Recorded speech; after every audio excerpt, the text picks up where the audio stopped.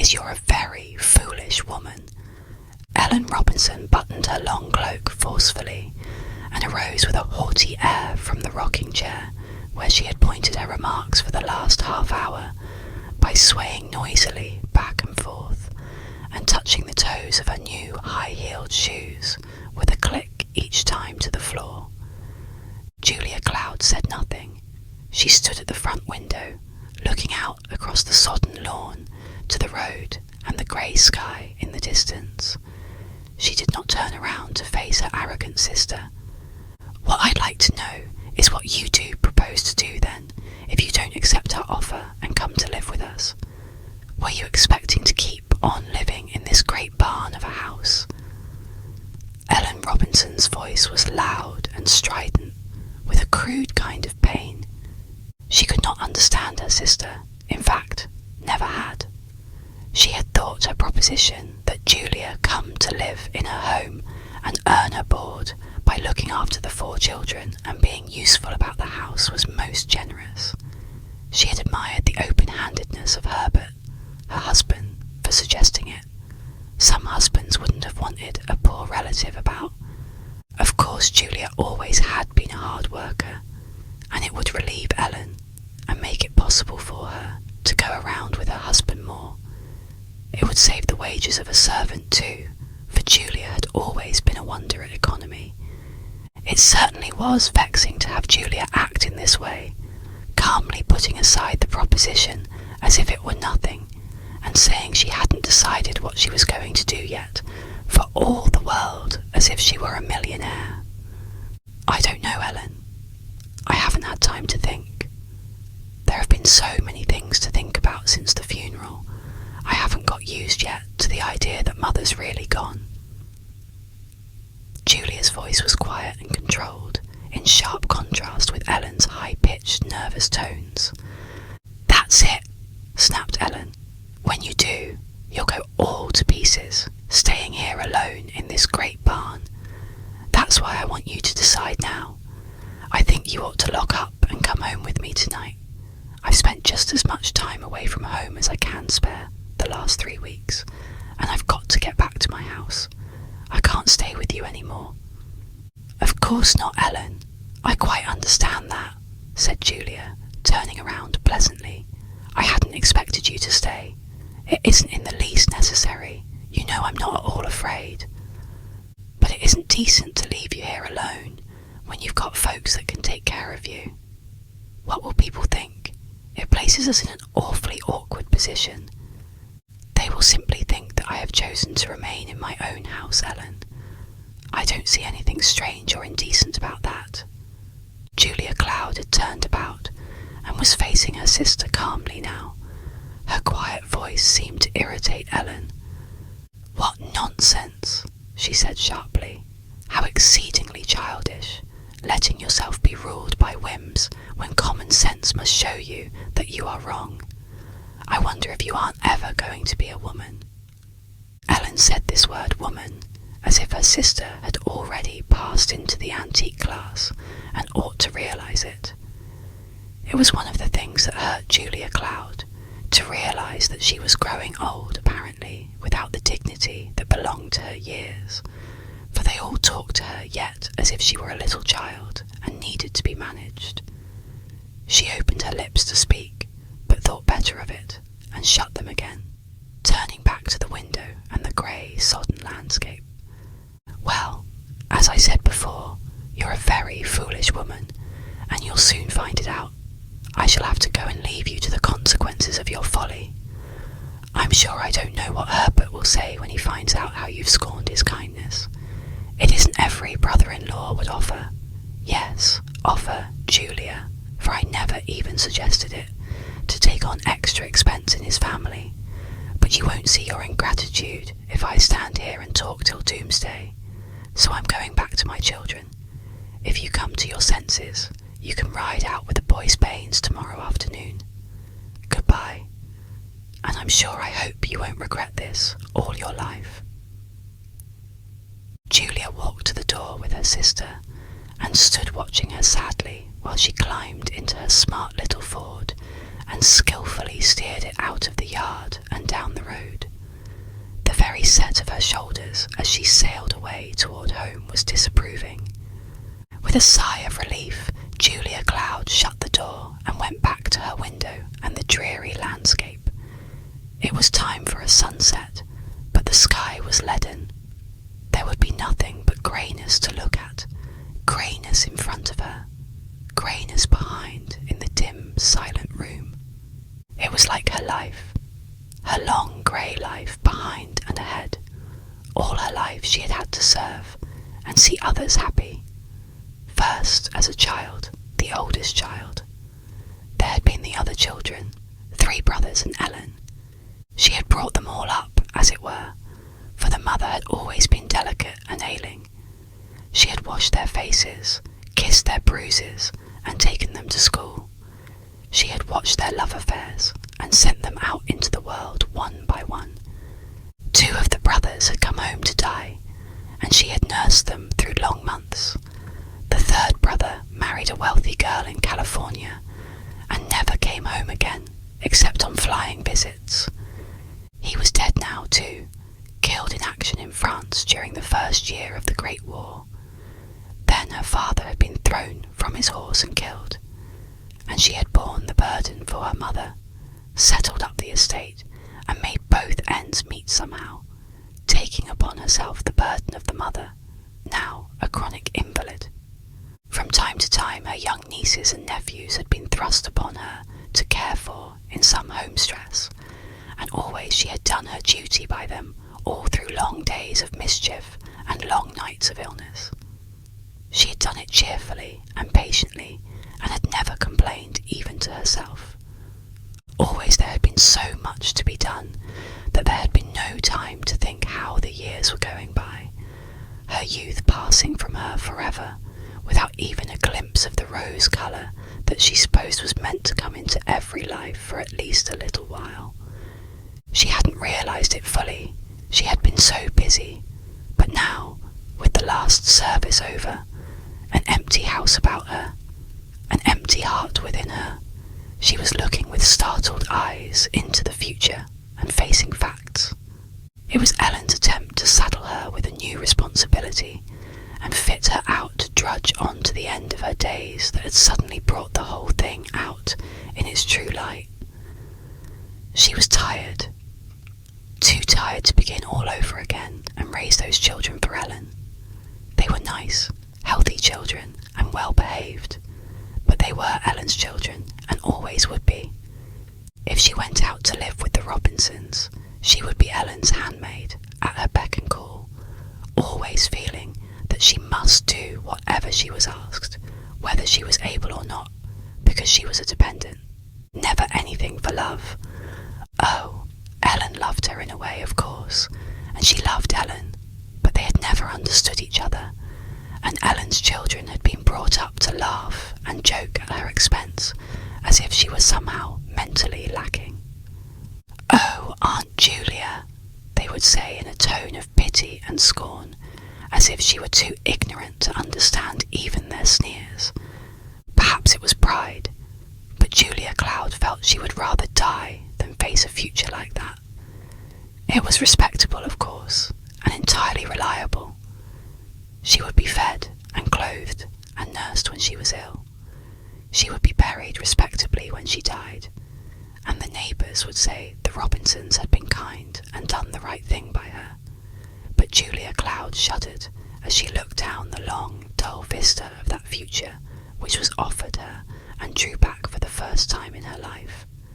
Not that she had anything better in view, only that she shrank from taking the step that would bring inevitable and irrevocable greyness to the end of her days.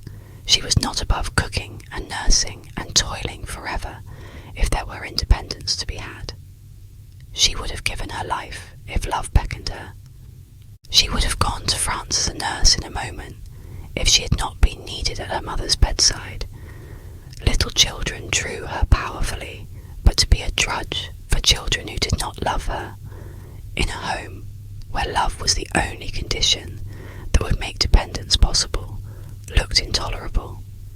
Julia Cloud had loved everybody that would let her, and had received very little love in return. Back in the years when she was 12 and went to school, a boy of 15 or 16 had been her comrade and companion. They had played together whenever Julia had time to play, and had roamed the woods and waded the creeks in company. Then his people moved away, and he had kissed her goodbye and told her that someday he was coming back to get her. It was a childish affection, but it was the only kiss of that kind she had to remember. The boy had written to her for a whole year, when one day there came a letter from his grandmother telling how he was drowned in saving the life of a little child. And Julia Cloud had put the memory of that kiss away as the only bright thing in her life that belonged wholly to herself, and plodded patiently on. The tears that she shed in secret were never allowed to trouble her family, and gradually the pain had grown into a great calm. No one ever came her way to touch her heart again. Only little children brought the wistful look to her eyes, and a wonder whether people had it made up to them in heaven when they had failed of the natural things of this life. Julia Cloud was not one to pity herself. She was sane, healthy, and not naturally morbid. But tonight, for some reason, the grey sky and the grey sodden earth and the grey road of the future had got her in their clutches, and she could not get away from them. With straining eyes, she searched the little bit of west between the orchard tree that always showed a sunset, if there was one. But no streak of orange, rose, or gold broke the sullen clouds. Well, what was she going to do anyway? Ellen's question seemed to ring on stridently in her ears. She tried to face it, looking down the grey road into the grey sky. She had the house, but there were taxes to pay, and there would be repairs every little while to eat up the infinitesimal income which was left her when all the expenses of her mother's long illness and death were paid. They had been spending their principal. It could not have been helped. In all she knew, she had something like $200 a year remaining.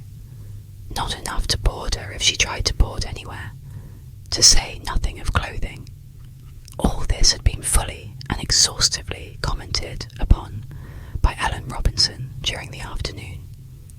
The house might be rented, of course, though it was too antiquated and shabby-looking to bring much, if Julia was not so ridiculously sentimental about it.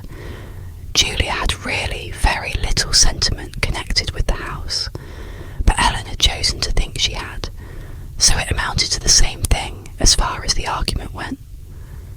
Julia knew in her own heart that the only thing that held her to the dreary old house with its sad memories and its haunting emptiness was the fact that it was hers, and that here she could be independent and do as she pleased. If she pleased to starve, no one else need know it. The big ache that was in her heart was the fact that there was nobody really to care if she did starve. Even Ellen's solicitations were largely from duty, and a fear of what the neighbours would say if she did not look after her sister. Julia was lonely and idle for the first time in her busy, dull life, and her heart had just discovered its love hunger, and was crying out in desolation. She wanted something to love and be loved by. She missed even the peevish, childish invalid whose last 5 years had been little else than a living death, with a mind so vague and hazy as seldom to know the faithful daughter who cared for her night and day. She missed the heart and soul out of life, the bit of colour that would glorify all living and make it beautiful. Well, to come back to sordid things, what was there that she could do to eke out her pitiful little living?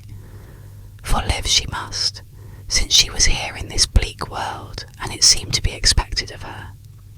Keep boarders. Yes, if there were any to keep, but in this town there were few who boarded. There was nothing to draw strangers, and the old inhabitants mostly owned their own houses. She could sew, but there were already more sewing women in the community than could be supported by the work there was to be done, for most of the women in Stirling did their own sewing. There were two things which she knew she could do well, which everybody knew she could do, and for which she knew Ellen was anxious to have her services. She was the best nurse in town and a fine cook.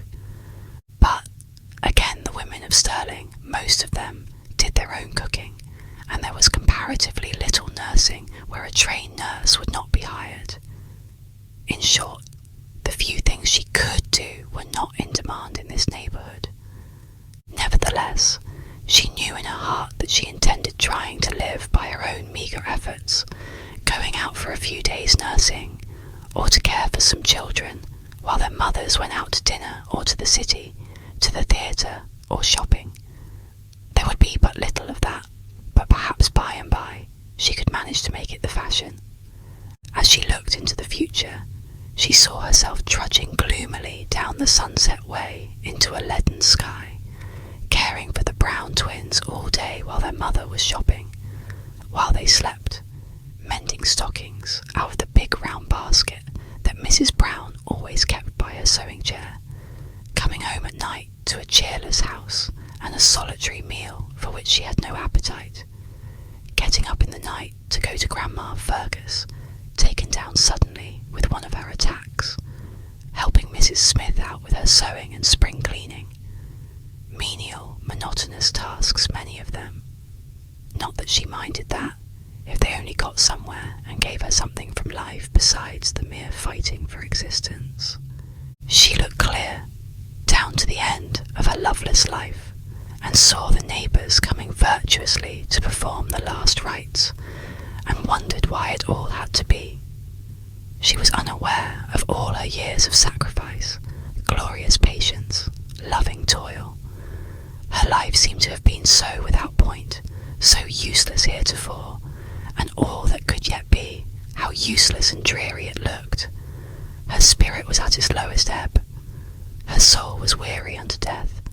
She looked vainly for a break in that solid wall of cloud at the end of the road, and looked so hard that the tears came and fell plashing on the window seat and on her thin, tired hands. It was because of the tears that she did not see the boy on a bicycle coming down the road, until he vaulted off at the front gate, left his wheel by the curb, and came whistling up the path, pulling a little book and pencil out of his pocket in a business-like way.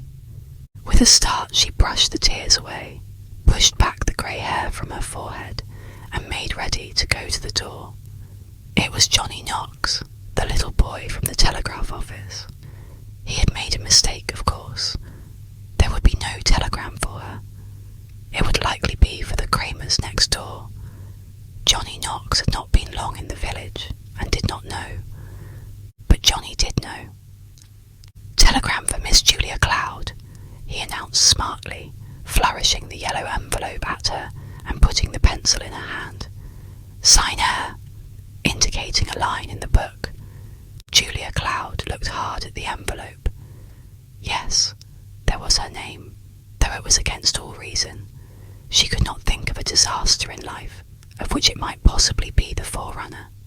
Telegrams, of course, meant death or trouble. They had never brought anything else to her. She signed her name with a vague wonder that there was nothing to pay. There had been so many things to pay during the last 2 painful weeks, and her little funds were almost gone. She stood with the telegram in her hand, watching the boy go whistling back to his wheel and riding off with a careless whirl out into the evening. His whistle lingered far behind, and her ears strained to hear it. Now, if a whistle like that were coming home to her, someone who would be glad to see her and want something she could do for him, why, even little snub-nosed, impudent Johnny Knox would be a comfort if he were all her own. Her arms suddenly felt empty, and her hands idle, because there was nothing left for her to do. Involuntarily, she stretched them out into the grey dusk with a wistful motion. Then she turned, and went back to the window to read her telegram. Dear Cloudy Jewel, Leslie and I are on our way east for a visit and will stop over Wednesday night to see you. Please make us some caraway cookies if not too much trouble. Your loving nephew, Alison Cloud. A glad smile crept into Julia Cloud's lonely eyes. Leslie and Alison were her California brother's children, who had spent 3 happy months with her when they were 5 and 7, while their father and mother went abroad. Cloudy Jewel was the pet name they had made up for her. That was 12 long years ago, and they had not forgotten. They were coming to see her, and wanted some caraway cookies. A glad light leaped into her face, and she lifted her eyes to the grey distance. Lo! The leaden clouds had broken, and a streak of pale golden rose was glowing through the bars of grey. Leslie and Alison. Julia Cloud stood gazing out into the west, while the whole sky lightened and sank away into dusk with a burning ruby on its breast. The gloom of her spirit glowed into brightness, and joy flooded her soul. Leslie and Alison. What round little warm bodies they had, and what delicate, refined faces. They had not seemed like Ellen's blousy, obstreperous youngsters, practical and grasping to the last extreme after the model of their father. They had starry eyes and hair like tangled sunbeams. Their laughter rippled like brooks in summer, and their hands were like bands that bound the heart. Cookies and stories and long walks and picnics. Those had made up the beautiful days that they spent with her, roaming the woods and meadows, picking dandelions and violets, and playing fairy stories. It had been like a brief return of her old childish days with her boy comrade. She remembered the heartache and the empty days after they had gone back to their western home, and the little printed childish letters that came for a few months till she was forgotten.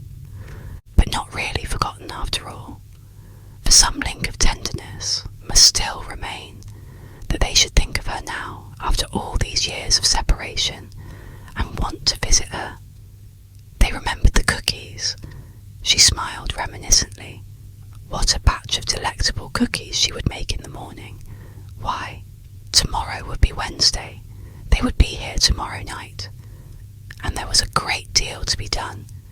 She turned from the belated sunset, unregretting, and hastened to begin her preparations. There were the 2 front rooms upstairs to be prepared. She would open the windows at once and let the air sweep through all night. They had been shut up a long time, for she had brought the invalid downstairs to the little sitting room the last few months to save steps and be always within hearing. The second story had been practically unused, except when Ellen or the children were over for a day or 2. She hurried upstairs and lit the gas in the 2 rooms, throwing wide the windows, hunting out fresh sheets and counterpanes. She could dust and run the carpet sweeper over the rooms right away and have them in order, and that would save time for tomorrow. Oh, it was good to have something cheerful to do once more. Just supposing she had yielded, as once that afternoon she almost had, to Ellen's persistent urgings and had gone home with her tonight. Why, the telegram might not have reached her till after the children had come, and found the house empty and gone again. Julia bustled around happily, putting the rooms into charming order, hunting up a little picture of the child Samuel kneeling in the temple that Alison used to like, going to the bottom of an old hair trunk for the rag doll she had made for Leslie to cuddle when she went to sleep at night. Mrs. Ambrose Perkins, across the way, looked uneasily out of her bedroom window at 9:30 and said to her husband, "Seems like Julia Cloud is staying up awful late tonight. She's got a light in both front rooms too. There can't be company. I suppose Ellen and some of her children have stayed down after all. Poor Ellen. She told me she simply couldn't spare the time away from home any longer, but Julia was set on staying there. I never thought Julia was selfish, but I suppose she doesn't realise how hard it is for Ellen, living that way between two houses. Julia'll go to live with Ellen now, of course. It's real good of Herbert Robinson to ask her. Julia ought to appreciate having relatives like that. Relatives nothing, said Mr. Ambrose, pulling off his coat and hanging it over a chair. She'll be a fool if she goes. She's slaved all her life, and she deserves a little rest now. If she goes out to Herbert Robinson's, she won't be allowed to call her eyelashes her own. You mark my words. Well, what else can she do? Said his wife. She hasn't any husband or children, and I think she'll be mighty well off to get a good home. Men are awful hard on each other, Ambrose. I always knew that. Julia Cloud, meanwhile, with a last look at the neat rooms, put out her lights and went to bed, but not to sleep. She was so excited that the darkness seemed luminous about her. She was trying to think how those two children would look grown up. Alison was 19, and Leslie nearly 17 now. Their mother had been dead 5 years, and they had been in boarding schools. Their guardian was an old gentleman, a friend of their mother's. That was about all she knew concerning them. Would they seem like strangers, she wondered, or would there be enough resemblance to recall the dear girl and boy of the years that were gone? How she clung to those cookies with hope. There was some remembrance left, or they would not have put cookies in a telegram. How impetuous, and just like Alison, the boy, that telegram had sounded. It was scarcely daylight when Julia Cloud arose and went down to the kitchen to bake the cookies, and the preparations she made for baking pies and doughnuts and other toothsome dainties would lead one to suppose that she was expecting to feed a regiment for a week at least. She filled the day with hard work, as she had been wont to do, and never once thought of grey sunsets or dreary futures. Not even the thought of her sister Ellen came to trouble her, as she put the house in order, filled her pantry with good things to eat, and set the table for 3 with all the best things the house afforded. At evening, she stood once more beside the front window, looking out sunsetward. There was nothing grey about either sky or road or landscape now. There had been brilliant sunshine all day long, and the sky lay mellow and yellow behind the orchard, with a clear, transparent greenish blue above, and a hint of rosy light in the long rays that reached their fingers along the ground between the apple trees. In a few minutes the evening train would be in, and there would be Rose in the sunset. She knew the signs, and the sky would be glorious tonight. They would see it as they came from the train. In 15 minutes it would be time for her to put on her hat and go down to meet them. How her heart throbbed with anticipation. Forebodings came to shadow her brightness. Suppose they should not come. Suppose they were delayed, or had changed their minds and should send another telegram saying so. She drew a deep breath and tried to brace herself for the shock of the thought. She looked fearfully down the road for a possible Johnny Knox speeding along with another telegram, and was relieved to see only Ambrose Perkins ambling home for supper, followed by his tall, smiling Airedale. There was a shadow, too, that stood behind her, though she ignored it utterly. It was the thought of the afterwards, when the two bright young things had been and gone, and she would have to face the grey in her life again without the Rose. But that would be afterwards, and this was now. 10 minutes more, and she would go to the station. At that minute, a great blue automobile shot up to the front gate and stopped. A big lump flew into Julia Cloud's throat, and her hand went to her heart. Had it then come, that telegram saying they had changed their minds? She stood trembling by the window, unable to move, but out from the front seat and the back, as if ejected from a catapult, shot 2 figures and flew together up the front walk, a tall boy and a little girl, just as the sun dropped low and swung a deep red light into the sky, flooding the front yard with glory and staining the heavens far up into the blue. They had come before it was yet train time. Julia Cloud got herself to her front door in a tremor of delight, and instantly 4 strong young arms encircled her and nearly smothered the life out of her. "Oh, you dear Cloudy Jewel, you look just the same. I knew you would. Only your hair is white and pretty," Leslie gurgled. "Sure, she is just the same. What did I tell you?" cried Alison, lifting them both and carrying them inside. "Now, who on earth can that be?" said Mrs. Ambrose Perkins, flying to her parlour window at the first sound of the automobile. "It isn't any of them folks from the city that were out to the funeral, for there wasn't a car like that there, I'm certain. I mean to run over and borrow a spoonful of soda pretty soon, just to find out. It couldn't be any of Tom's folks from out west, for they couldn't come all that way in a car. It must be some of her father's relations from over in Maryland, though I never heard they were that well off. A chauffeur in livery. The idea of all that style coming to see Julia Cloud." "No, we didn't come on the train," explained Leslie eagerly. "We came in Alison's new car. Mr. Luddington, that's our guardian, was coming east, and he said we might come with him. We've been dying to come for ages, and he'd been promising Alison he might get this new car. So we stopped in the city and bought it, and Alison drove it down. Of course, Mr. Luddington made his man come along. He wouldn't let us come alone. He's gone up to Boston for 3 days, and when he comes back, he's coming down here to see you." Leslie was talking as fast as an express train, and Julia Cloud stood and admired her in wonder. She was slim and delicately pretty as ever, with the same mop of goldy brown curls, done up in a knot now, and making her look quaintly like the little 5-year-old on a hot day, with her curls twisted on the top of her head for comfort. She wore a simple little straight frock of some dark silk stuff, with beaded pockets and marvellous pleats and belts and straps in unexpected places, such as one sees in fashion books, but not on young girls in the town of Stirling.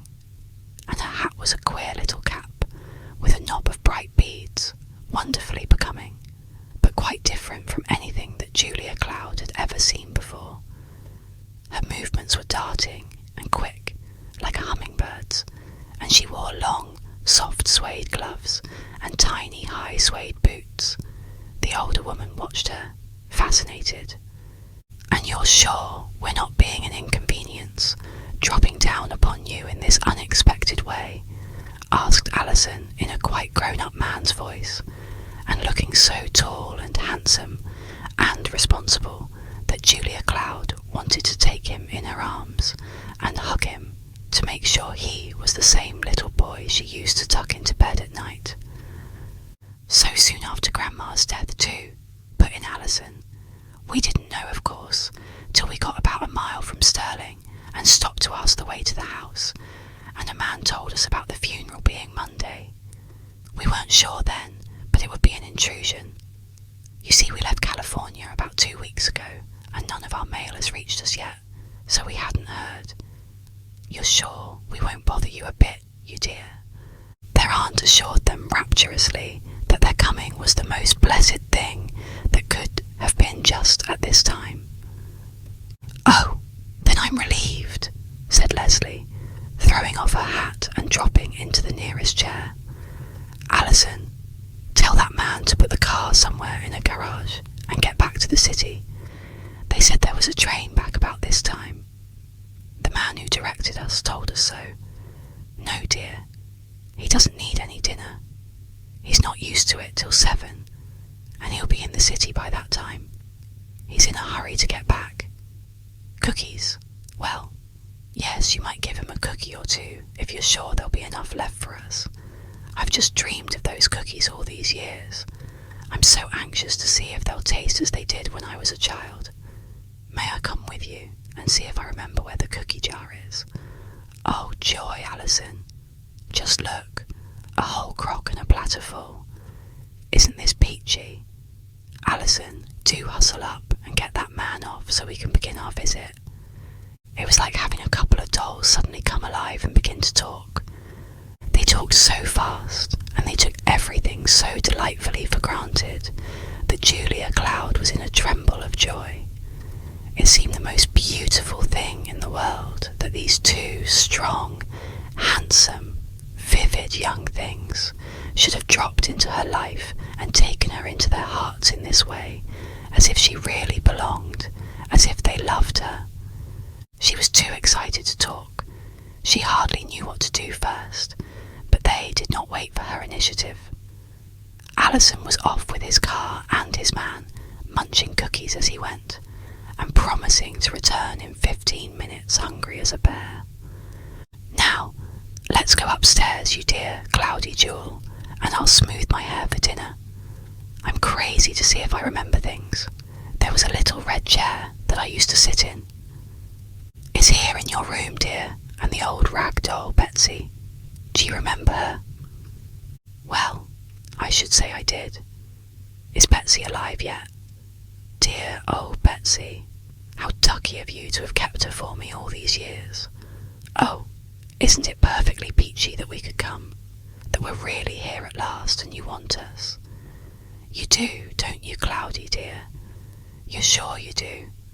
Leslie's tone was anxious, and her bright brown eyes studied the older woman's face eagerly, but what she saw there was fully satisfactory, for she smiled and rattled joyfully on in the old babbling brook voice that reminded one so of years ago.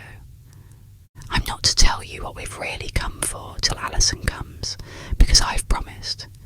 And anyway, he's the man, and he wants to tell you himself, but it's the dandiest reason, perfectly peachy. It's really a plan. And say, Cloudy dear, won't you promise me right here and now that you will say yes to what he asks you if you possibly can? Julia Cloud promised in a maze of delight.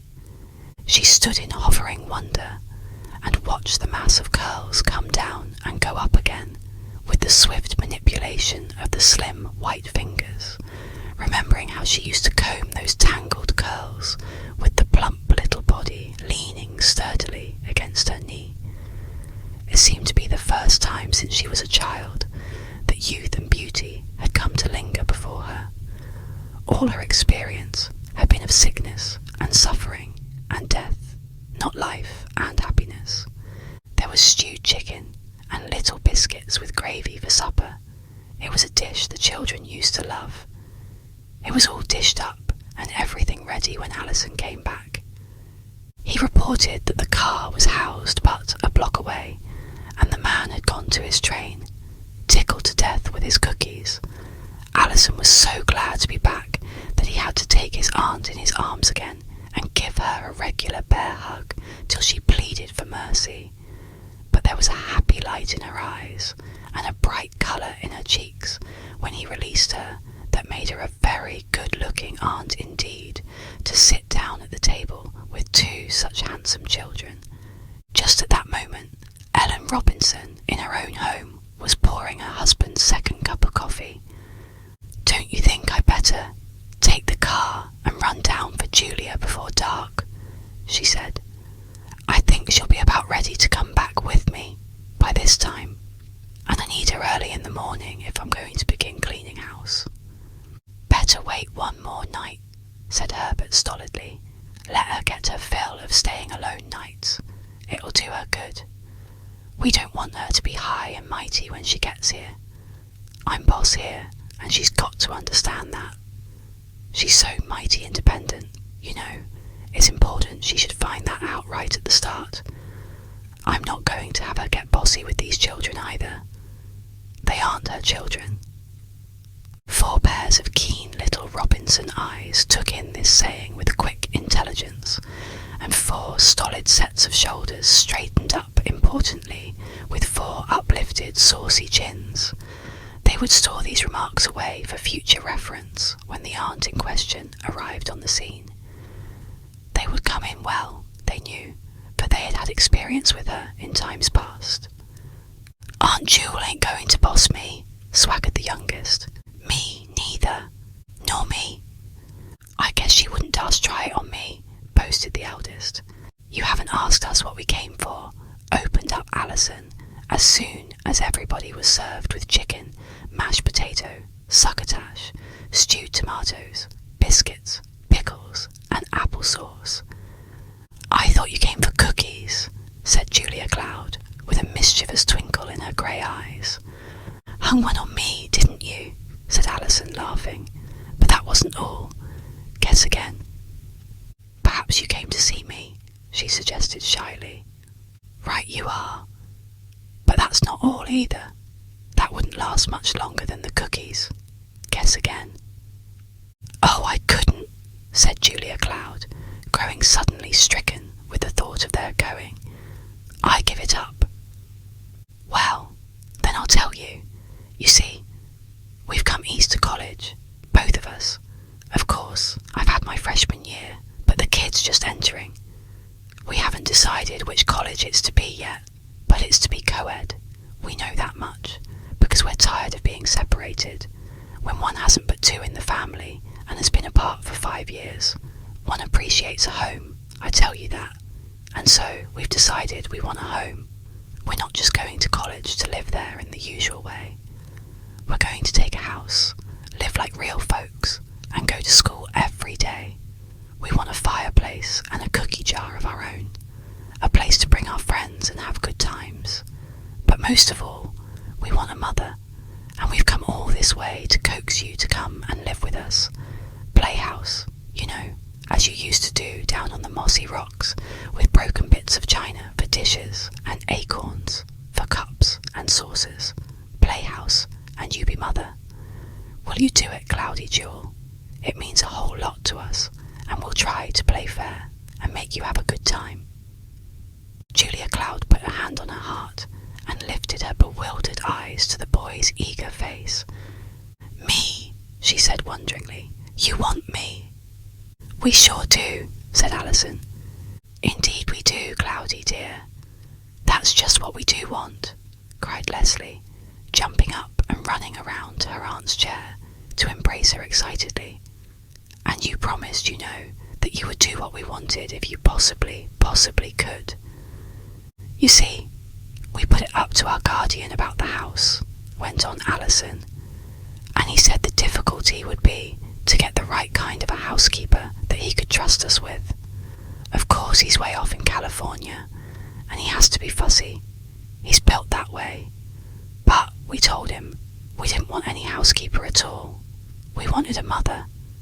He said you couldn't pick mothers off trees, but we told him we knew where there was one, if we could only get her. So he let us come and ask, and if you say you'll do it, he's coming down to see you and fix it up about the money part. He said you'd have to have a regular salary, or he wouldn't consider it, because there were things he'd have to insist upon that he had promised Mother. And if there wasn't a business arrangement about it, he wouldn't know what to do. Besides, he said it was worth a lot to run a couple of roughnecks like Les and me, and he'd make the salary all right so you could afford to leave whatever you were doing and just give your time to mothering us. Now it's up to you, Cloudy Jewel, to help us out with our proposition or spoil everything, because we simply won't have a housekeeper, and we don't know another real mother in the whole world that hasn't a family of her own. They both left their delicious dinner and got around her, coaxing and wheedling exactly as if she had already declined, when the truth was she was too dazed with joy to open her lips, even if they had given her opportunity to speak. It was some time before the excitement quieted down, and they gave her a chance to say she would go. Even then, she spoke the words with fear and trembling, as one might step off a commonplace threshold into a fairy palace, not sure, but it might be stepping into space. Outside, the sky was still flooded with after-sunset glory, but there was so much glory in the hearts of the three inside the dining room that they never noticed it at all. It might have been raining or hailing, and they would not have known. They were so happy. Both the guests donned long gingham aprons and wiped the dishes when the meal was over. both talking with all their might, recalling the days of their childhood when they had towels pinned around them and been allowed to dry the cups and pans, then suddenly jumping ahead and planning what they would do in the dear new home of the future. They were all three as excited about it as if they had been a bridal couple planning for their honeymoon. "We shall want 5 bedrooms," said Leslie decidedly. "I've thought that all out, 1 for each of us and 2 guest rooms, so we can have a boy and a girl, home for overnight with us as often as we want to. And there simply must be a fireplace, or we won't take the house. If there isn't the right kind of a house in town, we'll choose some other college. There are plenty of colleges, but you can have only 1 home, and it must be the right kind. Then of course we want a big kitchen where we can make fudge as often as we choose in the evenings, and a dining room with a bay window, with seats and flowers and a canary. Cloudy Jewel, you don't mind cats, do you? I want 2 at least. I've been crazy for a kitten all the time I was in school, and Al wants a big collie. You won't mind, will you?" Suddenly, Julia Cloud discovered that latent in her heart all these years there had also lain a desire for a cat and a dog, and she lifted guilty eyes and confessed it. She felt a pang of remembrance as she recalled how her mother used so often to tell her she was nothing but an old child. "Perhaps your guardian will not think me a proper person to chaperone you," she suggested in sudden alarm. "Well, he'd just better not," declared Alison, bristling up. "I'd like to know where he could find a better." "I've never been in society," said Julia Cloud thoughtfully. "I don't know social ways much, and I've never been considered to have any dignity or good judgment." "That's just why we like you," chorused the children. "You've never grown up and got dull and stiff and poky like most grown folks." "We were so afraid," began Leslie, putting a loving arm about her aunt's waist, "that you would have changed since we were children. We talked it all over on the way here. We had a kind of eyebrow code by which we could let each other know what we thought about it without your seeing us. We were to lift 1 eyebrow, the right one, if we were favourably impressed, and draw down the left if we were disappointed. But, in case we were sure, both eyebrows were to go up. And of course, we were sure you were just the same dear the minute we laid eyes on you.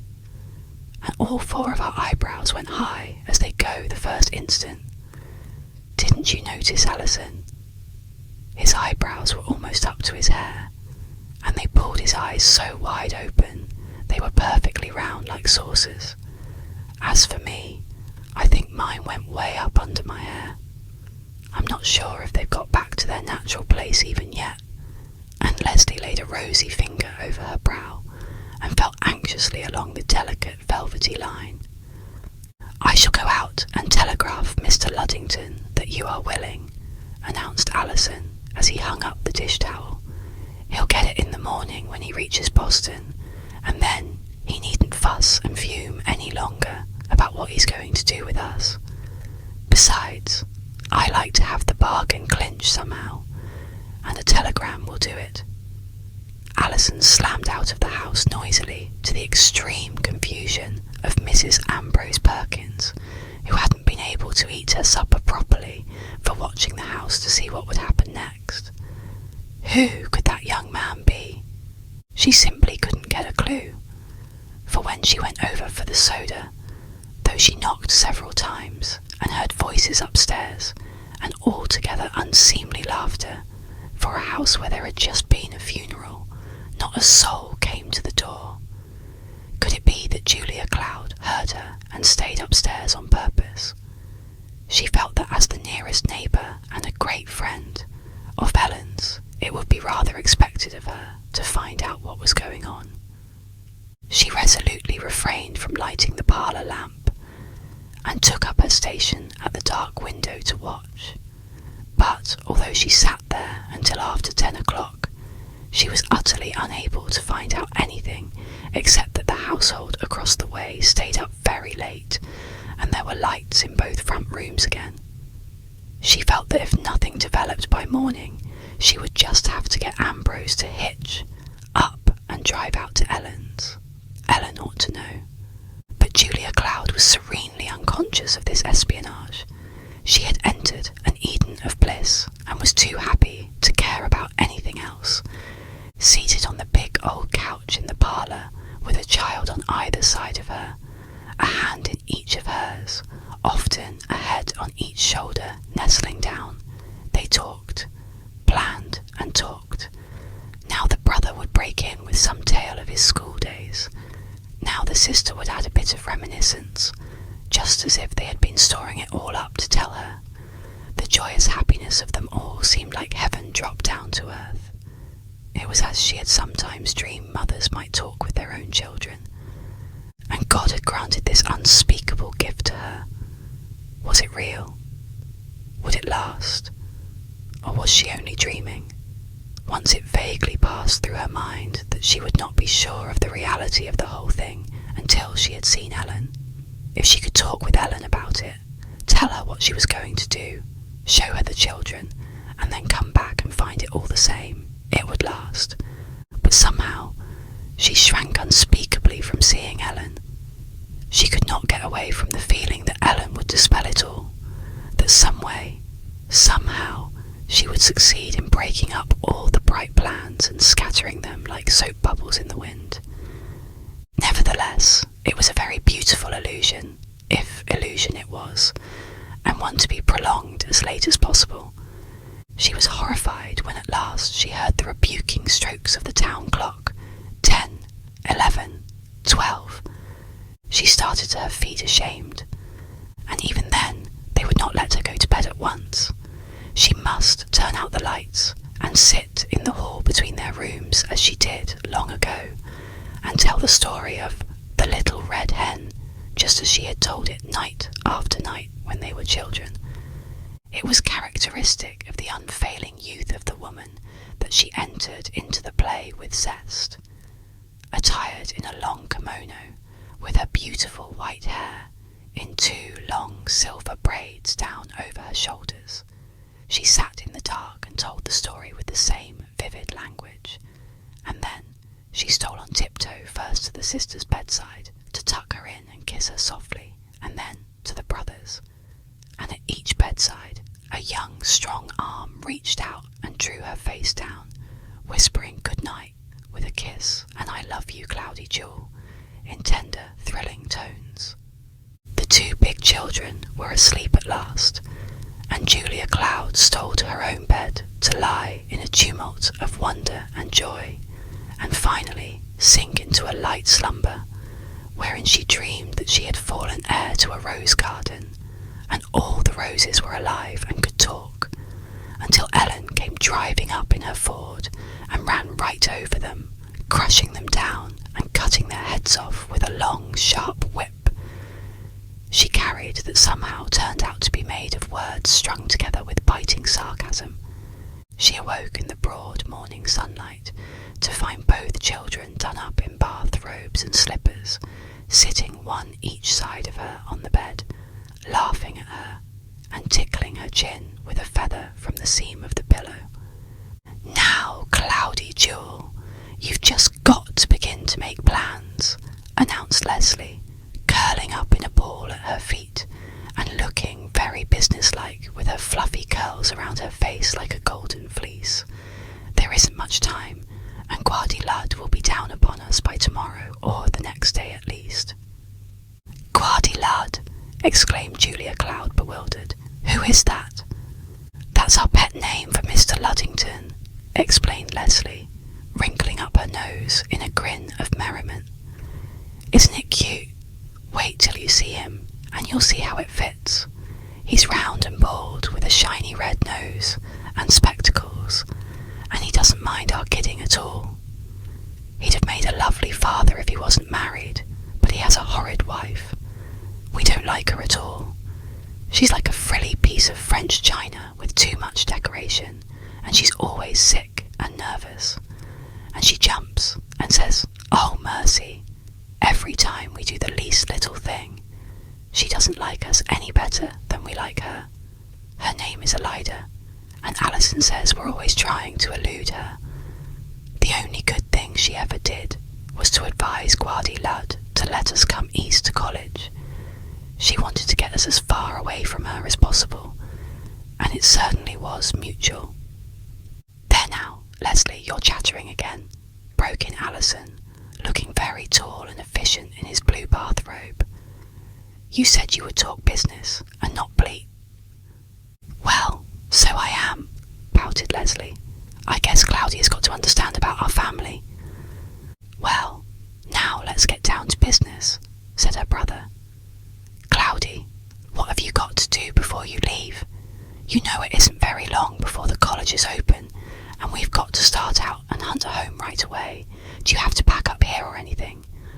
Oh, I don't know, gasped Julia Cloud, looking around half frightened. I suppose I ought to ask Ellen. She will be very much opposed to anything I do, but I suppose she ought to be told first. Alison frowned. Gee whiz, I don't see why Aunt Ellen has to butt into our affairs.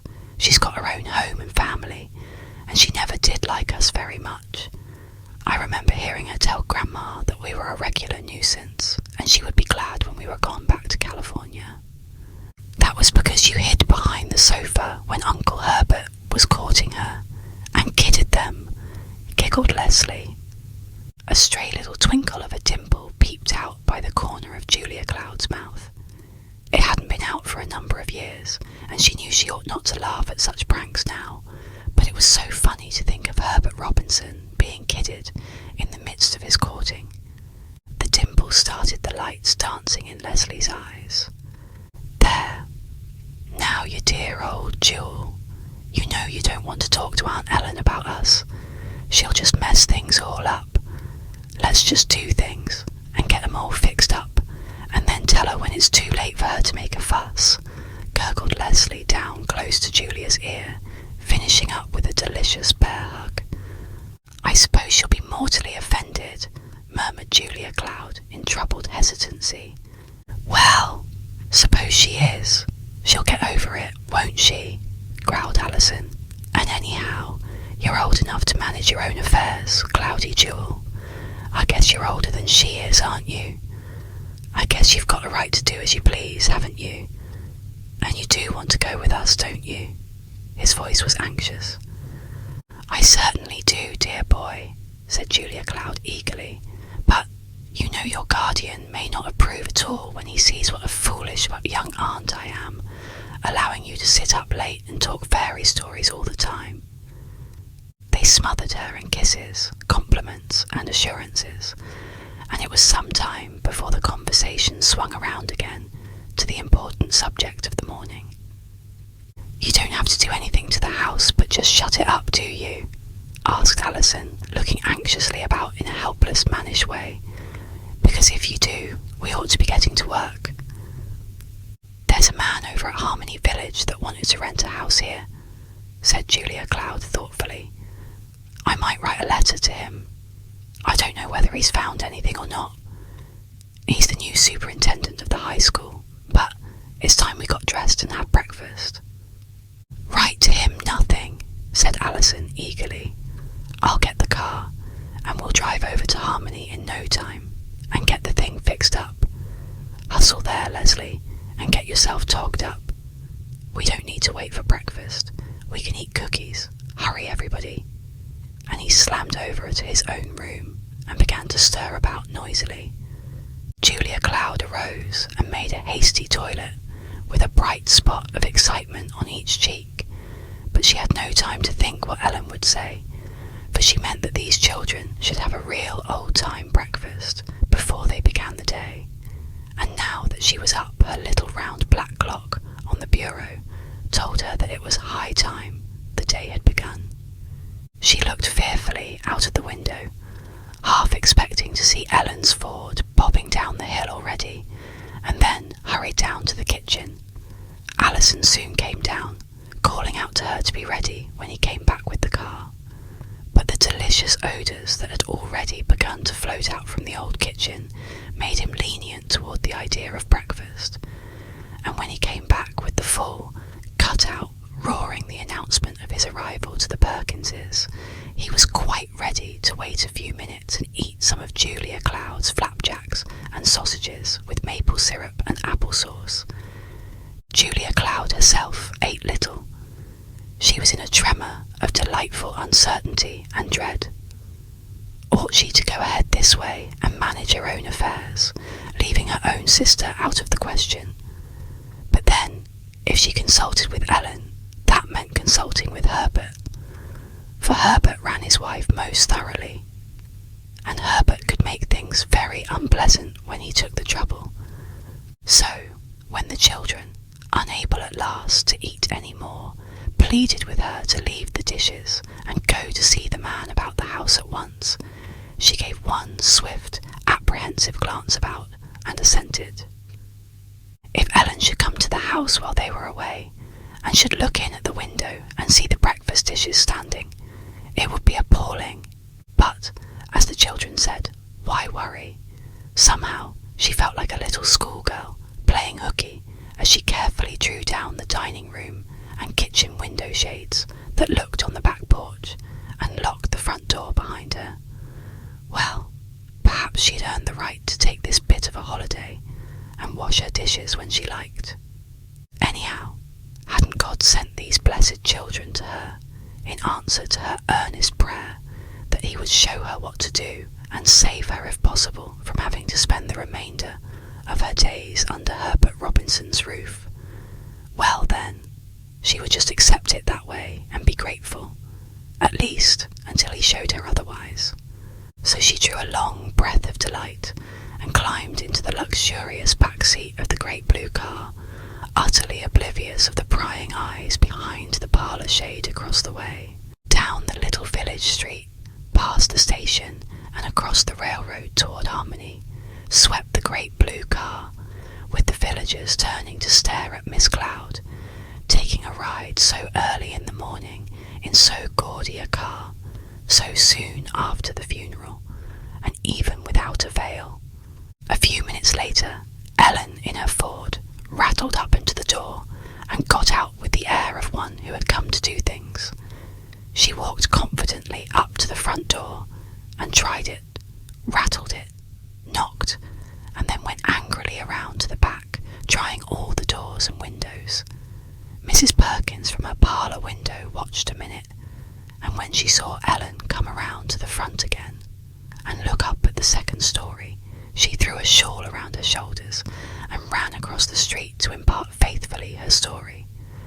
"For the land's sake," said Ellen indignantly, "what can Julia be about? Mother always said she never would grow up, and I believe it.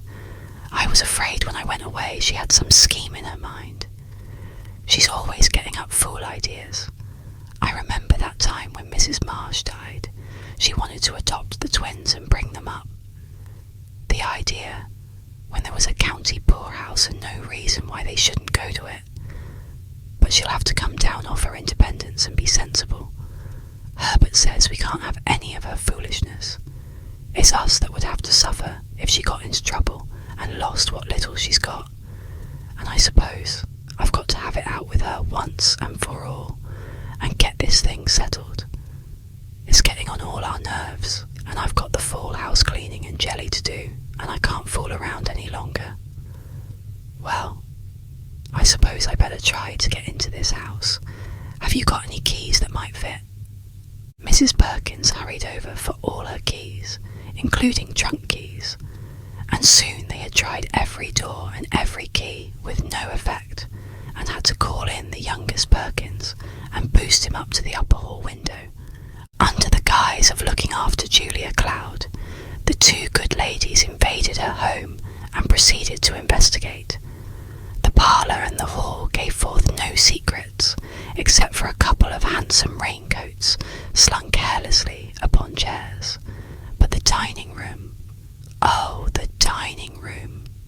If Julia Cloud could have seen their faces as they swung open that carefully closed door and stood upon the threshold aghast, looking at the wreck of the breakfast, she would have cringed and shivered even on her way to Harmony. But Julia Cloud could not see. She was safely over the bridge and out on the highway, where she would not be likely to be followed, and the wine of the morning was rising in her veins. Such wonderful air, such clear blue sky and flying clouds. She felt like a flying cloud herself as she sped along in the great blue car, with the chatter of the children in her ears and the silvery laughter of Leslie by her side. How could she help smiling and letting her cheeks grow pink and her eyes grow bright? Too soon after a funeral. The thought did come to her, but she knew by the thrill of her heart that her mother in heaven was gladder now than she had been for years of her bedridden life on earth, and, if she could look down to see, would no doubt be happy that some joy was coming to her hard-worked daughter at last. Julia would just enjoy this day and this delight to the full while it lasted. If it was not meant to last longer than the day, at least she would have this wonderful ride to remember always, this bird-like motion, as if she were floating through a panorama. Not a thought of Ellen poking through her half-cleared house, finding unswept hearth and unmade beds and unwashed dishes, came to trouble her joy. It was as if the childhood of her life, long held in abeyance, had come back to her and would not be denied. Ellen and Mrs. Perkins, in their inspection of the house, came at last to the upper story and the guest's room, strewn with brushes bearing silver monograms and elaborate appointments of travel that kept them guessing their use and exclaiming in wonder and horror that anyone would spend so much on little details. Leslie's charming silk negligee and her frilly little nightgown with its lace and floating ribbons came in for a large amount of contempt, and it was some time before the good ladies arrived at Julia Cloud's room and found the open telegram on her bureau that gave the key to the mystery of the two visitors. Said Ellen. So that's it. Well, I thought she had some bee in her bonnet. She must have written to them, or they never would have come.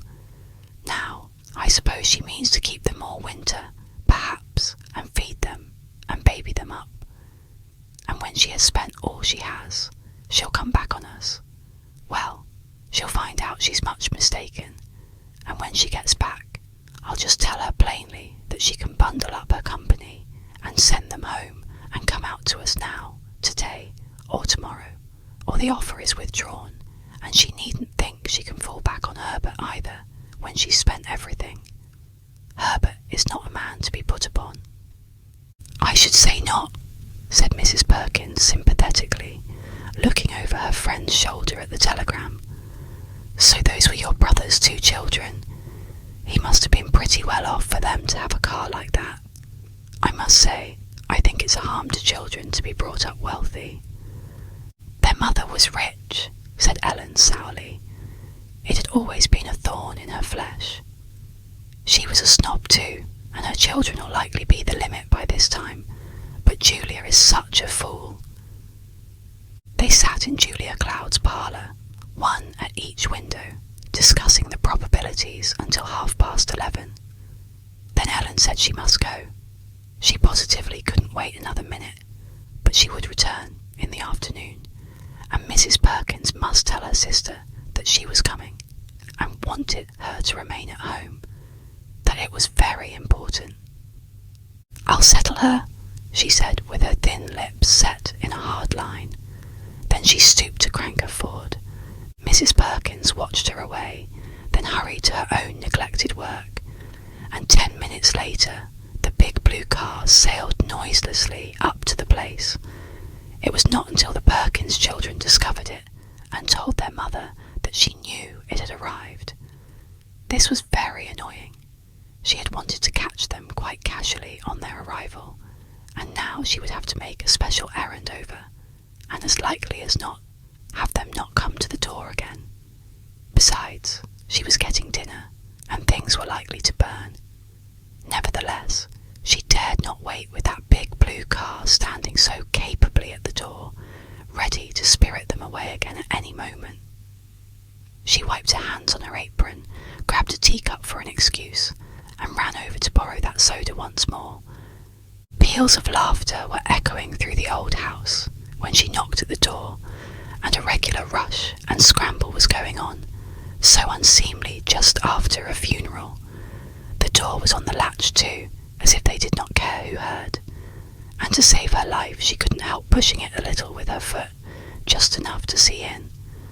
And there was Julia Cloud, her white hair awry and her face rosy with mirth, an ear of corn in one hand and a knife in the other, being carried, yes, actually carried, across the dining room in the arms of a tall young man and deposited firmly on the big old couch. There, Cloudy Jewel, you'll lie right there and rest while Leslie and I get lunch. You're all tired out, I can see it in your eyes, and we can't afford to let you stay so. No, we don't need any succotash for lunch or dinner either. I know it's good, but we haven't time now, and we aren't going to let you work, announced the young man joyously, as he towered above her, lying quiescent and weak with laughter. No, nor you aren't going to wash the dishes either, gurgled the young girl who danced behind the young man. Alison and I will wash them all while you take a nap, and then we're going to ride again. Julia Cloud, her eyes bright with the joy of all this loving playfulness, tried to protest, but suddenly into the midst of this tumult came Mrs. Perkins' raucous assertion. The two young people whirled around alertly, and Julia Cloud sat up with a wild attempt to bring her hair into subjection as she recognised her neighbour. The colour flooded into her sweet face, but she rose with gentle dignity. Oh, Mrs. Perkins, we must have been making such a noise that we didn't hear your knock, she said. As a matter of fact, Mrs. Perkins hadn't knocked. She had been led on by curiosity until she stood in the open dining room door, rank disapproval written on her face. It did seem a good bit of noise for a house of mourning, said Mrs. Perkins dryly. Julia Cloud's sweet eyes suddenly lost their smile, and she drew herself up ever so little.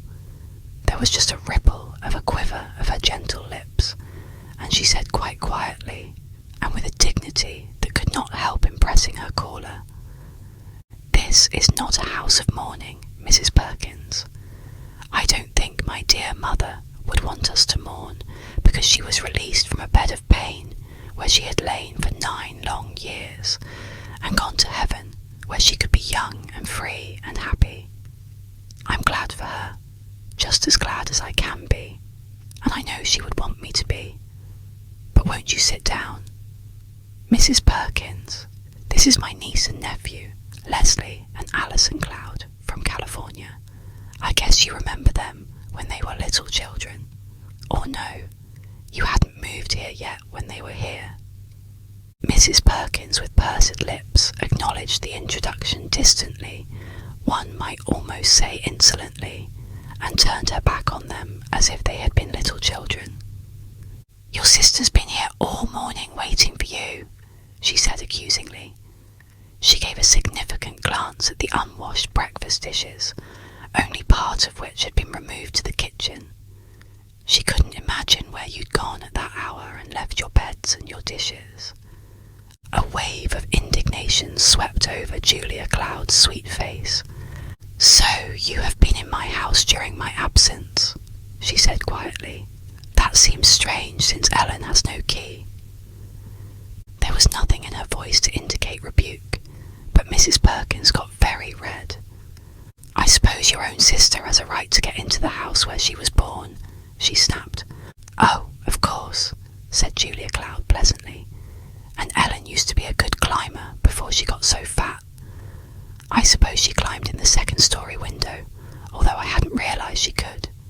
However, it doesn't matter.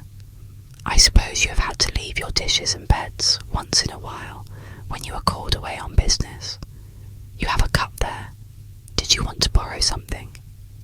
Mrs. Perkins was one of those people who are never quite aware of it when they are in a corner, but but she felt most uncomfortable, especially as she caught a stifled giggle from Alison, who bolted into the parlour hastily and began noisily to turn over the pages of a book on the table, but she managed to ask for her soda and get herself out of the house. "Thank you for bringing my sister's message," called Julia Cloud after her. She never could quite bear to be unpleasant, even to a prying neighbour, and Mrs. Perkins through the years had managed to make herself unpleasant many times. "The old cat," said Leslie in a clear, carrying voice. "Why did you thank her, Auntie Jewel? She didn't deserve it." "Hush, Leslie dear, she will hear you," said Julia Cloud, hastily closing the door on the last words. "I hope she did," said Leslie comfortably. "I meant she should." "But dearie, that isn't right. It isn't, Christian," said her aunt in distress. "Then I'm no Christian," chanted Leslie mischievously. "Why isn't it right, I'd like to know? Isn't she an old cat?" "But you hurt her feelings, dear. I'm afraid I was to blame too. I didn't answer her any too sweetly myself." "Well, didn't she hurt yours first?" "Sweet! Why, you were honey itself, Cloudy dear, thanking her for her old prying." "I hope it's the kind of honey that gets bitter after you swallow it," growled Alison, coming out of the parlour. "If she'd said much more, I'd just have put her out of the house, talking to you like that, as if you were a little child, Cloudy." "Why, children, that didn't really hurt me any. It just stirred up my temper a little. But I'm ashamed that I let it, and I don't want you to talk like that. It isn't a bit right. It distresses me to have you think it's right to answer back that way and take vengeance on people." "Well, there, Cloudy, let's lay that subject on the table for some of our night talks, and you can scold us all you like. We have a lot of work to do now, and let's forget the old pry. Now you lie down on that couch where I put you, and Leslie and I'll wash these dishes." Julia Cloud lay obediently on the couch, but her mind was not at rest. She was in a tumult of indignation at her prying neighbour, and an uncertainty of anxiety about Ellen and what she might do next. But beneath it all was a vague fear about these her dear children who were about to become her responsibility. Could she do it? Dared she do it? How differently they had been brought up from all the traditions which had controlled her life. Take, for instance, that matter of Christianity. How would they feel about it? Would they be in sympathy with her ideas and ideals of right and wrong? They were no longer little children to obey her. They would have ideas of their own, yes, and ideals. Would there be constant clashing? Would she be haunted with a feeling that she was not doing her duty by them? There were so many such questions, amusements, and Sabbath, and church-going, and how to treat other people. And doubtless she was old-fashioned, and they would chafe under her rule. Take the little matter of Leslie's calling Mrs. Perkins a cat. She was a cat, but Leslie ought not to have told her so. It wasn't polite, and it wasn't Christian. And yet how could she? Plain Julia Cloud, who had never been anywhere much outside of her hometown, who had had no opportunity for study or wide reading, and who had only worked quietly all her life, and thought her plain little thoughts of love to God and to her neighbours be able to explain all those things to this pair of lovable, uncontrolled children who had always had their own way, and whose ideals were the ideals of the great, wide, unchristian world. A little pucker grew between her brows, and a tired, troubled tear stole softly between her lashes, when the children, tiptoeing about and whispering, came to peek in at the door and see whether she was asleep. They discovered her expression at once, and drawing near, sighted the tear. Then they went down upon their knees beside her couch, and noisily demanded the cause thereof. Little by little they drew her fears from her. "Why, Cloudy dear, we'll do what you want. We'll let all the old cats in the community walk over you if that will make you happy," declared Leslie, patting her face. "No, we won't," put in Alison. "We'll keep 'em away from her, but we won't let 'em know how we despise 'em. Won't that do, Cloudy? And as for all those other things you are afraid about, why couldn't you just wait till we come to them? We're anything but angels, I admit, but we're going to try to do what you want us to if it busts the eye teeth out of us, because we want you. And you always have been such a good scout. As for the church dope and all that, why, it's like that guy in the Bible you used to tell us about when we were children. Or was she a lady? It's a case of thy people shall be my people, and thy God my God. Or words to that effect. If we don't agree on our own account, we'll do it because you want it. Isn't that about the idea? Wouldn't that fill the bill?" "You dear children," said Julia Cloud, her eyes full of smiles and tears now as she gathered them both into a loving embrace. "I don't know how anybody could promise more than that. I wasn't afraid of you. It was myself.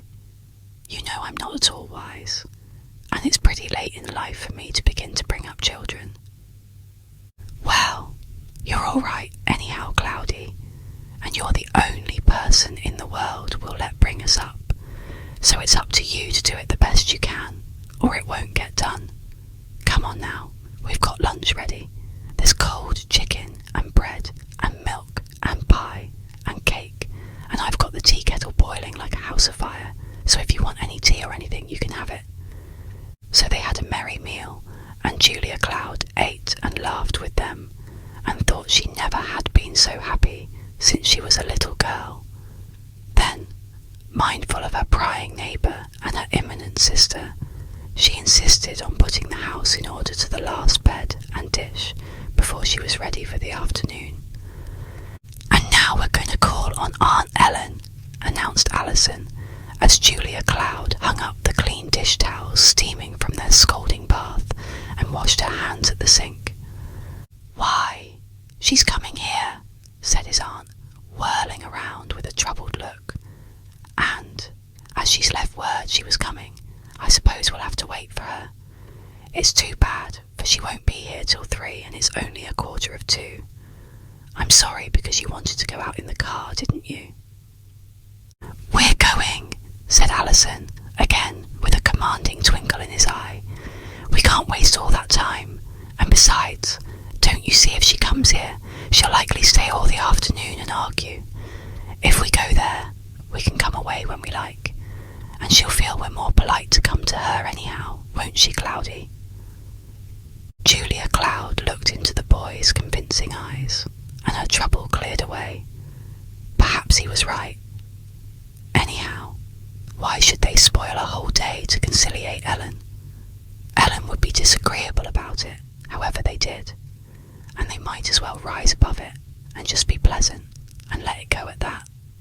It was the first time in her long life of self-sacrifice that Julia Cloud had been able to rise above her anxiety about her sister's tantrums and go calmly on her way. It is scarcely likely that she would have managed it now if it hadn't been that she felt that Alison and Leslie ought not to be sacrificed. She never did anything just for herself. It was not in her. "All right," she said briskly, glancing at the clock. "Then we must go at once, or we shall miss her. I'll be ready in 5 minutes. How about you, Leslie?" "Oh, I'm ready now," said the girl, patting her curly hair into shape before the old mahogany-framed mirror in the hall. In 5 minutes more, they were stowed away in the big blue car again, speeding down the road, with Mrs. Perkins indignantly and openly watching them from her front porch. "We put one over on Mrs. Pry, didn't we, Cloudy?" said Alison, turning around to wink a naughty eye back toward the Perkins house. "She thinks you've dared to run away after she gave you orders to stay at home." Julia Cloud could not suppress a smile of enjoyment, and wondered whether she was getting childish that she should be so happy with these children. The air was fine, the sky was clear without a cloud, and the spice of autumn flavoured everything. Along the roadside, blackberry vines were turning scarlet, and here and there in the distance, a flaming branch proclaimed the approach of a frosty wooing. One could not ask anything better on such a day than to be speeding along this white velvet road in the great blue car with two beloved children. But, all too soon, Herbert Robinson's ornate house loomed up, stark and green, with very white trimmings and regular flower beds each side of the gravel walk. It was the home of a prosperous man, and as such asserted itself. There had never been anything attractive about it to Julia Cloud. She preferred the ugly old house in which she had always lived, with its scaling grey paint and no pretensions to fineness. At least it was softened by age, and had a look of experience which saved its ugliness from being crude, and gave it the dignity of time.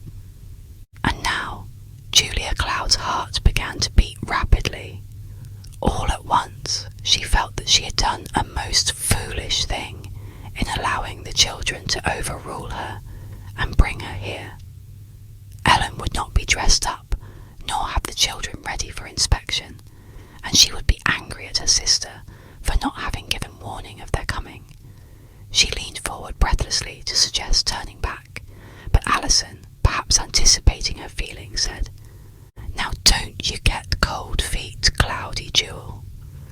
If Aunt Ellen is sore, just you talk up to her and smile a lot and we'll back you up. Remember, everything's going fine and the whole thing's settled. It's too late to change it now. Is this the place? We'll turn right in, shall we?" And with the words he swept up under the elaborate wooden porte-cochere and, swinging down, flung the door open for Julia Cloud to alight. Leslie gave a quick, disdainful glance about, fluttered out beside her aunt, and catching the look of apprehension on her face, tripped up the steps and rang the bell, poising bird-like on the threshold and calling in a sweet flute-like voice. "Aunt Ellen! Oh, Aunt Ellen, where are you? Don't you know you got company all the way from California?" It was just like taking the bull by the horns, and Julia Cloud paused on the upper step in wonder. How winning a child she was, and how she had known by intuition just how to mollify her unpleasant relative. What would Ellen say? How would she take it? Ellen Robinson bustled frowning into the hall, whetting her sharp tongue for an encounter. She had seen the big blue car turn in at the gate, and knew from Mrs. Perkins' description who it must be. Julia Cloud had well judged her state of mind, for her 4 children could not have been caught in a worse plight, so far as untidiness was concerned, and there had barely been time to marshal them all up the back stairs, with orders to scrub and dress, or not, to come down till the visitors were gone. They were even now creeping shufflingly about overhead on their bare feet, hunting for their respective best shoes and stockings and other garments, and scrapping in loud whispers. But Leslie, little diplomat that she was, wasted no time in taking stock of her aunt. She flung her arms joyously around that astonished woman, and fairly took her by storm, talking volubly and continuously until they were all in the house and seated in Ellen's best satin brocatelle parlour chairs, surrounded by crayon portraits of Herbert Robinson's ancestors and descendants. Alison too caught on to his sister's game, and talked a good deal about how nice it was to get east again after all the years, and how glad they were to have some relatives of their own. Julia Cloud sat quietly and proudly listening, and Ellen forgot her anger and ceased to frown. After all, it was something to have such good-looking relatives. For the first few minutes, the well-prepared speech wherewith she had intended to dress down poor Julia lay idle on her lips, and a few sentences of grudging welcome even managed to slip by. Then suddenly she turned to her sister, and the sight of the adoration for the visitors in Julia's transparent face kindled kindled her anger. Never had such a look as this glowed in Julia Cloud's face for any little Robinson, save perhaps in the first few days of their tiny lives, before the Robinson had begun to crop out in them. "Where were you this morning, Jules? It certainly seems queer for you to be gadding around having a good time so soon after poor mother's death. And the dishes not washed either. Upon my word, you have lost your head. You weren't brought up that way. I stood upstairs and looked around on those unmade beds, and thought what poor mother would have said if she could see them. Such goings on.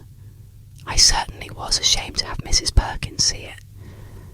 2 rosy spots bloomed out on Julia Cloud's cheeks, and a tremble came in her lips, though one could see she was making a great effort to control herself, and the 2 long breaths that Leslie and Alison drew simultaneously were heavily threatening, much like the distant rumble of thunder.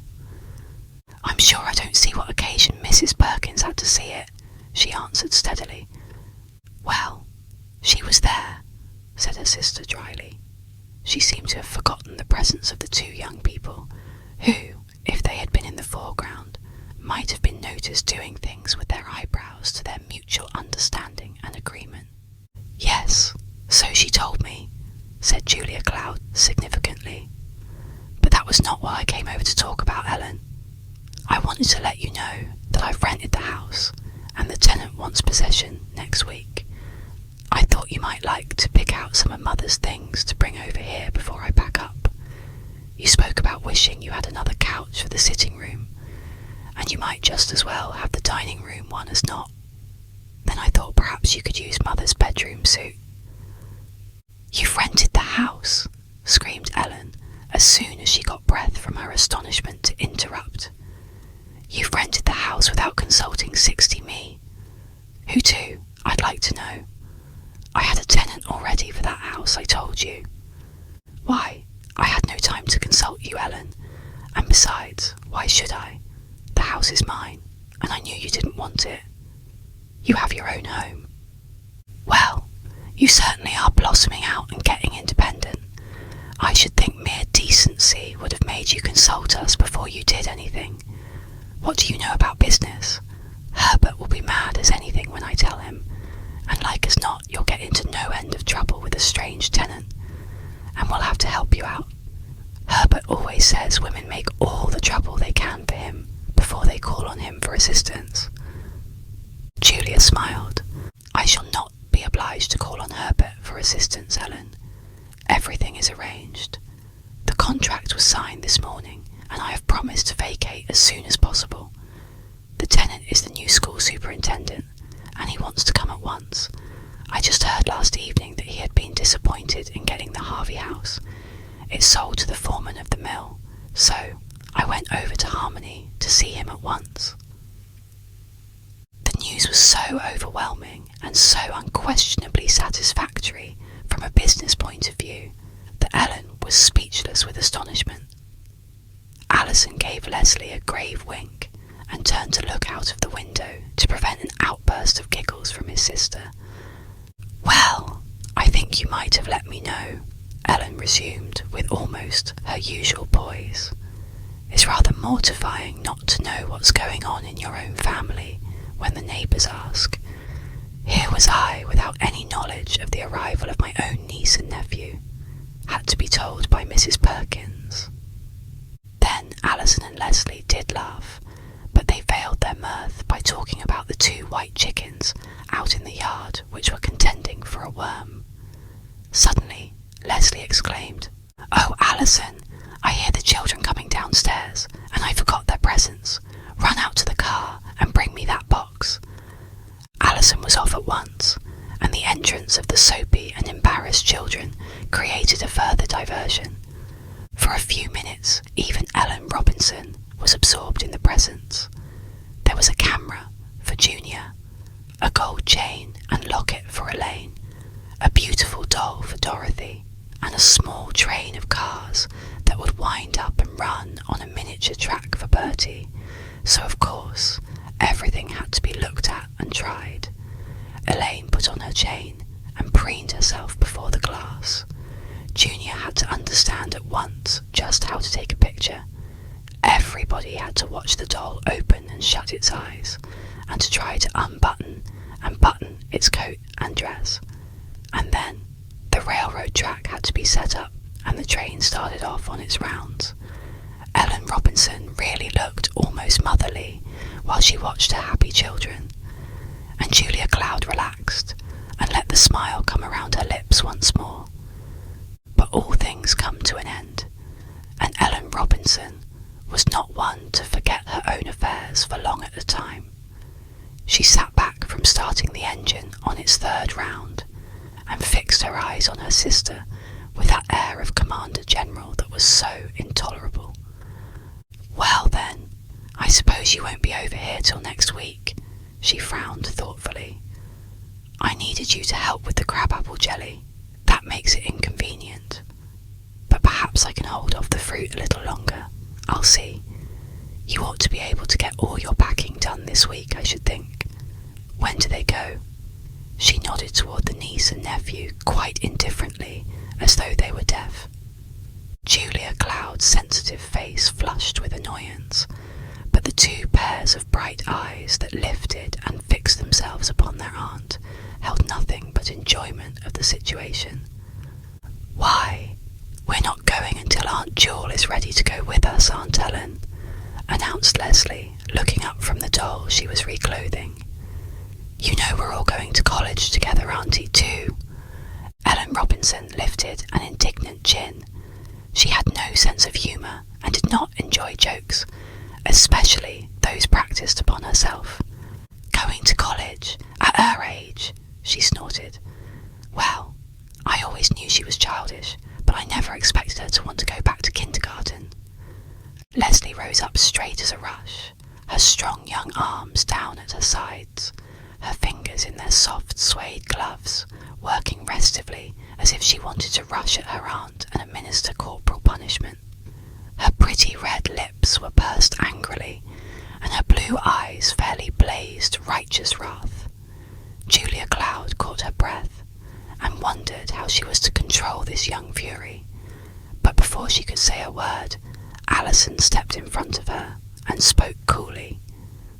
"That's the reason she's such a good scout, Aunt Ellen. That's why we want her to come and take care of us, because she knows how to stay young." He suddenly seemed to have grown very tall and quite mature as he spoke, and there was something about his manly bearing that held Ellen Robinson's tongue in check as he looked at his watch with a polite "Excuse me," and then turned to Julia Cloud. "Aunt Jewel, if we are to meet my guardian on that train, I think we shall have to hurry. It's quite a run into the city, you know." Julia Cloud arose with a breath of relief. "The city?" gasped Ellen. "You're not going into the city this late in the afternoon, I hope. Do you know how long it takes?" Alison glanced out to his high-powered machine confidently. "We made it in an hour and a half coming over. I guess we shall have plenty of time to meet the 5 o'clock train if we go at once. I've got a peach of a car, Aunt Ellen. I'll have to come round and take you and the kids a ride tomorrow, or the next day if Aunt Jewel can spare me." "Thank you. I have a car of my own," snapped his aunt disagreeably. "Oh, I beg your pardon. Well, Aunt Jewel, we really must go if we are to meet Mr. Luddington. Goodbye, Aunt Ellen. Goodbye, cousins. We'll see you again before we leave town, of course. Come on, Aunt Jewel." And he took Julia Cloud lightly, protectingly by the elbow, and steered her out of the room, down the steps, and into the car, while Leslie danced gaily after, chattering away about how nice it was to get back east and meet real relatives. But Ellen Robinson was not listening to Leslie. She hurried after her departing guests, regardless of a noisy struggle that was going on between her two youngest over the railway train, and stood on her front steps, fairly snorting with indignation. "Julia Cloud, what does all this mean? You shan't go away until you explain. Have you taken leave of your senses? What is this nonsense about going to college? Alison, with his hand on the starter, gave his aunt a swift, reassuring smile, and Julia Cloud, from the safe vantage of the back seat, leaned forward, smiling. Why, it's the children that are going to college, Ellen, not I. I'm only going along to keep house and play mother for them. Isn't it lovely? I'll tell you all about it tomorrow when you come down to pick out your things.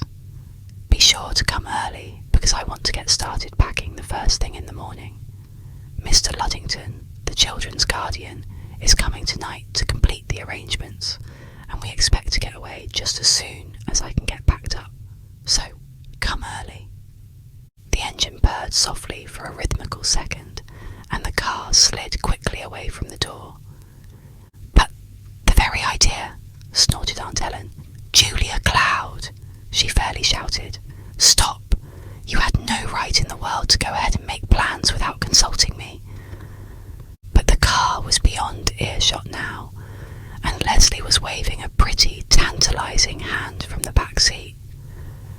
The very idea, Ellen Robinson gasped to the autumn landscape as she stood alone and watched the car, a mere speck down the road, on its way to town. The idea. And then, as if for self-justification, poor mother. What would she think if she could know? Well, I wash my hands of her. But Ellen Robinson did not wash her hands of her sister. Instead, she found that it was going to be very hard indeed to wash her hands of her own affairs without her sister's help. She had in fact been counting on that help for the last several years, after her mother became an invalid, and she knew that it was only a matter of time before Julia's hands would be set free for other labour. It was quite too disconcerting now, after having got along all these years on the strength of the help that was to come, to find her capable sister snatched away from her by two young things in this ridiculous way. They talked it over at supper, and Herbert was almost savage about it, as if in some way his wife had misrepresented the possibilities, and led him to expect the assistance that would come from her sister and save him from paying wages to a servant. Well, she'll be good and sick of it inside of 3 months, mark my words, and then she'll come whining back and want us to take her in. Be glad enough to get home. So don't you worry. But what I want understood is this. She's not going to find it so easy to get back.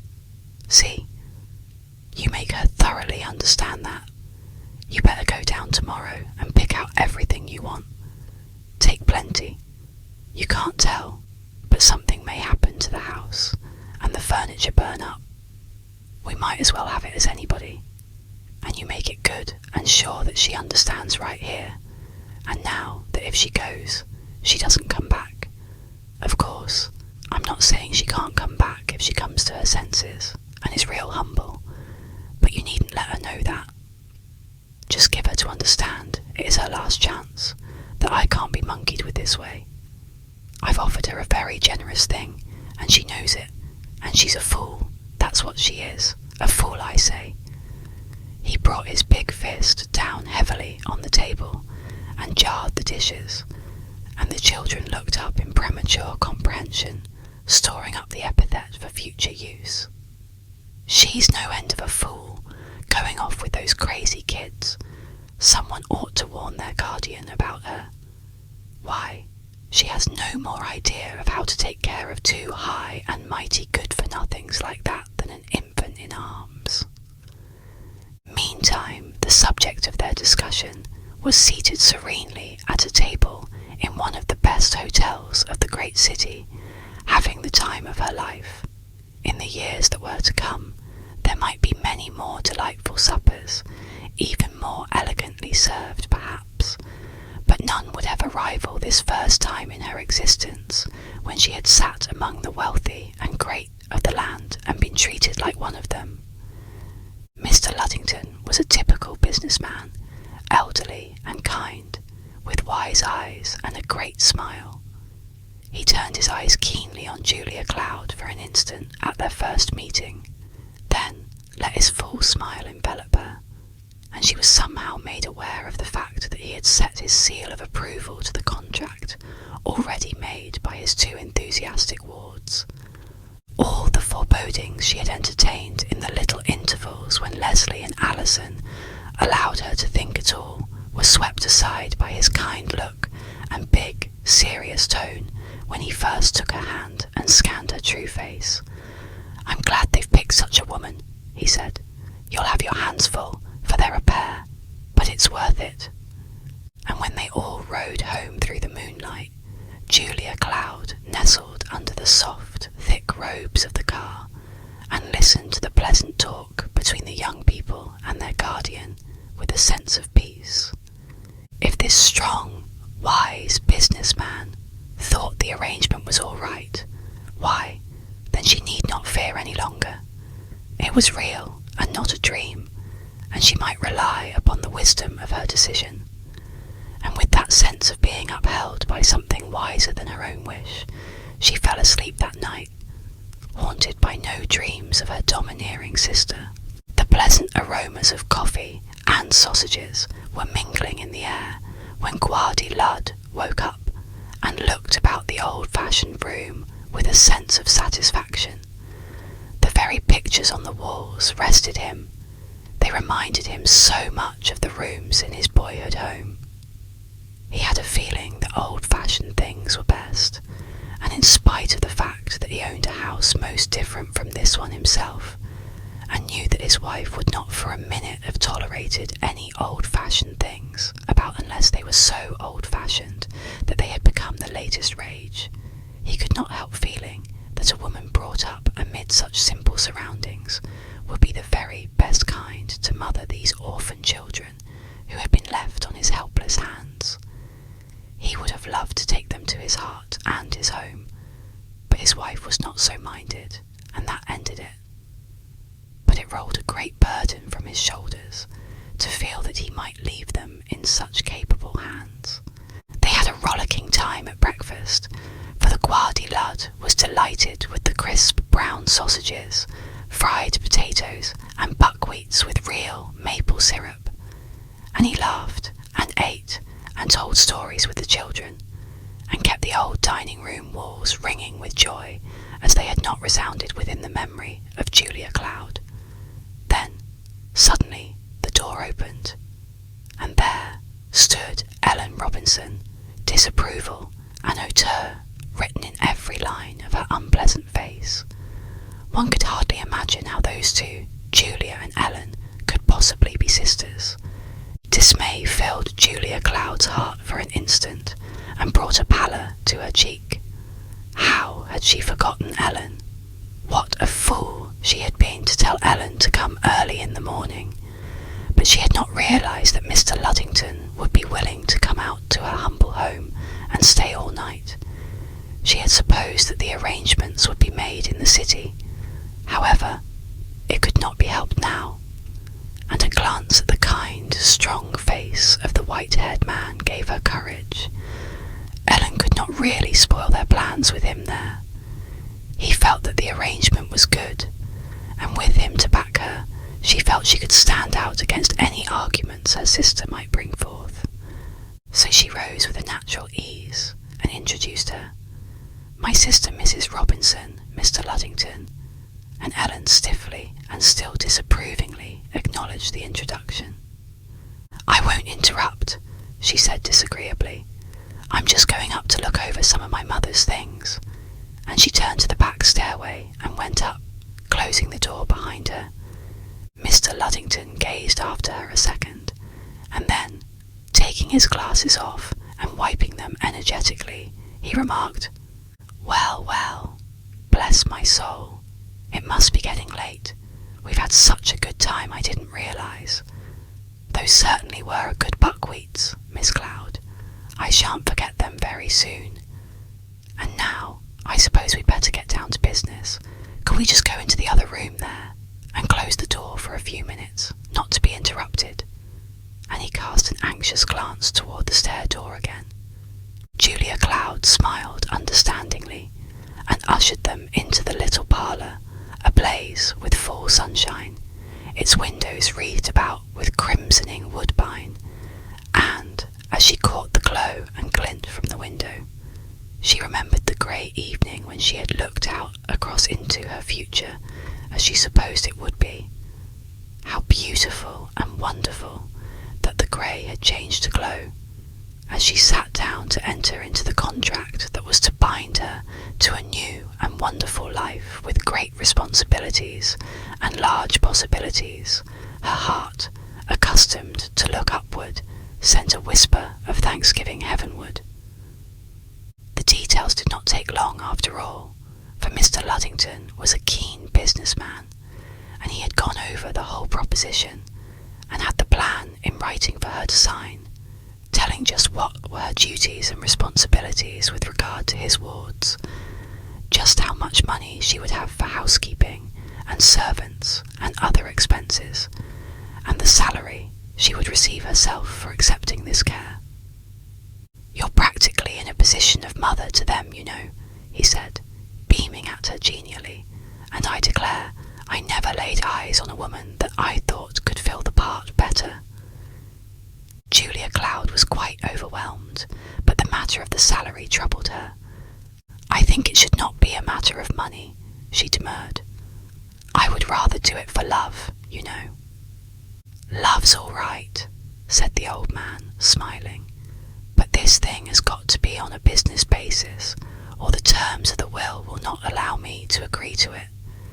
You see, what you are going to undertake means work, and it means sticking to it, and you deserve pay for it, and we're not going to accept several of the best years out of your life for nothing.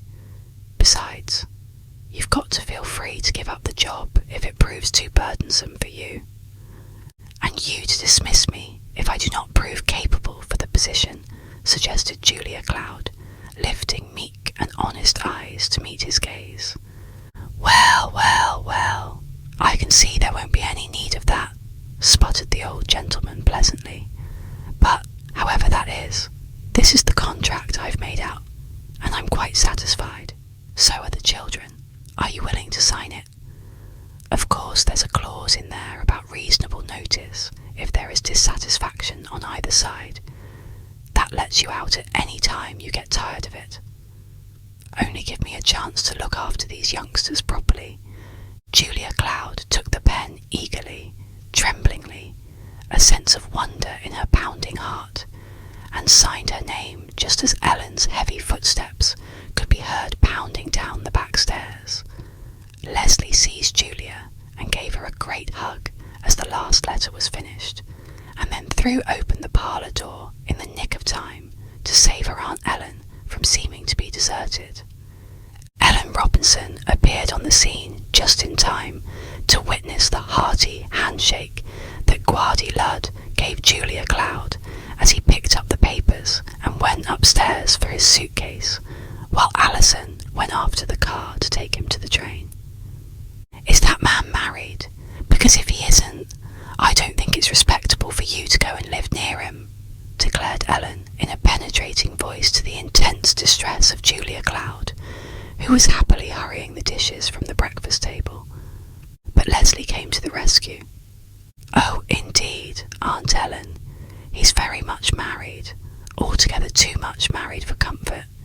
He would be a dear if it wasn't for his silly little old bossy wife. But he doesn't intend to live anywhere near us.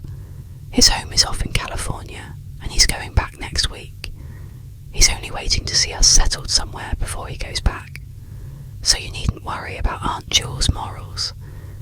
We'll take good care of her. But isn't he a dear? He was my grandfather Leslie's best friend." Leslie chattered on gaily till the visitor's footsteps could be heard coming downstairs again, and Ellen Robinson could only shut her lips tight and go into the kitchen, from which her sister beat immediately a hasty retreat, lest more unpleasant remarks should be forthcoming. Julia Cloud bade Mr. Luddington goodbye, standing on her own front steps, and then waited a moment, looking off toward the hills which had shut in her vision all her life. The two young people had rushed down to the car and were pulling their guardian joyously inside. They They seemed to do everything joyously, like two young creatures let out of prison into the sunshine. Julia Cloud smiled at the thought of them, but her soul was not watching them just then. She was looking off to the hills that had been her strength all the years through so many trials, and gathering strength now to go in and meet her sister in final combat. She knew that there would be a scene that was inevitable, that she might maintain her calmness and say nothing unkind or regrettable. She was praying earnestly now as her eyes sought the hills. Across the road behind her parlour curtains, Mrs. Perkins was keeping lookout and remarking to a neighbour who had run in, "Yes, I thought as much. There's always a man in the case when a woman acts queer. Now, doesn't that beat all? Do you suppose he's a long-lost lover or something? Come back now he knows she's free. Seems to me I did hear there was somebody died or something before we came here to live, but she must have been awful young." The car moved noisily away, and the old gentleman leaned out with a courteous lift of his hat toward Julia Cloud. She acknowledged it with a bow and a smile which Mrs. Perkins pounced on and analysed audibly. "Well, there's no fool like an old fool, as the saying is. Just watch her smirk. I'm mighty glad Ellen Robinson's there to relieve me of the responsibility. She'll be over after a while, and then we'll know who he is. There goes Julia in." She watched him out of sight. "Well, I wonder what her mother would think." Julia Cloud went slowly back to the dining room, where Ellen was seated on the couch, waiting like a visitor. Julia's smile was utterly lost on her glum countenance, which resembled an embattled tower under siege. "Well," she said, as Julia began to gather up more dishes from the breakfast table, "I suppose you think you've done something smart now, don't you? Getting that old snob here and fixing things all up without consulting any of your relatives." "Really, Ellen, this has all been so sudden that I had no opportunity," said Julia gently.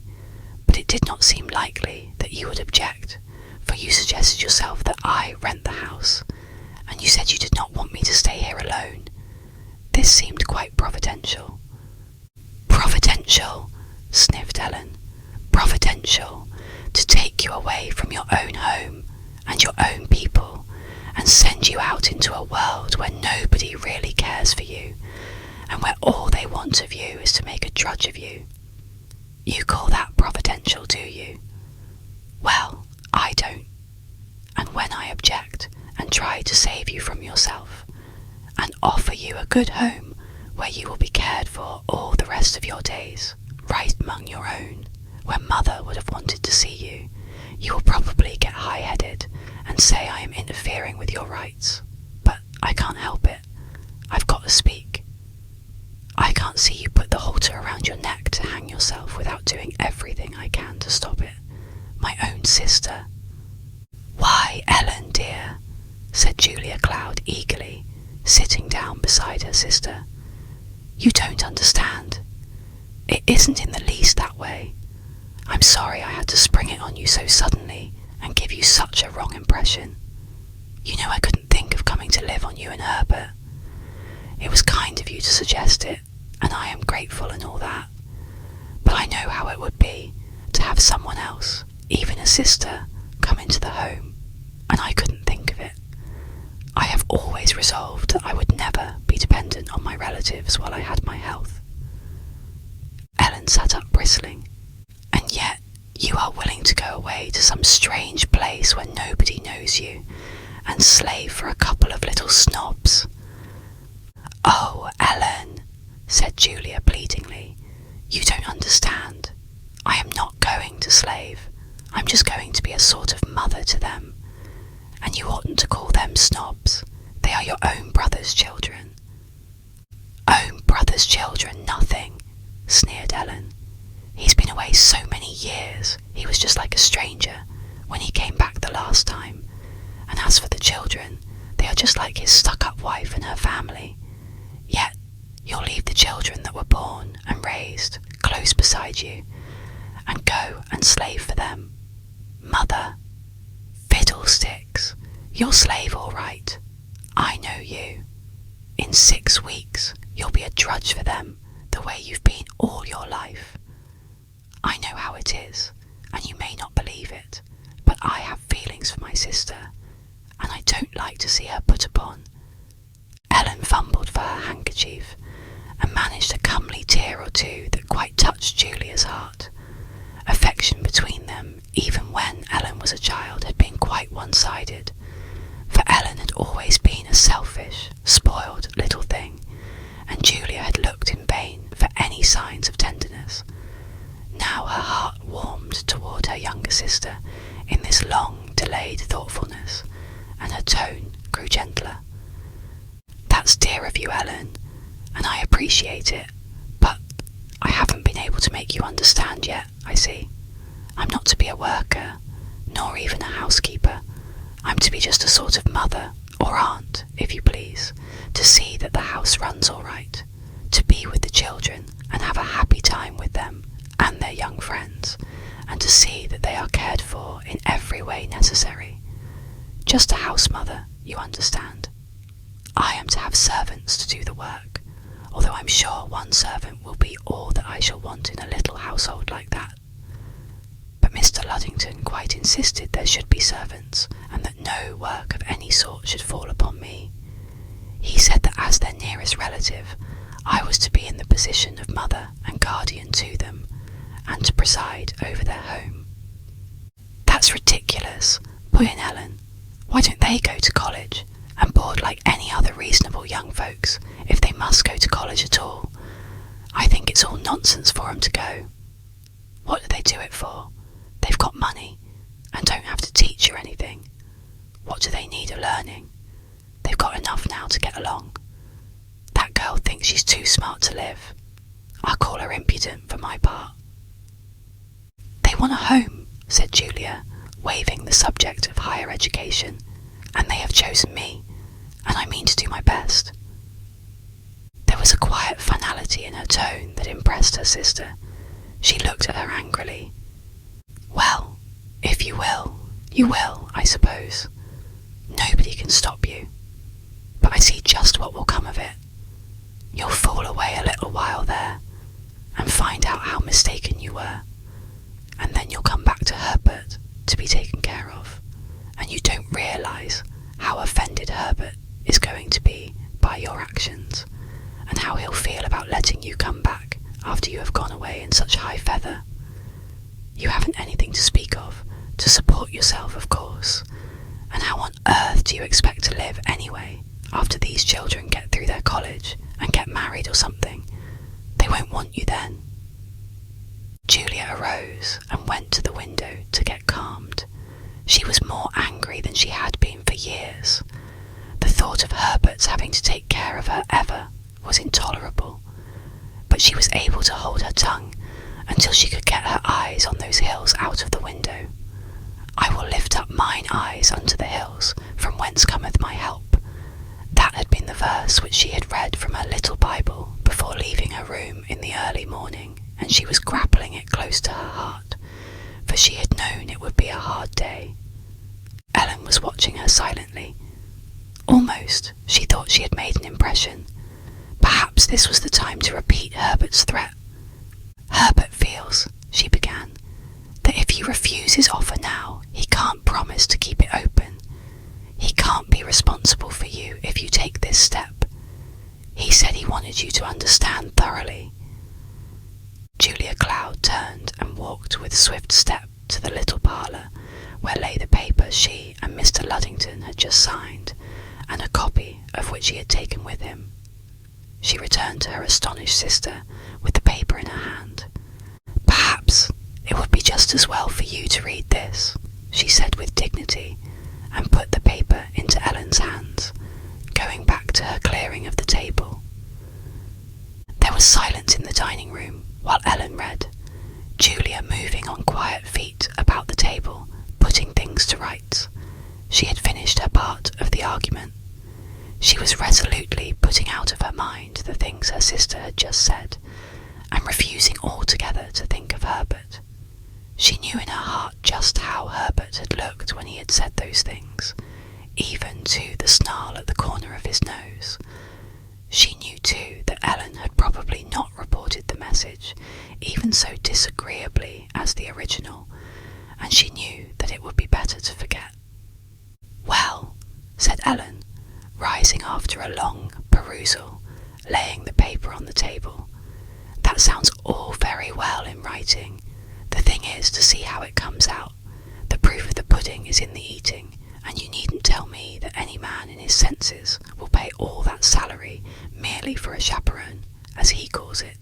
If he does, he's a fool. That's all I've got to say. But I suppose nothing short of getting caught in a trap will make you see it, so I'd better save my breath. I'm sure I hope you won't go to the poorhouse through your stubbornness. I've done all I could to keep you from it, and it's pretty hard to have my only sister leave me, so Sue, on, after Mother's death." "Well, Ellen," said Julia Cloud, looking at her speculatively, "I'm sure I never dreamed you cared about having me away from here. You've never shown much interest in being with me, but I'm sorry if you feel it that way, and I'm sure I'll write to you and try to do little things for the children often, now that I shall have something to do with." But her kindly feeling was cut short by Ellen interrupting her. "Oh, you needn't trouble yourself. We can look after the children ourselves. You better save what you get to look after yourself when those two get over this whim." And then, to her great relief, Julia Cloud heard the car returning from the station and the two young people rushing into the hall. "I'm going upstairs to put on that calico wrapper you loaned me, Aunt Jewel," shouted Leslie, putting a rosy face into the dining room for an instant and then vanishing. "I bought a pair of overalls at the store, as you suggested, Cloudy," put in Alison, waving a pair of blue jeans at her and vanishing also. Ellen Robinson stood mopping her eyes and staring out from the dining room window, not at the hills, and sniffing.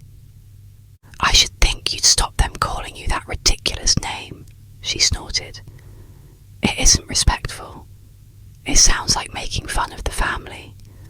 Poor Ellen Robinson. She had her good points, but a sense of humour wasn't one of them. Also, it went against the grain to give up her own way, and she couldn't remember when she hadn't planned for the freedom she would have when Julia came to live with her. Having an entirely different temperament from Julia's, and no spiritual outlook whatever on life, she was unable to understand what thraldom she had been preparing and planning for her patient elder sister. A little of this perhaps penetrated to Julia Cloud's disturbed consciousness as she watched at her sister's irate back, for, when she spoke again, it was in a gentle, soothing tone. "There now, Ellen, let's forget it all, and just put 81 it away. I shall be coming back to see you now and then, perhaps, and you can come and see me. That'll be something new to look forward to. Suppose now we just get to work and see what's to be done. Have you decided what you want to have taken over to the house?" It is doubtful whether Ellen would have succumbed so easily had not the two young people returned just then and demanded that they have something to do.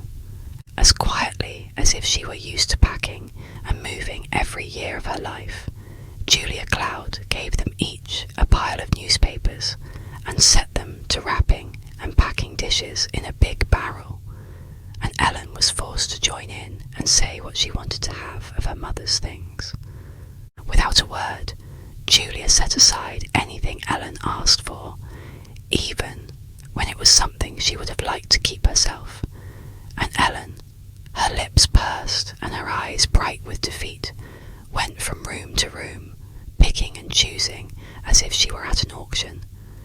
Alison, still in overalls, rushed out in the car and got a man with a moving wagon, and before 12 o'clock, Ellen Robinson saw a goodly load of household furniture start for her own home, and, being somewhat anxious as to how it would be disposed on its arrival, she took the car and sped away to placate Herbert. She really felt quite triumphant at the ease with which she had secured several valuable pieces of mahogany, which she knew had always been favourites with Julia. "Gee," said Alison, as the car vanished out of sight. "Isn't Aunt Ellen some depressor? Was she always so awfully grown up? I say, Cloudy, you won't get that way, will you, when we get you off in our house? If you do, take poison, or get married or something. Say, Cloudy Jewel, you're 20 years younger than she is. Do you know it? Now what'll I do next? That closet is all empty. Shall I begin on this one? You want this barrel up in the attic, you say? All right, here goes. No, I won't hurt my back. I'm strong as a horse. I know how to lift things without hurting myself. Open that door, Leslie, and move that chair out of my way. Which corner shall I stow it, Cloudy? Southwest. All right." And he vanished up the stairs with his barrel. At 12:30, a man and a woman arrived, whom Julia Cloud had hired to help, and the house was like a busy hive, not a drone among them.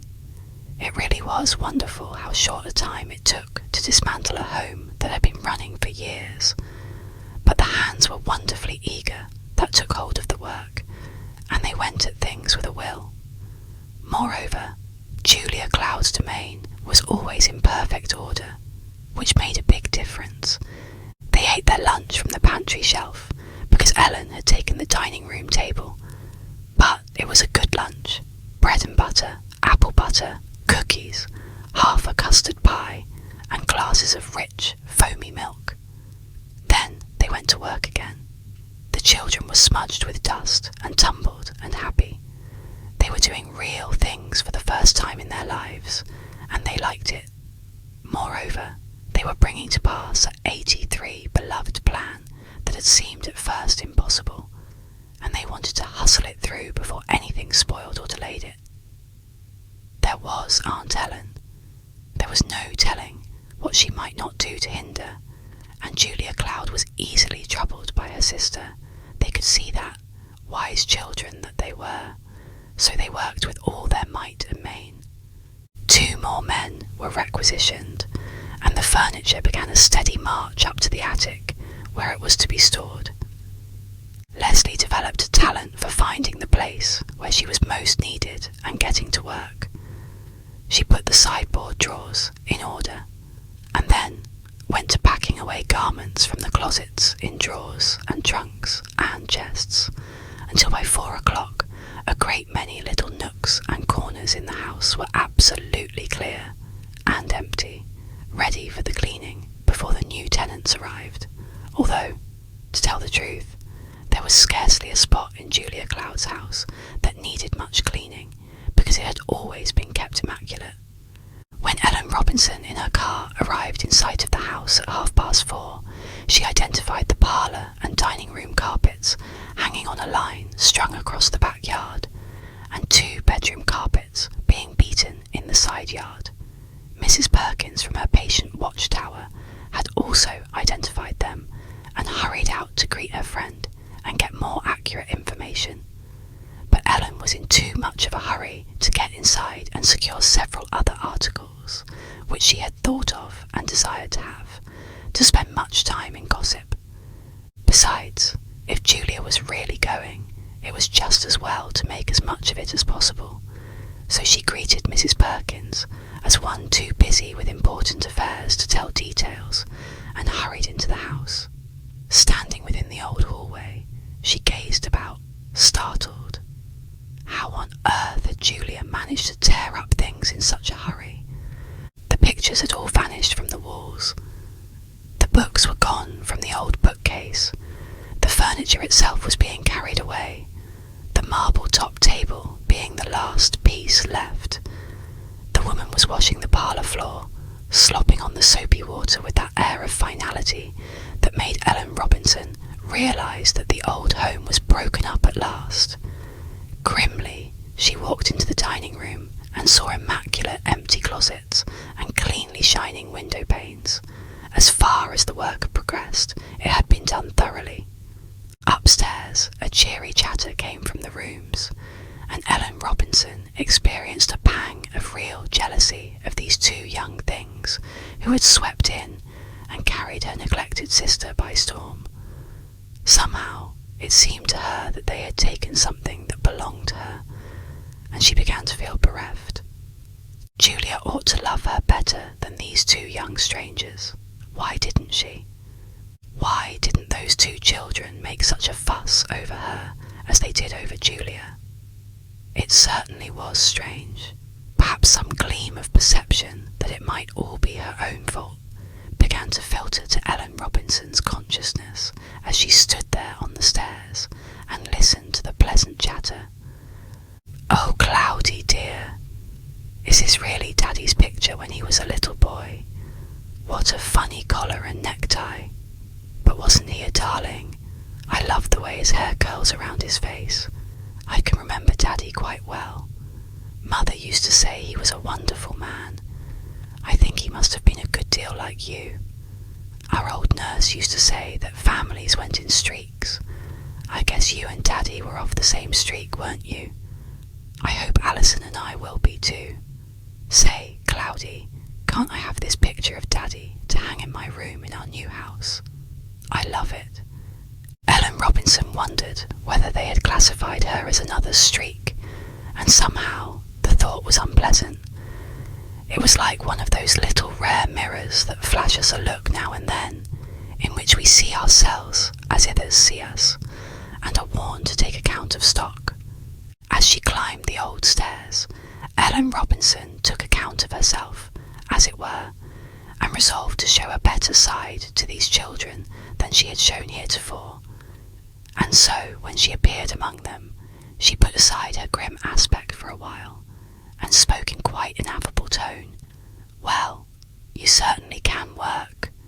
The contrast was so great that both the young people blinked at her in wonder, and a smile broke out on Leslie's lovely face. Somehow it warmed Aunt Ellen's heart, and she went on.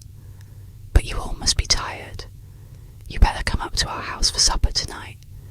You won't have any chance to get it here." "Oh, we don't mind picnicking," said Leslie hastily. Then she caught a glimpse of her aunt's face, and her natural kindliness came to the front. "But of course, that would be lovely if it won't be too much trouble for you," she added pleasantly, with one of her brilliant smiles, although she could see Alison making violent motions and shaking his head at her from the other room, where he was out of his Aunt Ellen's sight. Leslie really had a lovely nature, and was always quick to discern it when she had hurt anyone. Ellen Robinson looked at her suspiciously, alert for the insult always, but yielded suddenly and unexpectedly to the girl's loveliness. Was it something in Leslie's eyes that reminded Ellen of her big brother, who used to come home now and then, and tease her, and bring her lovely gifts? She watched Leslie a moment wistfully, and then, with a sigh, turned away. She wished one of her little girls could look like that.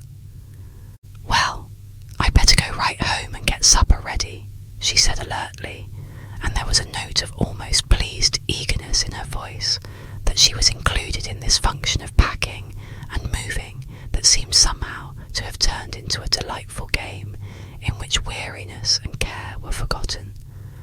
"I'll have supper ready to dish up by 7 o'clock, she admonished her astonished sister as she swept past the bedroom where she was at work putting away blankets and pillows in camphor.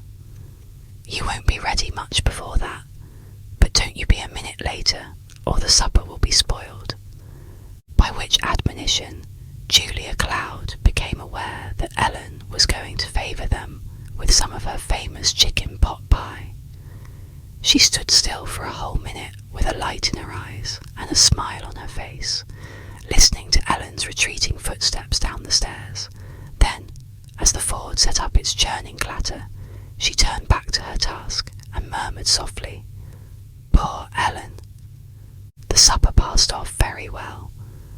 Herbert was a trifle gruff and silent, but it was plain that Alison's stories amused him, for now and then a half-smile crept into his stolid countenance.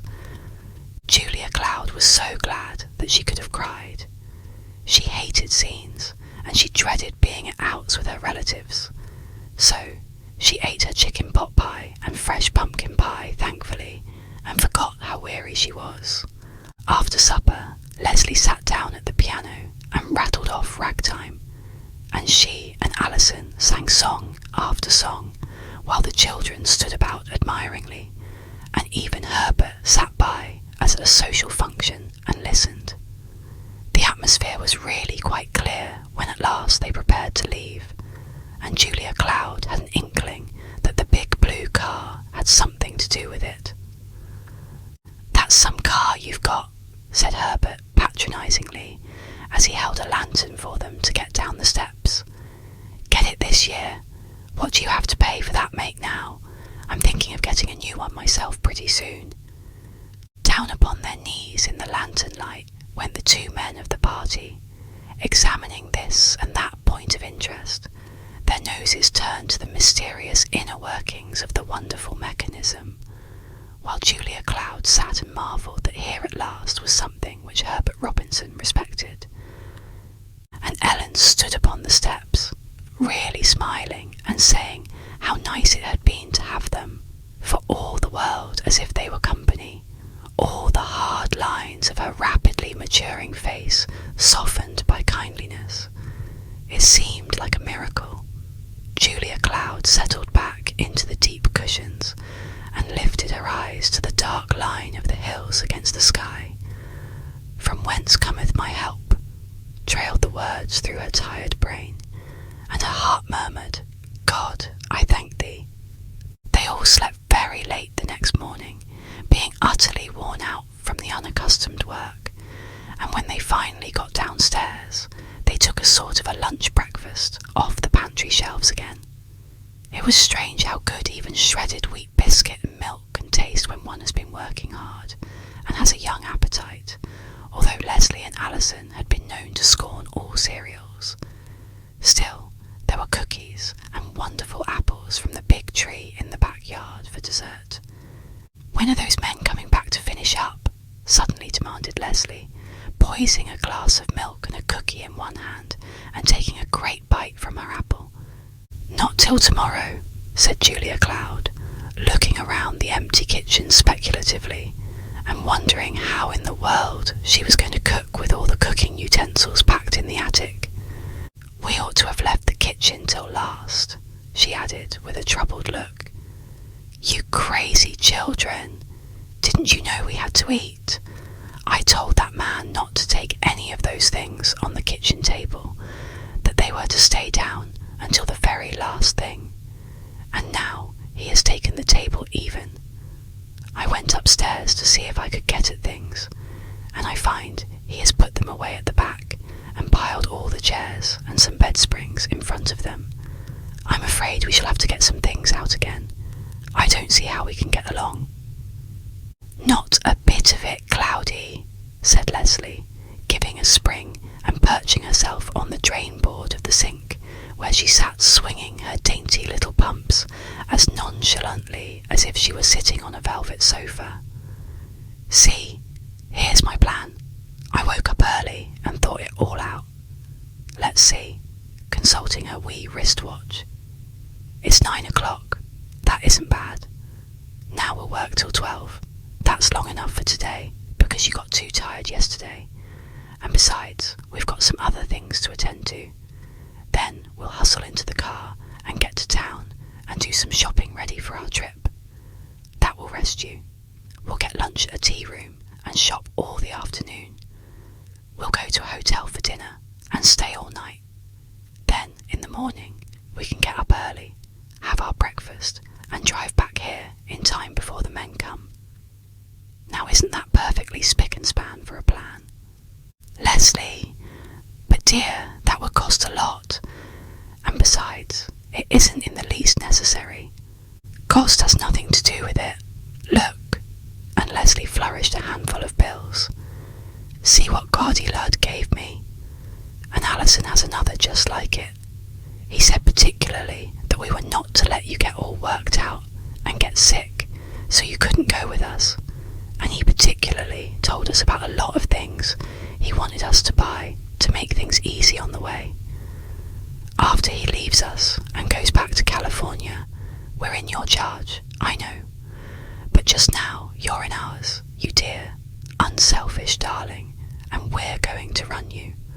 Oh, we're going to run you to beat the band, laughed Leslie, and jumped down from her perch to hug and squeeze the breath out of Julia Cloud. But child, dear, said that good woman, when she could get her breath to speak, you mustn't begin in that extravagant way. But they put their hands over her lips and laughed away her protests until she had to give up for laughing with them. Well then, she said at last, when they had subsided from a regular rough-house frolic for all the world, as if they were children, we'll have to get to work in good earnest. Only it doesn't seem right to let you work so hard when you are visiting me. Visiting? Nothing, declared Alison. We're having the time of our lives. I haven't been in a place where I could do as I please since I was 8 years old. This is real work, and I like it. Come now, don't let's waste any time. What can I do first? Wouldn't you like to have me take down all the pictures on the second floor, stack them in the attic, and sweep down the walls the way we did down here yesterday? Yes, said their aunt, with an affectionate homage in her eyes for this dear, capable boy who was so eager over everything, as if it were his own. And those big bookcases, what are you going to do with the books? Do you want any of them to go with you, or are they to be packed away? No, I won't take any of those books.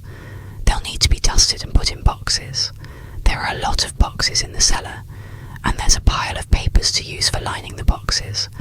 But you'll have your hands full with the pictures, I think. Let the books go till tomorrow.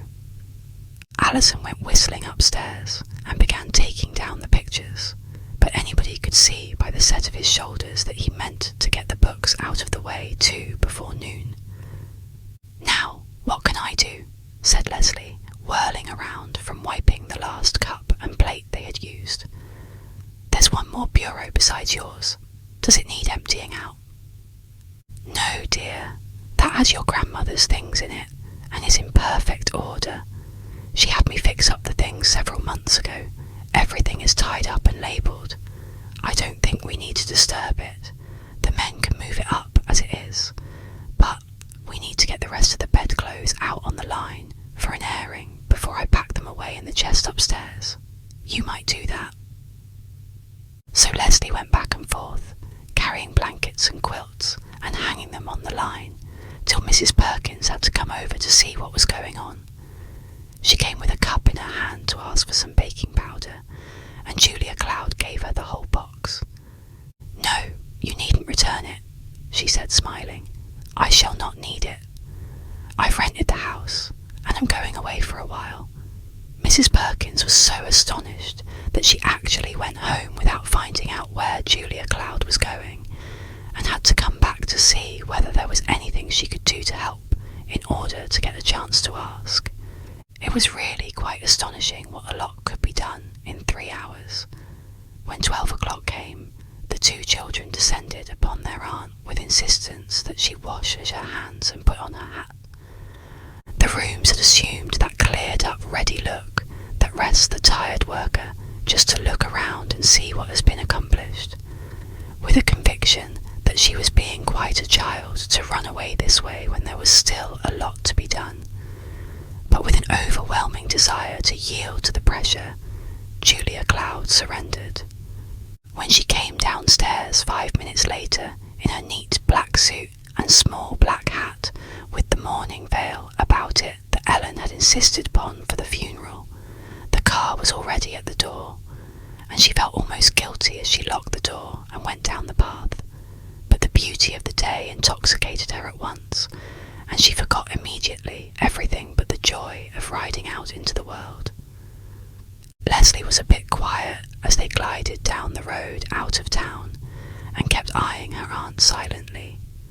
At last, as Julia Cloud was calling attention to a wonderful red woodbine that had twined itself about an old dead tree and was setting the roadside ablaze with splendour, Leslie caught her eye.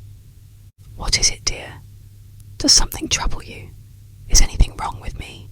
asked Julia Cloud, putting up a prospecting hand to her hair and hat. Leslie's cheeks went rosy red. "Oh, Cloudy, dear," said Leslie, "I was just wondering, but I'm afraid to say it. Maybe it will make you feel bad." "Not a bit, dearie. What is it?" "Well then, Cloudy, do you think Grandmother would care very much if you didn't wear black? Do you like it yourself, or feel it wouldn't be right not to wear it? I don't mean any disrespect to Grandmother, but oh, you would look so sweet in grey and lavender and soft pink, or just grey now for a while. Are you very mad at me for saying it?" Julia Cloud reached over and patted the young hand that lay near her on the seat. "Why, no, dear. I'm not mad, and I don't care for black myself. I don't believe in wearing black for the people who have left us and gone to heaven. It seems to me white would be a great deal better, but I put on these things to please Ellen. She thought it would be showing great disrespect to Mother if I didn't, and rather than argue about it, I did as she wanted me to. But I don't intend to darken the place around me by dressing in mourning, child. And I'm glad you don't want me to. I like bright, happy things. And besides, Leslie dear, your grandmother was a bright, happy woman herself once when she was young, before she was sick and had trouble. And I like to remember her that way, because I'm sure that is the way she looks now in heaven." "Oh, I'm so glad," sighed Leslie. "That makes the day just perfect." "I think I'll wait until I get away to change, however," said Julia Cloud thoughtfully.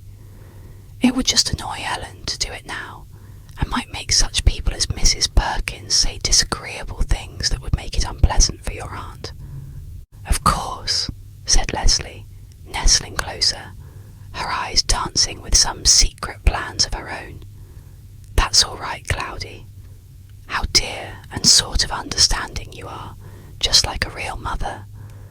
And somehow Julia Cloud felt as if she was entering into a new world. Alison seemed to know by intuition just where to find the right kind of tea room. He ushered them into the place and found a table in a secluded nook, with a fountain playing nearby over ferns, and ivy climbing over a mimic pergola. There were not many people eating, for it was past 1 o'clock. There were little round tables with high-backed chairs that seemed to shut them off in a corner by themselves. "This is nice," he sighed. "We're a real family now, aren't we?" And he looked over at Julia Cloud with that fine homage that now and then a boy just entering manhood renders to an older woman. "Cream chicken on toast, fruit salad, toasted muffins, and ice cream with hot chocolate sauce," ordered Alison after studying the menu card for a moment. "You like all those, don't you, Cloudy?" "Oh, but my dear, you mustn't order all that. A sandwich is all I need, just a tongue sandwich. You must not begin by being extravagant." "This is my party, Cloudy. This goes under the head of expenses. If you can't find enough you like among what I order, why, I'll get you a tongue sandwich too. But you've been feeding us out of the cookie jar, and I guess I'll get the finest I can find to pay you back. I told you this was my time. When we get settled, you can order things, but now I'm going to see that you get enough to eat while you're working so hard." Leslie's eyes danced with her dimples as Julia Cloud appealed to her to stop this extravagance. "That's all right, Cloudy. I heard Gardy Ludd tell Al not to spare any expense to make things comfortable for you while you were moving." So Julia Cloud settled down to the pleasure of a new and delicious combination of foods and thoroughly enjoyed it all. "Now," said Leslie as the meal drew to a close, "we must get to work. It's 2:30 and the stores close at 5:30. I've a lot of shopping to do. How about you, Cloudy?" "I must buy a trunk," said Julia Cloud thoughtfully, "and a handbag and some gloves. I ought to get a new warm coat, but that will do later. Leslie eyed her thoughtfully and raised one brow intensively at her brother as she rose from the table. Alison landed them at a big department store and guided his aunt to the trunk department with instructions to stay there until he and Leslie came back. Then they went off with great glee and many whisperings. It's a curious thing how easily and quickly young people can shop, provided they have plenty of money and no older person by to hamper them. Alison and Leslie were back within the time they had set, looking very meek and satisfied. Leslie carried a small package, which she laid in Julia Cloud's lap. You said you needed a handbag, she said, and I came on a place where they were having a sale. I thought this was a peach, so I bought it.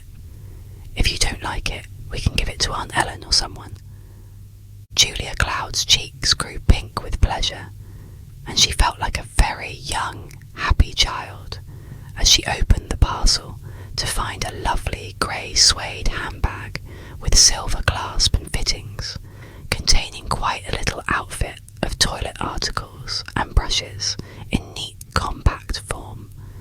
She caught her breath with delight as she touched the soft white leather lining and noticed the perfection and finish of the whole. It seemed fit for a queen, yet was plain and quiet enough on the outside for a dove to carry.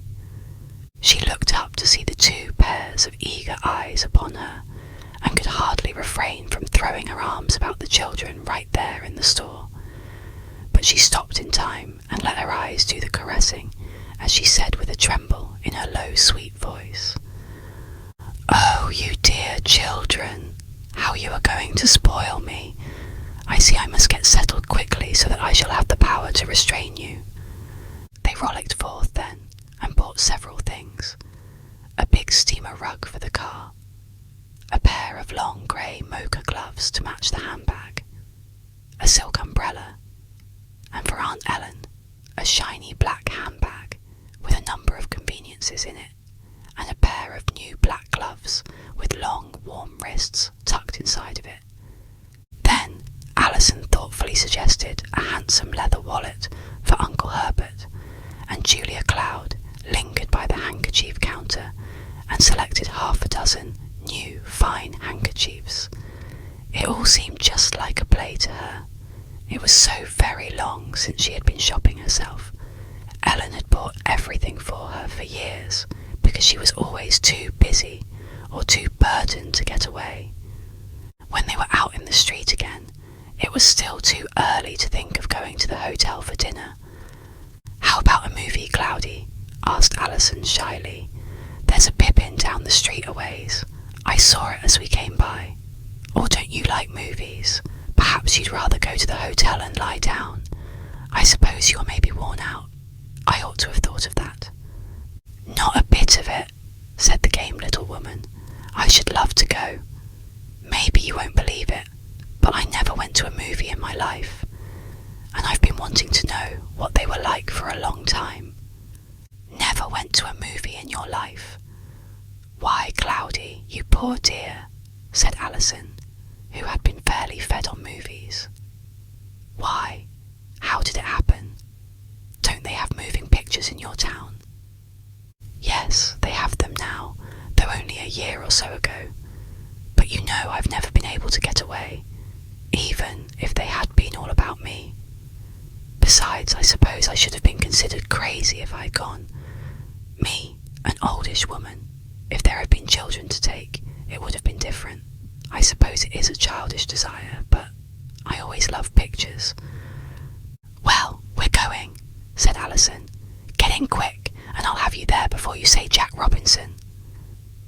And so, in the restful cool of a flower-laden atmosphere, in one of the finest moving picture places in the city, Julia Cloud sat with her 2 children and saw her first moving picture, holding her breath in wonder and delight as the people on the screen lived and moved before her. "I'm afraid I'm having too good a time," she said quietly as she settled back in the car again and was whirled away to the hotel. I feel as if I were a child again. If this keeps on, I won't have dignity enough left to chaperone you properly." "Oh, but Cloudy, dear, that's just why we want you, because you know how to be young and play with us," clamoured both of them together.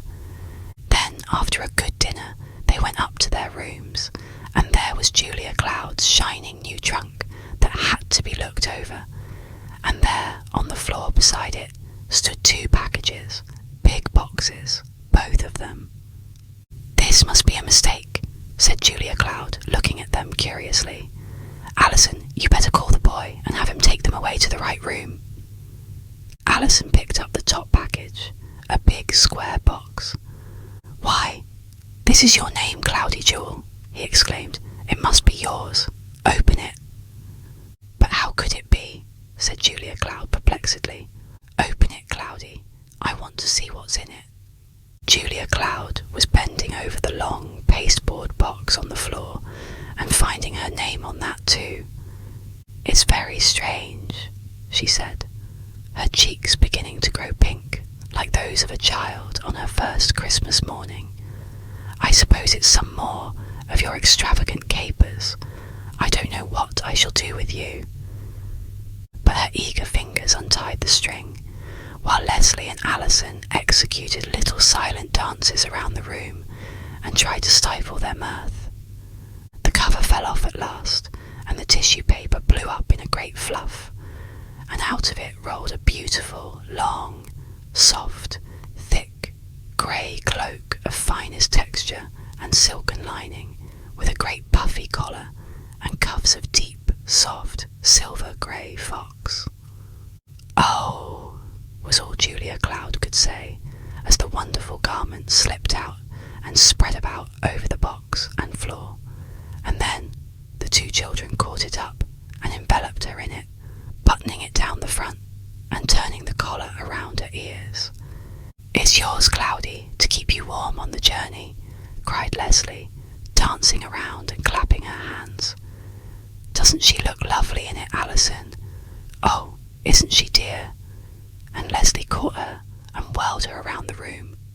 Then Alison brought the big square box and demanded that it be opened, and out of it came a small grey hat in soft silky beaver, with a close grey feather curled quietly about it, that settled down on Julia Cloud's lovely white hair, as if it had been made for her.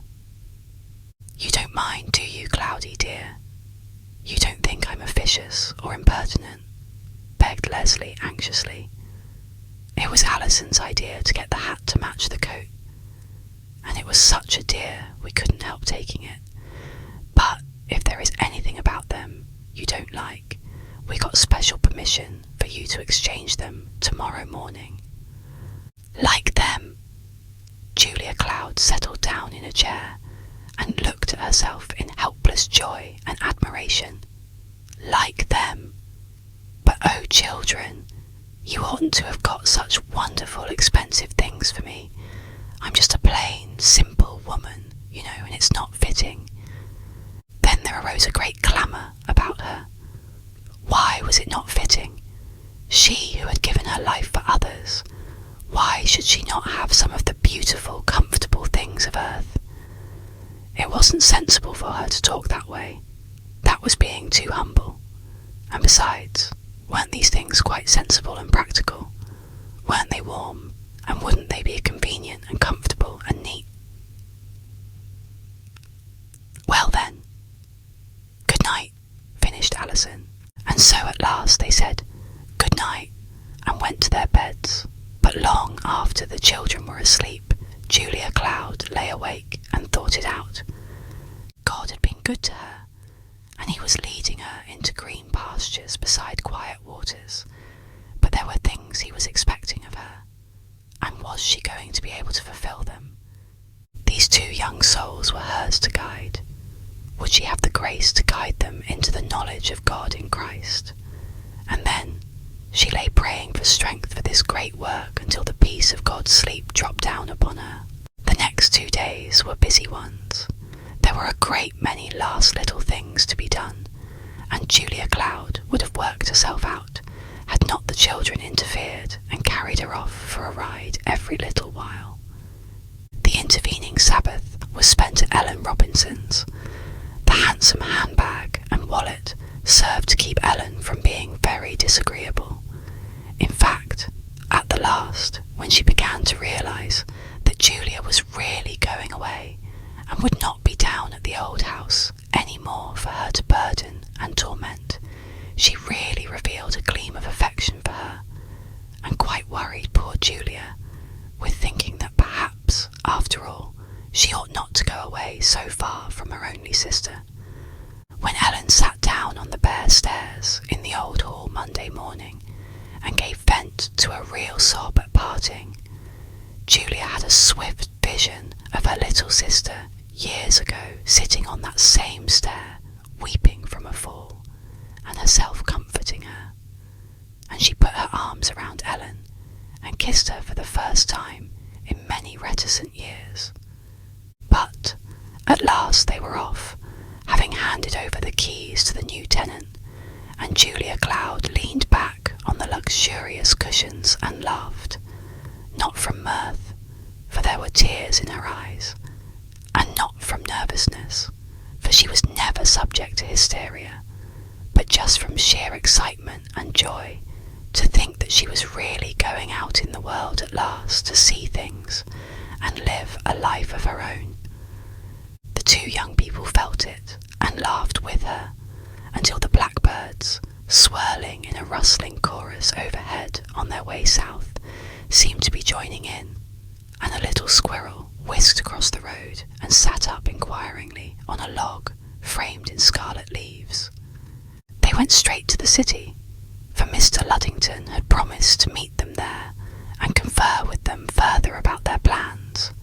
But when they reached the hotel, they found only a telegram from him, saying that business had held him longer than he expected, and that he should have to arrange to meet them farther along in their journey.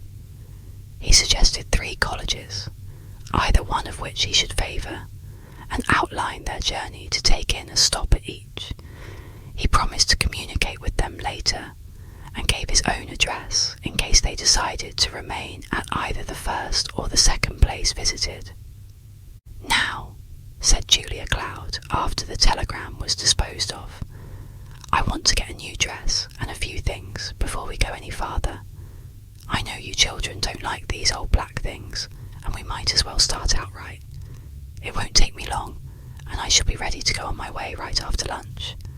Leslie was delighted, and the two spent 2 hours of happiness in shopping, while Alison drove to a garage to have his car looked over thoroughly and laid in a supply of good things for the journey.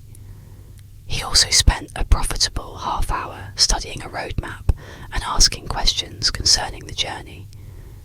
They tried to make Julia Cloud take a nap before they started, but she declared she would rather rest in the car. And so they started off, feeling like 3 children going to find the end of the rainbow. It was a wonderful afternoon. The air was like wine, and the autumn foliage was in all its glory. As they flew along, it seemed as if they were leaving all care behind. A soft pink colour grew in Julia Cloud's cheeks, and she sat with her hands folded and her eyes bright with the beauty of the day. "Oh, but you're a beauty, Cloudy dear," exclaimed Leslie suddenly. "See her, Alison. Just look at her. Isn't she great? She was all right in those black things, of course, but she's wonderful in the grey things." For Julia Cloud had laid aside in the very bottom of her new trunk the prim black serge that Ellen had bought, and the black funeral gloves and coat and hat, and she was wearing a lovely soft grey wool jersey dress with white collar and cuffs. The big grey coat was nestled by her side ready for use when the wind grew colder, and she was wearing the new grey hat and gloves and looked a lady every inch. Alison turned slowly and gave her a look that made her blush like a girl. "I should say she is great. She's a peach," he agreed. "That hat is a crackerjack.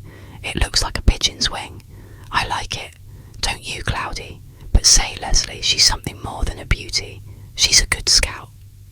That's what she is. Do you realise she hasn't opened her lips about the car once? Remember the time I took Mrs. Luddington down to the office for Guardi? How she squeaked every time another car 105 went by and cautioned me to be careful and go slow, and asked me how many times I'd ever driven before, and if I wasn't exceeding the speed limit, and no end of things. But Cloudy hasn't batted an eye. She just sits there as if she was riding a cloud and enjoyed it. Well, I do, said Julia Cloud, laughing, and I never thought of being afraid. I didn't know enough to. Ought I to? Because I'm having such a good time that I'm afraid I forget to be frightened. That's what I said. You're a good sport. I believe you like to go fast. Julia Cloud admitted shamedly that she did. He's a splendid driver, and so am I, Leslie explained earnestly. Guardi had us taught ages ago, and we'd driven a lot.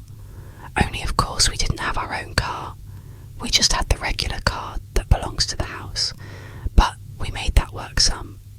And Alison took a full course in cars. He knows how to repair them and put them together and everything. Shall I let her go, Cloudy? Asked Alison eagerly. Will you be afraid? I should love it, said Julia Cloud eagerly, and then with a sober look at the boy. Don't do anything crazy, dear. Don't do anything that you oughtn't to do. Of course not, said Alison gravely, sitting up with a manly look in his handsome young face. And by the look he gave her, she knew that she had put him upon his honour, and she knew that he would take no risks now that she had trusted him.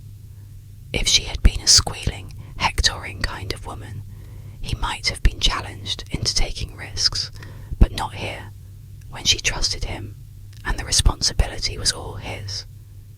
Julia Cloud, as she drew a long breath and prepared to enjoy the flight down the white ribbon of road, up a hill and down another, registered the thought that here was a clue to this boy's character. Trust him, and he would be faithful. Distrust him, and you wouldn't be anywhere. It did not come to her in words that way, but rather as a subconscious fact that was incorporated into her soul and gave her a solid and sure feeling about her boy. She had seen all that in his eyes. He turned around presently and told her how fast they had been going, and her eyes were shining as brightly as Leslie's. You're a pretty good pard, Cloudy, he said.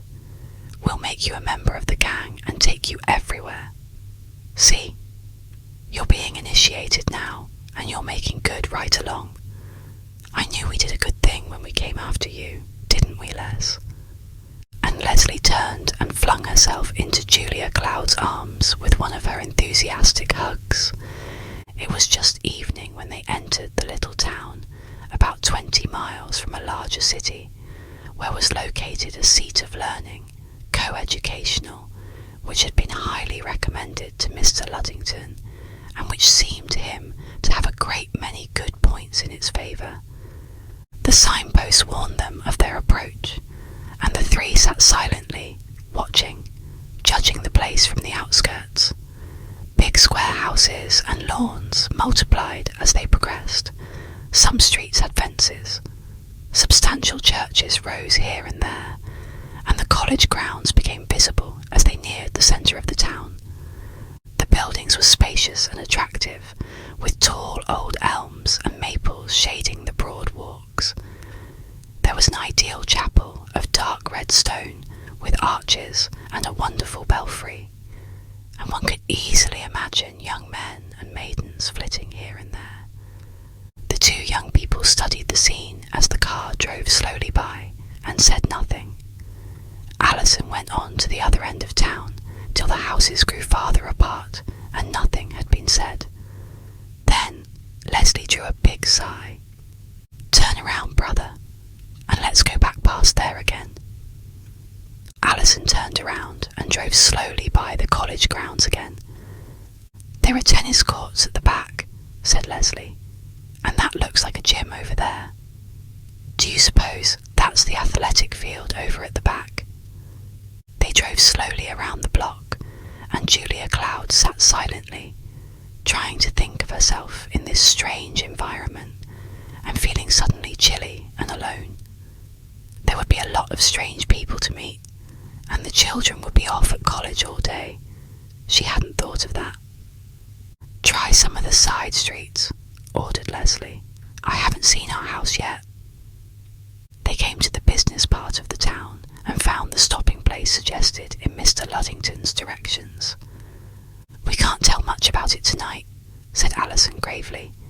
"I guess we better get some supper and let Cloudy Jewel get rested for a while. Then tomorrow we can look around." They were wise words, and Julia Cloud assented at once, but it was quite plain that neither he nor Leslie was much elated at the place. Alison slipped out for a walk through the college grounds after the others had gone to their rooms, and came back whistling gravely. "He doesn't like it, Cloudy," whispered Leslie, as the sound floated in through the transom. "He won't have anything to do with it, you see." "What makes you think so, dear? He's whistling. That sounds as if he liked it." "Yes, but look what he's whistling. He always begins on the long, long trail, if he isn't pleased, or has to wait when he's in a hurry to get anywhere. Now, if he had been pleased, you would have heard one grasshopper hopped right over the other grasshopper's back. I can always tell. Well, I don't care. Do you, Cloudy? There's plenty of other colleges, and I didn't see our house in any of the streets we went through, did you?" Julia Cloud had to confess that she had not been in love with anything she had seen yet. "Well then, what's the use of going over the old college? I say let's beat it in the morning." But Julia Cloud would not hear to that. She said they must be fair even to a college, and Mr. Luddington would want them to look the place over thoroughly while they were there. So after breakfast, the two reluctant young people went with Julia Cloud to make investigation. They went through the classrooms and the chapel and the library and gymnasiums. They visited the science halls and workshops. They even climbed up to the observatory and took a squint at the big telescope, and then they came down and went with a real estate dealer to see some houses. But at 12 o'clock they came back to their boarding house with a sigh of relief, ate a good dinner, and climbing into their car, shook the dust of the town, as it were, from their feet. "It may be a very nice town, but it's not the town for me," chanted Leslie, nestling back among the cushions. "Here too," said Alison, letting the car ride out under full power over the smooth country road. But, though Julia Cloud questioned several times, she could get no explanation except Alison's terse, "too provincial," whatever he meant by that. She doubted whether he knew himself. She wondered whether it were that they each felt the same homesick feeling that she had experienced. They stayed that night at a little country inn, and started on their way again at early morning, for they had a long journey before them to reach the second place that Mr. Luddington had suggested. Late that afternoon, they stopped in a small city and decided to rest until morning, for the children wanted to stretch their limbs, and they felt that their aunt was very weary, though she declared she was only sleepy. The sun had quite gone down the next evening, and the twilight was beginning to settle over everything as they drove at last into the second college town of their tour, and the church bells were pealing for prayer meeting. Church bells! The thought of them sent a thrill through Julia Cloud's heart. There was somehow a familiar, home-like sound to them that made her think of the prayer meetings that had cheered her heart through many lonely days. It had really been for many years her one outing to go to prayer meeting.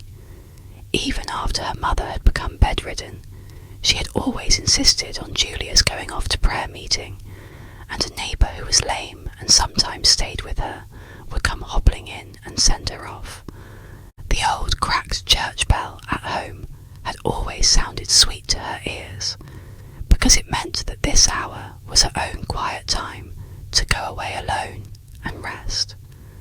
And it had been real heart rest always, even though sometimes the meetings themselves had been woefully prosy. There had always been the pleasant little chat and the warm handshake afterwards, and then the going home again beneath the stars with a bit of the last hymn in one's soul to sing one to sleep with.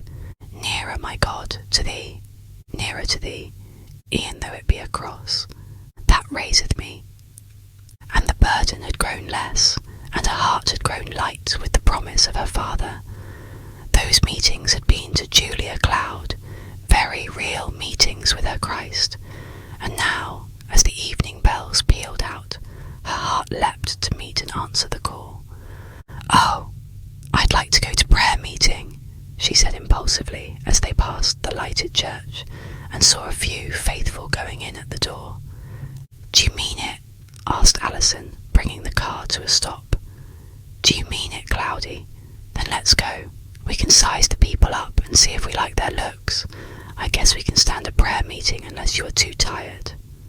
With the eagerness of a child, Julia Cloud got out of the car and went into the house of the Lord. It was like a bit of heaven to her. She didn't realise what a bore it might be to her two companions. It was a good little meeting, as such meetings go. Very little enthusiasm, very few present, mostly elders and their wives, with an old saint or two almost at the journey's end, and a dignified, white-haired minister who said some good things in a drony, sleepy tone. The piano was played by a homely young woman who wore unfashionable clothes and made frightful mistakes in the bass occasionally, but that did not seem to trouble the singers, who sang with the heart rather than with their voices. Alison sat solemnly and refrained from looking at his sister, but both stole occasional glances at their aunt and admired her new clothes and the beautiful light on her face, for Julia Cloud felt as if she were glimpsing into heaven and seeing her Lord in this bit of communion with some of his saints, and when she bowed her head in the closing prayer, she was thanking him for all his mercies in bringing this wonderful change into her grey life, and giving her these two dear children to love her and be loved by her. As she rose to come out, her face was glorified by that vision on the mount. The gentle-faced minister came and spoke to them, and welcomed them to the church, although Alison told him quite curtly that they were only passing through the town, but Julia Cloud trod the neat brown ingrain carpet of the aisle as if it were golden pavement. "Of all the stupid places," said Alison as they got into the car. "What do they have prayer meetings for anyway? Did you manage to keep awake, Cloudy?" And suddenly, like a pall, there fell upon Julia Cloud's bright soul the realisation that these children would not feel as she did about such things. They had probably never been taught to love the house of God, and how was she ever to make them see? Perhaps it had been prosy and dull to one who did not hear the Lord's voice behind the Bible words. Perhaps the old minister had been long and tiresome, and the children were weary with the journey and sleepy. She ought not to have let them stop now, and she began to say how sorry she was. But when they saw from her words that she had really enjoyed that dull little meeting, they were silent. "Well, Cloudy, I'll hand it to you," said Alison at last. "If you could stand that meeting and enjoy it, you're some Christian, but I'm glad for one that we went if you liked it. And I guess if you can go a football game now and then, I ought to be able to stand a prayer meeting. So, now here goes for seeing the town. It's only 9 o'clock, and I believe that's the college, up there on the hill where all those lights are. Shall we drive up there?" The car slipped through the pleasant evening streets, turning a corner, slowing up at a crossing to take a view of the town, and keeping all the time in view the clusters of lights on the hill, which Alison conceived to be the college. Suddenly Leslie leaned forward and cried, "Oh, Alison, stop, stop! There it is, just there on the right."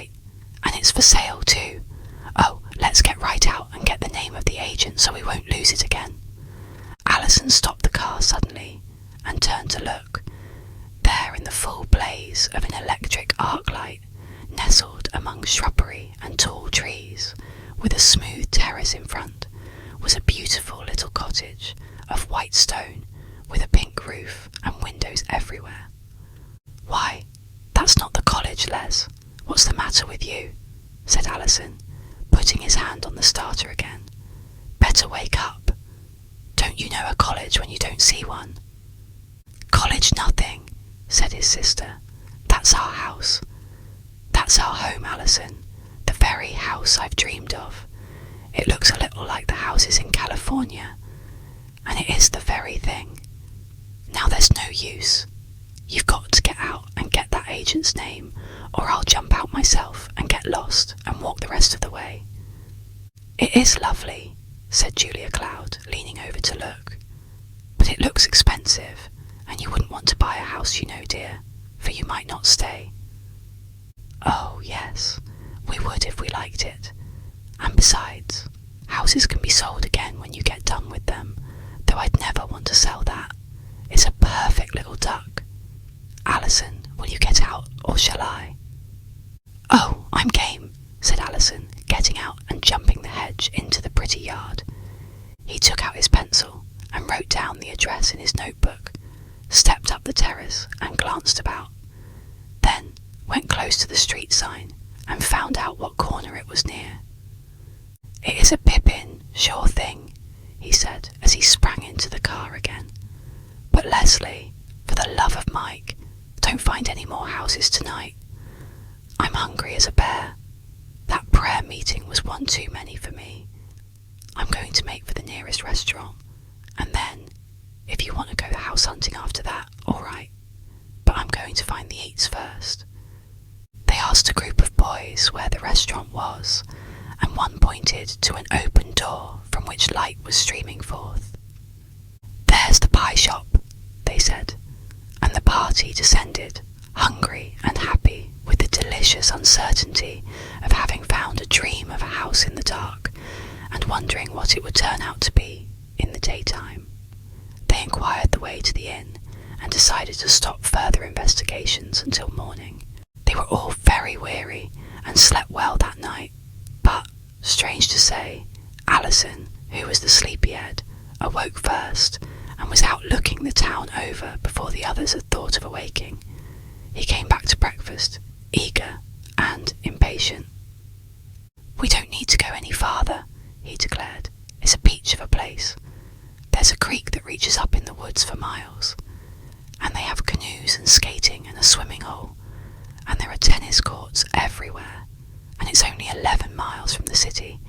I say we just camp here and not bother about going on to the other place. I'm satisfied. If that house is big enough, it's just the thing." "But have you been to the college?" "No, but I asked about it. They have intercollegiate games and frats, and I guess it's all right. It has a peach of a campus too, and a Carnegie library with chimes." "Well, but dear, you aren't going to college just for those things."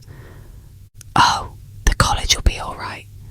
Guardy wouldn't have suggested it if it wasn't, but we'll go up there this morning and look around. Now, children, don't get your heart set on it before you know all about it. You know that house may be quite impossible." "Now, Cloudy," put in Leslie, "you know Alison told you you were a good sport. You mustn't begin by preaching before you find out. If it isn't all right, why, of course we don't want it. So let's have the fun of thinking it is till we prove it isn't, or it is." Julia Cloud looked into the laughing, happy eyes and yielded with a smile. "Of course," she said, "that's reasonable.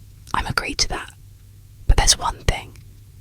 You know we're bound to go on to the other college, because Mr. Luddington expects us, and we can come back here again if we like this better." "Oh, we can wire him to come here," said Leslie. "Now let's go. First to that house, please, because I'm so afraid somebody will buy it before we get the option on it. I've heard that houses are very scarce in the East just now, and people are snapping them up. I read that on the back of that old man's paper at the next table to ours this morning.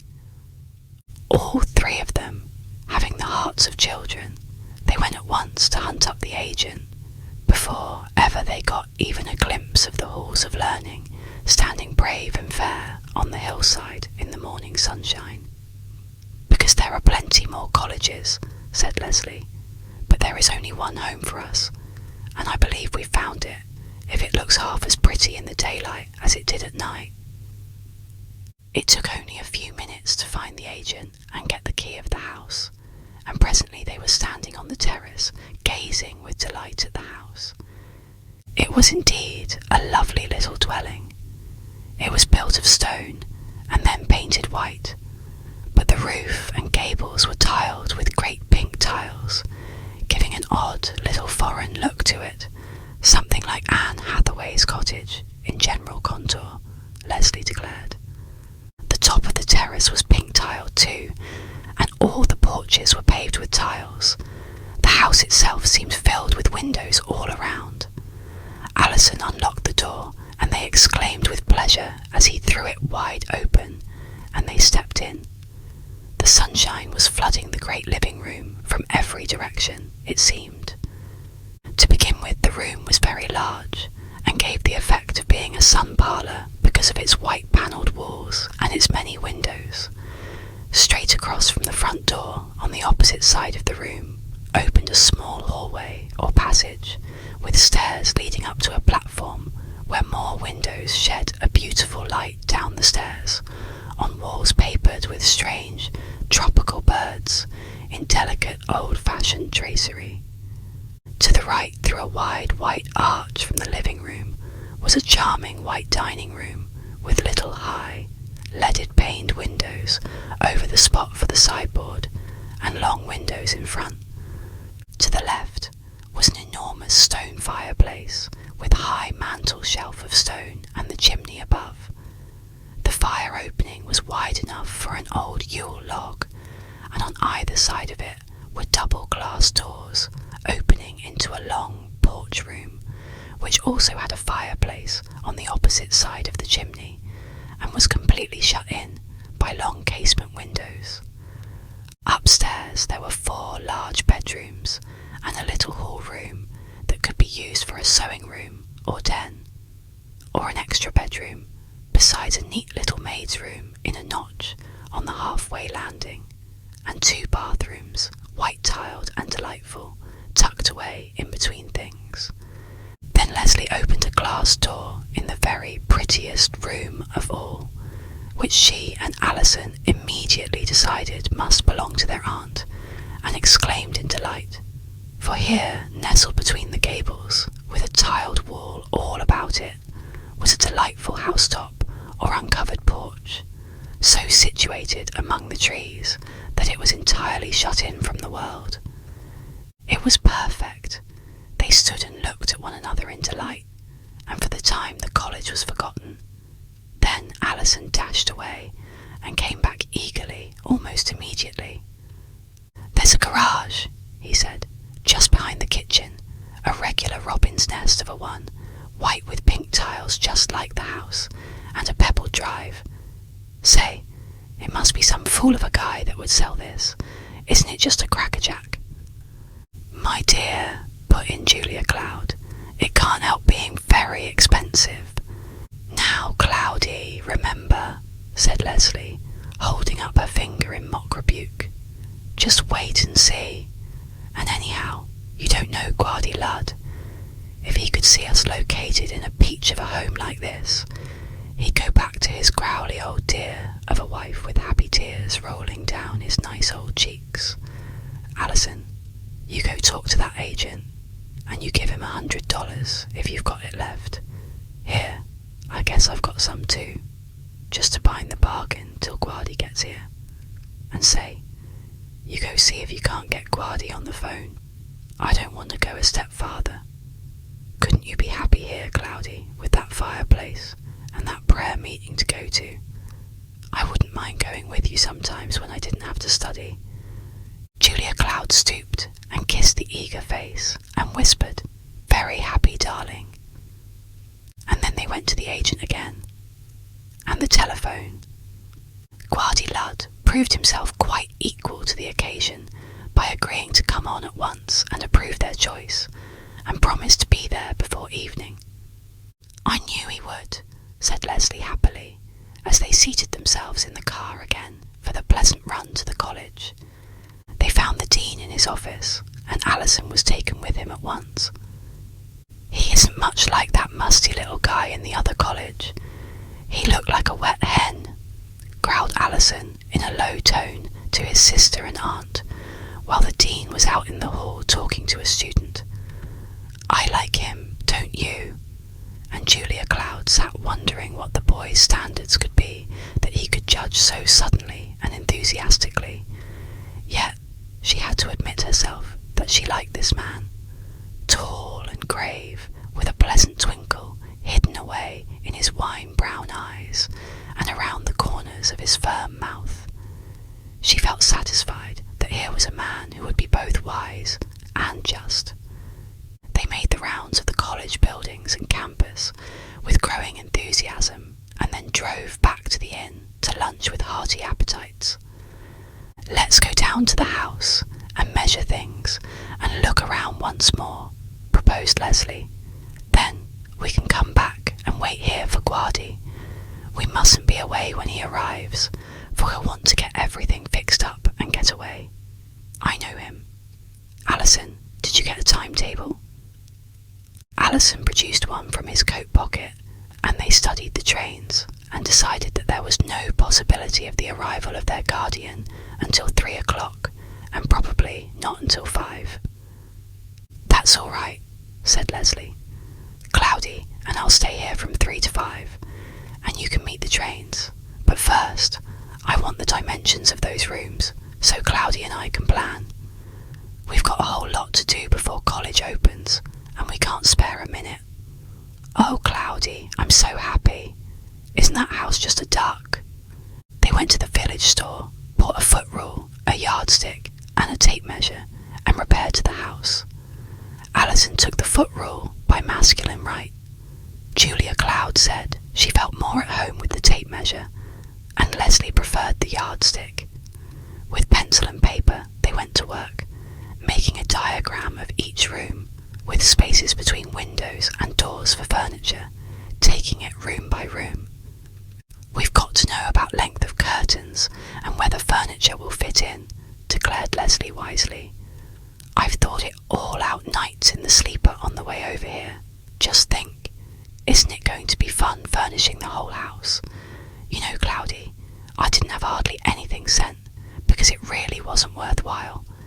We sort of wanted to leave the house at home, just as it was when Mamma was living, to come back to sometimes.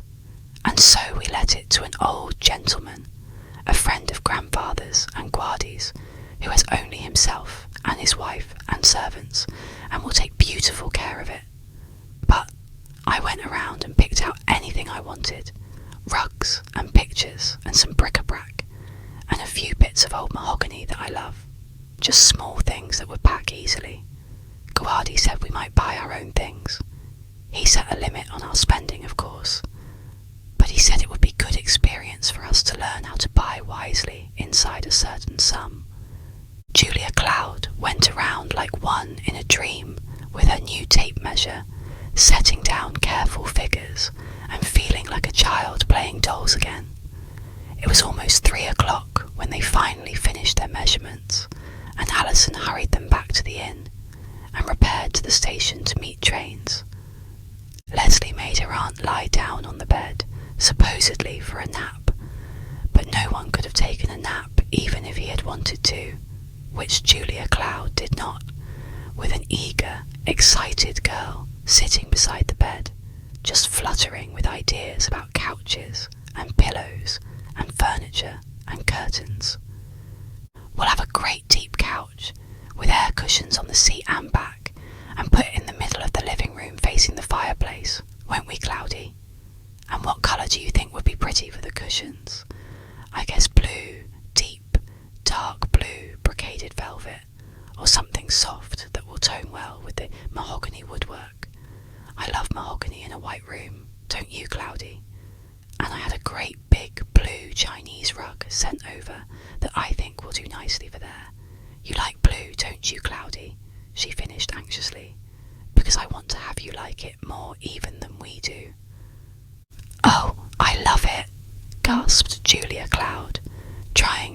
her mind to revel in extravagant desires without compunction.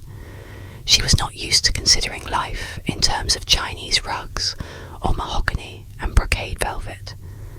I'd like the curtains next the windows to be all alike, all over the house, wouldn't you? Just sheer, soft, creamy white. And then inner curtains of Chinese silk or something like that. We'd want blue in the living room, of course, if we had the blue rugs and couch. And, oh, old rose, I guess, in the dining room. Or perhaps mahogany colour or tan. Green for that sun porch room. That's it. And lots of willow chairs and tables, and rush mats on the tiled floor. Oh, aren't we having fun, Cloudy dear? Now, I'll write out a list of things we have to buy while you take a nap. And so it went on the whole afternoon, until the sound of a distant whistle warned them that the 5 o'clock train was coming in, and they must be prepared to meet Mr. Luddington.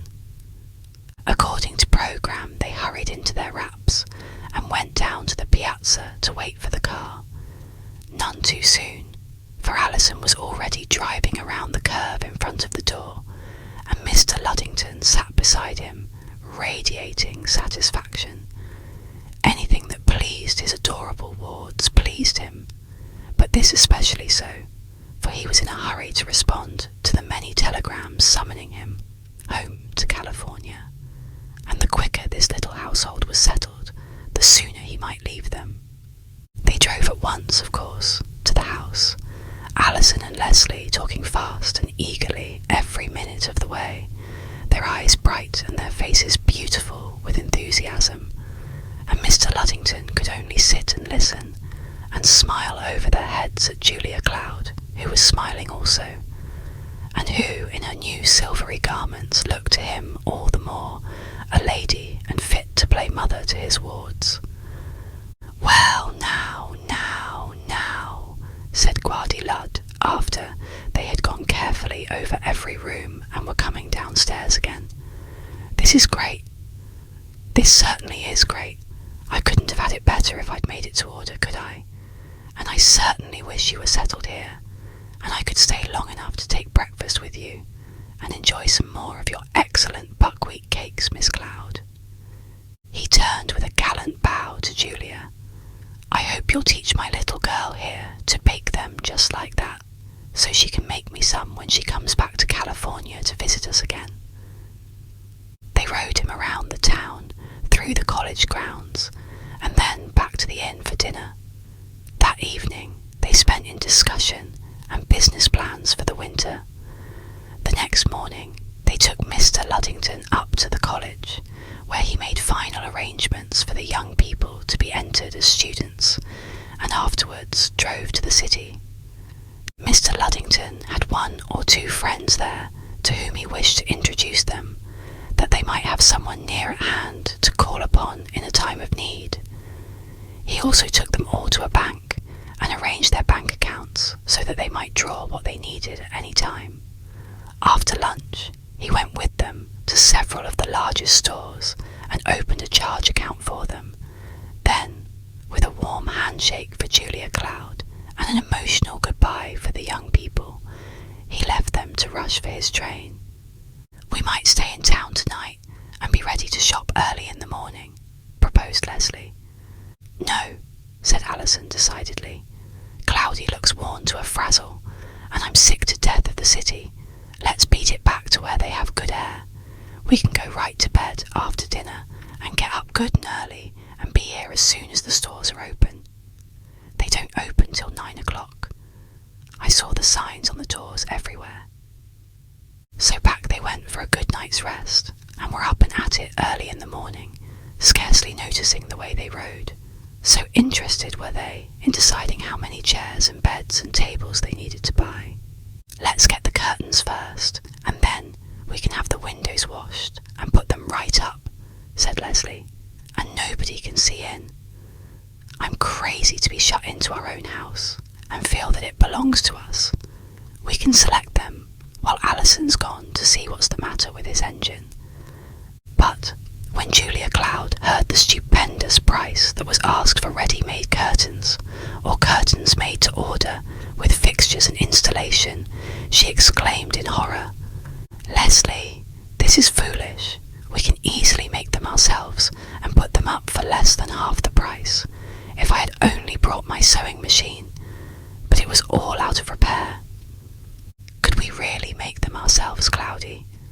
Wouldn't that be fun? We'll get a sewing machine, of course. We'll need it for other things too sometimes, won't we? Of course we'll get one. We'll buy that next. Now, how many yards of each of these do we need?" In a few minutes the salesman had figured out how much was needed, counted the number of fixtures for doorways and windows, and arranged to send the package down to the car at a certain time, later in the morning. Then they went at once and bought a sewing machine, one that Julia Cloud knew all about, and said was the best and lightest on the market. Leslie was as pleased with the idea of learning to run it as if it had been a new toy and she a child. "We'll have it sent right to the little new house, and then we can go there evenings after we are through shopping and sew. You can cut, and I can put in the hems if you think I can do them well enough. We must get scissors and thread, a lot of it, and silk to match the coloured curtains too." They took the rooms one at a time and furnished them, Alison joining them, and taking as much interest in the design of the furniture as if he had been a young bridegroom just setting up housekeeping for himself. They had set aside a certain sum for each room so that they would not overstep their guardian's limit, and with Julia Cloud to put on the brakes and suggest simplicity and decide what was in good taste for such a small village house, they easily came within the generous limit allowed them.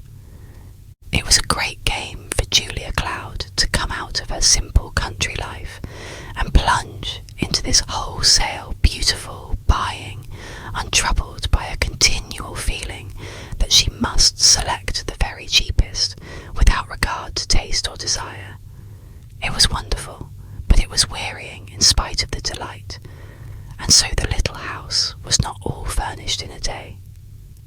"Well, the living room's done anyway, and the willow set for the porch room," sighed Leslie, leaning back with a fling of weariness. "Now tomorrow we'll do the dining room." "Tomorrow's Sunday, Les. The stores aren't open. Use your bean a little, child." "Sunday!" Leslie's beautiful face drew itself into a snarl of impatience, the first, really, that Julia Cloud had seen. "Oh, darn," said Leslie's pretty lips. "Isn't that too horrid? I forgot all about it. I wonder what they have to have Sunday for, anyway. It's just a dull old bore." "Oh, Leslie, darling," said Julia Cloud, aghast, something in her heart growing suddenly heavy and sinking her down, so that she felt as if she could hardly hold her head up another minute. "Well, Cloudy dear, don't you think it's a bore yourself truly? Come now, own up. And I'm sure I don't see what's the use of it, do you? One can't do a thing that's nice, but I'll tell you what we can do." Her eyes growing bright with eagerness again. "We'll measure and cut all the curtains and turn the hems up. And Alison, you can put up the fixtures. If only the machine could have been sent up today, we could have had the curtains all done, couldn't we, Cloudy?" But Julia Cloud's lips were white and trembling, and her sweet eyes had suddenly gone dark with trouble and apprehension. "Oh, Leslie, darling child," she gasped again. "You don't mean you would work on the Sabbath day?" Why not, Cloudy dear? Is there anything wrong about that?" Julia Cloud had a sudden feeling that everything was whirling beneath her, the very foundations of the earth. She drew a deep breath and tried to steady herself, thinking in her heart that she must be very calm and not make any mistakes in this great crisis that had arisen. It flashed across her consciousness that she was a simple, old-fashioned woman, accustomed to old-fashioned ideas, living all her life in a little town where the line between the church and the world was strongly marked, where the traditions of Christianity were still held sacred in the hearts of many, and where the customs of worldliness had not yet noticeably invaded. All the articles she had read in the religious press about the worldliness of the modern Sabbath, the terrible desecration of the day that had been dear and sacred to her all her life, as being the time when she came closest to her Lord, all the struggle between the church and the world to keep the old laws rigidly, and all the sneers she had seen in the secular press against the fanatics who were trying to force the world back to Puritanism, came shivering to her mind in one great thrill of agony as she recognized that she was face to face with one of the biggest religious problems of the day, and must fight it out alone. The beautiful life that had seemed to be opening out before her was not then to be all beauty. Behind the flowers of this new Eden there hid a serpent of temptation, and she, Julia Cloud, disciple of the Lord Christ, was to be tried out to see what faith there was in her. For a moment she faltered and closed her eyes, shuddering. How could she face it? She, who knew so little what to say and how to tell her quiet heart beliefs. Why had she been placed in such a position? Why was there not someone wiser than she to guide the feet of these children into the straight and narrow way? But only a moment she shrank thus. The voice of her master seemed to speak in her heart as the wind whirled by the car and stirred the loose hair on her forehead. The voice that had been her guide through life was requiring her now to witness to these two whom she loved, as no other could do it, be they ever so wise, just because she loved them and loved him, and was not pretending to be wise, only following. Then she drew a deep breath, reminded herself once more that she must be careful not to antagonize, and sat up gravely. Dear, it is God's day, and I have always felt that he wanted us to make it holy for him.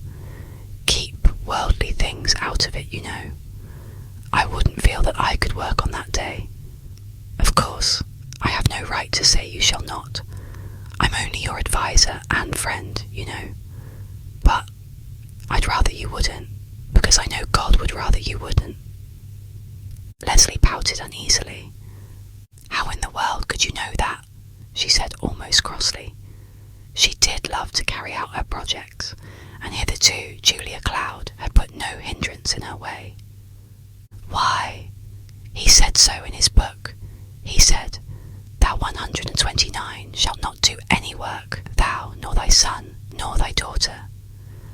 Oh, those are the old commandments, Cloudy dear, and I've heard people, even ministers, say that they're out of date now. They don't have anything to do with us nowadays. Julia Cloud looked still graver. God doesn't change, Leslie. He is the same yesterday and today and forever. And he said that whoever took away from the meaning of the words of his book would have some terrible punishment, so that it were better that a millstone were hanged about his neck and that he were drowned. Well, I think he'd be a perfectly horrid God to do that, said Leslie.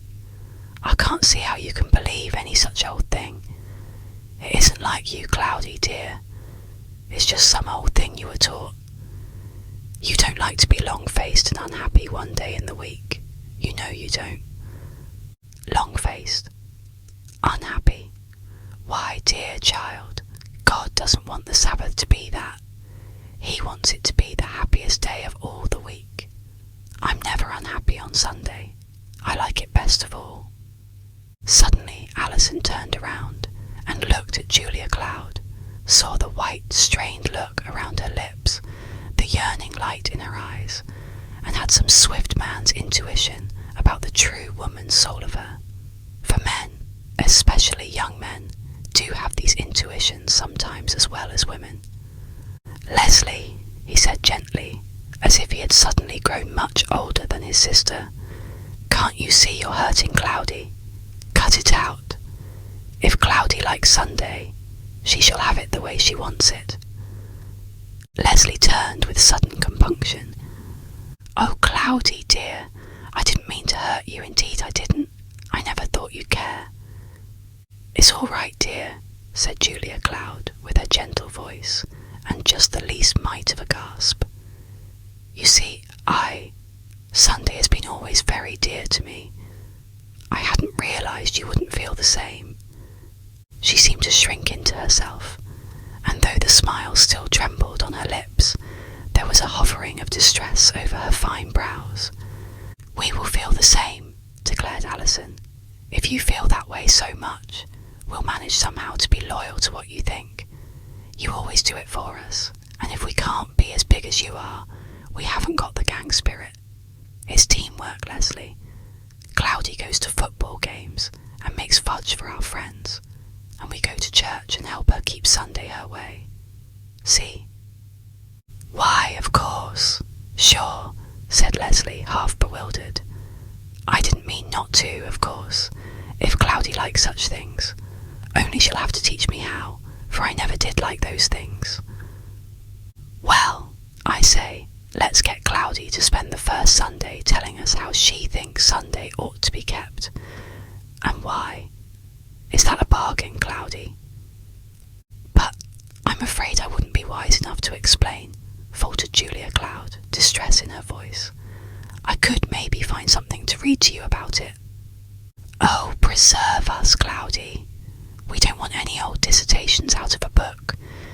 If we can't have your own thoughts that make you live it the way you do, we haven't any use for any of it. See?" Julia Cloud forced a trembling little smile and said she saw and would do her best, but her heart sank at the prospect. What a responsibility to be put upon her ignorant shoulders, the Lord's Sabbath in her bungling hands to make or to mar for these two young souls. She must pray. Oh, she must pray continually that she might be led. And then there came swiftly to her mind one of the verses that had become dear and familiar to her through the years as she read and reread her Bible. "And when they bring you unto the synagogues and unto magistrates and powers, take ye no thought how or what thing ye shall answer or what ye shall say. For the Holy Ghost shall teach you in the same hour what ye ought to say." This was not exactly being brought before magistrates, but it was being challenged for a reason for the hope that was in her, and perhaps she could claim the promise. Surely if the Lord wanted her to defend his Sabbath before these two, he would give her wise words in which to speak. Anyhow, she would just have to trust him, for she had none of her own. "Now see what you've done, Leslie," said her brother sharply. "Cloudy hasn't looked that way once before. Next thing you know, she'll be washing her hands of us and running off back to Stirling again." "Oh, Cloudy," said the penitent Leslie, flinging herself into her aunt's arms and nestling there beseechingly. "You wouldn't do that, would you, Cloudy dear? No matter how naughty I got, because you would know I wouldn't mean it ever, even if I was real bad." "No, dear," said Julia Cloud, kissing her fair forehead, "but this is just one of those things that I meant when I was afraid to undertake it. You see, there may be a great many things you will want to do on Sunday that I would not feel it right for me to do, and I may be a hindrance to you in lots of ways. I shouldn't like to get to be a sort of burden to you, and it isn't as if they were things that I could give up, you know. This is a matter of conscience." "That's all right, Cloudy," put in Alison. "You have your say in things like that. We aren't so selfish as all that. And besides, if it's wrong for you, who knows but it's wrong for us too. We'll look into it." Julia Cloud went smiling through the rest of the evening, but underneath was a tugging of strange dread and fear at her heart. It was all so new, this having responsibility with souls. She had always so quietly trusted her Bible and tried to follow her Lord. She had never had to guide others. There had not been time for her even to take a class in Sunday school, and she knew her religion only as it applied to her one little narrow life, she thought, not realizing that, When one has applied a great faith to the circumstances of even a narrow life, and applied it thoroughly through a lifetime, one has learned more theology than one could get in years of a theological seminary. Theories, after all, are worth little unless they have been worked out in experience, and when one has patiently, even happily, given up much of the joy of living to serve, has learned to keep self under and love even the unlovable, has put to the test the promises of the Bible and found them hold true in time of need, and has found the Sabbath day an oasis in the desert of an otherwise dreary life, even an old theologian wouldn't have much more to go on in beginning a discussion on Sabbath keeping. Quite early the next morning, before Leslie had awakened, Julia Cloud had slipped softly to her knees by the bedside and was communing with her Heavenly Father concerning her need of guidance.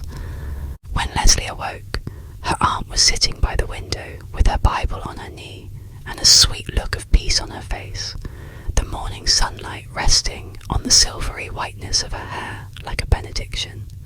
It was perhaps the soft turning of a leaf that brought the girl to wakefulness, and she lay for some time quietly, watching her aunt and thinking the deep thoughts of youth. Perhaps nothing could have so well prepared her for the afternoon talk as that few minutes of watching Julia Cloud's face as she read her Bible, glancing now and then from the window thoughtfully, as if considering something she had read. Julia Cloud was reading over everything that her Bible said about the Sabbath, and with the help of her concordance, she was being led through a very logical train of thought, although she did not know it. If you had asked her, she would have said that she had not been thinking about what she would say to the children. She had been deep in the meaning that God sent to her own soul. But when Leslie finally stirred and greeted her, Julia Cloud looked up with a smile of peace, and there was no longer a little line of worry between her straight brows.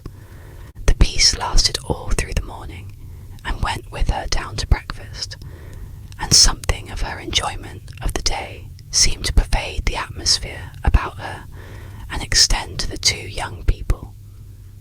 They hovered about her, anxious to please, and a trifle ill at ease at first, lest they should make some mistake about this day that seemed so holy to their aunt, and had always been to them nothing but a bore to get through with in the jolliest way possible. There was no question about going to church. They just went. Leslie and Alison had never made a practice of doing so since they had been left to themselves. It had not been necessary in the circle in which they moved. When they went to school and had to go to church, they evaded the rule as often as possible, but somehow they felt without being told that if they tried to remain away now, it would hurt their aunt more than anything else they could do. And, while they were usually outspoken and frank, they both felt that here was a time to be silent about their habits. "We're going to church," said Alison in a low tone, as he drew his sister's chair away from the breakfast table. His tone had the quality of command. "Of course," responded Leslie quietly. It was so that Julia Cloud was spared the knowledge that her two dear young people did not consider it necessary to attend church every Sabbath, and her peace was not disturbed. The sermon in the little stucco church where they had gone to prayer meeting that first night was not exceedingly enlivening nor uplifting. The minister was prosy with dignity, soaring into occasional flights of eloquence that reminded one of a generation ago. There was nothing about it to bring to mind the sweetness of a Sabbath communion with Christ, nothing to remind a young soul that Christ was ready to be friend and saviour. It was rather a dissertation on one of the epistles, with a smack of modern higher criticism. The young people watched the preacher a while listlessly and wished for the end, but a glance at the quiet, worshipful face of their aunt kept them thoughtful. Julia Cloud evidently had something that most other people did not have, they said to themselves, some inner light that shone through her face, some finer sight and keener ear, that made her see and hear what was not given to common mortals to comprehend. And because she sat thus with the light of communion on her face, they too sat with respectful hearts and tried to join lustily in the hymns with their fresh voices. The minister came down and shook hands with them, welcoming them kindly. He seemed more human out of the pulpit, and asked quite interestedly where they were to live and whether he might call.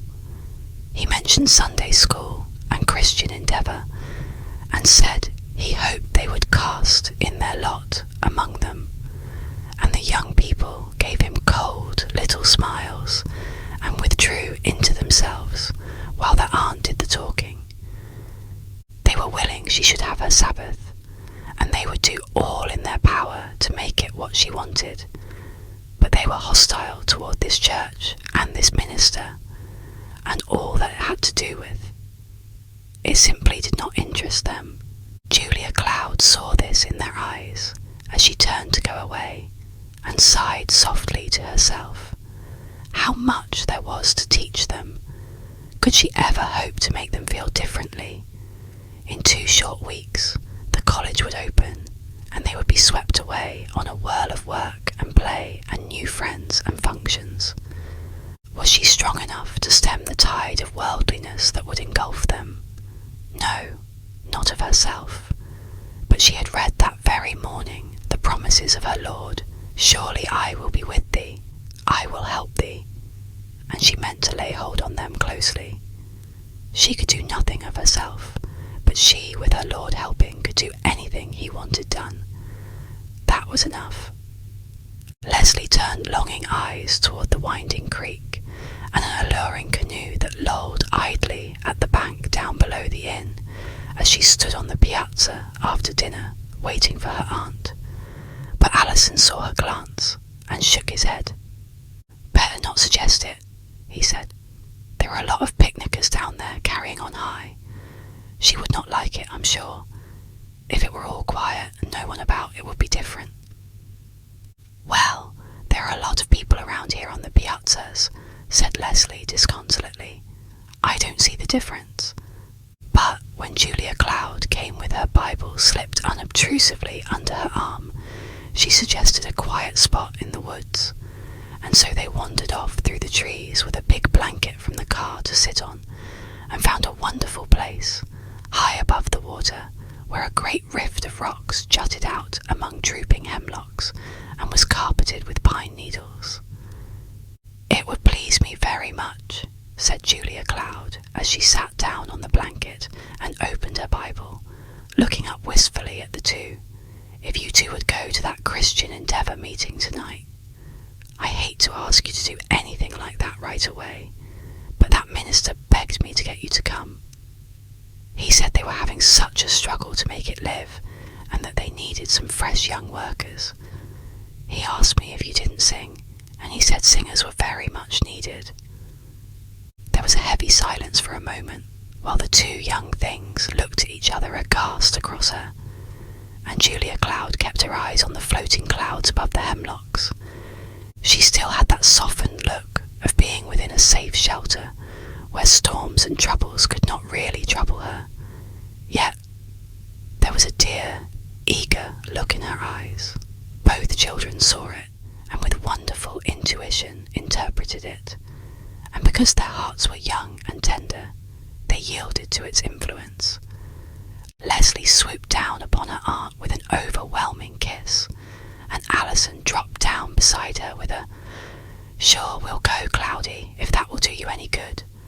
I can't say I'm keen about pleasing that stiff old parson guy, but anything you want is different. I don't know just what you're letting us in for, but I guess we can stand most anything once." Julia Cloud put out a hand to grasp a hand of each, and looking up, they saw that there were tears in her eyes. "Are those happy tears, Cloudy, or the other kind? Tell us quick, or we'll jump in the creek and drown ourselves," laughed Leslie.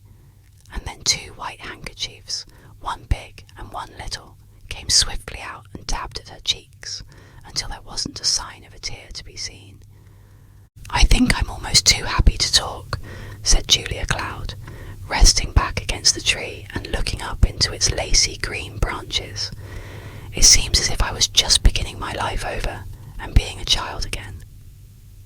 For a few minutes they sat so, looking up into the changing autumn sky, listening to the soft tinkle of the water running below, the dip of an oar, the swirl of a blue heron's wing as it clove the air, the distant voices of the picnickers farther down the creek, the rustle of the yellow beech leaves as they whispered of the time to go, and how they would drift down like little brown boats to the stream and glide away to the end.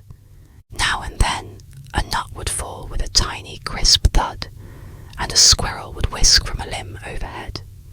They were very quiet, and let the beauty of the spot sink deep into their souls. Then at last, Julia Cloud took up her Bible and began to talk. There were tiny slips of paper in Julia Cloud's well-worn Bible, and she turned to the first one shyly. It was such new work to her to be talking about these things to any but her own worshipful soul. The two young people settled back in comfortable attitudes on the blanket and put their gaze upon the far sky overhead. They were embarrassed also, but they meant to carry this thing through. "Thus the heavens and the earth were finished, and all the host of them," read Julia Cloud, "and straightway the shining blue above them took on a personality and became a witness in the day's proceedings. It was as if someone, whom they had known all their lives, quite familiar in their daily life, should suddenly have stood up and declared himself to have been an eyewitness to most marvellous proceedings. The hazy blue with its floating clouds was no longer a diversion from the subject in hand. Their eyes were riveted with mysterious thoughts as they lay and listened, astonished, fascinated. It was the first time it had ever really entered into their consciousness that there had been a time when there was no blue, no firm earth, no anything. Whether it were true or not had not as yet become a question with them. They were near enough to their fairy story days to accept a tale while it was being read, and revel in it. The quiet voice went on, "And on the seventh day God ended his work which he had made, and he rested on the seventh day from all his work which he had made. And God blessed the seventh day and sanctified it, because that in it he had rested from all his work which God created and made." What did he have to rest for? A God wouldn't get tired, would he? Burst forth Leslie, turning big, inquiring eyes on Julia Cloud. "I don't know, unless he did it for our sakes to set us an example," she answered slowly, "although that might mean he rested in the sense of stopped doing it, you know, and that would imply that he had some reason for doing so. I'm not very wise, you know, and because I may not be able to answer your questions doesn't mean they can't be answered by someone who has studied it all out. I've often wished I could have gone to college and studied Greek and Hebrew, so I could have read the Bible in the original." Said Alison thoughtfully. "That would be interesting, wouldn't it? I always wondered why they did it, but I don't know, but I'll study them myself. I think I'd enjoy it if there was a real reason, besides just the discipline of it they are always talking about when you kick about mathematics and languages." "Well," said Leslie, sitting up interestedly, "is that all there is to it? Did someone just up and say we had to keep Sunday because God did? I think that is a kind of superstition. I don't see that God would want to make us do everything he did. We couldn't. I wouldn't unless he said to anyhow." "Oh, Les, you're way off," laughed her brother. "God did. He said, 'Remember the Sabbath day to keep it holy. 6 days shalt thou labour and do all thy work, but the seventh day is the Sabbath of the Lord thy God. In it thou shalt not do any work, thou, nor thy son, nor thy daughter, thy manservant, nor thy maidservant.' Don't you remember the 10 Commandments?" because you were too little to learn them, but I got a testament for learning them once. Say, Cloudy, when did he give that command? Right away after he made Adam and Eve. I'm not sure, said Julia Cloud, fluttering the leaves of her Bible over to the second slip of paper. I don't find any reference to it in my concordance till way over here in Exodus, after the children of Israel had been in Egypt so many years, and Moses led them out through the wilderness, and they got fretful because they hadn't any bread such as they used to have in Egypt, so God sent them manna that fell every morning. But he told them not to leave any over for the next day, because it would gather worms and smell bad, except on Saturday, when they were to gather enough for the Sabbath. Listen, and they gathered it every morning, every man according to his eating, and when the sun waxed hot, it melted. And it came to pass that on the 6th day they gathered twice as much bread, 2 ummers for 1 man. And all the rulers of the congregation came and told Moses.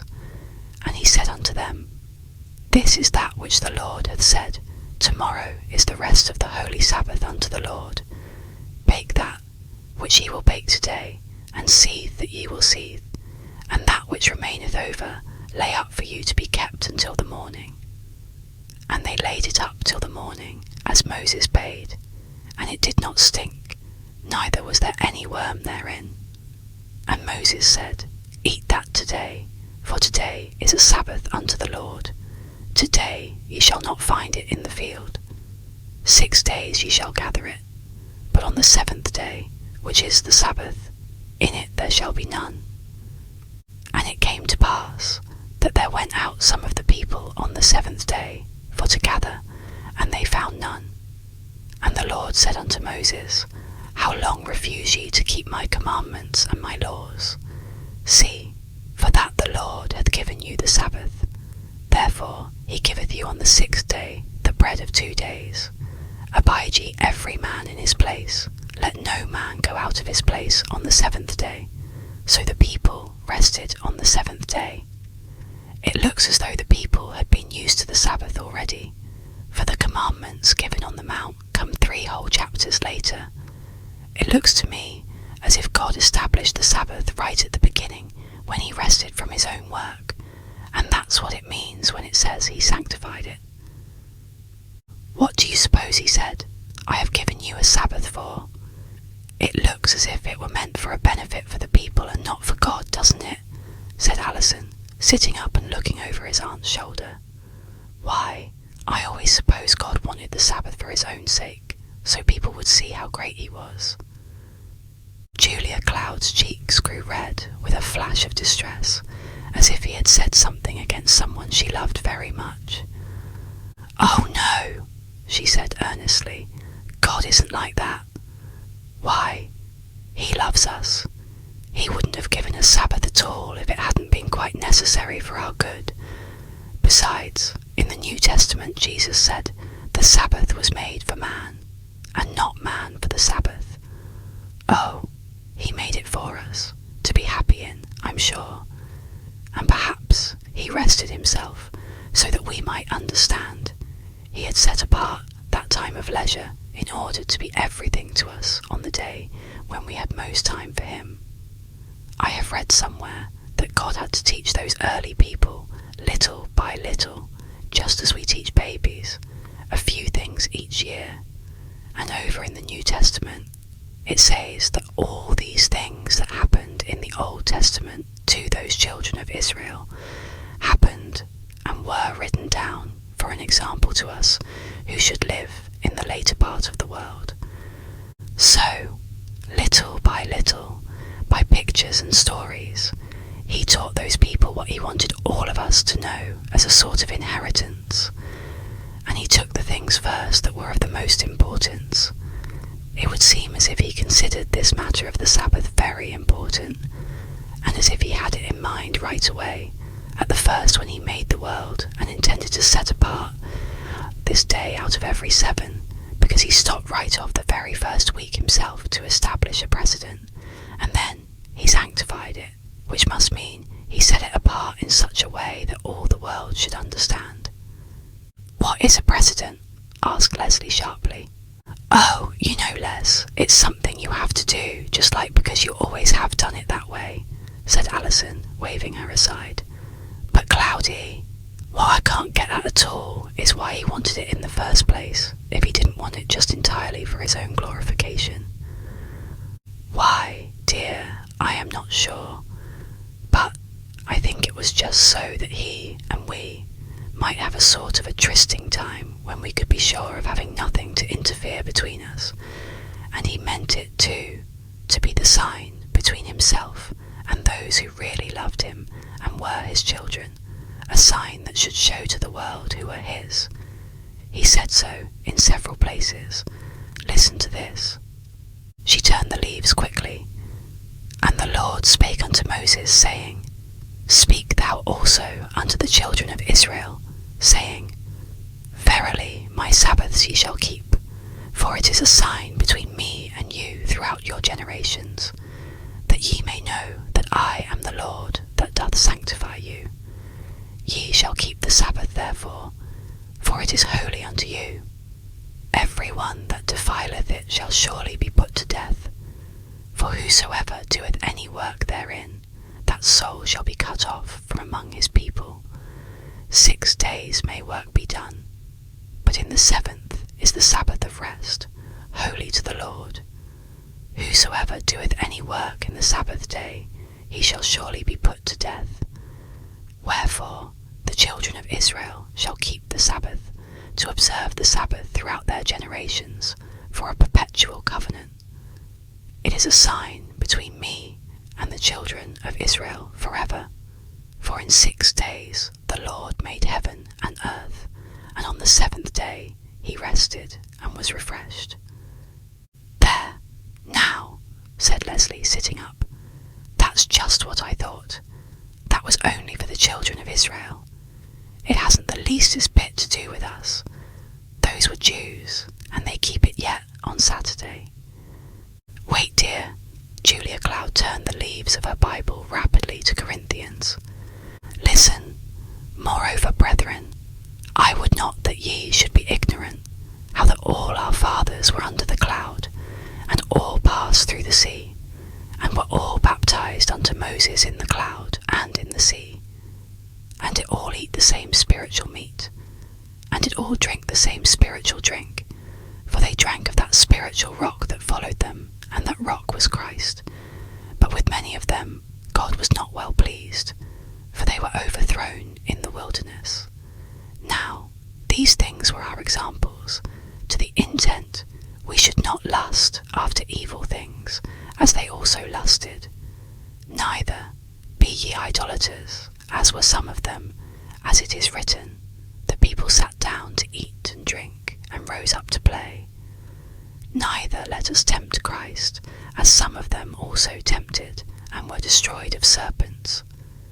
Neither murmur ye, as some of them also murmured, and were destroyed of the destroyer. Now all these things happened unto them for ensamples, and they are written for our admonition, upon whom the ends of the world are come. Wherefore let him that thinketh he standeth take heed lest he fall. Doesn't that look as though God meant the Sabbath for us too, Leslie? Leslie dropped back on her pillow of moss with a sigh. I suppose it does, she answered somewhat disconsolately, but I never did like Sundays anyhow, and she drew a deep breath of unrest. But dear, Julia Cloud's hand rested on the bright head lovingly. There's a closer sense than that in which this belongs to us if we belong to Christ. We are Israel ourselves. I was reading about it just this morning, how all those who want to be Christ's chosen people and are willing to accept him as their Saviour are Israel just as much as a born Jew. I think I can find it again. Yes, here it is in Romans. For they are not all Israel which are of Israel, neither because they are the seed of Abraham are they all children, but in Isaac shall thy seed be called. That is, they which are children of the flesh, these are not the children of God, but the children of the promise are counted for the seed. That means the promise that was given to Abraham, that there should be a Messiah sometime in his family who would be the saviour of the world. And the idea is that all who believe in that Messiah are the real chosen people. It was to the chosen people God gave these careful directions, commands, if you like to call them, to help them be what a chosen people ought to be. And the Sabbath rest and communion seems to be the basis of the whole idea of a people who are guided by God. It is the coming home to God after the toil of the week.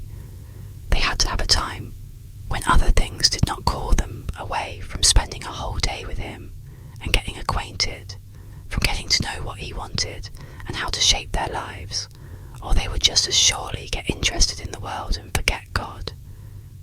Well, I don't see why we have to go to church anyway, declared Leslie discontentedly. This is a great deal better out here under the trees reading the Bible. Yes, said Alison. Cloudy, that minister's dull. I know I wouldn't get anything out of hearing him chew the rag. Oh, Alison dear, don't speak of God's minister that way. Why not, Cloudy? Maybe he isn't God's minister. How did he get there anyway? Just decided to be a minister and studied and got himself called to that church, didn't he? Oh no, dear. I trust not. That is terrible. Wherever did you get such an idea? There may be some unworthy men in the ministry. Of course there must be, for the Bible said there would be false leaders and wolves in sheep's clothing.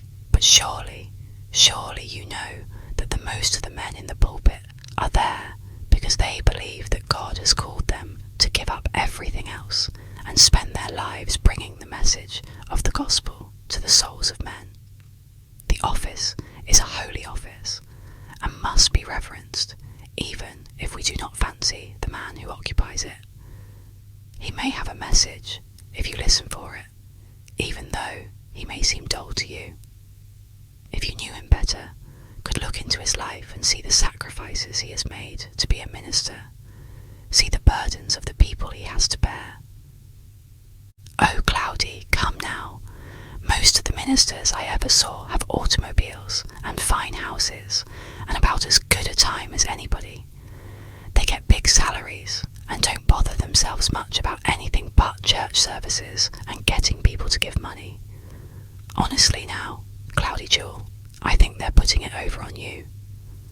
I'll bet not half of them are sincere in that sacrifice stuff they put over. It may have been so long ago, but ministers have a pretty soft snap nowadays, in cities anyhow. Alison, didn't you ever see any true, sincere ministers, child? There are so many of them. To tell you the truth, Cloudy, I never saw but one that didn't have shifty eyes. He was a little missionary chap that worked in a slum settlement and would have taken his eye teeth out for anybody. Oh, I don't mean that old guy today looks shifty. I should say he was just dull and uninteresting. He may have thought he had a call long ago, but he's been asleep so long he's forgotten about it. Oh, Alison, this is dreadful. Julia Cloud closed her Bible and looked down in horror at the frank young face of the boy, who minced no words in saying what he thought about these holy things that had always been so precious and sacred to her. She felt like putting her hands over her ears and running away screaming. Her very soul was in agony over the desecration. The children looked into her face, saw the white, scared look, and took warning. There now, Cloudy, don't worry, said Alison, leaning over and patting her hand awkwardly. I didn't mean to hurt you, honest I didn't. Perhaps I'm wrong. Of course I am if you say so. I don't really know any ministers anyhow. I was just saying what is the general impression among the fellows. I didn't realise you would care. Do the young men all think that? Julia Cloud's lips were white, and an agonised expression for the Church of God had grown in her eyes. She searched the boy's face with a look he did not soon forget. It made an impression that stayed with him always. At least there was something in it lightly spoken of. At least this one woman was a sincere follower of Christ. There now, Cloudy. I tell you I'm sorry I said that. And just to prove it, I'll go to that old Christian Endeavour tonight and try to find something interesting.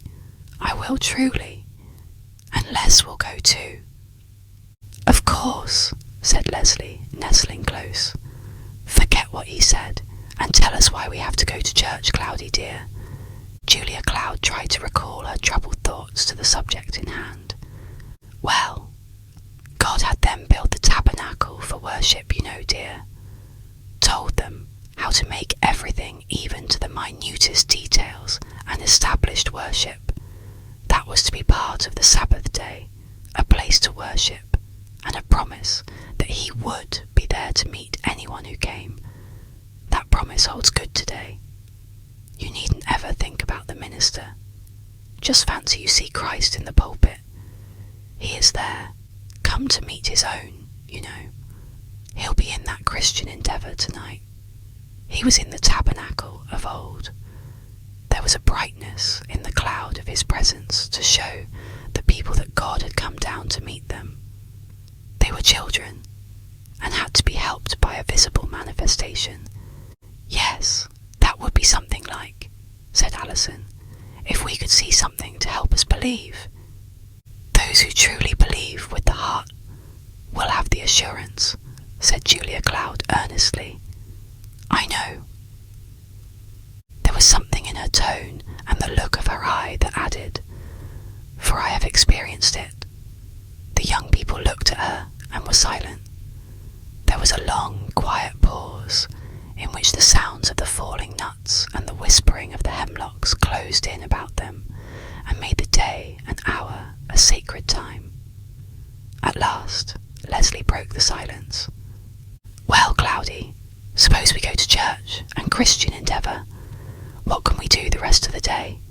We don't have to go to church every minute, do we? I don't really see how it's going to do me any good. I don't indeed. Julia Cloud smiled at her wistfully. It was so wonderfully sweet to have this bright, beautiful young thing asking her these vital questions.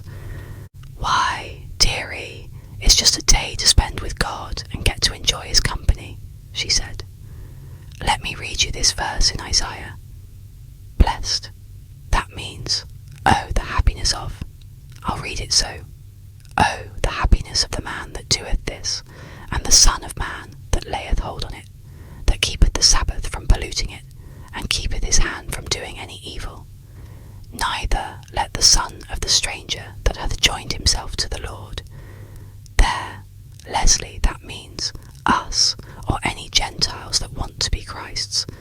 Speak, saying, the Lord hath utterly separated us from his people. For thus saith the Lord to them that keep my Sabbaths, and choose the things that please me, and take hold of my covenant. Even unto them will I give in mine house, and within my walls a place and a name, better than of sons and of daughters. I will give them an everlasting name that shall not be cut off. Also the sons of the stranger that join themselves to the Lord, to serve him, and to love the name of the Lord, to be his servants, every one that keepeth the Sabbath from polluting it, and taketh hold of my covenant. Even them will I bring to my holy mountain, and make them joyful in my house of prayer. You see, Alison, there's a promise that will secure you from feeling the service dull and dry if you are willing to comply with its conditions. Their burnt offerings and their sacrifices shall be accepted upon mine altar, for mine house shall be called an house of prayer for all people. She turned the leaves quickly again. And now I want to read you the verse that seems to me to tell how God likes us to keep the Sabbath. If thou turn away thy foot from the Sabbath, from doing thy pleasure on my holy day, and call the Sabbath a delight. You see, Leslie, he doesn't want it to be a dull, poky day. He wants us to call it a delight, and yet we are to find our pleasure in him, and not in the things that belong just to ourselves. Listen, a delight, the holy of the Lord, honourable,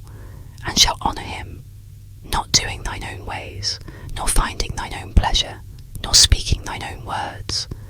Then shalt thou delight thyself in the Lord, and I will cause thee to ride upon the high places of the earth, and feed thee with the heritage of Jacob thy father, for the mouth of the Lord hath spoken it.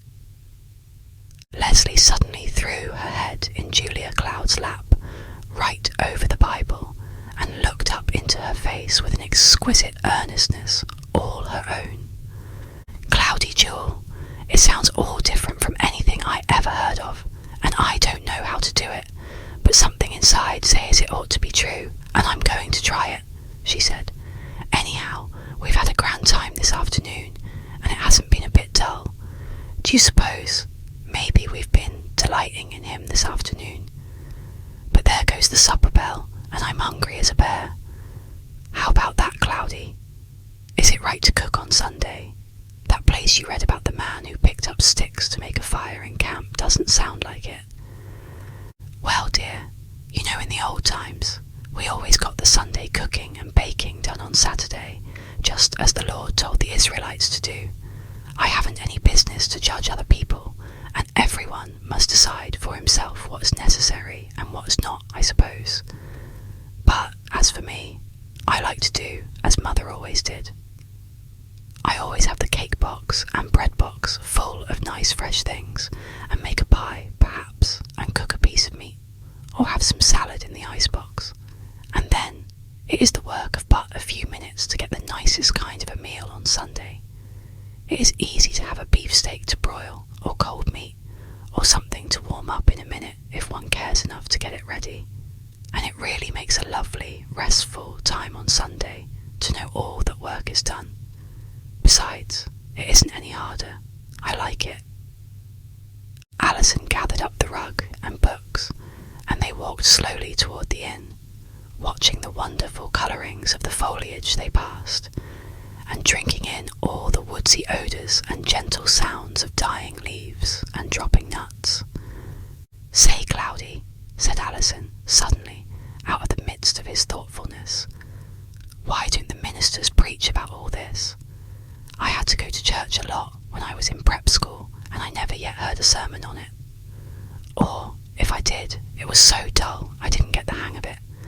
But I should think if they preached about it just as you've done, made it plain so people could understand, that most folks, that is, the ones who wanted to do half right, would see to it that Sunday wasn't so rotten.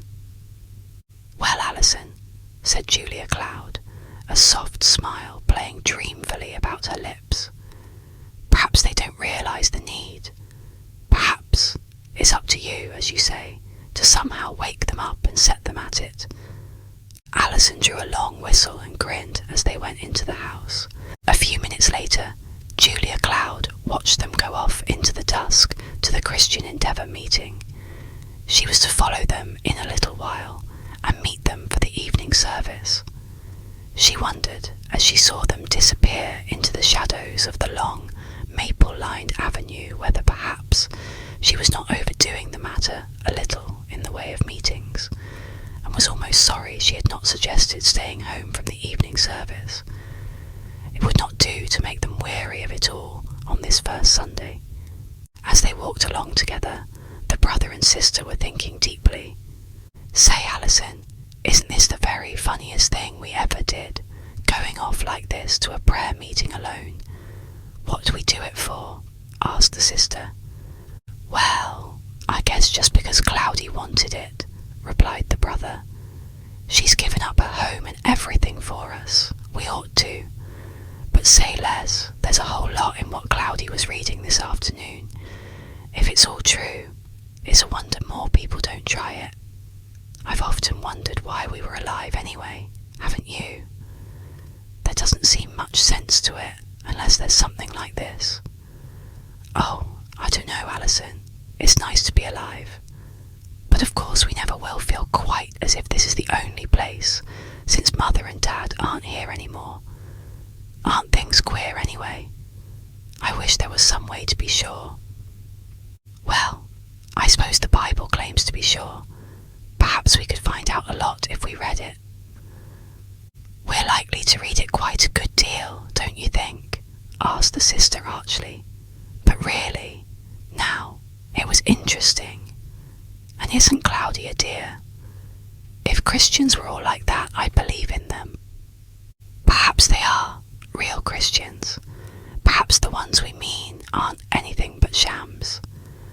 Well, there's a good many shams then. The big noisy bell began to bang out a tardy summons now, but the two young people did not feel the same antipathy toward it that they had felt the night they heard it first. It seemed somehow to have a homely, friendly sound. As they neared the open door, they grew suddenly shy, however, and drew back, lingering on the corner, watching the few stragglers who walked into the pathway of light that streamed from the doorway. "Some bunch," growled Alison. "I should say they did need waking up, but I don't hanker for the job." They slipped in and followed the sound of voices through a dimly lighted hall, smelling of mouldy ingrain carpet, into a wide, rather pleasant chapel room. There were branches of autumn leaves about the walls, reminiscent of some recent festivity, and a bunch of goldenrod in a vase on the little table by the leader's chair. Two girls were turning over the hymn book, picking out hymns for the evening, and a tall, shy, girlish young fellow was making fancy letters on a blackboard up in front. Three more girls with their arms about one another had surrounded him, and were giggling and gurgling at him after the manner of that kind of girl. Another plain-faced, plainly dressed young woman sat halfway up at one side, her hands folded and a look of quiet waiting on her face. That was all that were in the room. Alison and Leslie found a seat halfway up on the other side from the plain-faced girl and sat down. No one noticed them, save for furtive glances, and no one came near them. The three giggling girls began to talk a little louder. One with her hair bobbed, and a long view of vertebrae above her blue dress collar began to prattle of a dance the night before. "I thought I'd die," she chortled. "Bob had me by the arm, and here was my dress caught on Archie's button, and he not knowing and whirling off in the other direction, and the Georgette just ripped and tore to beat the band, and me trying to catch up with Archie, and Bob hanging on to me, honest. You'd have croaked if you could UV seen me. Oh, but Mother was mad when she saw my dress. She kept blaming me, for she knew I hated that dress and wanted a new one. But me, I'm glad. Now I'll get after Dad for a new one. Say, when's Mary's surprise? Is it true it's put off till next week?" "I'm going to have a new dress for that and silver slippers," declared the girl next her, teetering back and forth on her little high-heeled pumps. "Say, Will, that letter's cockeyed. What are you giving us? What's the old topic anyway? I don't see any use in topics. They don't mean anything. I never can find a verse with the words in. I just always ask for a hymn, and half the time I give out any old number without knowing what it is, just to see what it'll turn out." "Oh, say, did you hear Chauncey Kramer singing last Sunday night?" broke out the third girl with a side glance at the strangers. "He was perfectly killing. He was twisting the words all around in every hymn. He had girls' names and fellas all mixed up and made it rhyme in the neatest way. I thought I'd choke laughing, and Dr. Tarrant was just coming in and looked at me as if he'd eat me. Oh my goodness, there he comes now. We better beat it, Hattie. Come on, Mabel, let's sit back in the last row." The three girls toppled down the aisle on their high-heeled pumps and rustled into the back row just as the pastor entered and looked about the room. His eyes brightened when he saw the brother and sister, and with a pleasant "good evening" to the three whispering misses in the back seat, he came over to shake hands with Alison and Leslie. But when he expressed a most cordial hope that the two would come in and help in the young people's work, Alison was wary. He said they would have to see how much time they had to spare after college opened. it was altogether likely that they would be exceedingly busy with their college work. The minister, watching their bright faces wistfully and knowing their kind, sighed and thought how little likelihood there was that his Christian Endeavour Society would see much of them. A few more people straggled in, and one of the girls who had been picking out hymns went and sat down at the piano. The other girl sat near her.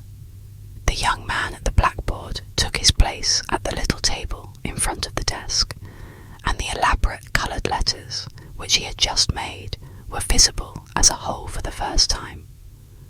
The Great Companion, How to Live with Him. There was something startling and solemn in the words as they stood out in blue and gold and crimson and white on the little blackboard. Alison and Leslie looked and turned wonderingly toward the young leader. He had corn-coloured hair, light, ineffective blue eyes, and a noticeably weak chin. He did not look like a person who would be putting forth a topic of that sort and attempting to do anything about it. His face grew pink, and his eyelashes seemed whiter in contrast as he stood up to give out the first hymn. It was plain that he was painfully embarrassed. He glanced now and then deprecatingly toward the visitors with an anxious gasp as he announced that they would open the meeting by singing number 29. The two young strangers opened their hymn books and found the place, marvelling how such a youth had ever been persuaded to get himself into such a trying situation. Alison found himself thinking that there must be some power greater than the ordinary influences of life that made him do it. He seemed so much out of his element and so painfully shy. "All to Jesus I surrender," chirped the little gathering gaily. They had good voices, and the harmony was simple and pleasing. Alison and Leslie joined their beautiful voices in with the rest, and liked it, felt almost as if they were on the verge of doing something toward helping on the kingdom of heaven. They sang another hymn, and more young people came in until there were 24 in the room. Then the leader called upon Tom Forbes to read the scripture, and a boy about 14 years old read in a clear voice the story of the walk to Emmaus. To the brother and sister, whose Bible knowledge was limited to the days of their very young childhood, it was most interesting. They listened intently, but were surprised to notice a tendency to whisper on the part of some, especially the girls in the back seat, who had been joined by 3 young fellows of about their own age and calibre. Leslie, glancing over her shoulder at the whisperers, saw they had no thrill over the story, no interest save in their own voluble conversation. The story went on to the point where Jesus at the table blessed the bread, and the 2 men knew him, and he vanished out of their sight without an interruption in the whispering. The Great Companion had come into the room and gone, and they had not even known it. The leader rose and cleared his voice with courage, and then, in a tone of diffidence, he recited the few words he had learned for the occasion. Our topic tonight is the Great Companion, how to live with him. It seems hard to realise that Christ is still on the earth, that he is with us all the time. We ought to realise this. We ought to try to realise it. It would make our lives different if we could realise that Christ is always with us. I expect some of us wouldn't always feel comfortable if we should find him walking along with us, listening to our talk. We ought to try to live so we would feel all right if we should find Christ walking with us someday. And I heard a story once about a boy who had been a cripple, and he had been a great Christian, and when he came to die, they asked him if he was afraid, and he said no. He wasn't afraid, that it was only going into another room with Jesus, and I think we ought to all live that way. We will now listen to a solo by Main Beecher, after which the meeting will be open, and I hope that all will take part. It was a crude little speech, haltingly spoken, and the speaker was evidently relieved when it was over, yet there had been amazing truth in what he had said, and it came to the two visitors with the force of newness. As he mopped his perspiring brow with a large handkerchief and sat down, adjusting his collar and necktie nervously, they watched him and marvelled again that he had been willing to be put in so trying a position. There had been a genuineness about him that brought conviction. This young man really believed in Christ, and that he walked with men. Alison, always ready to curl his lips over anything sissified, sat watching him gravely. Here was a new specimen. He didn't know where to place him. Did he have to lead a meeting? Was he a minister's son or something? Or did he just do it because he wanted to? Because it seemed his duty to do it? Alison could not decide. He knew that he himself could have made a much better speech on the subject, but he would not want to. He would hate it, talking about sacred things like that out to the world. Yet he was frank enough to see that a better speech might not have been so acceptable to God as this halting one, full of repetition and crudities. The girl up by the piano was singing the solo. Why did she let herself be called Mame in that common way? She was a rather common-looking girl, with loud colours in her garments and plenty of powder in evidence on her otherwise pretty face. But she had a good voice and sang the words distinctly. In the secret of his presence, how my soul delights to hide. Oh, how precious are the lessons which I learn at Jesus' side. The words were wonderful. They somehow held you through to the end. The girl named Mame had that quality of holding attention with her voice and carrying a message to a heart. There were two lines that seemed particularly impressive, and whene'er you leave the silence of that happy meeting place, you must mind and bear the image of the Master in your face. Leslie found herself looking around the room to see whether anyone present bore that image, and her eyes lingered longest on the quiet girl in the plain garments over on the other side of the room. She had a face that was almost beautiful in its repose, if it had not worn that air of utter reticence. There was a long pause after the soloist was done, and much whispering from the back row, which at last terminated in a flutter of Bible leaves and the reading of 3 Bible verses containing the word companion, without much reference to the topic, from the 3 girls on the back seat, passing the Bible in turn, with much ado to find their respective places.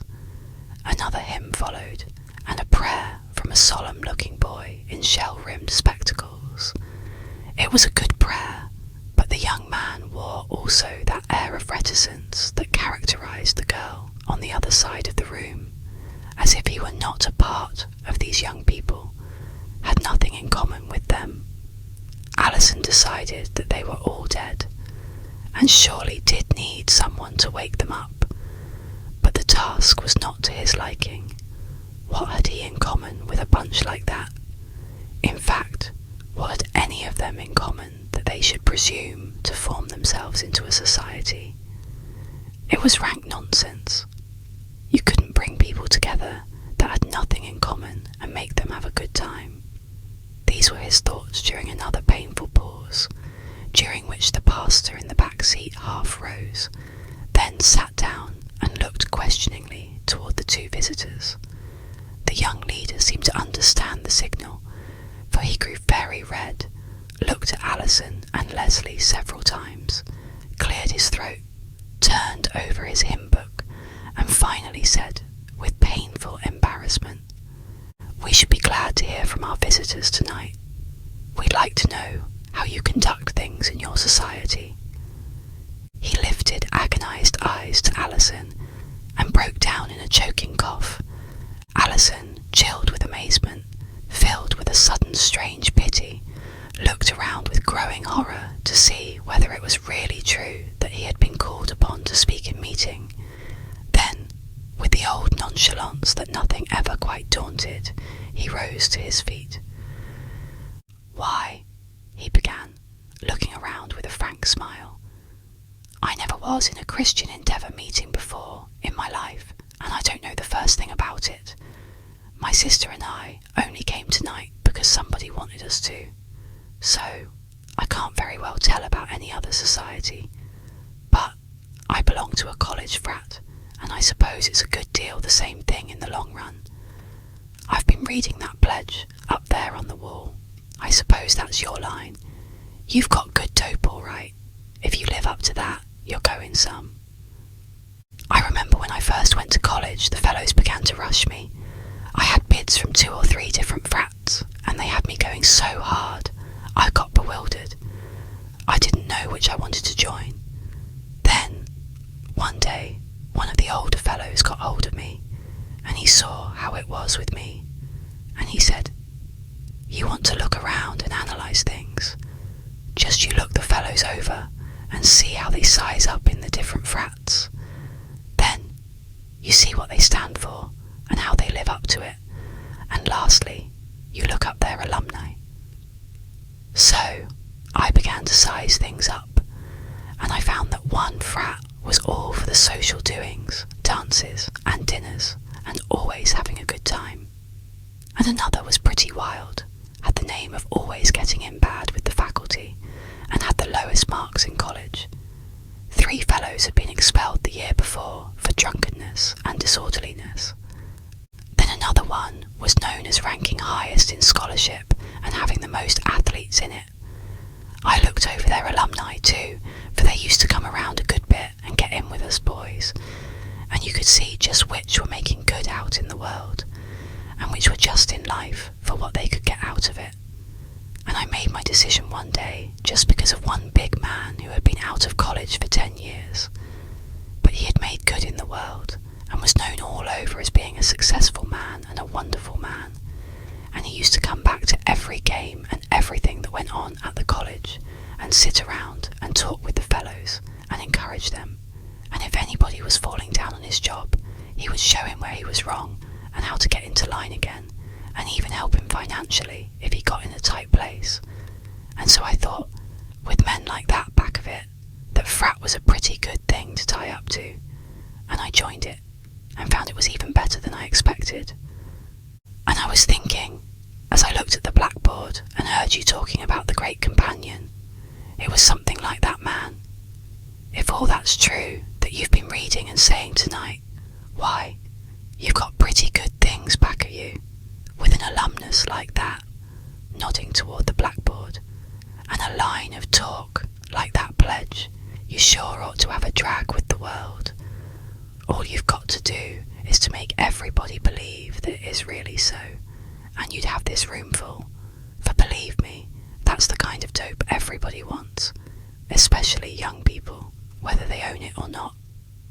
Alison sat down abruptly, suddenly realising that he had just made a religious speech and had the interest of the meeting in his hands. His speech seemed to set loose something in the heart of the young leader, for he rose eagerly, alertly. His embarrassment departed and began to speak. "I'm glad our friend has spoken that way. I guess it's all true what he has just said. We've got the right dope, only we aren't using it. I guess it looks mighty like to the world, as if we didn't really believe it all, the way we live.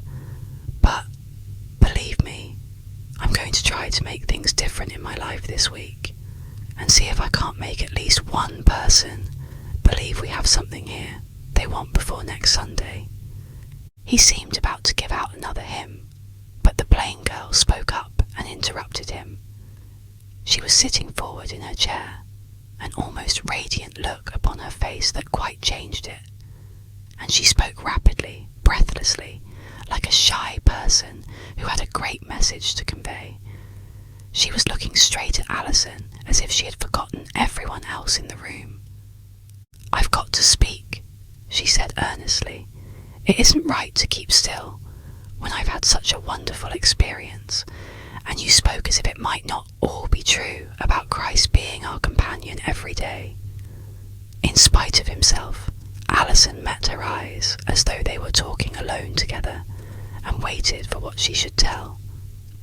"I've always been just a quiet Christian," she went on, "and I don't often speak here except to recite a Bible verse. I'm sort of a stranger myself, but you all ought to know what Christ has done for me.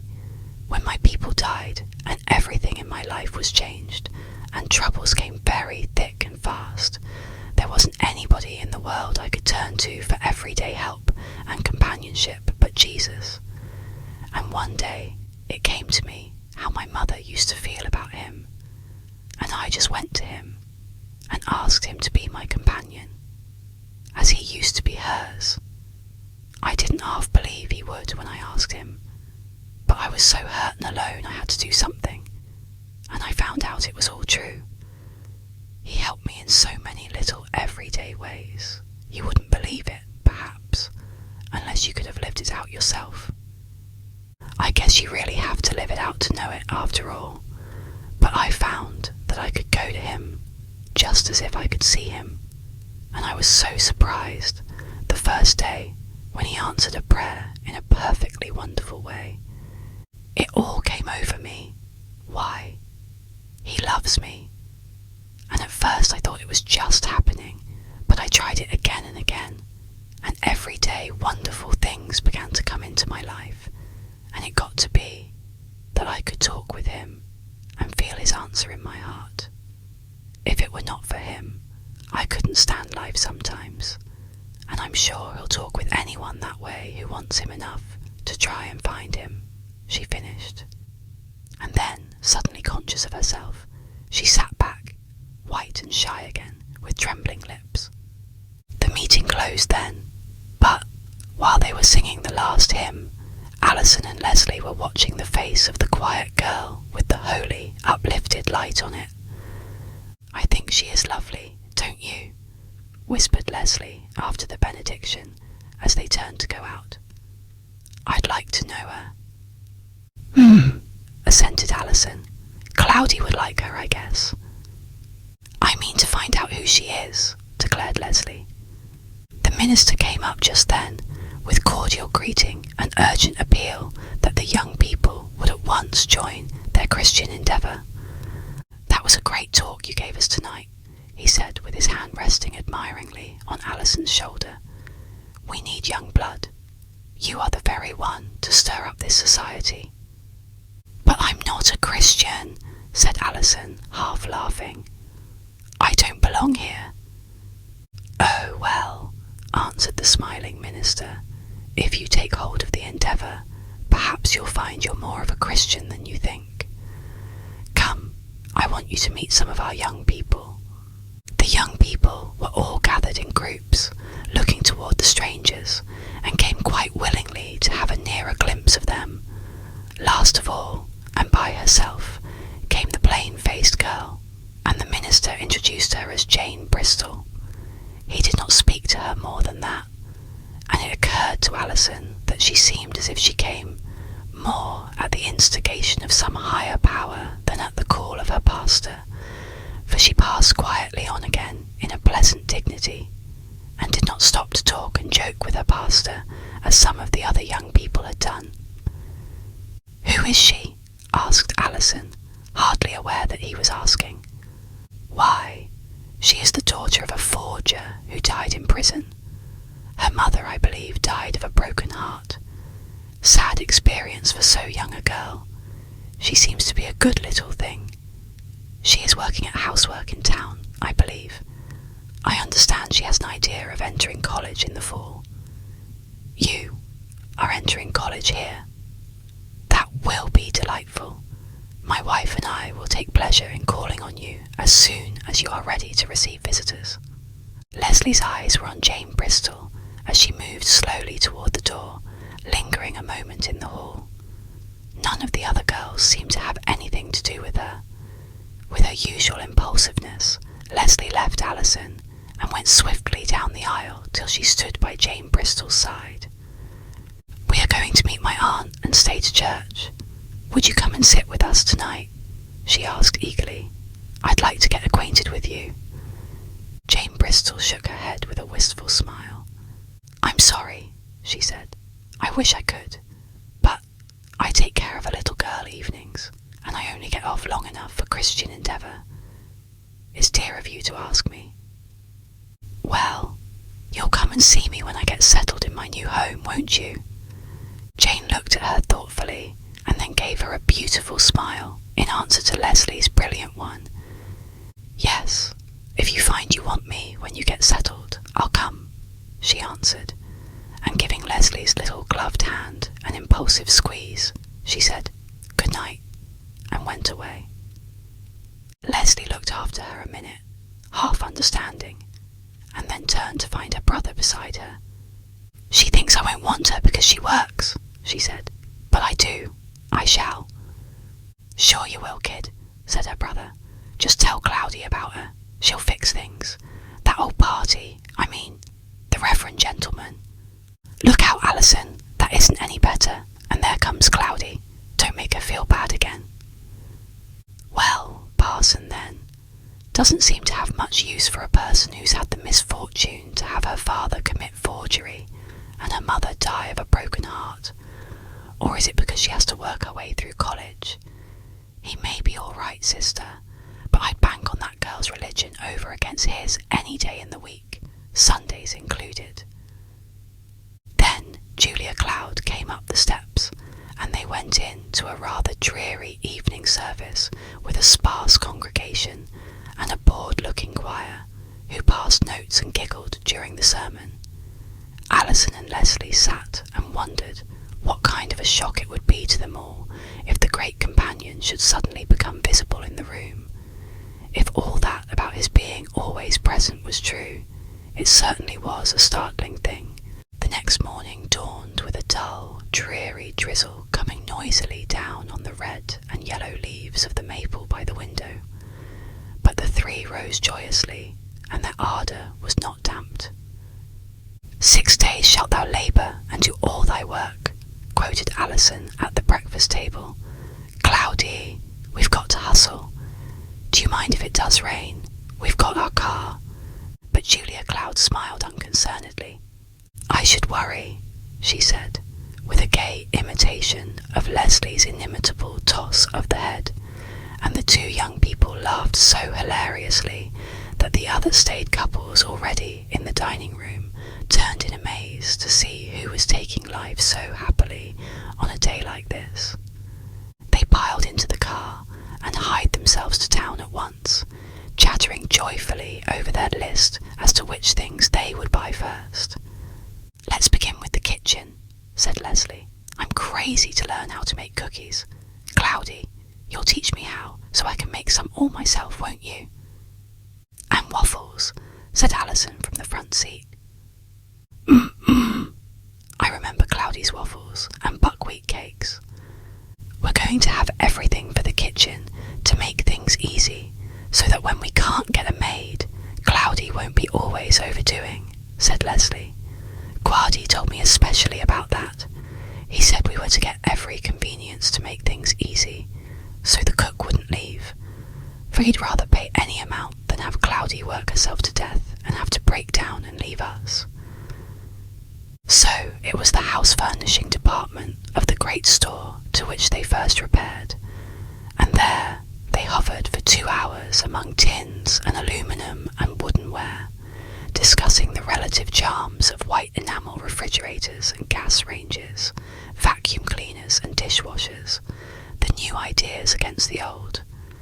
Julia Cloud was for careful buying and getting along with few things. The children were infatuated with the idea of a kitchen of their own and wanted everything in sight.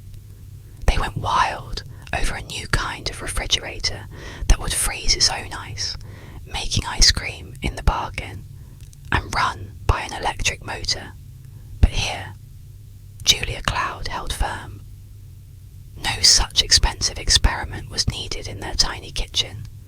A small, white, old-fashioned kind was good enough for them, so the children immediately threw their enthusiasm into selecting the best kind of ice cream freezer. When they finally went to the tea room for lunch, everything on Julia Cloud's list was carefully checked off by Alison with its respective price, and while they were waiting to be served, he added the column twice to make sure he was right. "We're shy $5 yet of what we plan to spend on our kitchen, Cloudy," he announced radiantly. "What did I tell you?" "But where would you have been if I had let you get that refrigerator?" she retorted. "Well, there were a lot of things we didn't really need," he answered. "Such as what?" "Oh, clothespins and, well, all those pans. Did you need so many?" he answered helplessly. They laughed his masculine judgment out of countenance and chatted away about what they should do next until their order arrived. They were like 3 children as they ate their lunch, recalling now and then some purchase which gave them particular pleasure.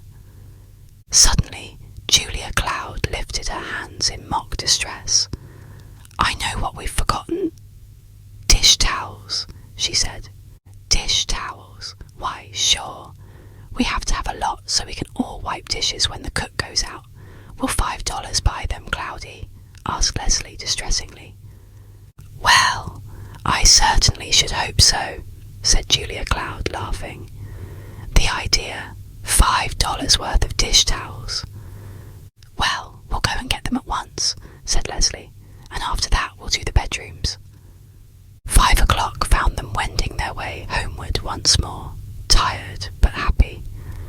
"Now, tomorrow," said Julia Cloud, leaning back on the soft cushions, "I think we had better stay at home and receive the things. The house must be cleaned at once, and then we can put things right where they are going to belong. Alison, you ought to be able to get a man to wash windows. I'll ask the chambermaid about a woman to help clean, and Leslie and I will make curtains while you put up the rods." They were so interesting a trio at their table in the inn dining room that night that people around began to ask who were those 2 charming young people and their beautiful mother. Little ripples of query went around the room as they entered, for they were indeed noticeable anywhere. The young people were bubbling over with life and spirits and kindliness, and Julia Cloud in her silvery robes and her white hair made a pleasant picture, but they were so wholly wrapped up in their own housekeeping plans that they were utterly unaware of the interest they excited in their fellow boarders. Just at present, they had no time to spare on other people. They were playing a game, just as they used to play house when they were little, with their aunt, and they wanted no interruption until they should have completed the home and were ready to move in and begin to live.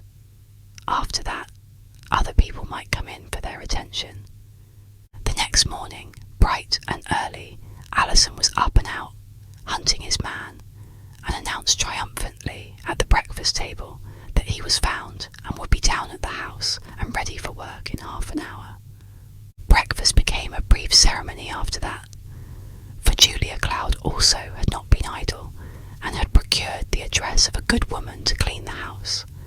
Alison rushed off after the car, and in a few minutes they were on their way, first to leave Julia Cloud and Leslie at the house to superintend the man, and then to hunt the woman. He presently returned with a large coloured woman sitting imposingly in the back seat, her capable hands folded in her lap, a look of intense satisfaction on her ample countenance. Julia Cloud had thoughtfully brought from home a large bundle of cleaning rags, and a little canned alcohol heater presently supplied hot water.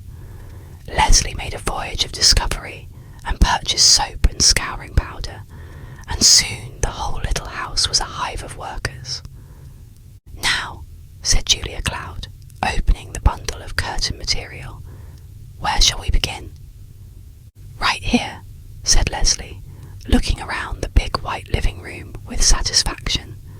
"I'm just longing to see this look like a home, and you must admit, Cloudy, that this room is the real heart of the house. We'll eat and sleep and work and study in the other rooms, but here we'll really live, right around that dear fireplace. I'm just crazy to see it made up and burning. Oh, won't it be great?" Busy hands and shining scissors went to work, measuring, cutting, turning hems, and presently a neat pile of white curtains, the hems all turned ready for stitching, lay in the wide back window seat. Then they went to the other rooms, the sun porch room and the dining room. But before that was quite finished, a large furniture truck arrived, and behold, the sewing machine had come. Leslie was so eager to get at it that she could hardly wait until the rest of the load was properly disposed. She was not an experienced sewer, but she brought to her work an enthusiasm that stood loyally beside her aunt's experience, and soon some of the curtains were up. They could not bear to stop and go back to the inn for lunch, so Alison ran down to the pie shop with the car and brought back buns cut into halves and buttered, with great slices of ham in them, a pail of hot sweetened coffee, a big coconut pie, a bag of cakes and a basket of grapes, and they made a picnic of it. Our first meal in our own house. Isn't it great? Cried Leslie, dancing around with a roll sandwich in one hand and a wedge of pie in the other. By night, every clean little window in that many-windowed house was curtained with white drapery, and in some rooms also with inner curtains of soft silk. The house began to look cosy in spite of its emptiness, and they could hardly bear to leave it when sunset warned them that it was getting near dinner time and they must return to the inn to freshen up for the evening. Another day at the little house completed the cleaning and curtaining, and by this time all the furniture so far purchased had arrived, and they had no need to be there to watch for anything else. So another day of shopping was agreed upon. "And I move. We pick out the piano first of all," said Leslie. "I'm just crazy to get my fingers on the keys again, and you don't know how well Alison can sing, Cloudy. You just ought to hear him." "Oh boy!" Julia Cloud smiled adoringly at the two, and agreed that the piano was as good a place as any to begin. That day was the best of all the wonderful shopping to Julia Cloud. To be actually picking out wonderful mahogany furniture, such as she had seen occasionally in houses of the rich, such as she had admired in pictures and read of in magazine articles, seemed too wonderful to be true.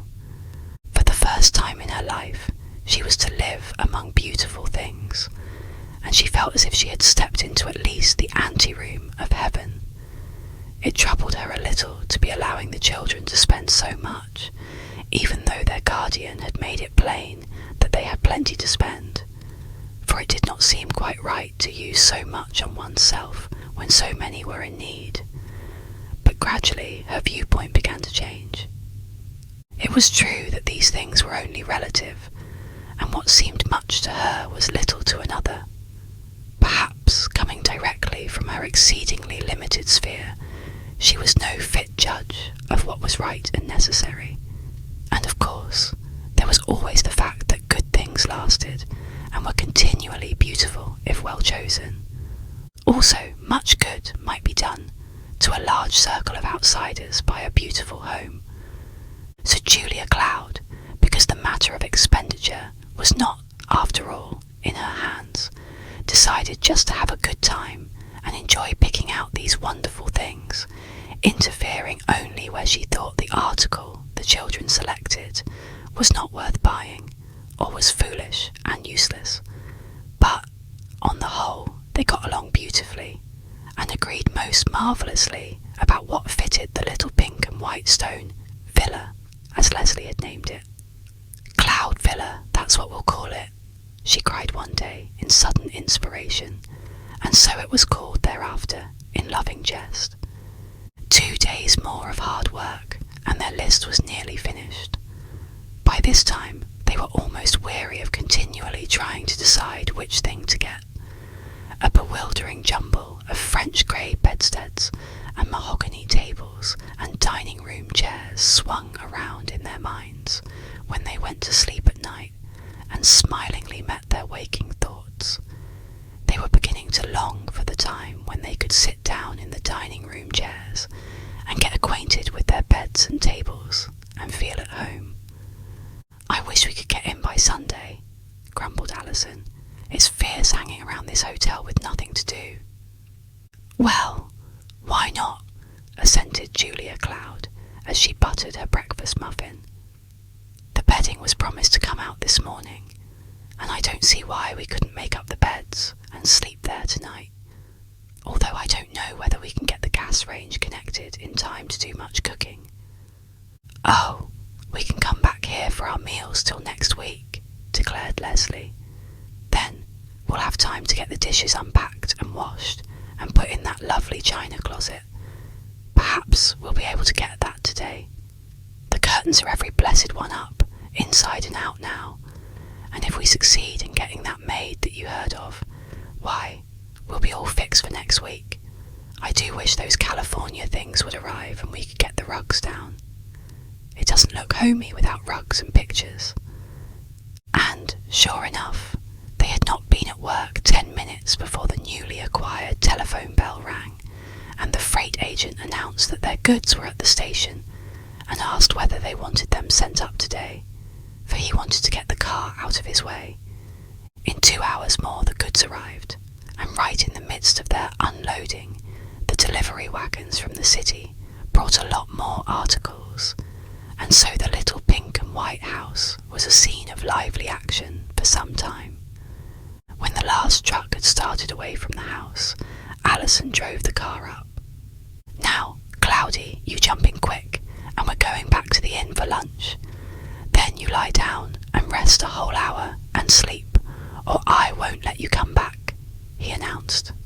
"I saw a tired look around your eyes and it won't do.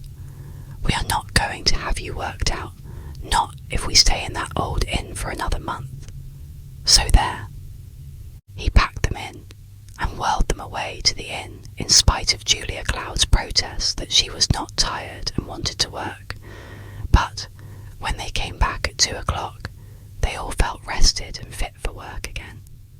"Now, I'm the man, and I'm going to boss for a while," said Alison. "You two ladies go upstairs and make beds.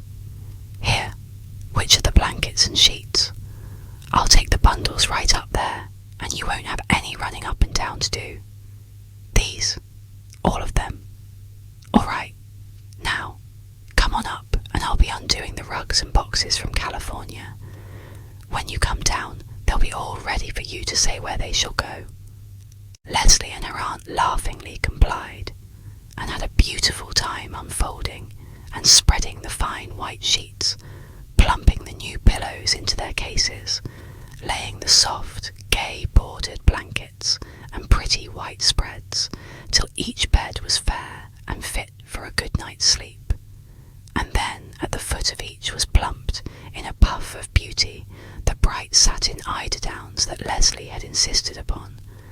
Rose colour for Julia Cloud's, robin's egg blue for Leslie's, and orange and brown for Alison's, who had insisted upon mahogany and quiet colours for his room. Leslie's furniture was ivory white, and Julia Cloud's room was furnished in French grey enamel, with insets of fine canework. She stood a moment in the open doorway and looked about the place. Soft grey walls with a trellis of roses at the top, filmy white draperies with a touch of rose, a grey couch luxuriously upholstered with many pillows, some rose, some grey, a thick grey rug under her feet, and her own little grey desk drawn out conveniently when she wanted to write. Over all a flood of autumn sunshine, and on the wall a great watercolour of a marvellous sunset that Leslie had insisted belonged in that room and must be bought, or the furnishing would not be complete. It filled Julia Cloud's eyes with tears of wonder and gratitude to think that such a princess's abode should have come to be her abiding place after her long years of barren living in dreary surroundings. She lifted her eyes to the sunset picture on the wall, and it reminded her of the evening when she had stood at her own home window in her distress and sorrow, looking into the grey future, and had watched it break into rose colour before her eyes. For just an instant, after Leslie had run downstairs, she closed her door and dropped upon her knees beside the lovely bed to thank her Lord for this green and pleasant pasture where he had led her tired feet. Alison had all the rugs spread out on the porch and lawn, and he and Leslie were hard at work giving them a good sweeping. They were wonderful rugs, just such as one would expect to come from a home of wealth, where money had never been a consideration. Julia Cloud looked at them almost with awe, recognising by instinct the priceless worth of them, and almost afraid at the idea of living a common, daily life on them. For Julia Cloud had read about rugs. She knew that in far lands poor peasant people, whole families, sometimes wove their history into them for a mere pittance, and they had come to mean something almost sacred in her thoughts. But Alison and Leslie had no such reverence for them, and they swept away gaily and slammed them about familiarly in a happy hurry to get them in place. So presently the big blue Chinese rug covered the living room, almost literally, for it was an immense one and left very little margin around it. A handsome Kermanshah in old rose and old gold with pencillings of black was spread forth under the mahogany dining table, and a rich, dark red and black Bokhara runner fitted the porch room as if it had been bought for it.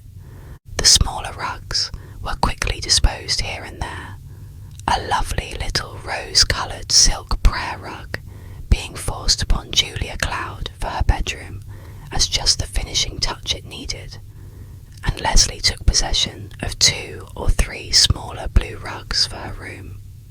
Then they turned their attention to pictures, bits of jade and bronze, a few rare pieces of furniture, a wonderful old bronze lamp with a great dragon on a sea of wonderful blue enamel, with a shade that cast an amber light, brass andirons and fender, and a lot of other little things that go to make a lovely home.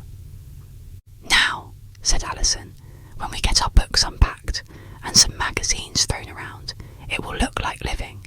Cloudy, can we sleep here tonight?" "Why, surely," said Julia Cloud with a childlike delight in her eyes. "What's to hinder? I feel as if I was in a dream, and if I didn't go right on playing, it was true I would wake up and find it all gone." So they rode back to the inn for their supper, hurried their belongings into the trunk, and moved bag and baggage into the new house at 9 o'clock on Saturday night, while Leslie and her aunt were upstairs, putting away their clothes from the trunk into the new closets and bureau drawers. Alison brought in a few kindlings and made a bit of a fire on the hearth, and now he called them down. "We got to have a housewarming the first night, Cloudy," he called. "Come down and see how it all looks in the firelight." So the two came downstairs, and all 3 sat together on the deep blue velvet settee in front of the fireplace, Julia Cloud in the middle and a child on either side. They were all very tired and did not say much, just sat together happily, watching the wood blaze up and flicker and fall into embers.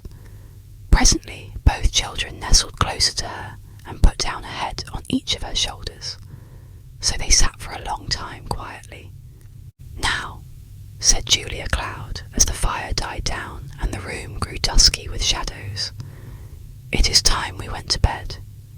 But there is something I wish we could do this first night in our new home. Don't you think we ought to dedicate it to God, or at least thank God for giving it to us? Would you be willing to kneel down with me, and we might just all pray silently, if you don't feel like praying out loud? Would you be willing to do that?" There was a tender silence for a moment while the children thought. "Sure," growled Alison huskily. "You pray out, Cloudy. We'd like it."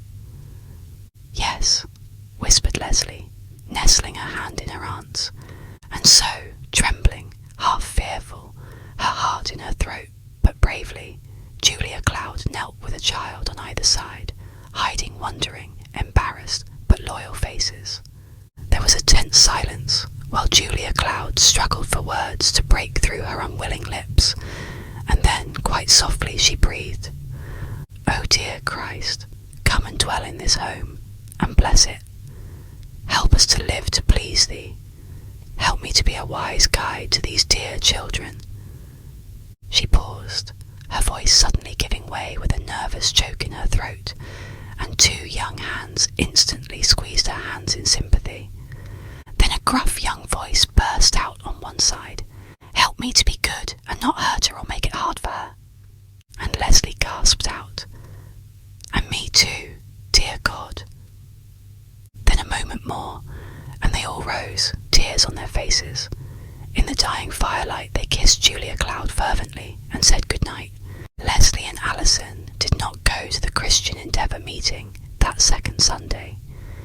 They were tired out and wanted to stay at home all the evening, and Julia Cloud felt that it would be unwise to urge them.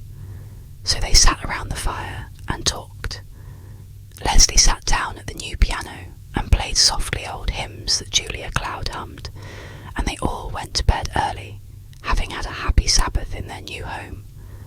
But Monday evening, quite early, just after they had come back from supper and were talking about reading a story aloud, there came a knock at the door. Their first caller, and behold, there stood the inefficient-looking young man who had led the Christian Endeavour meeting, the boy with the goggles who had prayed, and the two girls who had sat by the piano. "We're a committee," announced the young man, quite embarrassed. "My name's Hericote, Joe Hericote. I'm president of our Christian Endeavour Society, and this is Roy Bryan. He's the secretary. This is Mame Beecher. I guess you remember her singing. She's chairman of our social committee, and Lila Carey's our pianist and chairman of the music committee.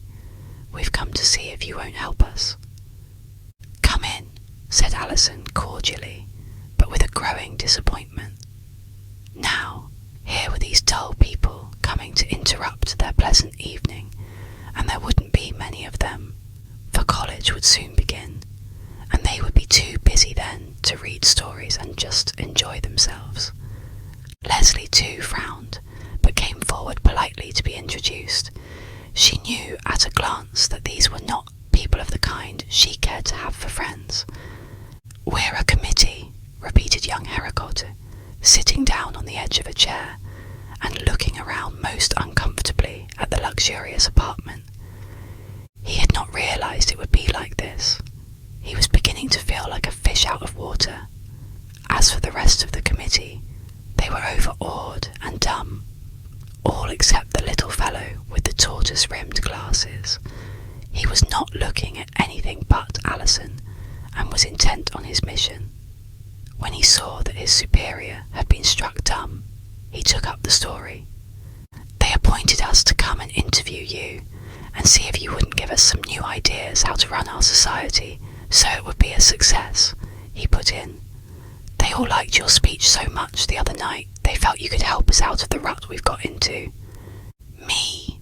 asked Alison, laughing incredulously. "Why, I told you I didn't know the first thing about Christian Endeavour." "But we've got to have your help," said the young secretary earnestly. "This thing's got to go. It's needed in our church, and it's the only thing in the town to help some of the young people. It's just got to go." "Well, if you feel that way, you'll make it go, I'm sure," encouraged Alison. "You're just the kind of a fellow to make it go. You know all about it, not I. I never heard of the thing till last week, except just in a casual way. Don't know much about it yet." "Well, suppose it was one of your frats, and it wasn't succeeding. What would you do?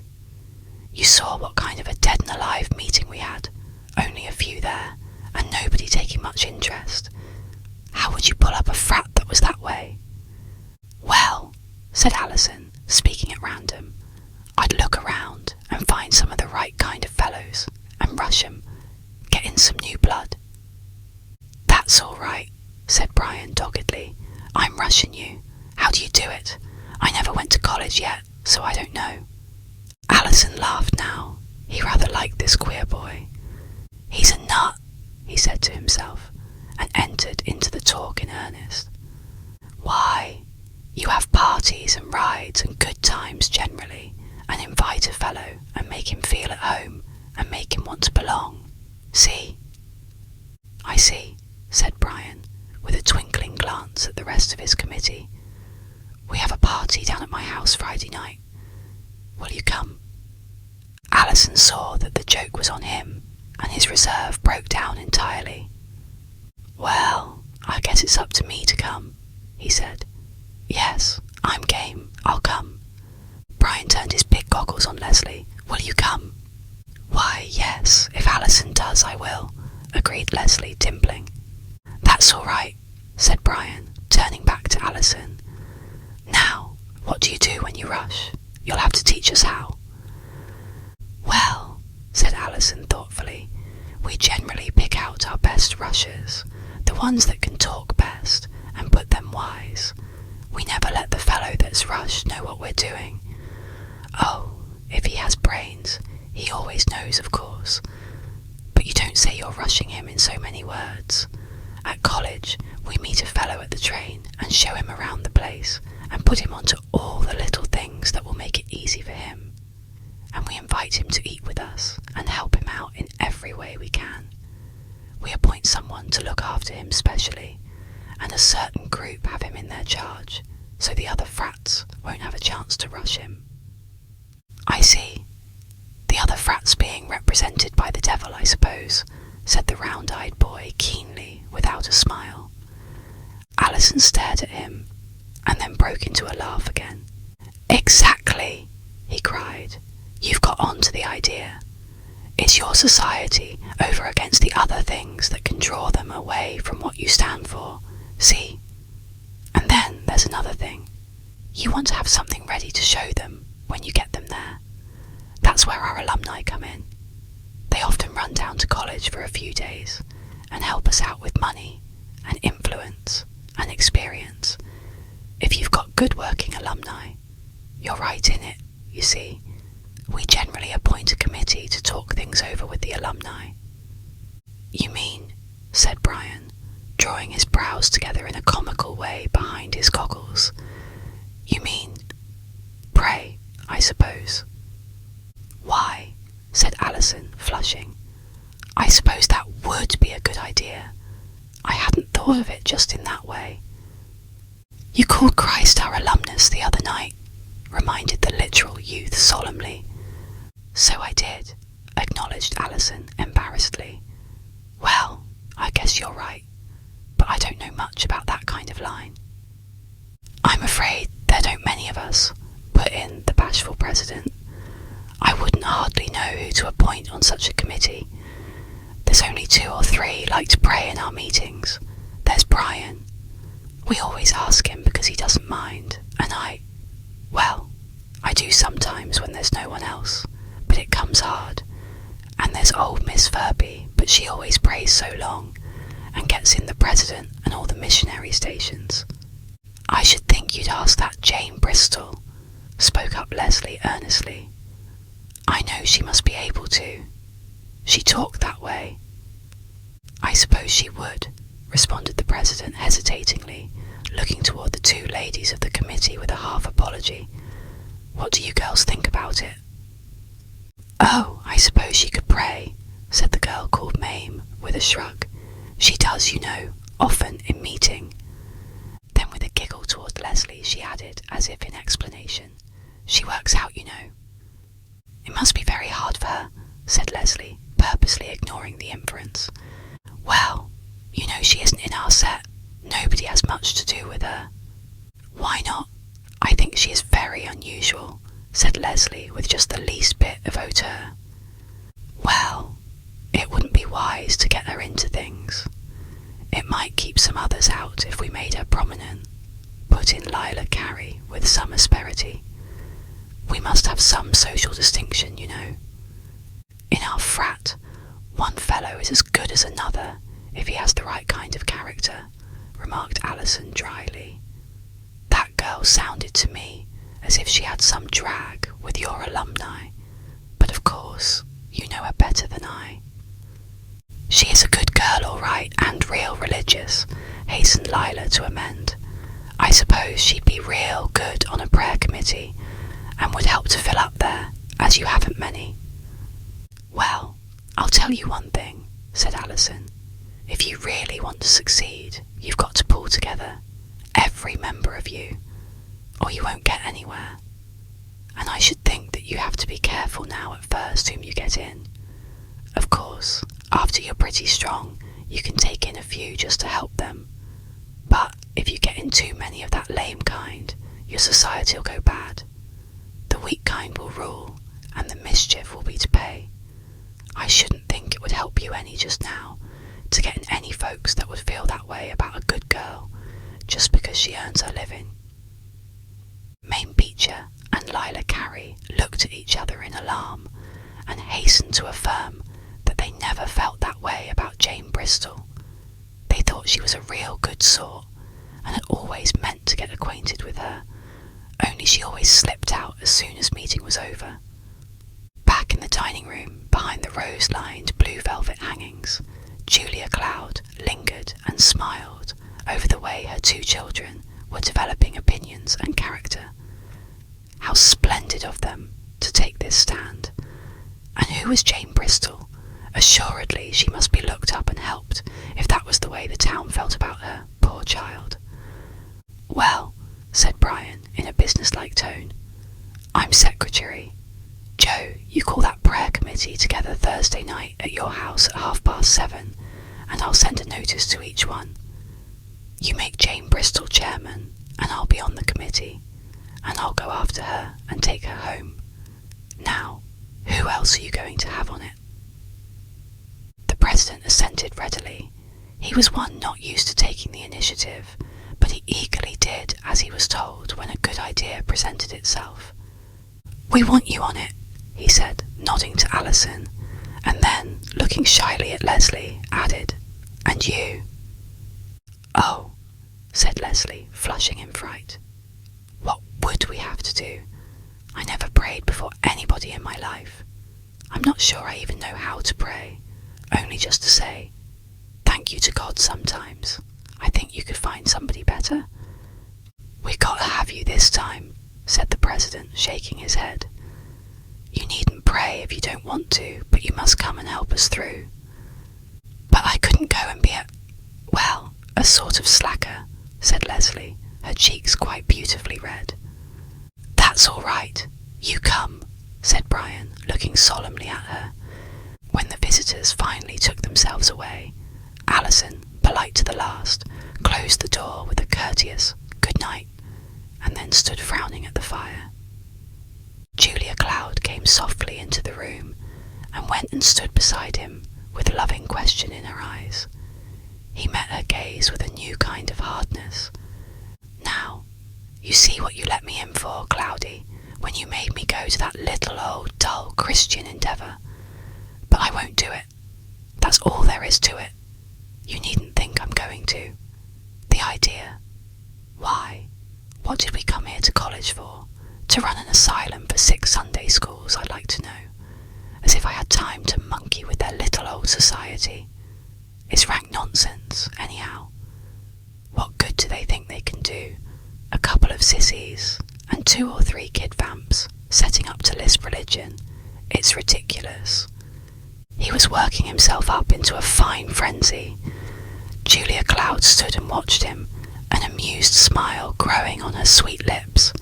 He caught the amusement and fired up at it. "What are you looking like that at me for, Cloudy? You know it is. You know it's all foolishness. And you know I couldn't help them anyhow. Come now, don't you? What are you looking like that for, Cloudy? I believe you're laughing at me. You think I'll go and get into this thing, but I'll show you. I won't. And that's an end of it. Cloudy, I insist on knowing what you find to laugh at in this situation." "Why, I was just thinking how much you reminded me of Moses," said Julia Cloud sweetly. "Of Moses!" screamed Alison half angrily. "Why, he was a meek man, and I'm not meek. I'm mad. Out and out mad, Cloudy. What do you mean?" "Oh no, he wasn't always meek," said his aunt thoughtfully.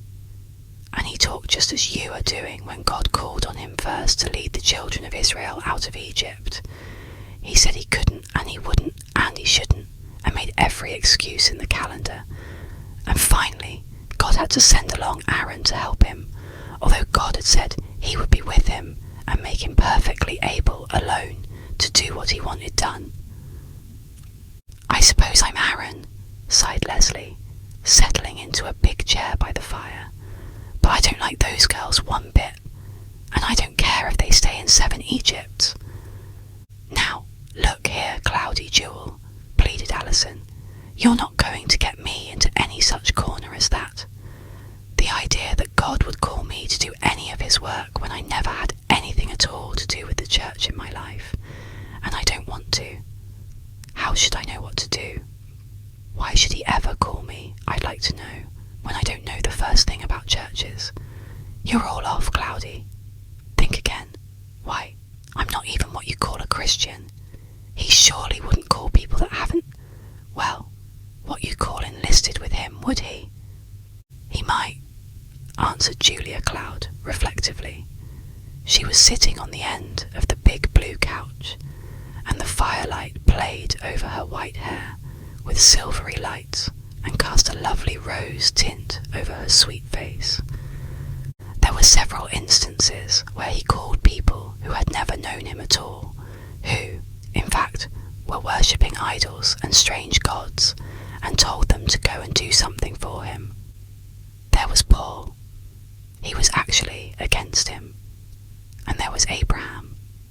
He lived among regular idol worshippers, and God called him to go into a strange land and founded a new family for him, the beginning of the peculiar people through whose line was to come Jesus, the Saviour of the world. And Abraham went. "Oh, nonsense, Cloudy. That was in those times. Of course. There wasn't anybody else, I suppose, and he had to take someone. But now there are plenty of people who go to church all the time and like that sort of thing." "How do you know, Alison? Perhaps you are the only one in this town, and God has sent you here just to do this special work." "Well, I won't, and that's flat, Cloudy, so you can put the idea right out of your head. I won't, not even for you. Anything that has to do with your personal comfort, I wouldn't say that about, of course, but this belongs entirely to that little old ratty church, and I haven't anything at all to do with it, and I want you to forget it, Cloudy, for I'm not going to do it." "Why, Alison, you're mistaken about me. It isn't my affair, and I don't intend to make it so. I didn't get this up. It's between you and God. If God really called you, you'll have to say no to him, not to me. I don't intend to make excuses to God for you, child. You needn't think it.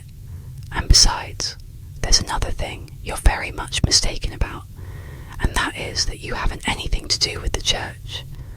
When you were a little baby 6 months old, your father and mother brought you home to our house, and the first Sunday they were there, they took you to the old church where all the children and grandchildren had been christened for years, and they stood up and assented to the vows that gave you to God, and they promised for themselves that they would do their best to bring you up in the nurture and admonition of the Lord until you came to years and could finish the bond by giving yourself to the Lord.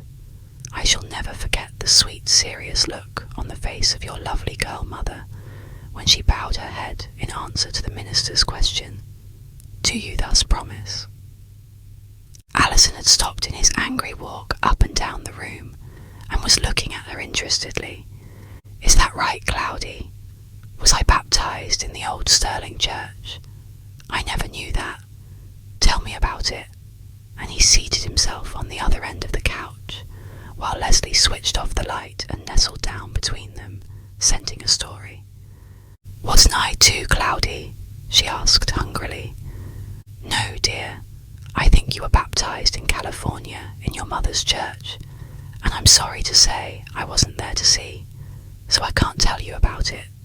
But I remember very distinctly all about Alison's christening, for we were all so happy to have it happen in the East, and he was the first grandchild, and we hadn't seen your father for over 2 years, nor ever seen his young wife before, so it was a great event. It was a beautiful, bright October day, and I had the pleasure of making the dress you wore, Alison, every stitch by hand, hem-stitching and embroidery and all. And right in the midst of the ceremony, you looked over your father's shoulder and saw me sitting in the front seat, and smiled the sweetest smile. Then you jumped up and down in your father's arms and spatted your little pink hands together and called out, "Aja!" That's what you used to call me then, and everybody all over the church smiled. How could they help it? "Gee, I must have been some kid," said Alison, slipping down into a comfortable position among the pillows. "Say, Cloudy, I knew a good thing when I saw it even then, didn't I?" "You know, Alison, that ceremony wasn't just all on your father's and mother's part. It entailed some responsibility upon you. It was part of your heritage, and you've no right to waste it any more than if it were gold or bank stock or houses and lands. It was your title to a heavenly sonship, and it gave God the right to call upon you to do whatever he wants you to do. It's between you and God now, and you'll have to settle it yourself. It's not anything I could settle for you either way, much as I might want it, because it is you who must answer God, and you must answer him from the heart either way, so nobody else has anything to do with it. Oh, good night. Cloudy, you certainly can put things in an awkward way. Oh, hang it. Now this whole evening's spoiled. I wish I hadn't gone to the front door at all. I wish I'd turned out the lights and let him knock, and there was that story you were going to read, and now it's too late." "Why, no, it's not too late at all," said Julia Cloud, consulting her little watch in the firelight. "It's only 9:15, and I'm sure we can indulge ourselves a little tonight, and finish the story before we go to bed. Turn the light on and get the magazine." With an air of finality, Julia Cloud put aside the debated question and settled herself in the big willow chair by the lamp with her book. Leslie went back to her chair by the fire, and Alison flung himself down on the couch with a pillow half over his eyes. But anybody watching closely would have seen that his eyes were wide open, and he was studying the calm, quiet profile of his aunt's sweet face as she read in a gentle, even tone, paragraph after paragraph, without a flicker of disturbance on her brow. Alison was not more than half listening to the story. He was thinking hard. Those things Julia Cloud had said about obligations and Moses and Abraham and Paul stuck hard in his mind, and he couldn't get away from them. Julia Cloud said nothing more to her boy about that Christian Endeavour Society, but she said much to her Lord, praying continually that he might be led to see his duty and want to do it, and that through it he might be led to know Christ. In the meantime, she went sunnily about setting the new home to rights and getting the right maid to fit into their household regime. Julia Cloud had never had a maid in her life, but she had always had ideas about one, and she put as much thought and almost as much care into preparing the little chamber the maid was to occupy as she had put upon the other rooms. To begin with, the room itself was admirably adapted to making the right maid feel at home and comfortable. It had 3 windows looking into gardens on the next block, and a blaze of salvia and cosmos and geraniums would greet her eyes the first time she looked out from her new room.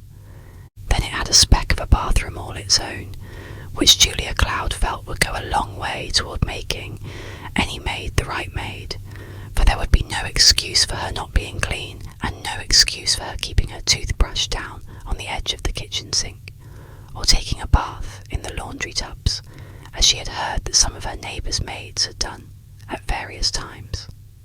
The windows were shrouded with white curtains of the same kind as those all over the house, and within were draperies with bright flower borders. The bureau was daintily fitted out, and the bed was spotless and inviting looking. A cushioned rocking chair stood beside a small table, with a dainty work basket on the shelf below, and against the wall were some shelves with a few interesting books and magazines. A drop light with a pretty shade gave a home-like air, and the room was as attractive as any other in the house. Any maid might think her lines had fallen in pleasant places who was fortunate enough to occupy that room. As a last touch, Julia Cloud laid a neat coarse print testament on the table, and then knelt beside the rocking chair and asked God to make the unknown comer a blessing to their house and help them all to be a blessing to her. Then she went down to the car and let Alison take her out to the addresses that had been given her. As a result, by Wednesday, the little gay chamber halfway up the stairs was occupied by a pleasant-faced, sturdy, coloured girl about 18 years old, who rejoiced in the name of Cherry, and was at once adopted as part of the new household with the same spirit with which everything else had been done. Perhaps if every household would go about it in the same way, it would go far towards settling the much-mooted servant question. When Cherry was introduced into her bedchamber, the look on her face was worth seeing. It was in the early evening when she arrived, riding on the front seat of the wagon that brought her trunk, and when she was ushered in by Julia Cloud, with Leslie in the offing, to see what the newcomer would say to it, the girl stepped in, gave a wild glance around, then backed off, and rolled her eyes at her new mistress. You all ain't putting me into this here fine bedroom," she exclaimed in a kind of horror. "Yes, this is your room," said Julia Cloud kindly, stepping in and moving a chair a little farther from the bed, that there might be room for the girl's trunk. "You can put your trunk right here, I should think. And here is your closet," swinging open the closet door and showing a plenitude of hooks and hangers. "And that is your bathroom." She pushed back the crash curtain that shut off the tiny bathroom and stood back smiling, but the girl was not looking at her. She had cast one wild look around, and then her eyes had been riveted on the little vase on her bureau, containing a single late rose that Leslie had found blooming in the small garden at the rear, and put there for good luck, she said. Could it be that anyone had cared to pick a flower for a servant's room? Her eyes filled with tears. She dropped her bundles on the floor and came over to where her new mistress stood.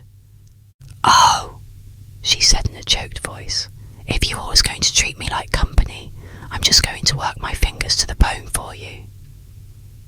After the advent of Cherry, things began to settle down into something like routine. The inn was abandoned entirely, and each meal was a festive occasion. Cherry took kindly to the cooking lessons that Julia Cloud knew well how to give. Light, wonderful white bread came forth from the white enamel gas range oven. Sweet, rich, nutty loaves of brown bread, even more delectable. Waffles and muffins and pancakes vied with one another to make one meal better than another. Apple dumpling, cherry pie, and blackberry roly-poly varied with chocolate steamed pudding, lemon custard, and velvet whip made the desserts an eagerly awaited surprise. Leslie hovered over everything new that was made, and wanted to have a hand in it. Each day she learned some new and wholesome fact about housekeeping, and seemed to take to the knowledge readily.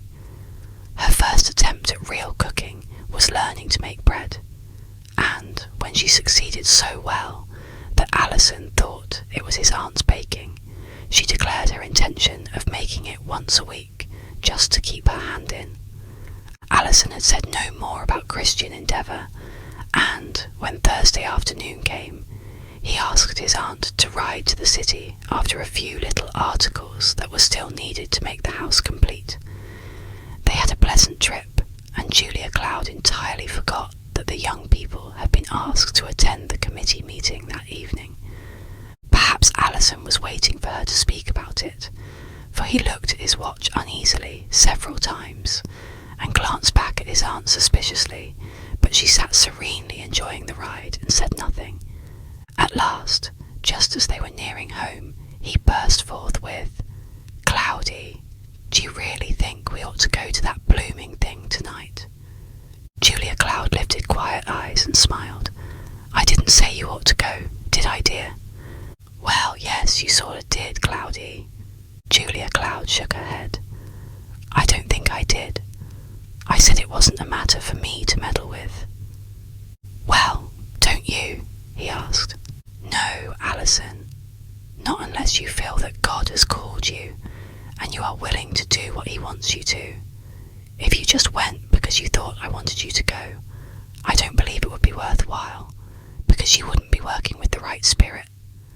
But, as I said before, that is something you have got to account for to God, not to me." Alison drew his brows in a frown and said no more, but he was almost silent at supper and ate with an abstracted air. At 7:45, he flung down the magazine he had been reading and got up. "Well, I suppose I've got to go to that bloomin' thing," he said half angrily. "Come on, kid, you going?" Leslie hurried into her hat and cape, and they went off together, Alison grumbling in a low, half-pleasant voice all the time. Julia Cloud sat apparently reading, watching the little byplay, and praying that God would strengthen the young heart. "Dear Moses," she murmured, with a smile on her lips as the front door banged behind the children and she was left reading alone. 2 hours later, the two returned full of enthusiasm. Leslie was brimming over. "Oh, Cloudy, we're going to give this sleepy old town the surprise of a lifetime. We're going to have a grand time tomorrow night, just getting all the members together and doping it out what to do. And you ought to hear Alison talk. He's just like a man. He made a wonderful speech, telling them how they ought to get together, and everybody do teamwork and all that, like they do in football. And they asked him to make it over again tomorrow night, and he's going to." Leslie's eyes were shining with pride, and she looked at her brother lovingly. He flushed embarrassedly. "Well, what could you do, Cloudy?" There they were, sitting like a lot of boobs, and nobody knowing what to do except that Jane Bristol. She's the only sensible one of the bunch, and they don't listen to her. They made me mad, ignoring her suggestions the way they did. So I had to speak up and say she was right, and I guess I talked a lot more when I got started, because she really had the right dope all right, and they ought to have had sense enough to know it. She's been in this work before, and been to big state conventions and things. Say, Cloudy, that Christian Endeavour stuff must be a pretty big thing. It seems to have members all over the world, and it's really a kind of international fraternity. I rather like their line. It's stiff all right, but that's the only way if you're going into a thing like that." "And how did the praying go?" asked Julia Cloud, watching her boy's handsome, eager face as he talked. "All right," he evaded reticently. "He prayed, Cloudy," announced Leslie proudly. "It was regular." "Well, what could a fellow do?" said Alison apologetically, as if he had done something he was half ashamed of.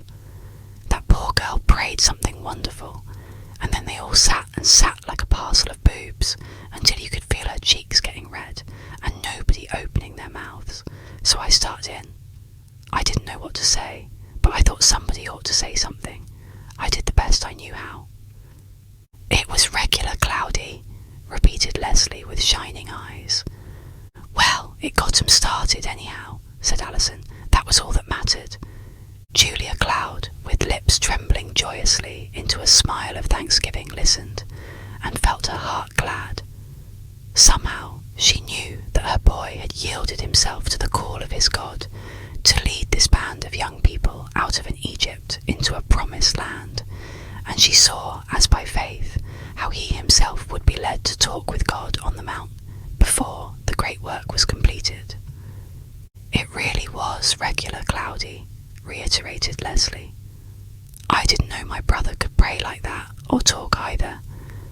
After he prayed, everybody prayed, just a sentence or two, even that little baby doll Lila that was here the other night. They didn't say much, but you could see they wanted to do the right thing and be right in it. But everybody was in earnest. They really were, Cloudy. That Jane Bristol is wonderful. The president had told her she was chairman and all about the meeting, and she read some verses out of the Bible about Christ being always in a meeting where there were just 2 or 3, and about 2 or 3 agreeing to ask for something and always getting it. I never knew there were such verses in the Bible. Did you? Well, and after that it seemed awfully solemn, just as if we had all come into God's reception room and were waiting to ask him, as a big favour, to help this little Christian Endeavour Society to be worth something in his kingdom. Those aren't my words, Cloudy. You needn't look surprised. That's the way Jane Bristol put it, and it made me feel queer all down my back when she said it, as it did the first time I went to hear some great music. And, why, after that you couldn't help praying just a little so the promise would hold good. It wasn't square not to help them out, you see. And we're not going to have anybody tomorrow night but the regular members until we get them all to understand and be ready to help, went on Alison. Yes, they asked Alison to take charge and help plan it all out, and Alison is going to hunt up some of the big Christian Endeavour people in the city and get them to come out 1 or 2 at a time to our meetings. Julia Cloud noted the pronoun our with satisfaction. And stir things up on Sundays, and we'll drive in and get them and bring them to our house to supper, maybe, and put them wise to things so they'll know best how to help. And then we'll drive them home after church that night, see? And Alison suggested that we have pretty soon a series of parties or receptions just for the young people to get together and bring new ones in one at a time, just as the boys in college have rushing parties, you know. We'll have a reception, real formal, with regular eats from a caterer, and flowers and invitations and everything for the first one, and a Halloween party for the October meeting, and a banquet for the November meeting, just about Thanksgiving time, you know. Oh, it's going to be lots of fun. And Cloudy, I told them we'd make 100 sandwiches for tomorrow night. You don't mind, do you? We can buy the bread and it won't take long to make them. I know how to cut them in pretty shapes, and I thought I'd tie them with ribbons to match the lemonade.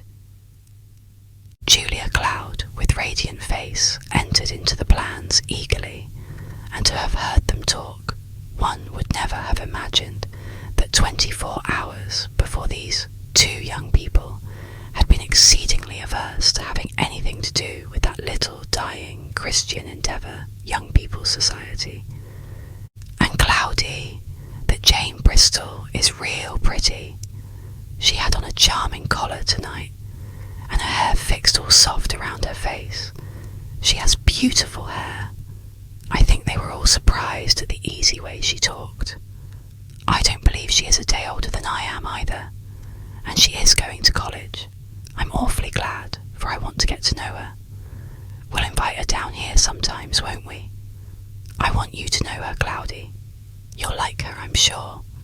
So Julia Cloud went to her pretty grey bed that night, and lay marvelling at the goodness of God to answer her prayers. As for the children, they could hardly settle down to sleep, so full of plans were they for the revivifying of that Christian Endeavour Society.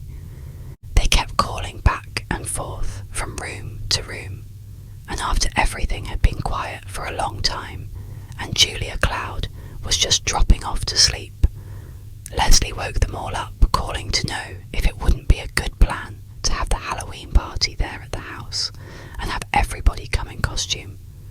Then they had to begin all over again, and decide what they would wear and who they would be. Alison declared he was going to be a firecracker. He had a dandy costume for it in California, and he would write tomorrow morning to the housekeeper to look it up. Leslie wanted to have a candy pull with apples and nuts and raisins for refreshments. Julia Cloud began to wonder whether it was just as acceptable to God to have play mixed up with the religion as these children were doing it. "You must look out that your festivities don't get ahead of your righteousness," she warned half laughingly, but Alison took her in earnest. "You're right there, Cloudy. That's one of the things we have to look out for in frats. We have to see we don't have too many social things. If we do, the marks suffer, and right away we lose ground. We'll have to keep those Sunday meetings up to the mark. See, kid? Or the other things will only bring in a lot of dead wood that won't count. They must come to the Sunday meetings, or they don't get invited to the parties. That's the way we'll fix 'em." "There's no use saying must," said Leslie wisely. "If you don't have your meetings interesting, they won't come anyhow you fix it." "That's a girl for you," scorned Alison. "No loyalty in the whole bunch. They've got to like everything. Now, the real spirit is to come and make the meetings good, just because they're your meetings. See, kid?" "Yes, I see," snapped Leslie. "But I won't come to your old meetings at all if you're going to talk that way about girls.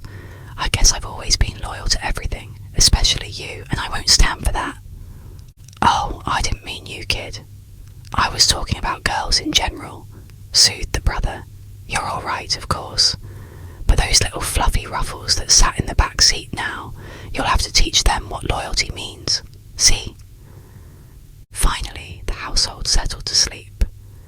The next day, the little house saw little else done, save the making of marvellous dainty sandwiches in various forms and shapes. Even Cherry entered into the work with zest, and Julia Cloud proved herself rich in suggestion for different fillings, till great platters of the finished product reposed in the big white refrigerator, neatly tucked about with damp napkins to keep them from drying. All that day, Alison flew hither and yon in his car, carrying some member of the committee on errands connected with the evening social. Never had such a stir been made about a mere church social in all the annals of the society. Every remotest member was hunted out and persuaded to be present, and Alison agreed to go around in the evening and pick up at least a dozen who had professed their inability to get there alone.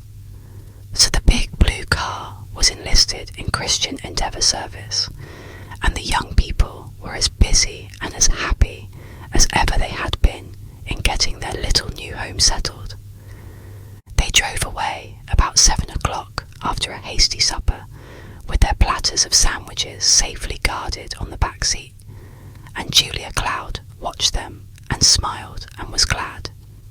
She wondered whether this work would get such a hold upon them that it would last after they started their college work, and fervently hoped that it might, so that there would be another link to bind them to God's house and his work.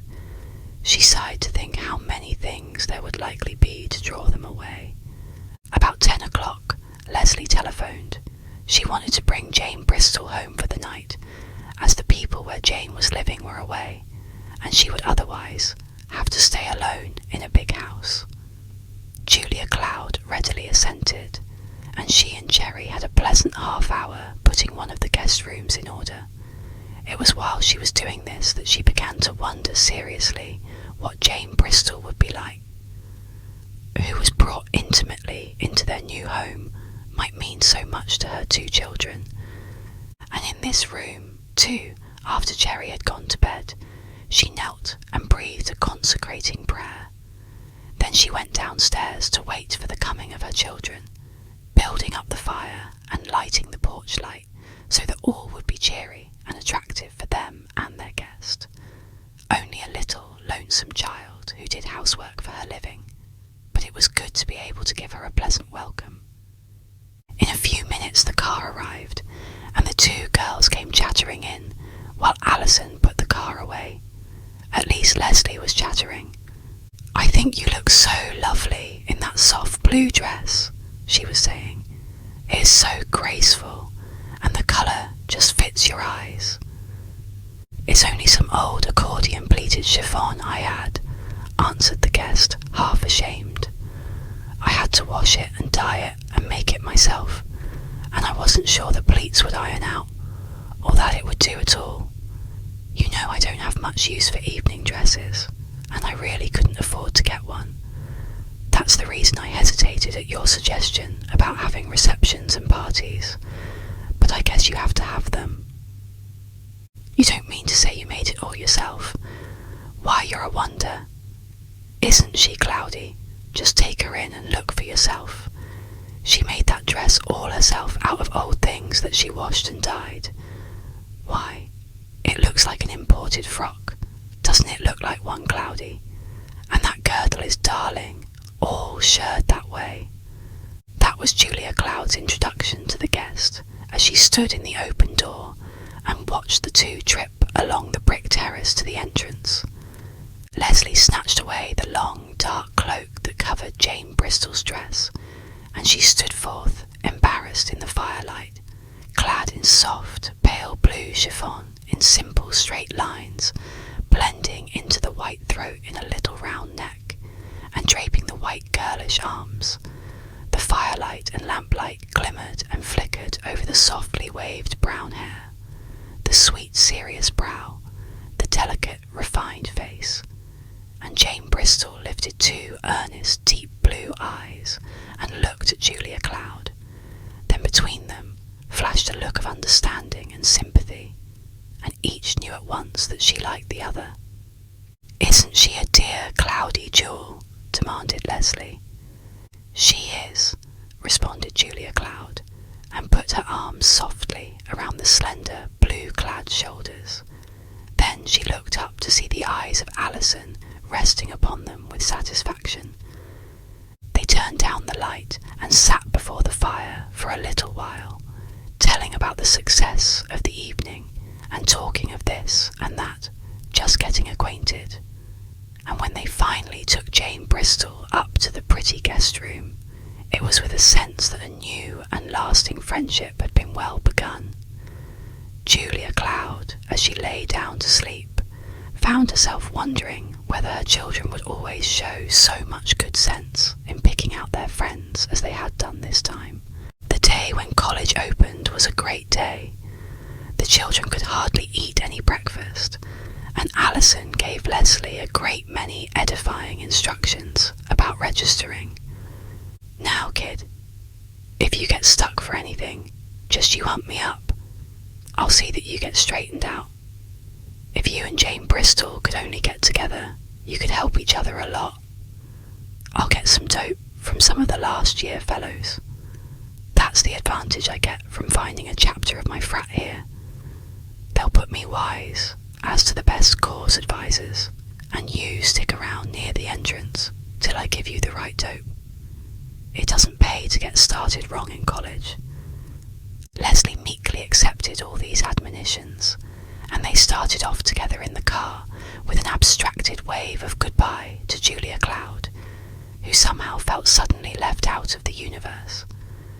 To have her two newly acquired children suddenly withdrawn by the power of a great educational institution and swept beyond her horizon was disconcerting.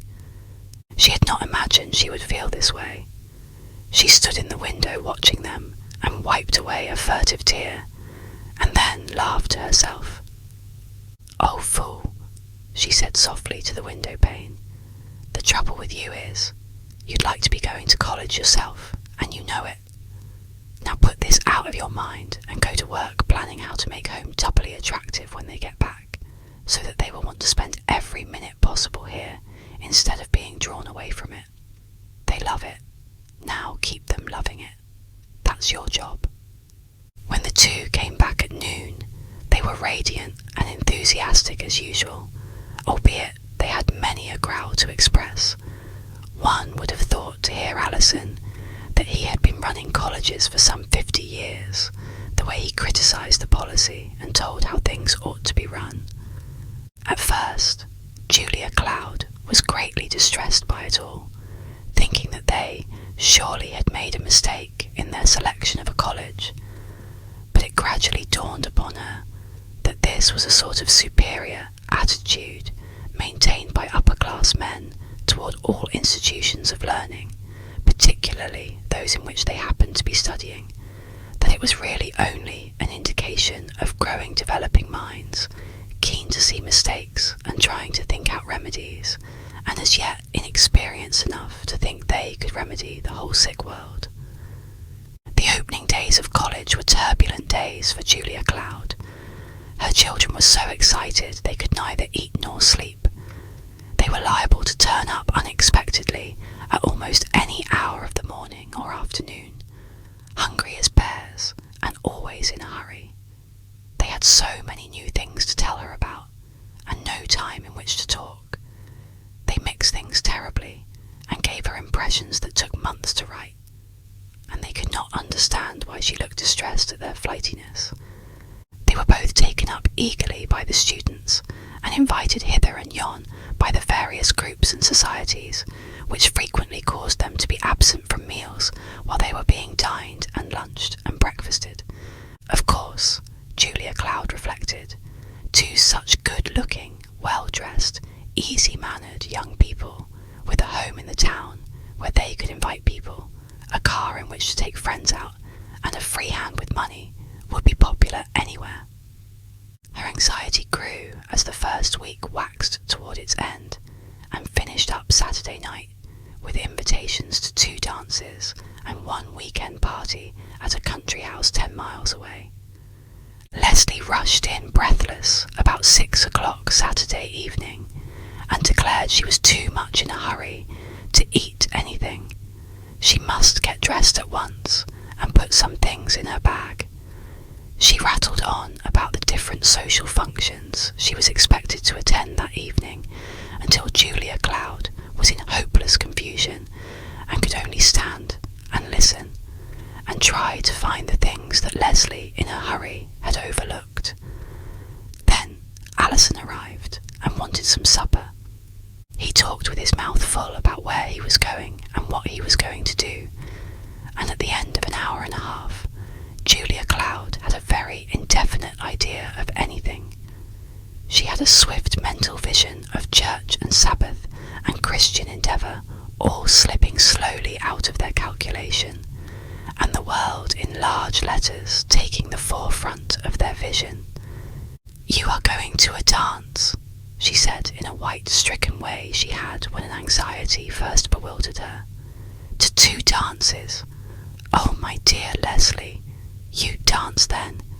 I hadn't thought of that." "Sure I dance," said Leslie gaily, drawing up the delicate silk stocking over her slim ankles and slipping on a silver slipper. "You ought to see me.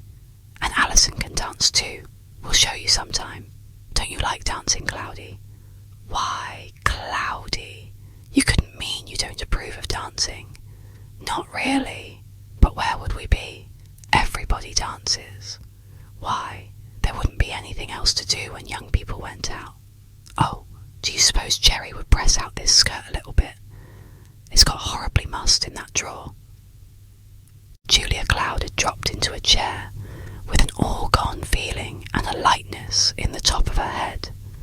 She felt as if the world, the flesh, and the devil had suddenly dropped down upon the house and were carrying off her children bodily, and she was powerless to prevent it.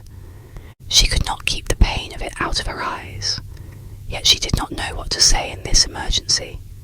None of the things that had always seemed entirely convincing in forming her own opinions seemed adequate to the occasion. Leslie turned suddenly and saw her stricken face. "What's the matter, Cloudy? Is something wrong? Aren't you well? Don't you like me to go to a dance? Why, Cloudy, do you really object?" "I have no right to object, I suppose, dear," she said, trying to speak calmly. "But, Leslie, I can't bear to think of you dancing. It's not nice. It's too intimate, my little flower of a girl." "Oh, but we have to dance, Cloudy. That's ridiculous. And you aren't used to dances, or you wouldn't say so. Can't you trust me to be perfectly nice?" Julia Cloud shuddered and went to the head of the stairs to answer a question Alison was calling up to her. and when she came back, she said no more about it. The pain was too great and she felt too bewildered for argument. Leslie was enveloped in rose-coloured tulle with touches of silver and looked like a young goddess with straps of silver over her slim shoulders and a thread of pearls about her throat. The white neck and back that the wisp of rose colour made no attempt to conceal were very beautiful and quite childish, but they shocked the sweet soul of Julia Cloud inexpressibly. She stood aghast when Leslie whirled upon her and demanded to know how she liked the gown. "Oh, my dear," gasped her aunt, "you're not going out before people. Men, all undressed like that."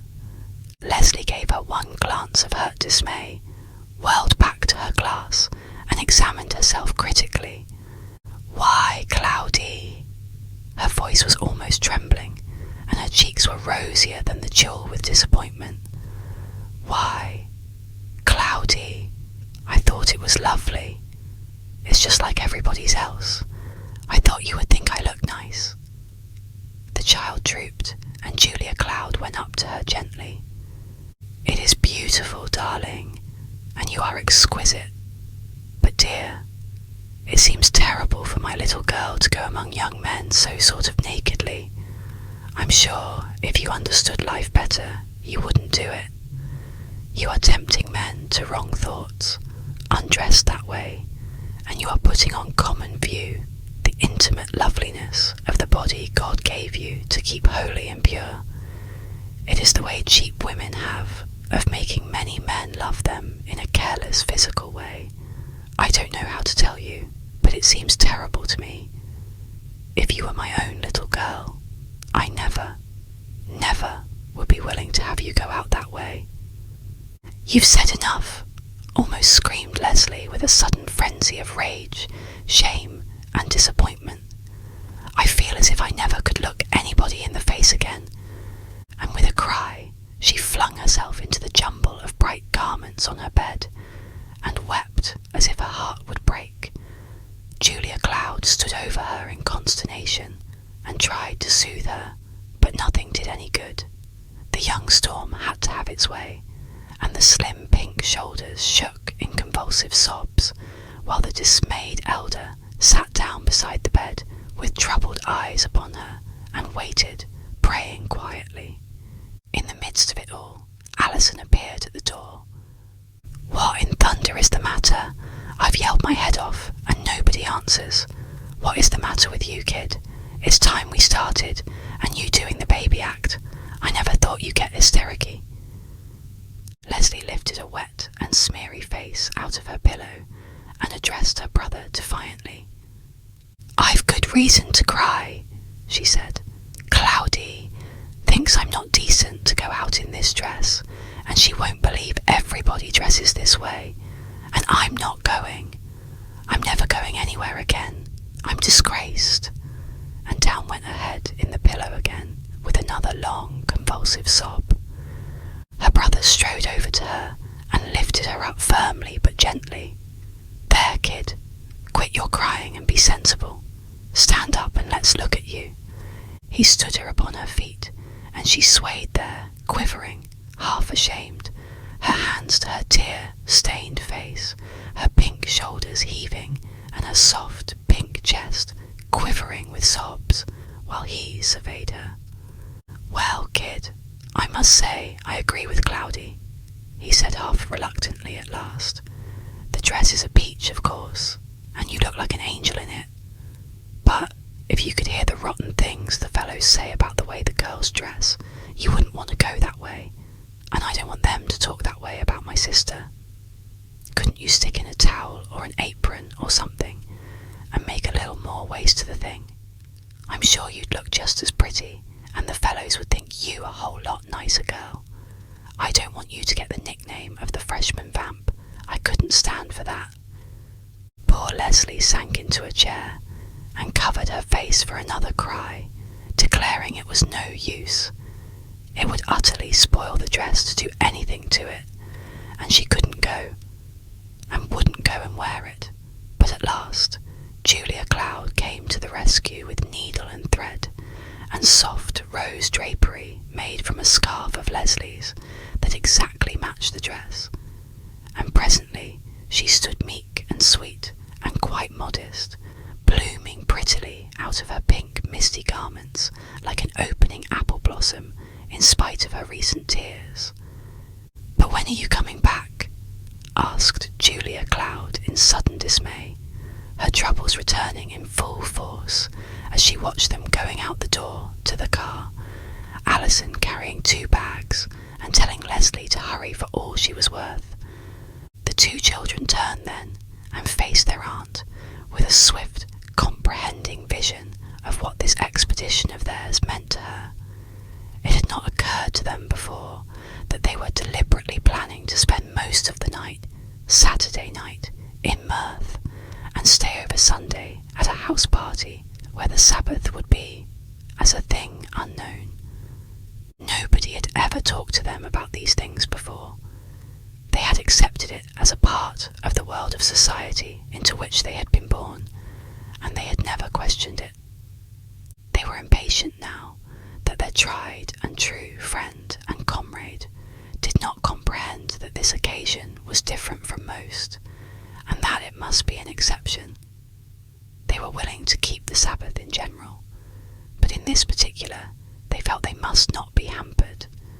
The whole idea shone plainly in their faces, and the pain and disappointment and chagrin shone clearly, emphatically in Julia Cloud's eyes as she faced them and read the truth. "Why, we don't know, just for sure, Cloudy," Alison tried to temporise. "You see, they usually dance to all hours. It's Saturday night and no classes tomorrow, and this is an unusual occasion. It's a weekend party, you know. Then, you won't be back tonight. You are not going to church tomorrow. You will spend the Sabbath at a party." She said these things as if she were telling them to herself, so that she could better take in the facts and not cry out with the disappointment of it. There was no quality of fault-finding in her tone, but the pain of her voice cut to the heart the 2 young culprits. Therefore, according to the code of loving human nature, they got angry. "Why, of course," chirped Leslie. "Didn't you expect that? That's what weekend parties are." "Oh, cut this out, Leslie," cried Alison. "We've got to beat it. We're way late now. Cloudy, you can expect us when we get here. Don't bother about anything. There's no need to. We'll telephone you later when we expect to come back. Nighty-nighty, Cloudy. You go rest yourself. You look tired." He gave her a hurried, deprecatory kiss and swept his sister out into the night. Julia Cloud heard the purring of the engine, saw the lights of the car glide away from the door down the street and out of sight. They were gone.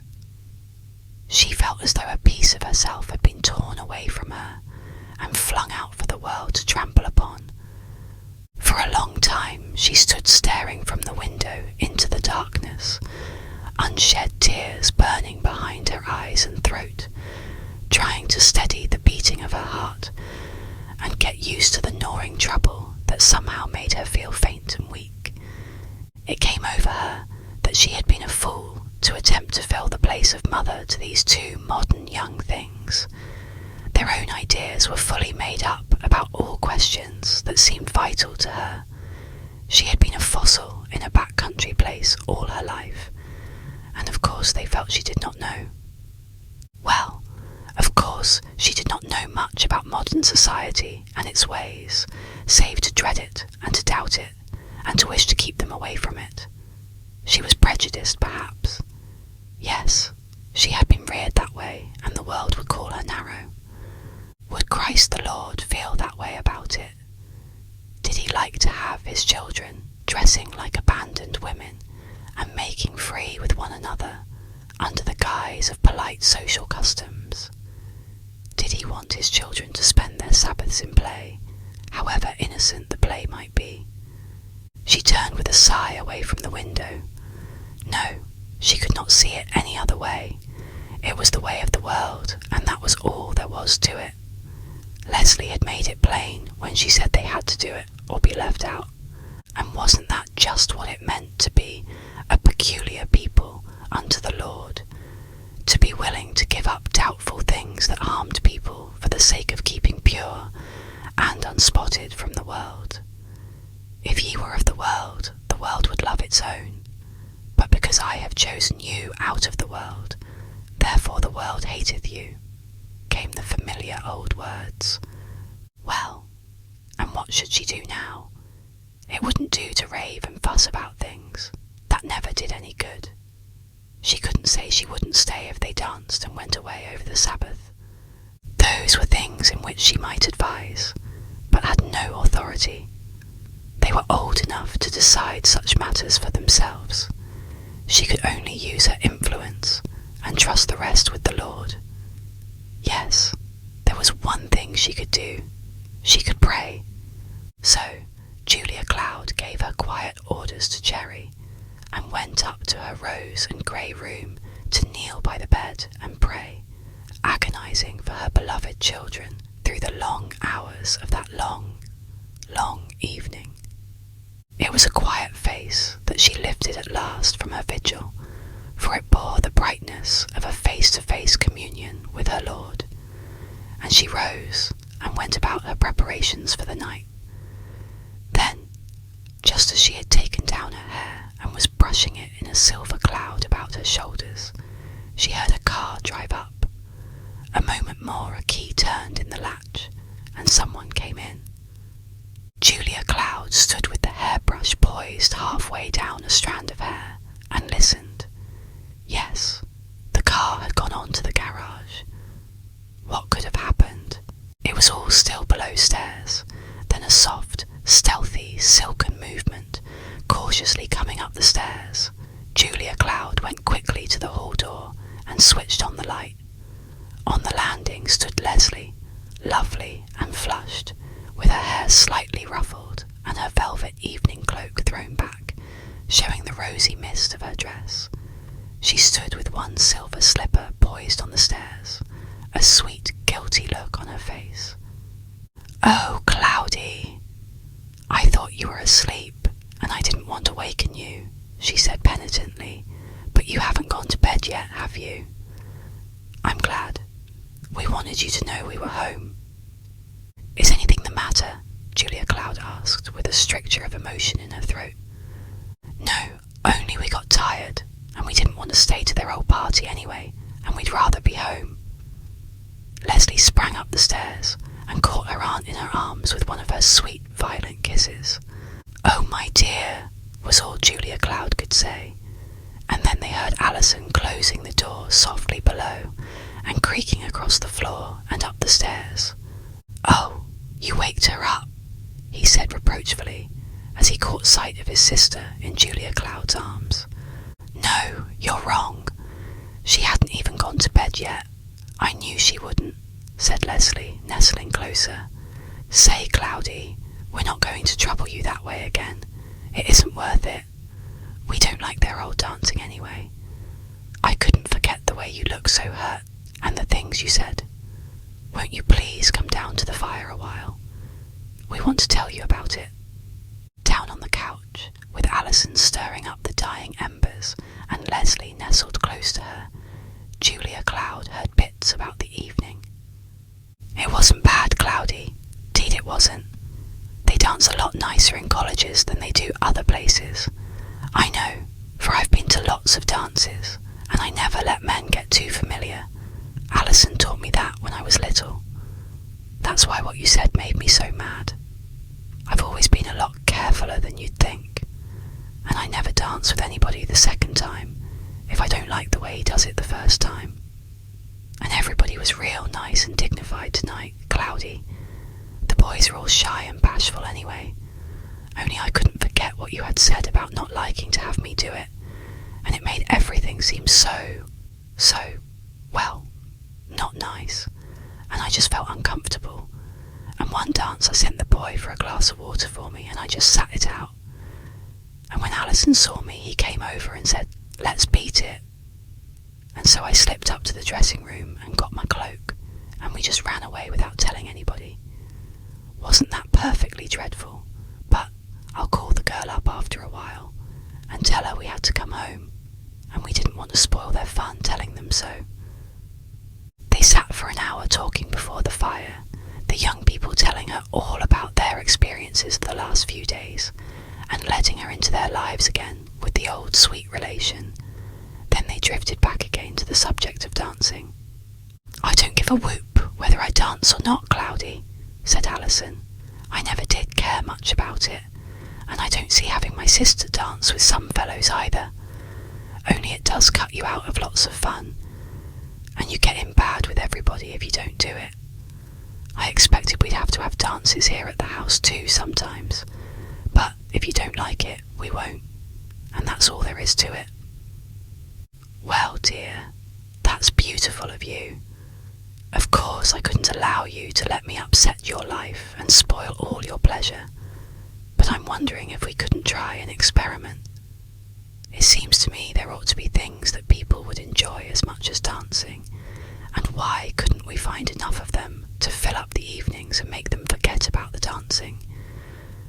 "There'll be some that won't come, of course," said Leslie, "but we should worry.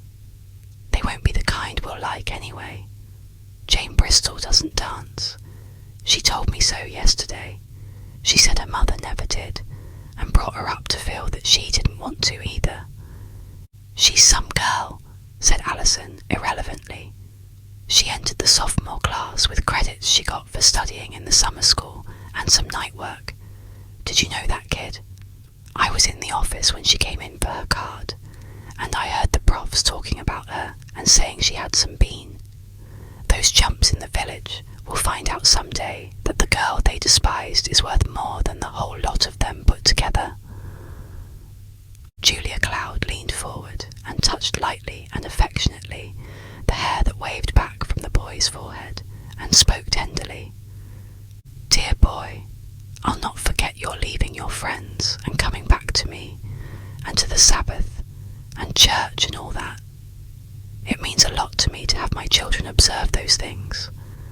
I hope someday you'll do it because you feel that you want to please God instead of me." "Sure," said Alison, trying not to look embarrassed. "I guess maybe I care about that too, a little bit. To tell the truth, Cloudy, I couldn't see staying away from that Christian Endeavour meeting after I've worked hard all the week to get people to come to it. It didn't seem square." The moment was tense with deep feeling, and Julia Cloud could not bring herself to break it by words.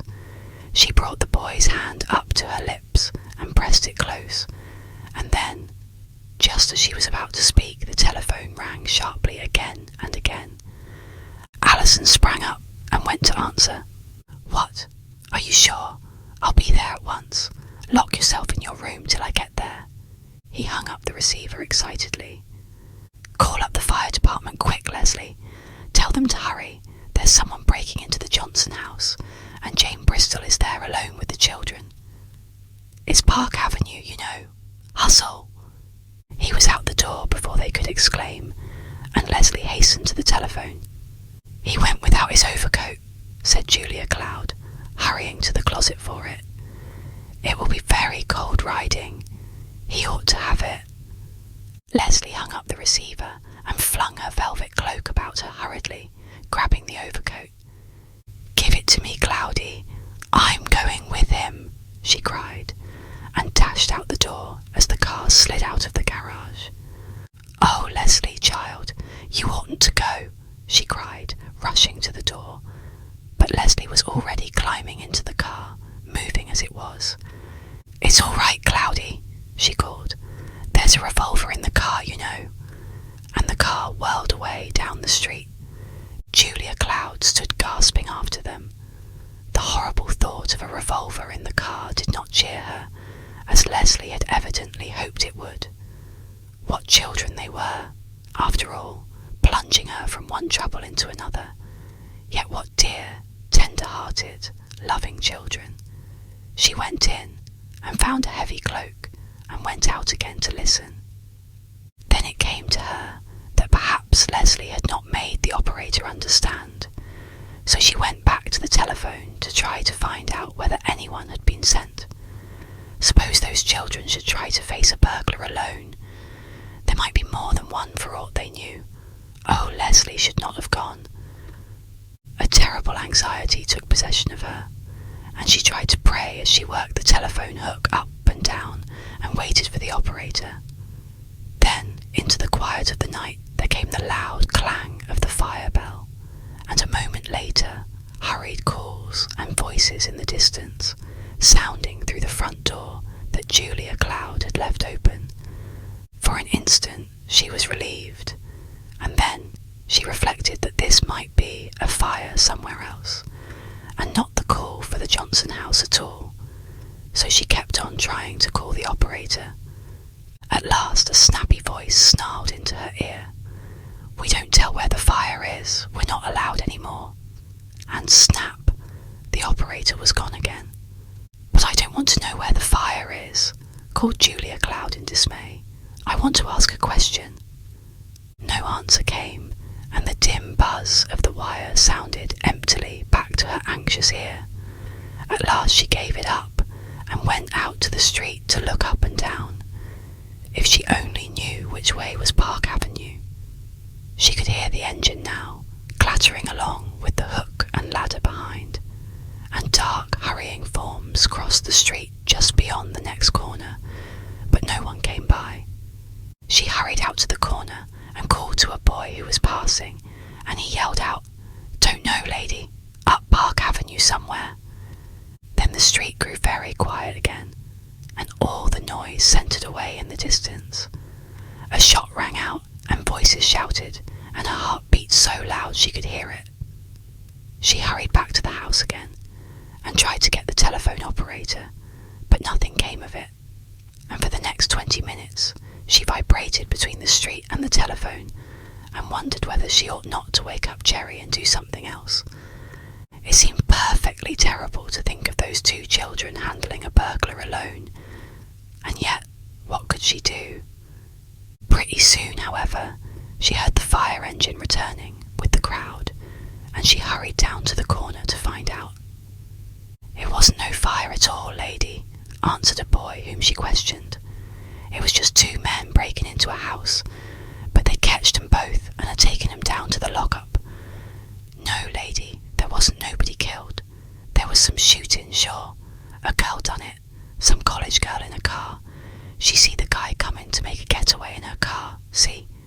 And she let go at him and picked him off the first call, got him through the knee. And by that time the fire company got there and cinched 'em both. She's some girl, she is." Julia Cloud felt her head whirling and hurried back to the house to sit down. She was trembling from head to foot. Was it Leslie who had shot the burglar? Leslie, her little pink and silver butterfly, who seemed so much like a baby yet in many ways. Oh, what a horrible danger she had escaped. If she had escaped. Perhaps the boy did not know. Oh, if they would but come. It seemed hours since they had left. The midnight train was just pulling into the station. How exasperating that the telephone did not respond. Something must be out of order with it. Hark! Was that the car? It surely was. How welcome a sound was the churn of the engine as it came flying up the road and turned into the driveway.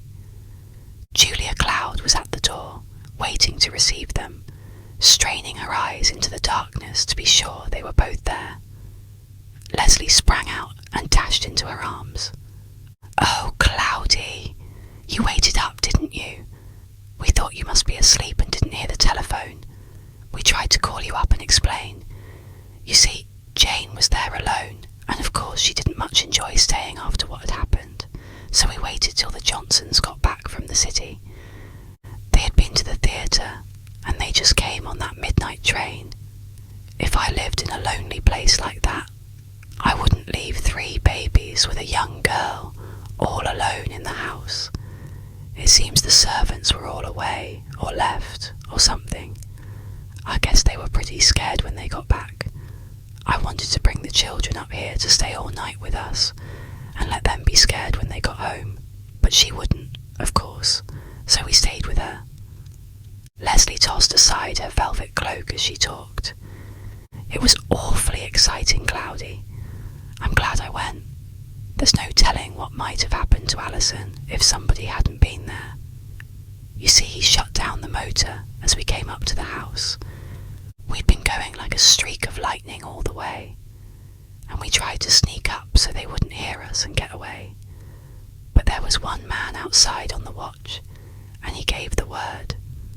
And just as Alison got out of the car, he disappeared into the shadows. The other one came piling out of a window and streaked it across the porch and down the lawn.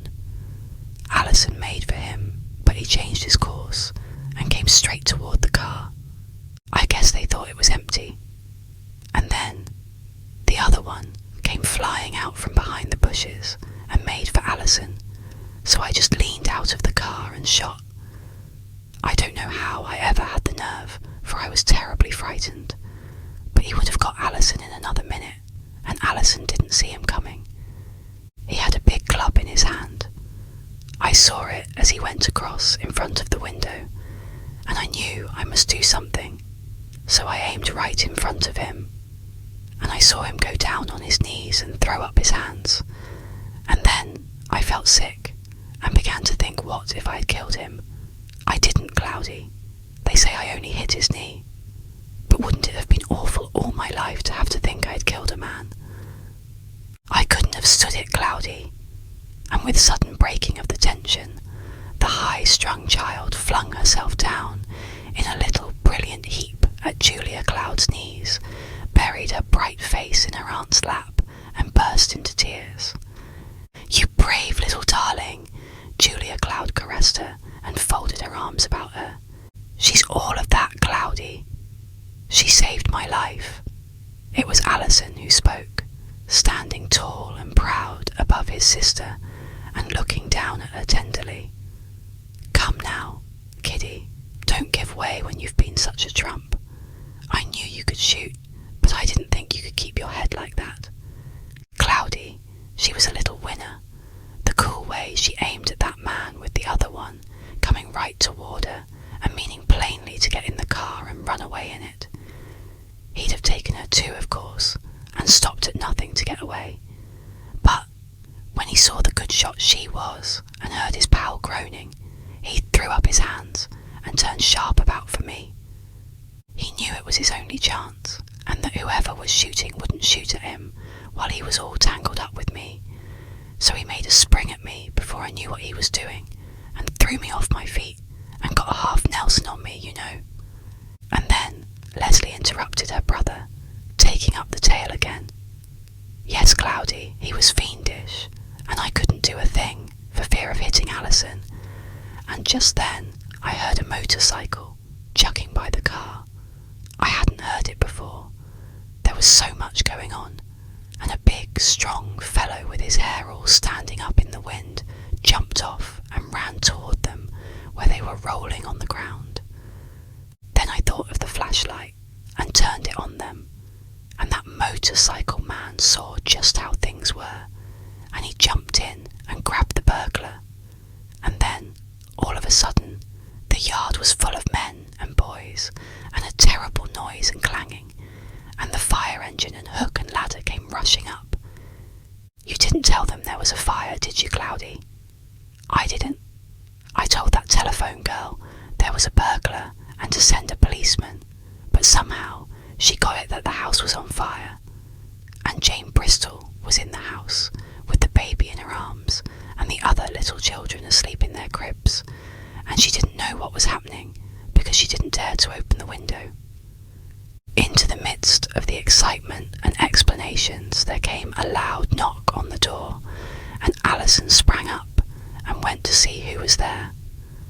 A young man with dishevelled garments, hair standing on end, and face much streaked with mud and dust stood there. A motorcycle leaned against the end of the porch. "Pardon me," he said half shyly. "I saw the light and thought someone was up yet. Did the lady drop this?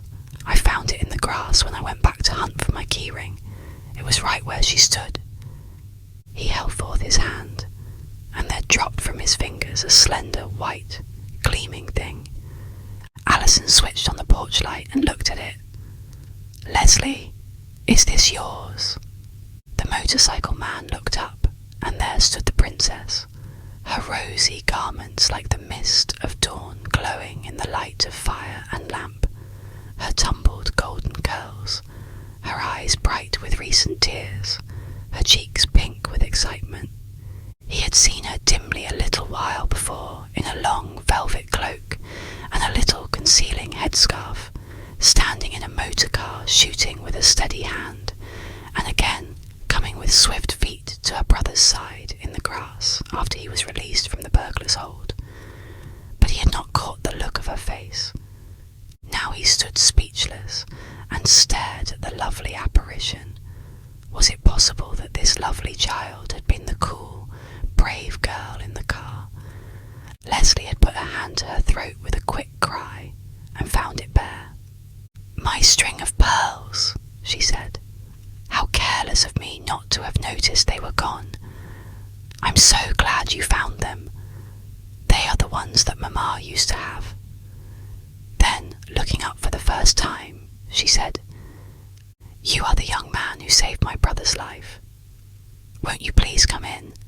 I think you are perfectly splendid. I want my aunt to meet you, and we all want to thank you." "I didn't do anything," said the stranger, turning as if to go. "It was you who saved his life. I got there just in time to watch you. You're some shot, I'll tell the world. I sure am proud to meet you. I didn't know any girl could shoot like that." "Oh, that's nothing," laughed Leslie. "Our guardian made us both learn. Please, come in." "Yes, we want to know you," urged Alison. "Come in. We can't let you go like that." "It's very late," urged the young man. But Alison put out a firm arm and pulled him in, shutting the door behind him. "Cloudy," he said, turning to his aunt. "This man came in the nick of time and saved me just as I was getting woozy. That fellow sure had a grip on my throat, and something had hit my head and taken away all the sense I had, so I couldn't seem to get him off." "That's all right. I noticed you were holding your own," put in the stranger. "It isn't every man would have tackled 2 unknown burglars alone." He spoke in a voice of deep admiration. "Well, I noticed you were the only man on the spot till the parade was about over," said Alison, slapping him heartily on the shoulder. "Say, I think I've seen you before riding that motorcycle. Tell me your name, please. I want to know you next time I see you." "Thanks, I'm not much to know, but I've an idea you are. My name's Howard Letchworth. I have a room over the garage and take my meals at the pie shop. My motorcycle is all the family I have at present." Alison laughed and held out his hand with a warm grip of admiration. "I'm Alison Cloud, and this is my sister, Leslie Cloud, and my aunt, Miss Cloud, and this house we call Cloudy Villa. You'll always be welcome whenever you are willing to come. You've saved my life and brought back my sister's pearls and put us doubly in your debt. I'm sure no one in this town has a better right to be welcome here. Please sit down a minute and tell us who you are. You don't belong to the church bunch, and I don't think I've seen you about the college." "No," said Letchworth, "not this year. I'm a labouring man. I work over at the shipbuilding plant. If everything goes well with me this winter, I may get back to college next fall. I was a junior last year, but I couldn't quite make the financial part, so I had to go to work again." There was a defiance in his tone as he told it, as if he had said, "Now, perhaps you won't want to know me," and he had not taken the offered chair, but was standing as if he would not take their friendship under false pretences, but trust Alison to say the graceful thing. "I somehow felt you were my superior," he said, with his eyes full of real friendship. "Sit down just a minute, so we can be sure you really mean to come again." "Yes, do sit down," said Julia Cloud. "I was just going to get these children a bite to eat, and I'm sure they'd like to have you share it with them. It's a long time since supper, and you have been through a good deal. Aren't you hungry? The pie shop won't be open this time of night." And then she smiled that welcoming home smile that no young person could resist, and the young man sat down with a swift, furtive glance at Leslie. She seemed too bright and wonderful to be true. He let his eyes wander about the charming room, the fire, the couch, the lamplight on the books, the little home touches everywhere, and then he sank into the big cushions of the chair gratefully. "Say, this is wonderful," he said. "I haven't known what home was like for 7 years."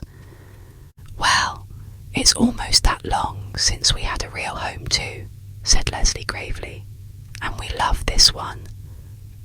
"Yes," said Alison, "we've just got this home, and we sure do appreciate it. I hope if you like it, you'll often share it with us." "Well, I call that generous to an utter stranger." Then Julia Cloud entered with a tray, and Alison and Leslie both jumped up to help her.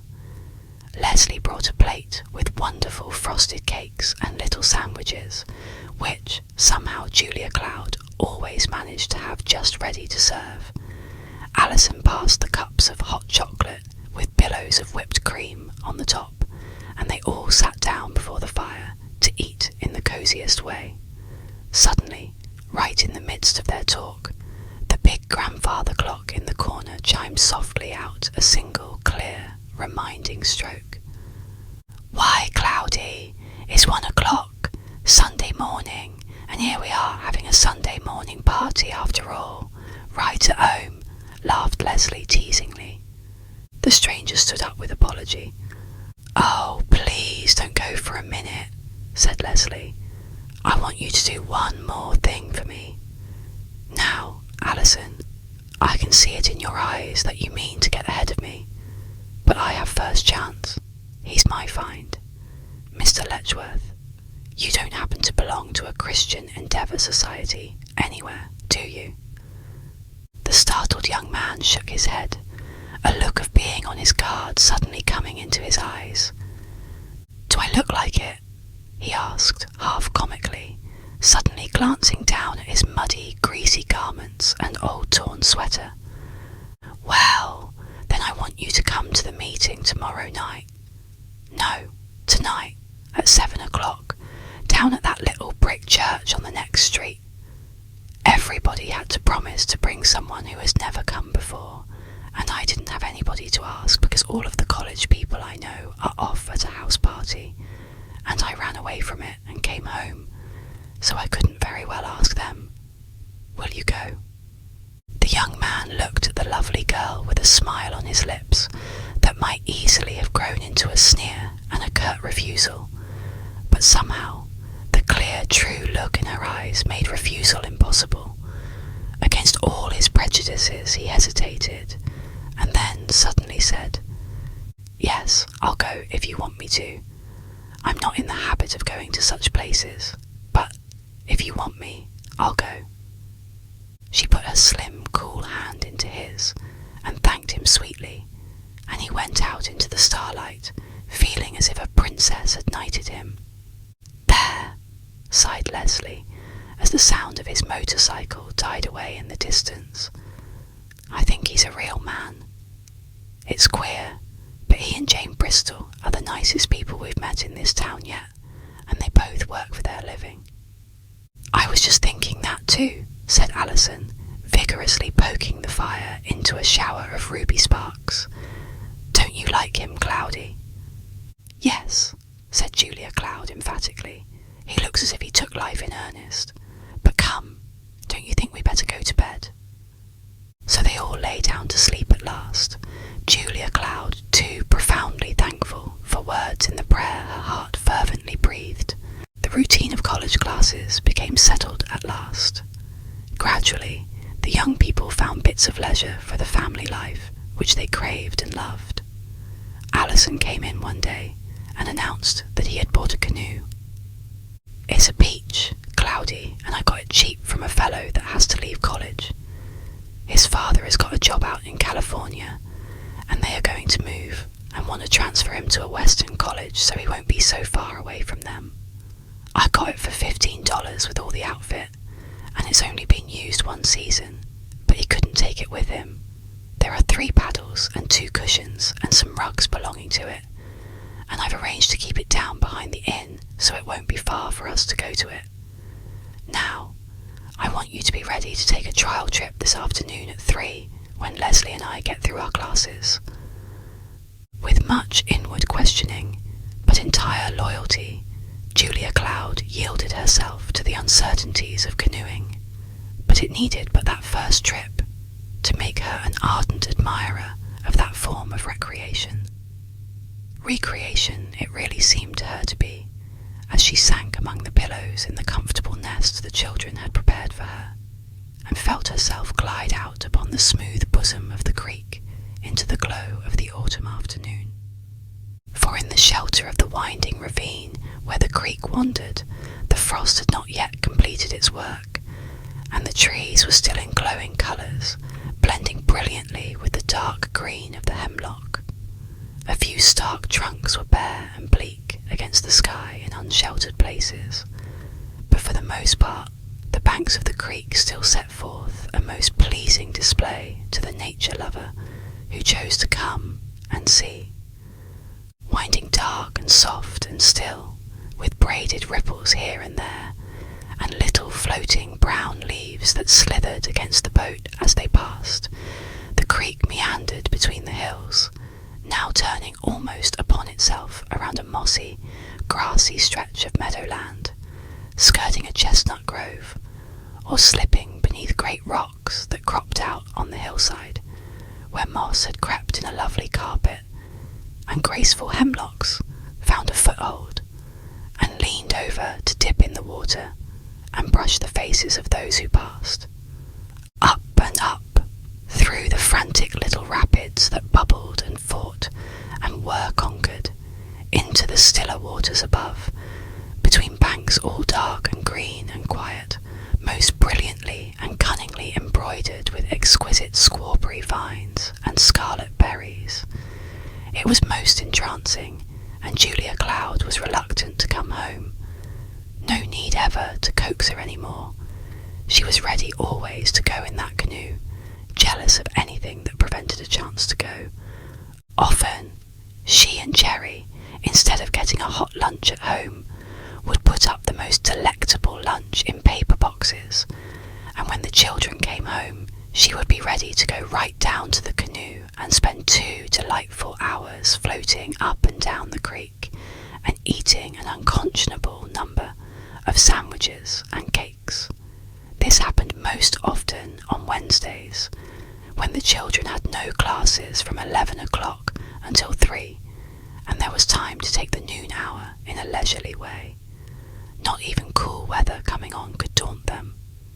Steamer rugs and warm sweaters and gloves were requisitioned, and the open-air lunches went on just the same.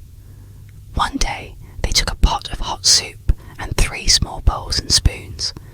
They landed at the great rocks, and climbing up, built a fire and gave their soup another little touch of heat before they ate it.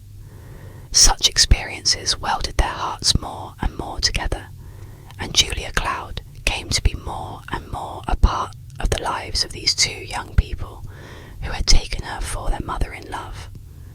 It was on these outings that they talked over serious problems: whether Leslie should join one of the girls' sororities, what they should do about the next Christian Endeavour meeting, why it was that Howard Letchworth and Jane Bristol were so much more interesting than any of their other friends, why Cloudy did not like to have Myrtle Villas come to the house, and what Alison was going to do in life when he got through with college. They were absolutely one in all their thoughts and wishes just at this time, and there was not anything that any one of them would not willingly talk over with the others. It was a beautiful relation, and one that Julia Cloud daily, tremblingly prayed might last, might find nothing to break it up. By this time, the young people had begun to bring their college mates to the house, and everybody up there was crazy for an invitation to the little lunches and dinners and pleasant evening gatherings that had begun to be so popular. They were not wanting the usual boy-crazy girls who went eagerly trailing Alison, literally begging him for rides and attention, and making up to Julia Cloud and Leslie in the most sickening of silly girl fashions. And of these, Myrtle Villas was at once the most subtle and least attractive.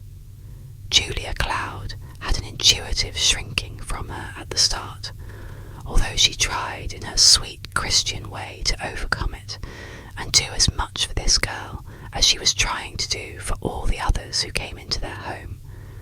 But Myrtle Villas was quick to understand and played her part so well that it was impossible to shake her off as some might have been shaken. She studied Leslie like an artist and learned how to play upon her frank, emotional, impulsive nature. She confided in her, telling the sorrows of an unloved life and her longings for great and better things, and fell to attending Christian endeavour most strenuously. She was always coming home with Leslie for overnight and being around in the way. Alison did not like her in the least, and Julia Cloud barely tolerated her. But as the weeks went by, Leslie began to champion her, to tell the others they were unfair to the girl, and that she really had a sincere heart and a lovely nature, which had been crushed by loneliness and sorrow. Alison always snorted angrily when Leslie got off anything like that, and habitually absented himself whenever he knew the vamp, as he called her, was to be there. It was one day quite late in the fall, almost their last balmy picnic before the cold weather set in, that they were sitting up on the rocks around a pleasant, resinous pine needle fire they had made, discussing this. Alison was maintaining that it was not good for Leslie to go with a girl like that all the fellows despised, and Leslie was pouting and saying she didn't see why he had to be so prejudiced and unfair, and Julia Cloud was looking troubled and wondering whether her heart and her head were both on the wrong side, or what she ought to do about it, when a step behind them made them all turn around, startled. It was the first time they had been interrupted by an intruder in this retreat, and it had come to seem all their own. Moreover, the cocoa on the fire was boiling, and the lunch was about to be served on the little paper plates. There stood a tall man with a keen, careworn face, a scholarly air, and an unmistakably wistful look in his eyes. "Why, is this where you spend your nooning, Cloud? It certainly looks inviting," he said with a comprehensive glance at the wax-papered sandwiches and the little heap of cakes and fruit. Alison arose with belated recognition. "Hello, Dr. Bowman," he said. "Let me introduce you to my aunt, Miss Cloud, and my sister Leslie." The scholarly gentleman bowed low in acknowledgment of the introduction, and fairly seemed to melt under the situation. "Well now, this certainly is delightful," he said, still eyeing the generously spread rock table. "Quite an idea. Is this some special occasion, some celebration or something?" He glanced genially round on the group. "Oh no, we often bring our lunch out here," said Julia Cloud in a matter-of-fact tone. "It keeps us out of doors and makes a pleasant change." There was finality in her tone, and a sensitive-minded professor would have moved on at once, for the cocoa was boiling over and had to be rescued, and he might have seen they did not want him, but he lingered affably. "Well, that certainly is an original idea." "Quite so. It really makes one quite hungry to think of it." "That certainly looks like an attractive repast." There was nothing for it but to invite him to partake, which Alison did as curtly as he dared, considering that the intruder was one of his major professors, and hoping sincerely that he would refuse. But Professor Bowman did not refuse. No such good chance, and quite to Julia Cloud's annoyance, for she wanted to have the talk out with her children. He sat himself down on the rock as if he were quite acclimated to picnics in November, and accepted so many sandwiches that Leslie, seated slightly behind and out of his sight, made mock signs of horror lest there should not be enough to go around. It appeared that he had started out to search for his pocket knife, which his young son had borrowed and lost somewhere in that region, as nearly as he could remember, and thus had come upon the picnickers. "Oh, Bill!" growled Alison gruffly, when at last the unwelcome guest had departed hastily to a class, with many praises for his dinner, and a promise to call to see them in the near future. "Old Bill! Now we'll never dare to come here again as long as he's around. Bother him. I wish I'd told him to go to Thunder. We don't want him. He lives right up here over that bluff. His wife's dead, and his sister or aunt or something keeps house for him. She looks like a bottle of pickles. Say, Cloudy, we'll just be out evenings for a while till he forgets it." But Dr. Bowman did not forget it as Alison had hoped.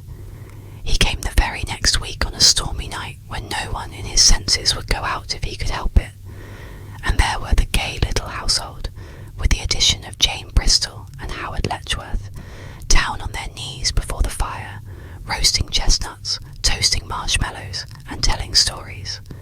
His grim, angular presence descended upon the joyous gathering like a wet blanket, and the young people subsided into silence until Leslie, rising to the occasion, went to the piano and started them all singing. A wicked little spirit seemed to possess her, and she picked out the most jazzy ragtime she could find, hoping to freeze out the unwelcome guest. But he sat with patient set smile and endured it, making what he seemed to think were little pleasantries to Julia Cloud, who sat by, busy with some embroidery. She, poor lady, was divided between a wicked delight at the daring of the children and a horror of reproach that they should be treating a college professor in this rude manner. She certainly gave him no encouragement, and when he at last rose to go, saying he had spent a very pleasant and profitable evening getting acquainted with his students, and he thought he should soon repeat it, she did not ask him to return. But he was a man of the kind who needs no encouragement, and he did return many times and often, until he became a fixed institution, which taxed all their faculties inventing ways of escape from him. The winter went, and Dr. Bowman became the one fly in the pleasant ointment of Cloud Villa. "We'll just have to send Cloudy away a while, or put her to bed and pretend she is sick every time he comes, or something," said Leslie one night, after his departure had made them free to express their feelings. "We've tried everything else. He just won't take a hint. What do you say, Cloudy? Will you play sick?" "My dear," said Julia Cloud aghast, "he doesn't come to see me. What on earth put that in your head?" Her face was flaming scarlet, and distress showed in every feature. The children fairly shouted, "You dear, old, blind Cloudy! Of course he does. Who on earth else would he come to see?" "But," said Julia Cloud, tears coming into her eyes, "he mustn't. I don't want to see him. Mercy." "That's all right, Cloudy. You should worry. I'll go tell him so if you want me to." "Alison, you wouldn't," said Julia Cloud, aghast. "No, of course not, Cloudy. But we'll find a way to get rid of the old Bill if we have to move away for a while." Nevertheless, the old Bill continued to come early and often, and there seemed no escape, for he was continually stealing in on their privacy at the most unexpected times, and acting as if he was sure of a welcome. The children froze him and were rude, and Julia Cloud withdrew farther and farther, but nothing seemed to faze him. "It's too bad to have so much sweetness wasted," mocked Leslie one night at the supper table, when their unwelcome visitor had been a subject of discussion. "Miss Detlef is eating her heart out for him. She's always nosying round in the hall when his class is out, and it's about time for hers to begin, just to get a word with him." She kept us waiting for our papers 10 whole minutes the other day while she discussed better classroom ventilation with him. Oh, Doctor, don't you think we might do something about this matter of ventilation? She mimicked, convulsing Alison with her likeness to her English teacher. That's an idea, said Alison suddenly. No, don't ask me what it is. It would spoil things. Cloudy, may I bring a guest to dinner tomorrow night? Certainly, anybody you please, replied Julia Cloud innocently, and the incorrigible Alison appeared the next afternoon with Miss Detliff, smiling and pleased, sitting up in the back seat of the car. Julia Cloud received her graciously, and never so much as suspected anything special was going on until later in the evening, when Dr. Bowman arrived and was ushered in to find his co-labourer there before him. He did not look especially pleased, and Julia Cloud caught a glance of intelligence passing between Leslie and Alison with a sudden revelation of a plot behind it all. During the entire evening she sat quietly, saying little, but her eyes dancing with the fun of it. What children they were, and how she loved them. Yes, and what a child she was herself, for she couldn't help loving their pranks as well as they did. However, though Dr. Bowman had to take Miss Detliff home and got very little satisfaction out of his call that evening, it did not discourage him in the least, and Julia Cloud decided that extreme measures were necessary to rid them of his presence. We might go away during Thanksgiving week, only there's the Christian Endeavour banquet, said Leslie. We couldn't be away from that. And then I wanted to have Jane's dinner. She's gone up to college this week to live. She's doing office work there, and she'll be alone on Thanksgiving Day.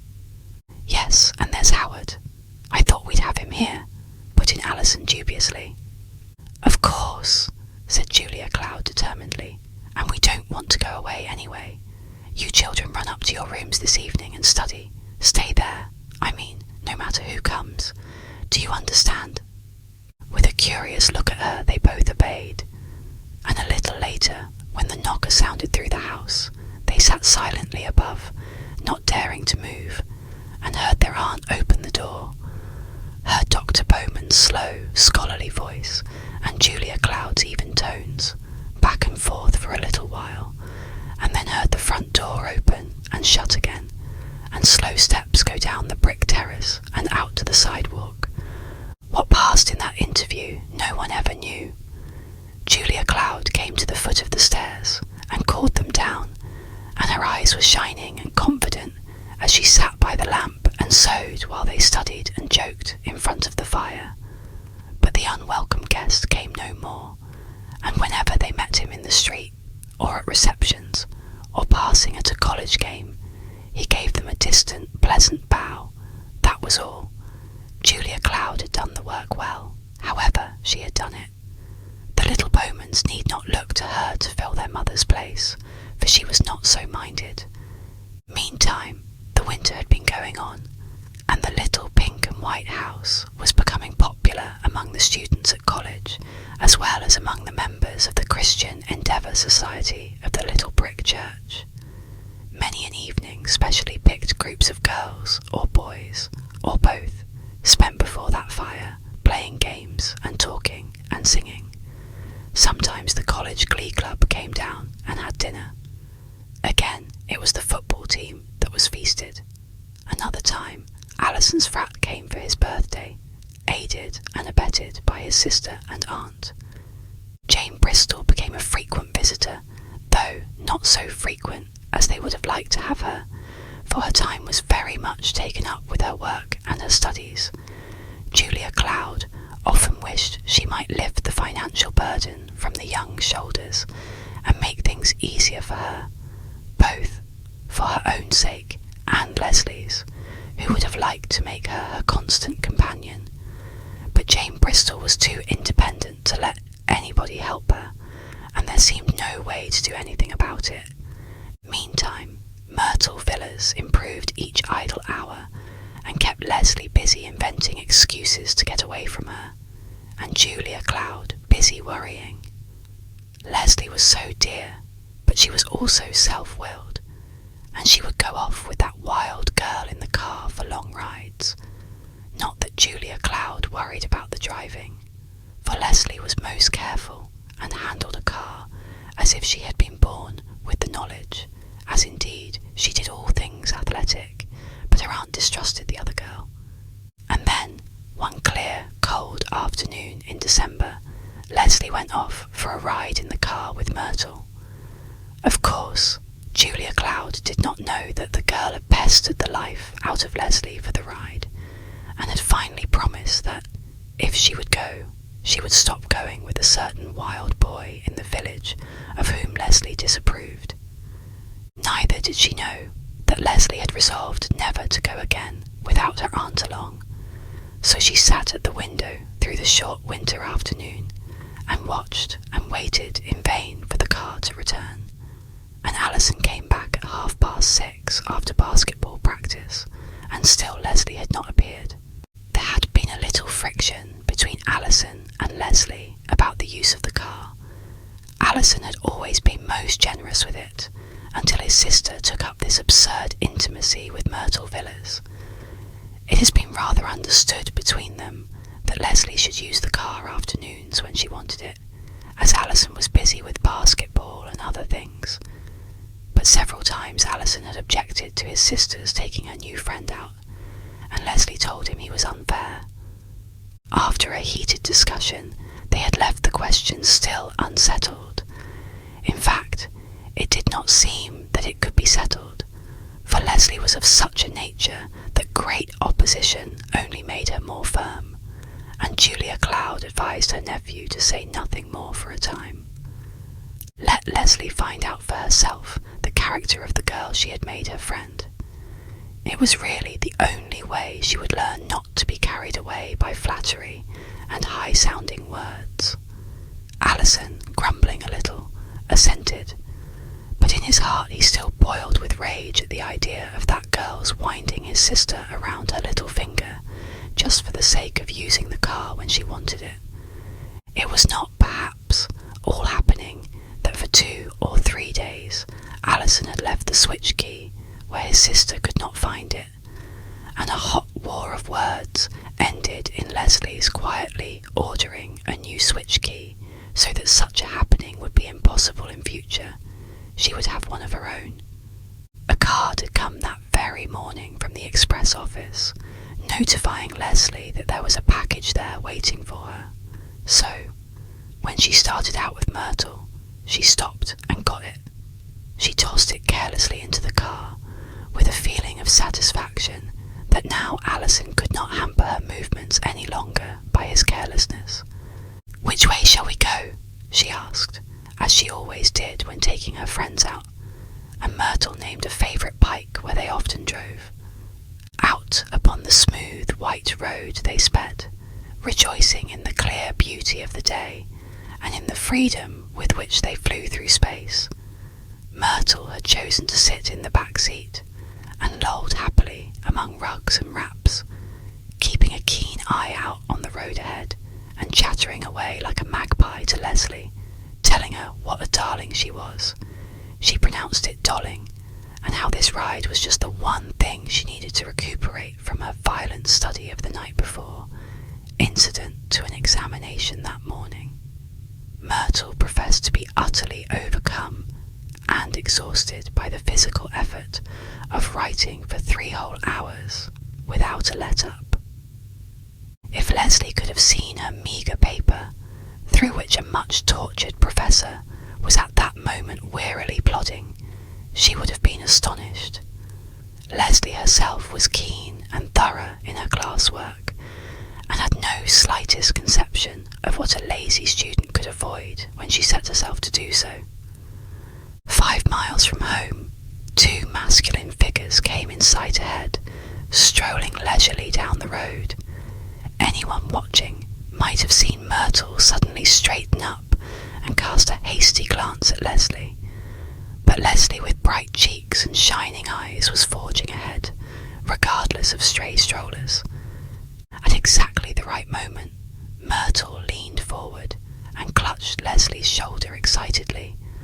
"Oh, Leslie, that's my cousin Fred Hicks, and that must be his friend, Bartram Laws.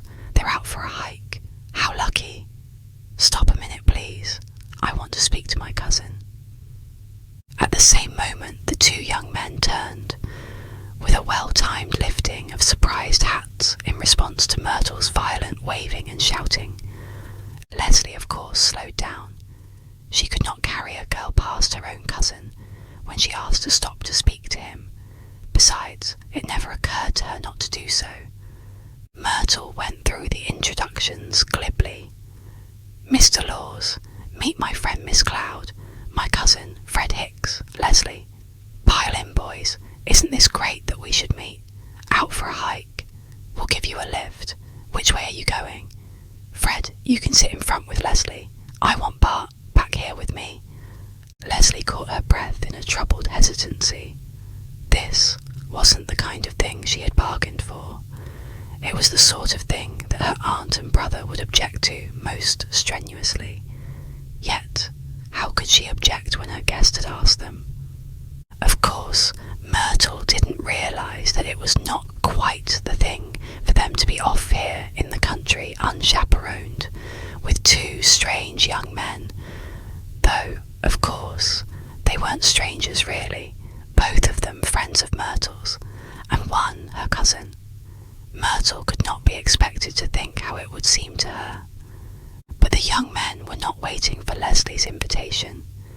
They seemed to feel that their company would be ample compensation for any objections that might be had. They scrambled in with alacrity. The colour flew into Leslie's cheeks. In her heart she said they were altogether too fresh. "Why, I suppose we can give you a lift for a little way," said Leslie, trying to sound patronising. "How far are you going? We turn off here pretty soon." "Oh, that's all right," said Cousin Fred easily. "Any old road suits us, so it's going in this direction. Want me to take the wheel?" "No, thank you," said Leslie coldly. "I always drive myself. My brother doesn't care for me to let other people use the car." "That's all right. I thought you might be tired, and I'm a great driver. People trust me that won't trust anyone else." "That's right, Leslie," chimed in Myrtle. "Fred can drive like a breeze. You ought to see him." Leslie said nothing, but dropped in the clutch and drove on. She was not prepossessed in Fred Hicks' favour. She let him make all the remarks, and sat like a slim, straight, little offended goddess. But Fred Hicks was not disturbed in the least. He started in telling a story about a trip he took from Washington up to Harrisburg in an incredibly brief space of time, and he laughed uproariously at all his own jokes. Leslie was a girl of violent likes and dislikes, and she took one of them now. She fairly froze Cousin Fred, though he showed no outward sign of being aware of it. "Here's a nice road off to the right," he indicated, reaching out a commanding hand to the wheel suddenly. "Turn here." Leslie, with set lips, bore on past the suggested road at high speed. "Please don't touch my wheel," was all she said in a haughty little voice. She was very angry indeed. They were nearing an old mansion, closed now for the winter, with a small artificial lake between the grounds and the highway. Leslie felt a passing wish that she might dump her undesired cargo in that lake and fly away from them. "I think you will have to get out at the next crossroads," she said with more dignity. "I have to go home now." "Why, Leslie Cloud, you don't any such thing," broke in Myrtle. "You told me you could be out till 6:15. It's only 4:30. I thought you were a good sport." "I've changed my mind," said Leslie coldly, bringing the car to a standstill. "I'm going back right now. Do you and your friend want to get out here, Mr. Hicks?" Fred Hicks lolled back in the car and leered at Leslie. "Why, no, I can't say I'm particularly anxious to get out, but I think I'd like to change around a little. If you'll just step over here, I'll run the car for you, my dear. I don't think Myrtle is ready to go back yet. How about it, Myrt?"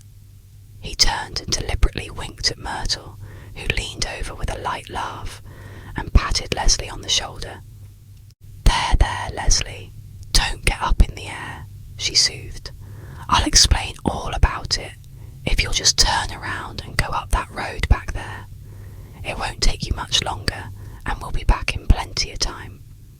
The fact is, I had a little plan in the back of my head when I came out this afternoon, and I want you to help me out. Now, be a good girl and let Fred run the car a little while. He won't do it any harm, and your brother will never know a thing about it." Leslie's eyes were flashing, and her head was held haughtily, but she kept her hands firmly on the wheel. "Your friends will have to get out, Myrtle," she said coldly. "I can't help you out in any scheme I don't understand. You'll have to go to someone else for that kind of help." Myrtle pouted. "I must say, I don't think you're very nice, Leslie Cloud, speaking in that way before my friends. But of course you don't understand. I'll have to tell you. Bart Laws and I are engaged, and we're going to a town down in the next state to get married. Bart has the license and the minister, and it's all arranged nicely. His aunt will be there for a chaperone. If you behave yourself and do as we tell you, the whole thing will go off quietly, and no one will know the difference. You and I will go back home before dark, and everything will be lovely. You see, dear, I've been engaged all this time, only I couldn't tell you, because my guardians don't approve of my getting married until I'm through college. You didn't understand why I had so much to do with Rich Price, but he was just a go-between for Bart and me. Now, do you understand why I wanted you to go this afternoon?" Myrtle's voice was very soft and insinuating. She had tears always near the surface for ready use. "You never have been in love, Leslie. You don't know what it is to be separated from the one who is all the world to you. Come now, Leslie. I'll do anything in the world for you if you'll only help me out now." "And if I won't?" asked Leslie calmly, deliberately, as if she were really weighing the question. "Well, if you won't," put in the person called Fred Hicks, "why, Bart and I will just fix you up perfectly harmlessly in the back seat there, where you can't do any damage." And he put his hand in his pocket and brought out the end of an ugly-looking rope. "And then we'll take charge of this expedition and go on our way. You can take it or leave it as you please. Shut up there, Myrt. We haven't any more time to waste. We're behind schedule now." Leslie's mouth shut in a pretty little tight line, and her eyes got like two blue sparks, but her voice was cool and steady. "Well, I won't," she said tensely, and with a sudden motion, she grabbed the switch key and, springing to her feet, flung it far out across the road, across a little scuttled canoe that lay at the bank, and plunk into the water before the other occupants of the car could realise what she was doing. Fred Hicks saw just an instant too late, and sprang for her arm to stop it, then arose in his seat with curses on his lips, watching the exact location of the splash and calling to his mate to go out and fish for it. Leslie sank back in her seat, tense and white, and both young men sprang out and rushed to the shore of the little lake, leaving a stream of unspeakable language behind them. Myrtle began to berate her friend. "You little fool," she said. "You think you've stopped us, don't you? But you'll suffer for this. If you make us late, I'll see that you don't get back to your blessed home for a whole week, and when you do, you won't have such a pretty reputation to go on as you have now. It won't do a bit of good either, for those two men can find that switch key, or if they can't, Fred knows how to start a car without one. You've only made a lot of trouble for yourself, and that's all the good it will do you. You thought you were smart, but you're nothing but an ignorant little kid." But the ignorant little kid was not listening. With trembling fingers she was pulling off the wrappings from a small package, and suddenly A warning whir cut short Myrtle's harangue. She lurched forward and tried to pull Leslie's hands away from the wheel. "Bart, come quick! She's got another! Hurry, boys!" The two young men had shoved the old canoe up on the bank, turned it over, emptied it, and put it back in the water. Fred Hicks was holding it at arm's length now in the water, and the would-be bridegroom had crawled out to the extreme end, and with rolled-up sleeves was pouring about in the water, which did not appear to be very deep.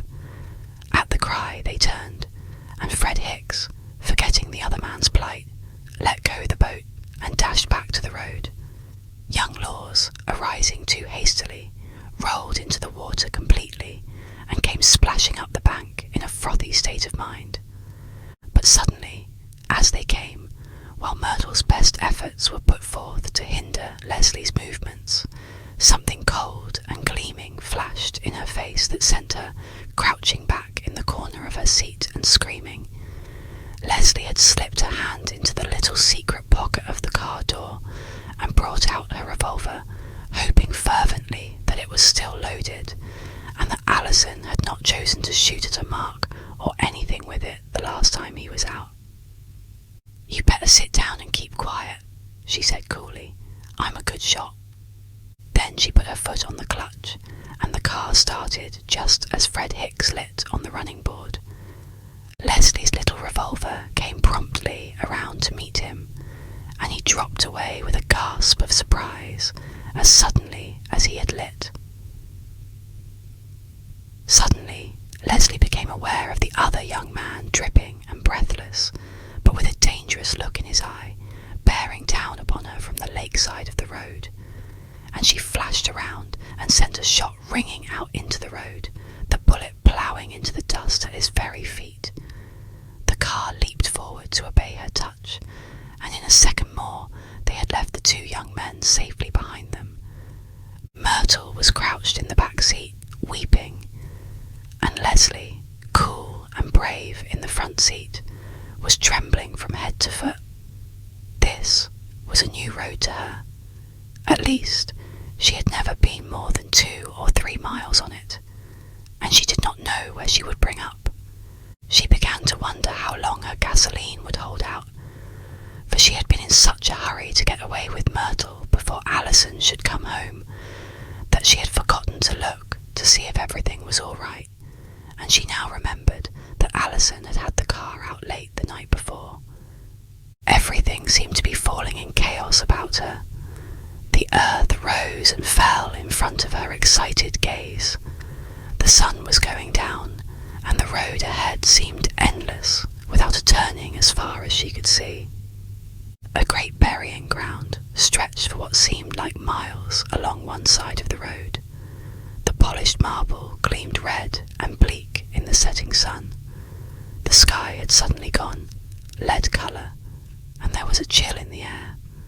Leslie longed for nothing so much as to hide her head in Julia Cloud's lap and weep. Yet she must go on and on and on till this awful road came to an end. Would it ever come to an end? Oh, it must somewhere. A great tower of bricks loomed ahead, with a wide paved driveway leading to it through an arched gateway, and over the arch some words. Leslie got only one of them: crematory. She shuddered and put on speed. It seemed that she had come to the place of death and desolation. It was lonely everywhere, and not a soul in sight. What horror if her gasoline should give out in a place like this, and they have to spend the night here, she and that poor weak creature sobbing behind. What contempt she felt for her former friend. What contempt she felt for herself. Oh, she was well punished for her wilfulness. To think she should have presumed to hope she could help her to better ways. She, a little innocent, who never dreamed of such depths of duplicity as had been shown her that afternoon. Oh, to think of that loathsome Hicks person daring to touch her, to try to take her car away from her, and to smile at her in that disgusting way. On and on went the car, and the road wound away into the dusk, up a high hill and down again, up another, past an old farmhouse with one dim light in the back window, and a great dog howling like one in some old classic tale she had read. On and on, till at last a crossroad came, and she knew not which way to take, to right or to left. There was a signboard, but it was too dark to read, and she dared not get out and leave Myrtle. There was no telling, but she might try to run off with the car. It was at the crematory that she began to pray, and when she reached the crossing, her heart put up a second plea for guidance. "Oh God, if you will just help me home, I will try to be what you want me to be. Please, please, please." It was the old vow of a heart bowed down and brought to the limit. It was the first time Leslie had ever realised that there could be a situation in which Leslie Cloud would not find some way out. It was the first time too, perhaps, when she realised herself as being a sinner, in the sense of having a will against God, and having exercised it for her own pleasure, rather than for his glory. Down the road to the left, the car sped, and after a mile and a half of growing darkness, with woods and scattered farmhouses, the lights of a village began to appear. But it was no village that Leslie knew, and nothing anywhere gave her a clue. A trolley line appeared, however, and after a little a car came along with a name that showed it was going cityward. Leslie decided to follow the trolley track. In the meantime, the girl in the back seat roused up and began to look about her, evidently recognising something familiar in the streets or town. "You can put me out here, Leslie. I'm done with you," she said haughtily. "I don't care to go any farther with you. I'll go back on the train." "No," said Leslie sharply. "You'll go home with me. I took you away without knowing what you intended, but I mean to put you back where you were before I'm done. Then my responsibility for you will be over. I was a fool to let you deceive me that way, but I'm not a fool any longer." "Well, I won't go home with you, so—" "And that's flat, Leslie Cloud. You needn't think you can frighten me into going either. We're in a village now, and my aunt lives here. If you get out that revolver again, I'll scream and have you arrested, and tell them you're trying to murder me. So there." For answer, Leslie turned sharply into a crossroad that led away from the settled portion of the town, and put on all speed, tearing away into the dusk like a wild creature. Myrtle screamed and stormed behind her, all to no purpose. Leslie Cloud had her mettle up and meant to take her prisoner home. Out of the town, she turned into another road that ran parallel to the trolley track, from which she could see the lights of the trolleys passing now and again as it grew darker, and by, when they came to another crossroad, Leslie got back to the trolley track and followed it, but whenever they came into a town, she kept to its outskirts. Leslie had a pretty good general sense of direction, and she knew just where the sun went down. If it had not been for a river and some hills that turned up and bewildered her, she would have made a pretty direct course home. But, as it was, she went far out of her way, and was long delayed and much distressed besides, being continually harassed by the angry girl in the back seat. The gasoline was holding out. It was evident that Alison had looked after it. Blessed Alison, who always did everything when he ought to do it, and never put off things until the next day. How cross she had been with him for the last 6 weeks, and how good and kind he always was to her. How she had deceived dear Cloudy and troubled her by going off this afternoon. Oh, what would they think? Would they ever forgive her and take her back into their hearts and trust her again? The tears were blurring her eyes now as she stared ahead at the road. It seemed as if she had been tearing on through the night for hours like this. Her arms ached with the nervous strain. Her back ached. Her head ached. Perhaps they were going around the world and would only stop when the gasoline gave out. They swept around a curve. Could it be that those were the lights of the college ahead on the hill. Oh, joy at last! They were. Up this hill, over across 2 blocks, and the little pink and white house would be nestled among the hemlocks, and rest and home at last. But there was something to be done first. She turned toward the back seat, where sat her victim, silent and angry. "Well, you can let me out now, Leslie Cloud," said Myrtle scornfully. "I suppose you won't dare lord it over me any longer, and I'll take good care that the rest of the town understands what a dangerous little spitfire you are. You ought to be arrested for this night's work. That's all I've got to say." "Well, I have one more thing to say," said Leslie slowly, as she swerved into her own street, and her eyes hungrily sought for the lights of Cloudy Villa. "You're coming into the house with me first, before you go anywhere else, and you're going to tell this whole story to my Aunt Jewel. After that, I should worry. Well, I rather guess I am not going into your old house and tell your old aunt anything. I'm going to get right out here this minute, and you're good and going to let me out too, or I'll scream bloody murder and tell it all over this town how you went out there to meet those boys. You haven't got any witnesses, and I have, remember," said Myrtle, suddenly feeling courageous now that she was back among familiar streets. But Leslie turned sharply into the little drive and brought up the car in a flood of light at the end of the terrace. "Now, get out," she ordered, swinging the door open and flashing her little revolver about again at the angry girl. "Oh, Leslie," pleaded the victim, quickly quelled by the sight of the cold steel and thrilled with the memory of that shot whistling by her into the road a few hours before. "Get out," said Leslie coolly, as the front door was flung open, and Julia Cloud peered through the brightness of the porch light into the darkness. "Get out!" Leslie held the cold steel nearer to Myrtle's face, and the girl shuddered and got out. "Now go into the house," she ordered, and shuddering, shivering, with a frightened glance behind her and a fearful glance ahead, she walked straight into the wondering, shocked presence of Julia Cloud, who threw the door open wide and stepped aside to let them in. Leslie, with the revolver still raised and pointed toward the other girl, came close behind Myrtle, who sidled hastily around to get behind Miss Cloud.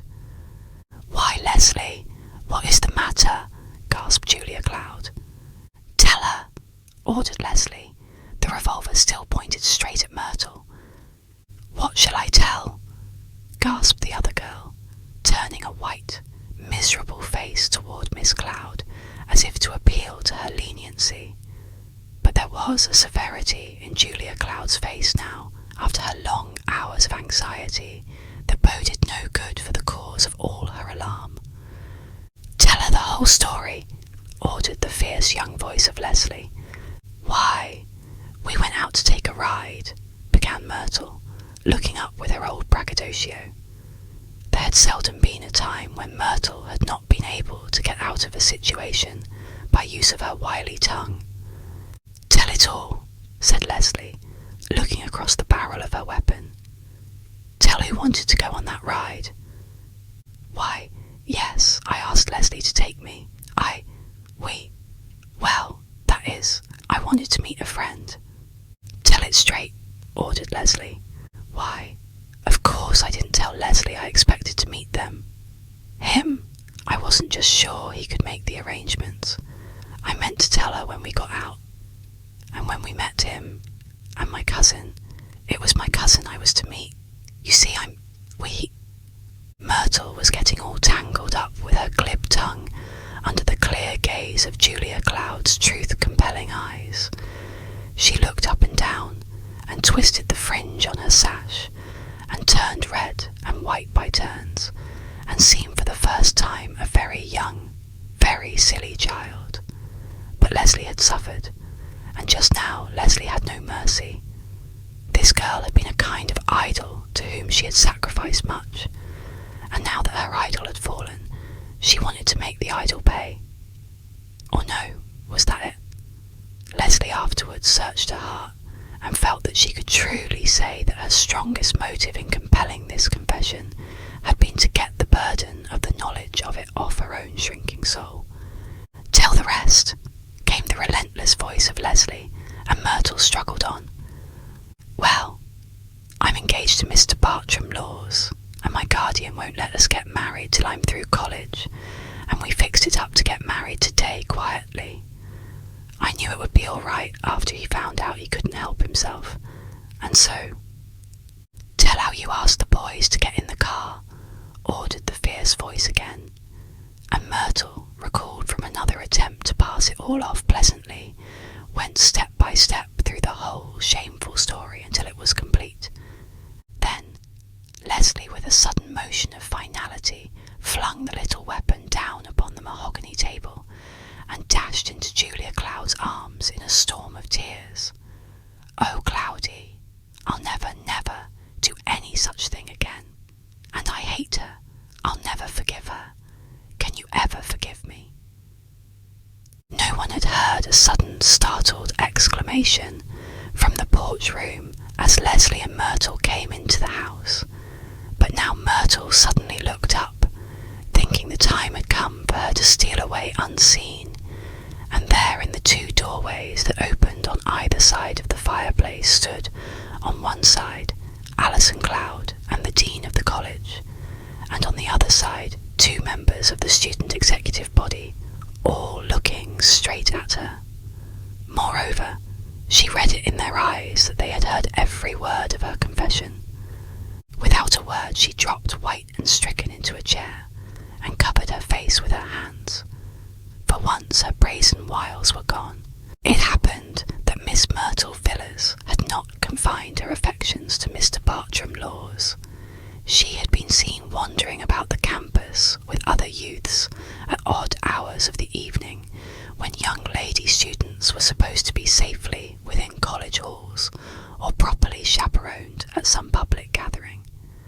The student exec had had her in tow for several weeks, and she had already received a number of reproofs and warnings.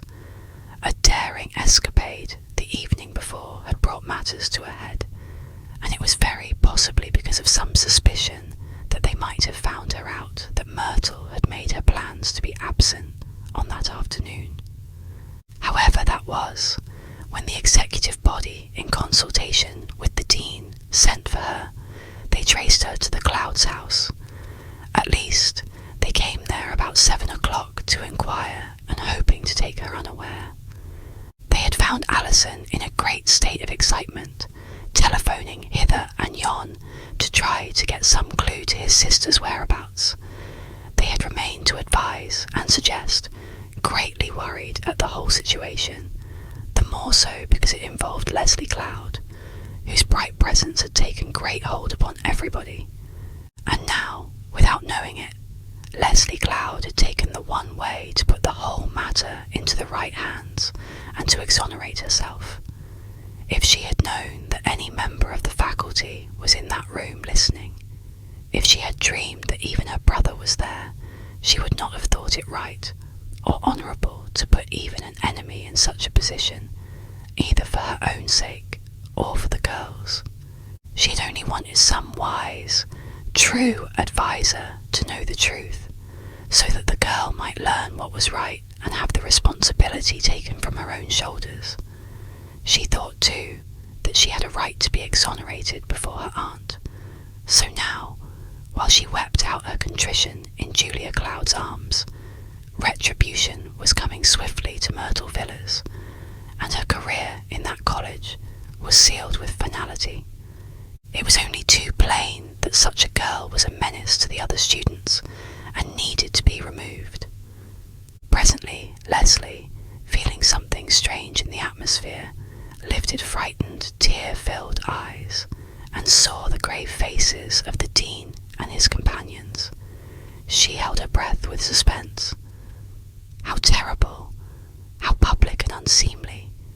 She had brought all this upon herself and her family by her persistent friendship with this silly girl, and she fell to trembling and shuddering, all her fine Dean's sweet nerve gone now that the strain was over. Julia Cloud drew her down upon the couch and soothed her, covering her with an afghan and trying to comfort her. Then the Dean stepped over to the couch and spoke to Leslie. "Miss Cloud, you must not feel so bad," he said gently, as if she had been his own child. "You have acted nobly, and no one will blame you. You have perhaps saved Miss Villars from great shame and sorrow, and you certainly have been brave and true. Don't worry, child," and he patted Leslie's heaving shoulder kindly. Presently the Dean and his committee were gone, taking the cowering Myrtle with them, and Leslie lay snuggled up on the couch, with Alison building up the fire, and Cherry bringing a tray with a nice supper. Julia Cloud fixed a hot water bag to warm the chilled hands and feet. It was so good to be at home. The tears rushed into her eyes again, and her throat filled with sobs. "Oh, Cloudy," she caught her aunt's hands. "I'll never do anything again. You don't want me to," she sobbed out, and then burst into another paroxysm of tears. "There, now, kid, don't cry any more," pleaded Alison, springing to her side and kneeling by her, smoothing her hair roughly. "You were a little winner. You had every bit of your nerve with you. Why, you did a great thing, kid, outwitting those two brutes and bringing that girl back in spite of herself. But the greatest thing of all was your making her confess. Now they've got something to go on. If you hadn't done that, it would have been her word against yours. And I imagine she's always managed to keep things where she could get around people with her wiles. Now she's got to face facts, and believe me, kid, it'll be better for her in the end. She was headed straight for a bad end, and no mistake. All the fellows knew it, and the faculty suspected it, and it was making no end of trouble. But now the girl may be saved, for that Dean never lets a student go to destruction, they say, if he can help it. Oh, of course he'll fire her. She isn't fit to be around here, but he'll keep an eye on her, and he'll fire her in such a way that she'll have another chance to make good if she's willing to take it. Don't you worry about spoiling her life. She'd set out to spoil it in the first place, and the best thing that could possibly happen to her was to get stopped before she went too far. From all you say, I shouldn't think a marriage with that fellow would have been any advantage to her." "Oh, he was awful, Alison," shuddered Leslie. "He smelled of liquor, and he had great coarse lips and eyes, and he put his arms around her and kissed her right there before us all, and they acted perfectly disgusting. I'm almost sure from things I heard them say that she hadn't been engaged to him at all. She hadn't even known him till last week. She met him in town, just picked him up on the street, and that Fred Hicks, I don't believe now he was her cousin at all." "Probably not, but leave that all to the Dean. He'll ferret it out. He went in there to the telephone before he left, and from what I heard, I imagine he's got detectives out after those two guys, and they may sleep in the lock-up tonight. They certainly deserve to, and I shall have a hand in settling with them too. I can't have my sister treated that way and let it go easily. They've got to answer to me. There, kid." He stooped down and kissed her gently on her hot, wet forehead, and Leslie caught his hand and nestled her own in it.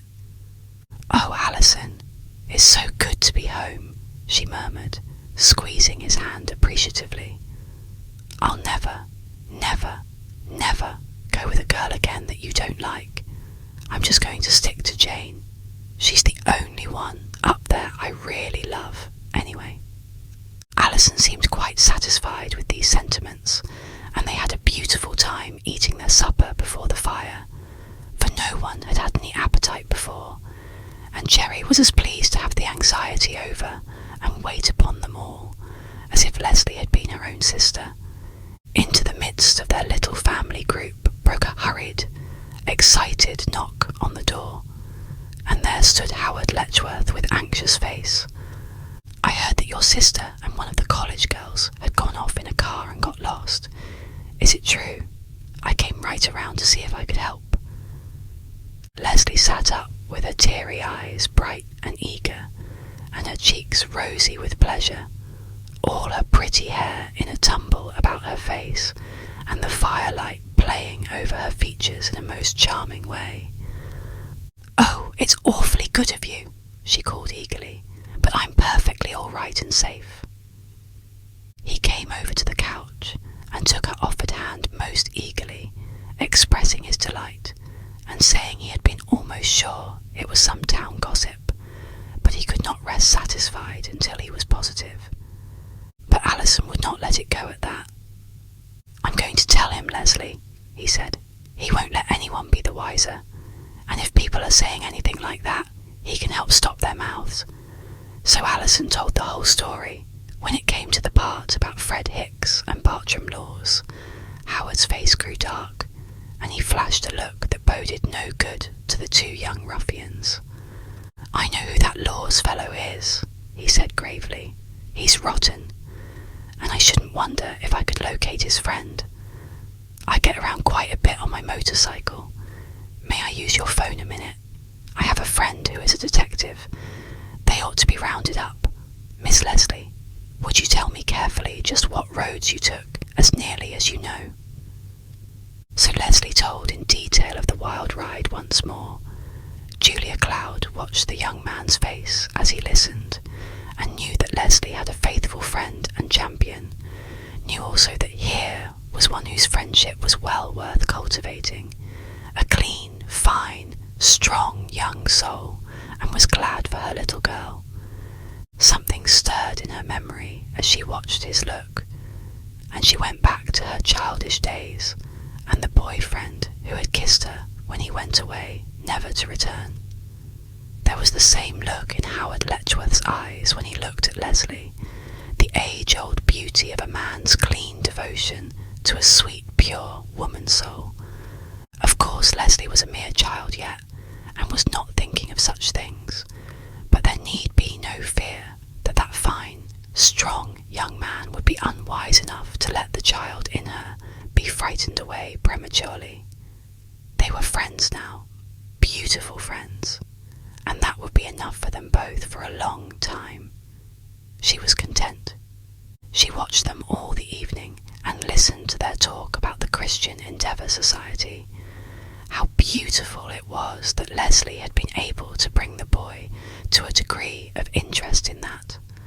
Of course it was for her sake, but he was man enough to be interested on his own account now, and from their talk she could see that he had gone heart and soul with Alison into the plans for the winter work. He had a fine voice, and was to sing a solo at the next meeting. Presently Leslie so far recovered her nerves as to smooth out her hair and go to the piano to practice with him. "Oh Jesus, thou art standing," outside the fast-closed door, rang out the rich, sweet notes, and the tender, sympathetic voice brought out each word with an appeal. The boy could not sing like that and not feel it himself sometime. Julia Cloud found herself praying, as if she whispered to a dear companion sitting close beside her at the hearthside, "Dear Christ, show this boy, teach him what thou art, make him thy true disciple." Suddenly the young fellow turned to Alison with a smile. "I like the way you take your religion with you into college, Cloud.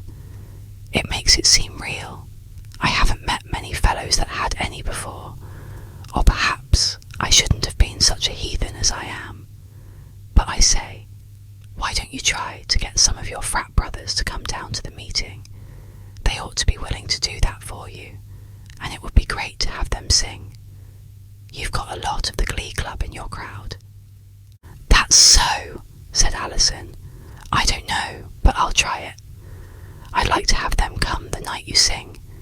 Guess I'll have to hunt around and get a speaker. No, I won't either. Just the meeting itself is good enough now for anybody.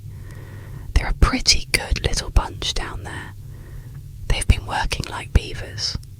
Jane Bristol gets the girls together and coaches them for every meeting. She's some girl, do you know it? Howard Letchworth agreed that she was, but he cast a side glance down at the bright head of the girl, who was playing his accompaniment as if he felt there were others. Julia Cloud was watching her darling girl, wondering, hoping, praying that she might always stay so sweet and unspoiled. But when the young man was gone home, and Leslie came back to the couch again, she suddenly drooped. "Cloudy Jewel," she said wearily, "it isn't right. I don't deserve people to be so nice to me, the Dean, and you all, and Howard, and everybody. It was a lot my fault that all this happened. I thought I could make that girl over if I just stuck to her. She had promised me she would come to Christian Endeavour and join, and I wanted to show you all what a power I had over her. I was just conceited. That was all there was about it. Now I see that she was only fooling me. I couldn't have done anything at all alone. I needed God. I didn't ask him to help. You've talked a lot about that in our Sunday meetings, but it never went down into my heart until I was driving past that old crematory, and I felt as if I was all alone, and death all in black trailing robes was going along fast beside me. Then I knew God was the only one who could help, and I began to pray. I hope maybe I've learned my lesson, and I'll not be so swelled-headed next time, but you oughtn't to forgive me, Cloudy, not so easy. Cloudy, you're just like God." It was several days before Leslie recovered fully from the nervous strain she had been under. She slept long the next day, and Julia Cloud would not waken her. For a week there were dark circles under the bright eyes, and the rose of her cheek was pale.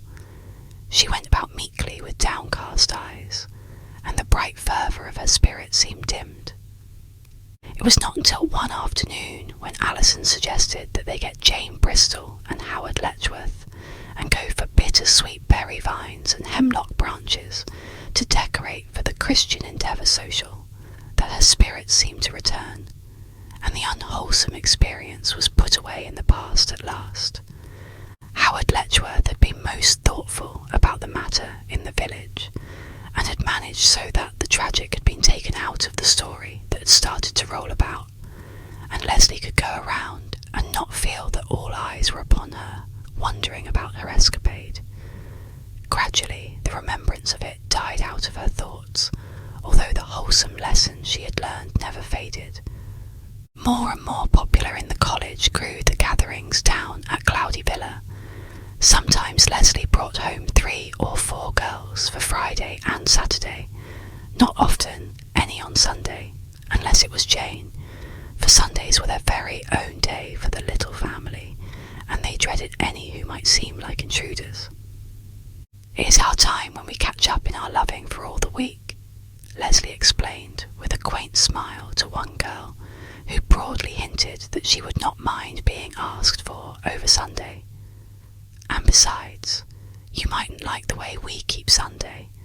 Everybody who comes has to go to church and Christian Endeavour with us, and enjoy our Bible reading, singing hour around the fire, and I didn't think you would." "Well, I like your nerve," answered the girl, but she sat studying Leslie afterwards with a thoughtful gaze, and began to wonder whether, after all, a Sunday spent in that way might not be really interesting. "She's a kind of a nut, isn't she?" she remarked to another friend of Leslie's. "She's a pretty nice kind of a nut then, Esther," was the response. "If that's a nut, we better grow a whole tree of them. I'm going down there all I can. I like 'em." Julia Cloud seemed to have a fertile brain for all kinds of lovely ways to while away a holiday. As the cold weather came on, winter picnics became the glory of the hour. Long walks with heavy shoes and warm sweaters and mittens were inaugurated.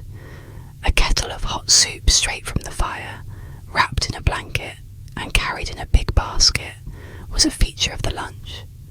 When the party reached a camping spot, a fire would be built and the soup kettle hung over an improvised crane to put on its finishing touches, while the rest of the eatables were set forth in paper plates, each portion neatly wrapped in waxed paper, ready for easy handling.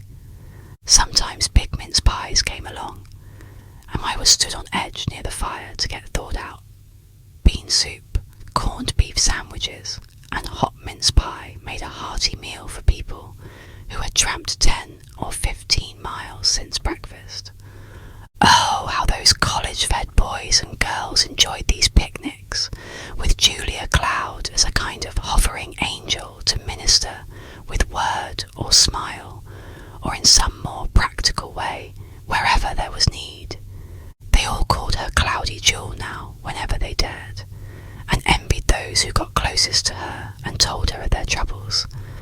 Many a lad or lassie brought her his or her perplexities, and often, as they sat around the winter camp, perhaps on a rock brushed free from snow, she gave them sage advice, wrapped up in pleasant stories that were brought in ever so incidentally. There was nothing ever like preaching about Julia Cloud.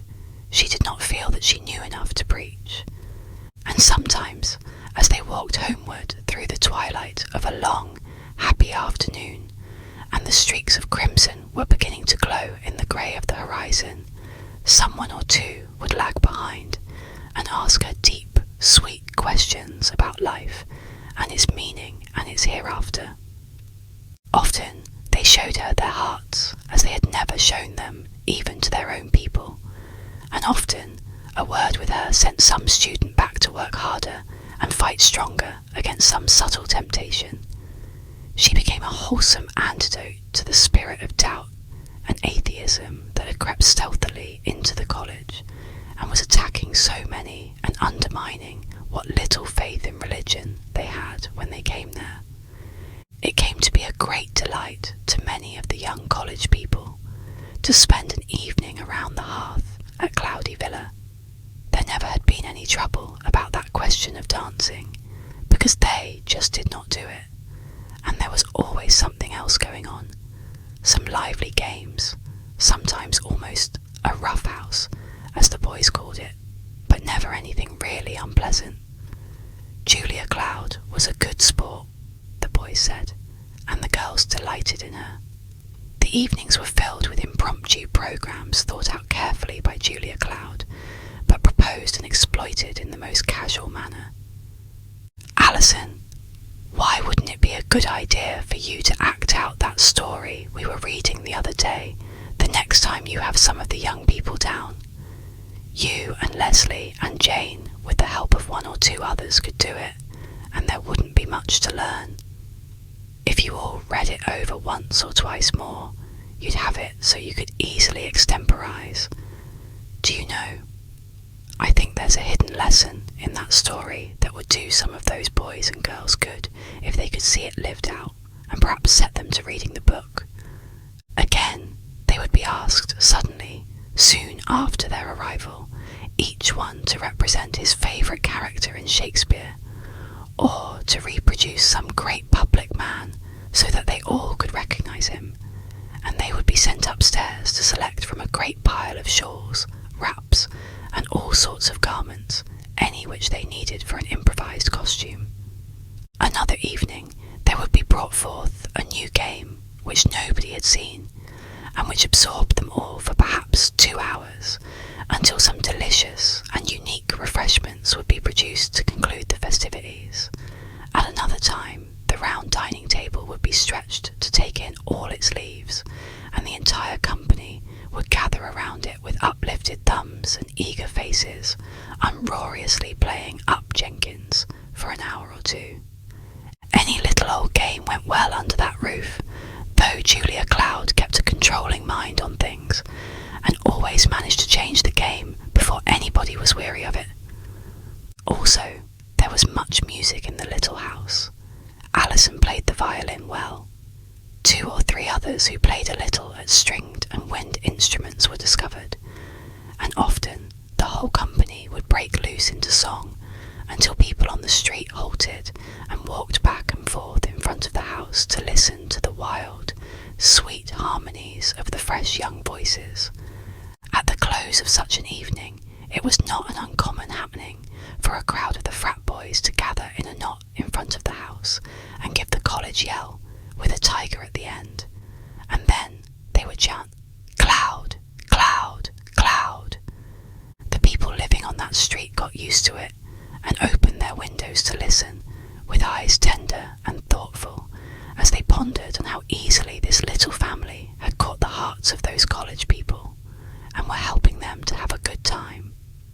Perhaps it entered into their minds that other people might do the same thing if they would only half try. In return for all her kindness, a number of the young people would often respond to Julia Cloud's wistful invitation to go to church, and more they were being drawn by twos and threes to come to the Christian Endeavour meetings in the village. It seemed as if they had but just discovered that there was such a thing, to the equal amazement of themselves and the original members of the Christian Endeavour Society, who had always responded to any such suggestions on the part of their pastor or elders with a hopeless, "Oh, you can't get those college guys to do anything, they think they're it." The feeling was gradually melting away, and a new brotherhood and sisterhood was springing up between them. It was not infrequent now for a college maiden to greet some village girl with a frank, pleasant smile, and accept invitations to lunch and dinner. And college boys were friendly and chummy with the village boys who were not fellow students, and often took them up to their frat rooms to visit. So the two elements of the locality were coming nearer to each other, and their bond was the village Christian Endeavour Society. So passed the first winter and spring in the little pink and white house, and with the first week of vacation there came visitors. Gwadi Ludd was the first visitor, just for a night and a day. He had come east for a flying business trip, and could not pass by his beloved wards without at least a glimpse. He dropped down into their midst quite unexpectedly the night before college closed, and found them with a bevy of young people at the supper table, who opened their ranks right heartily and took him in.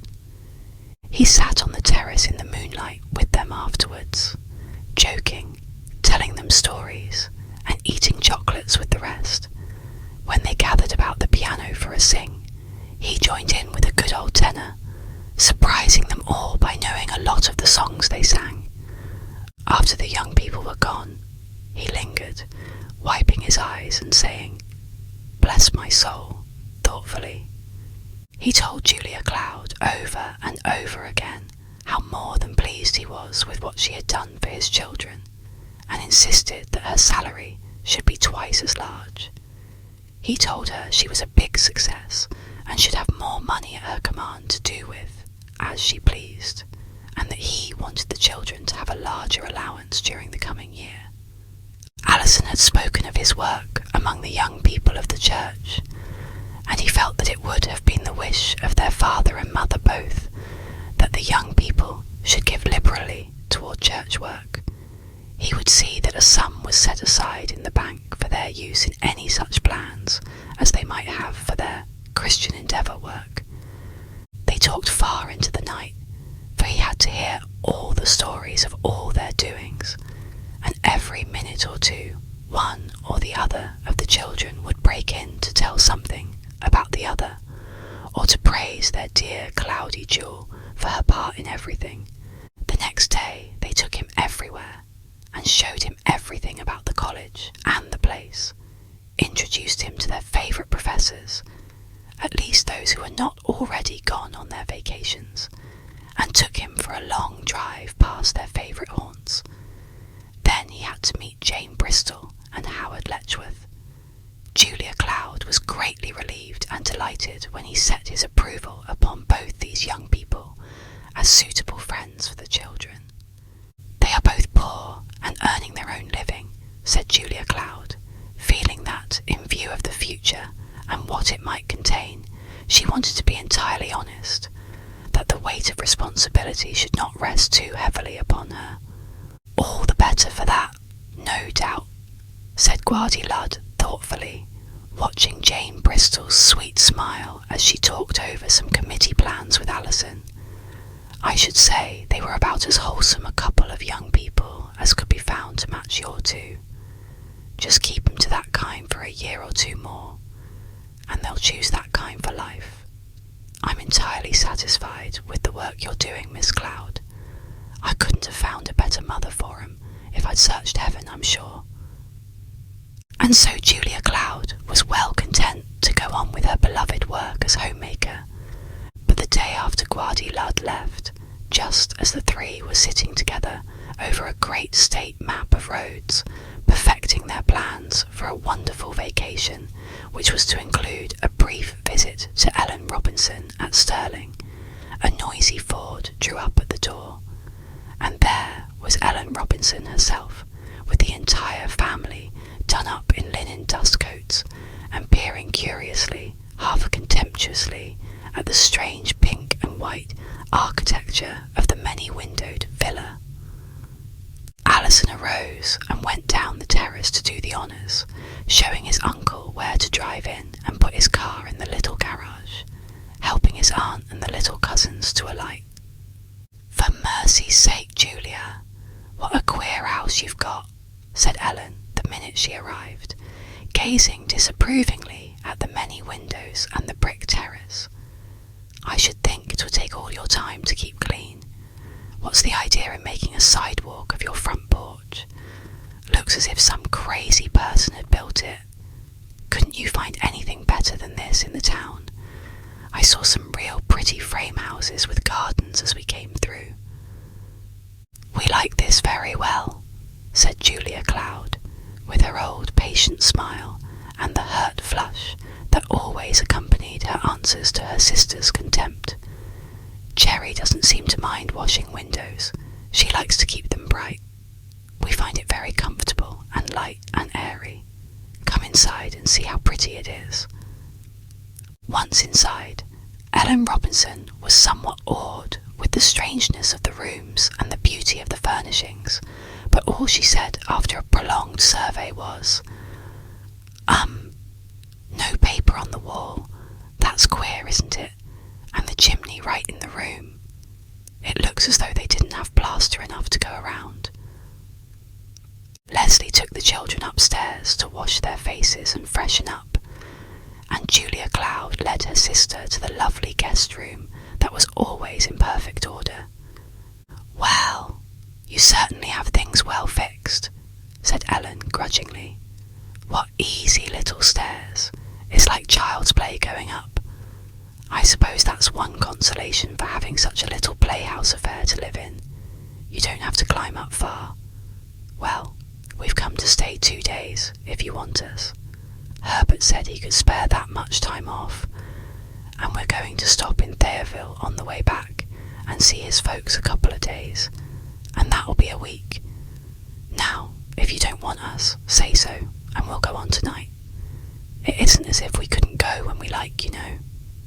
But Julia Cloud was genuinely glad to see her sister, and said so heartily enough to satisfy even so jealous a nature as Ellen's, and so presently they were walking about the pretty rooms together, and Ellen was taking in all the beauties of the home. "And this is your bedroom." She paused in the middle of the rose and grey room, and looked about her, taking in every little detail with an eye that would put it away for remembrance long afterwards. "Well, they certainly have feathered your nest well," she declared, as her eyes rested on the luxury everywhere. "Though I don't like that painted furniture much myself," she said, as she glanced at the French grey enamel of the bed. "But I suppose it's all right if that's the kind of thing you like. Was it some of their old furniture from California?" "Oh no," said Julia Cloud quickly, the pretty flush coming in her cheeks. "Everything was bought new except a few little bits of mahogany downstairs. We had such fun choosing it too. Don't you like my furniture? I love it. I hovered around it again and again, but I didn't dream of having it in my room. It was so expensive. It's real French enamel, you know, and happens to be a craze of fashion at present. I thought it was ridiculous to buy it, but Leslie insisted that it was the only thing for my room. And those crazy, extravagant children went and bought it when I had my head turned." "You don't say," said Ellen Robinson, putting a hard, investigating finger on the footboard. "Well, It does seem sort of smooth, but I never thought my cane seat chairs were much. Guess I'll have to get 'em out and varnish 'em. What's that out there? A porch?" Julia Cloud led her out to the upper porch with its rush rugs, willow chairs and table, and its stone wall crowned with blooming plants and trailing vines. She showed her the bird's nest in the tree overhead. "Well," said Ellen half sourly, "I suppose there's no chance of your getting sick of it all and coming back, and I must say I don't blame you. It certainly is a contrast from the way you've lived up to now. But these children will grow up and get married. And then, where will you be? I suppose you have chances here of getting married, haven't you?" The colour flamed into Julia Cloud's cheeks in good earnest now.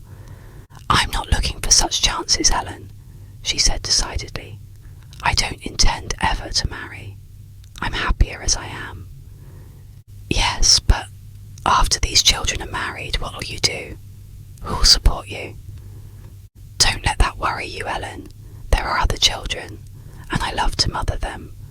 But as far as support is concerned, I'm putting away money in the bank constantly, more than I ever expected to have altogether in life, and I shall not trouble anybody for support. However, I hope to be able to work for a good many years yet, and what I'm doing now I love. Shall we go downstairs?" "Have Alison and Leslie got any sweethearts yet?" she asked pryingly as she followed her sister down the stairs. "I suppose they have by this time." "They have a great many young friends, and we have beautiful times together, but you won't see many of them now. College closed last week." For 2 long days, Alison and Leslie devoted themselves religiously to their relatives, taking them here and there in the car, showing them over the college and the town, and trying in all the ways they knew to make them have a good time.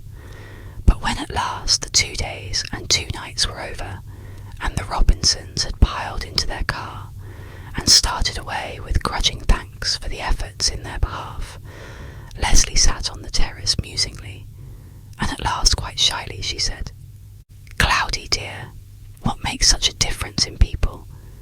Why are some so much harder to make have a good time than others? Why, I feel as if I'd lived years since day before yesterday, and I don't feel as if they half enjoyed anything. I really wanted to make them happy, for I felt as if we'd taken so much from them when we took you. But I just seemed to fail, everything I did." Julia Cloud smiled.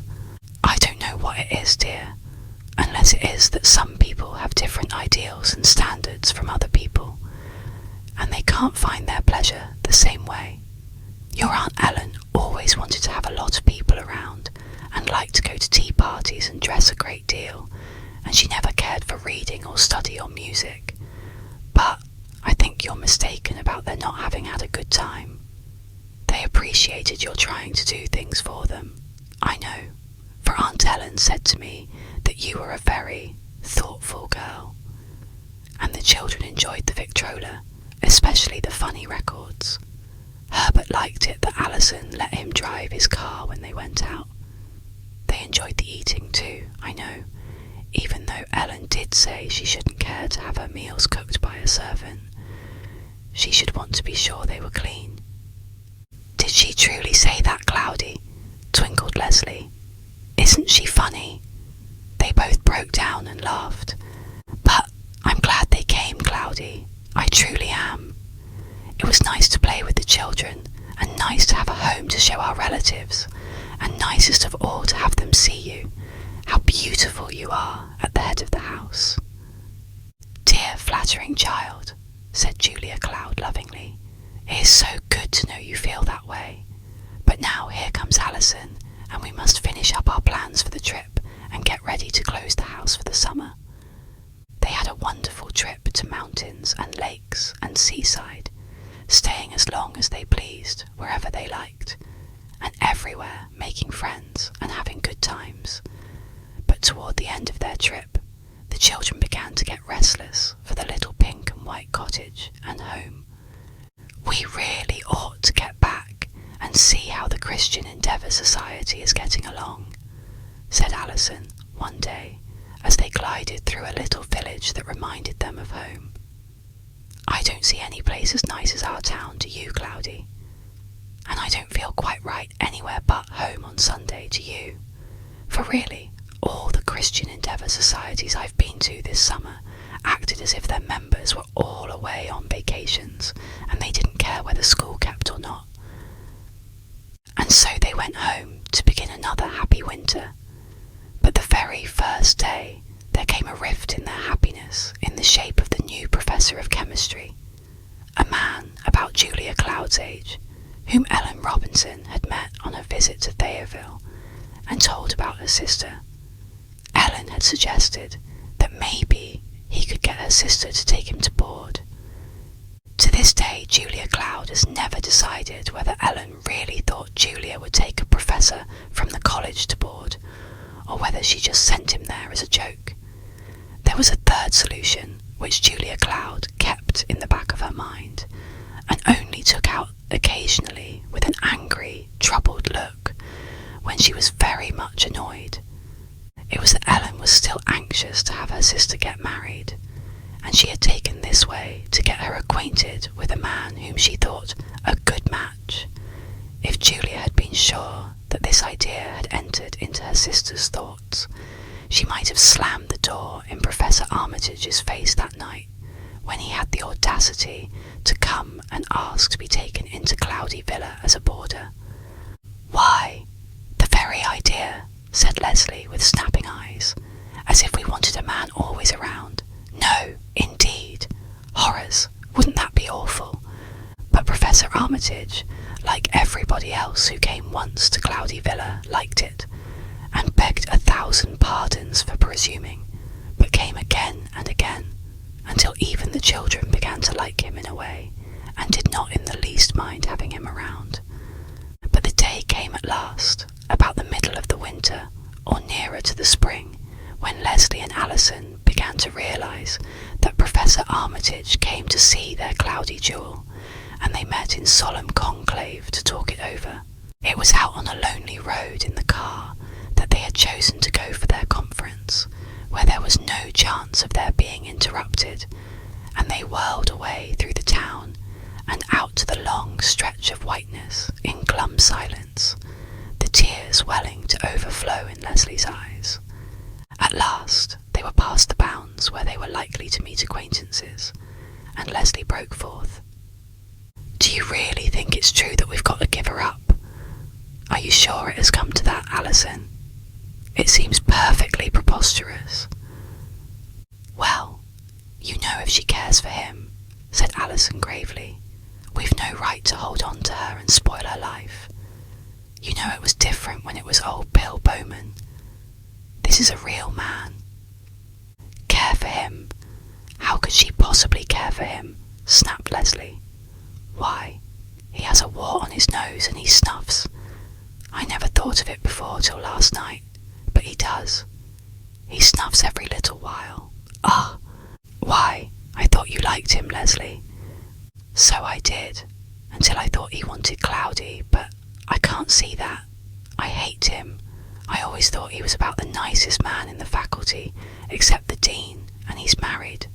But since I got on to the idea that he wants Cloudy, I can't bear the sight of him. I went way round the block today to keep from meeting him. He isn't nice enough for Cloudy, Alison.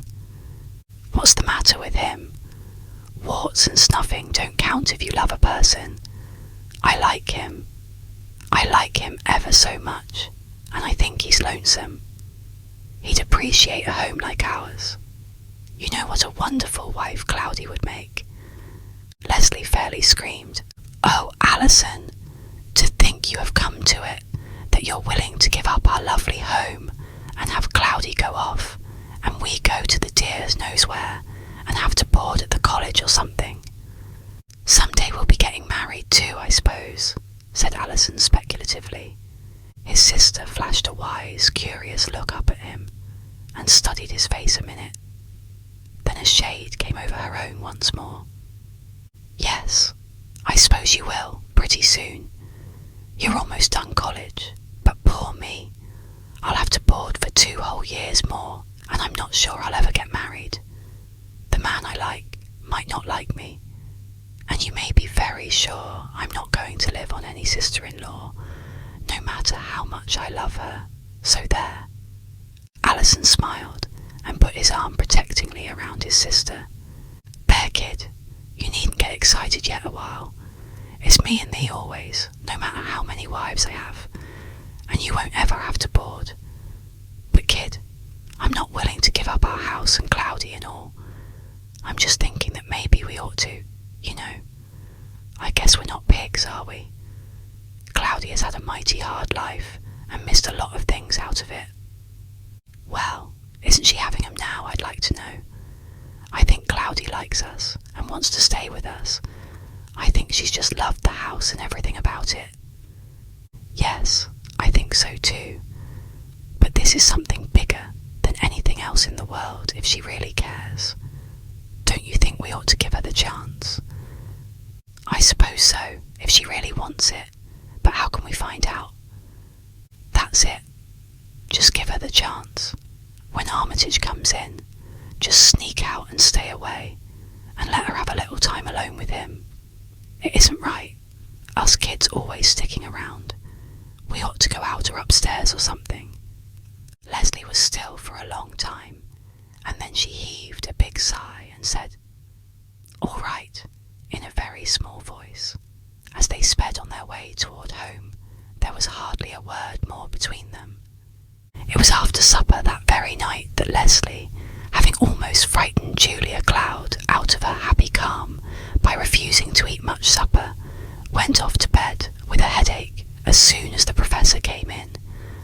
Alison, too, said he had to go up to the college for a book he had forgotten, and for the first time since his advent, the professor had a clear evening ahead of him with Julia Cloud, without anybody else by. But Julia Cloud was distraught, and gave him little attention at first, with an attitude of listening directed towards the floor above. Finally, she gently excused herself for a moment, and hurried up to Leslie's room, where she found a very damp and tearful Leslie attempting to appear wonderfully calm. "What is it, dear child? Has something happened?" she begged. "I know you must be sick, or you wouldn't have gone to bed so early. Please tell me what is the matter. I shall send for the doctor at once if you don't." Then Leslie, knowing that her brother would blame her if she spoiled the test, sat up bravely and tried to laugh, assuring her aunt that she was only tired from studying and a little stiff from playing hockey too long, and she thought it would be better to rest tonight so she could be all right in the morning. Julia Cloud, only half reassured by this unprecedented carefulness for her health on the part of the usually careless Leslie, went down abstractedly to her professor and wished he would go home. He was well into the midst of a most heartfelt and touching proposal of marriage before she realised what was coming. His voice was low and pleading, and Leslie, lying breathless above, not deigning to try to listen, yet painfully aware of the change of tones, was in tortures. Then Julia Cloud's pained, gentle tones, firmly replying, and more entreaty with brief, simple answers. Most unexpectedly, before an hour passed, Leslie heard the front door open and the professor go out and pass slowly down the walk. Her heart was in her throat, beating painfully. What had happened? A quick intuition presented a possible solution. Cloudy would not leave them while they were in college, and had bid him wait, or perhaps turned him down altogether. How dear of her! And yet, with quick revulsion of spirit, she began to pity the poor, lonely man who could not have Cloudy when he loved her. A moment later, Julia Cloud came softly up the stairs and tiptoed into her own room. And horror of horrors! Leslie could hear her catch her breath like soft sobbing. Did Cloudy care then? And had she turned down a man she loved in order to stick to them and keep her promise to their guardian?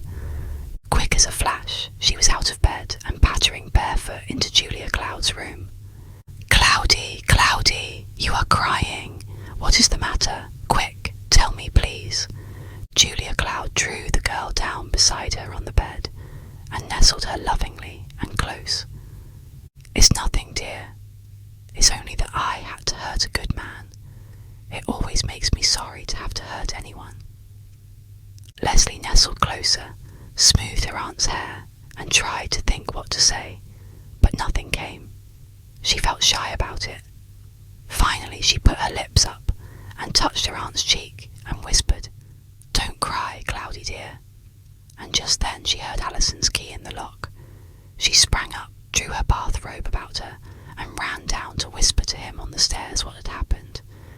"Well, it's plain she cares," whispered Alison sadly, gravely, turning his face away from the light. "I say, Les, we ought to do something. We ought to tell her it's all right for her to go ahead." "I can't, Alison. I break down and cry. I know I would. I tried up there just now, but the words wouldn't come." "Well then, let's write her a letter, and we'll both sign it."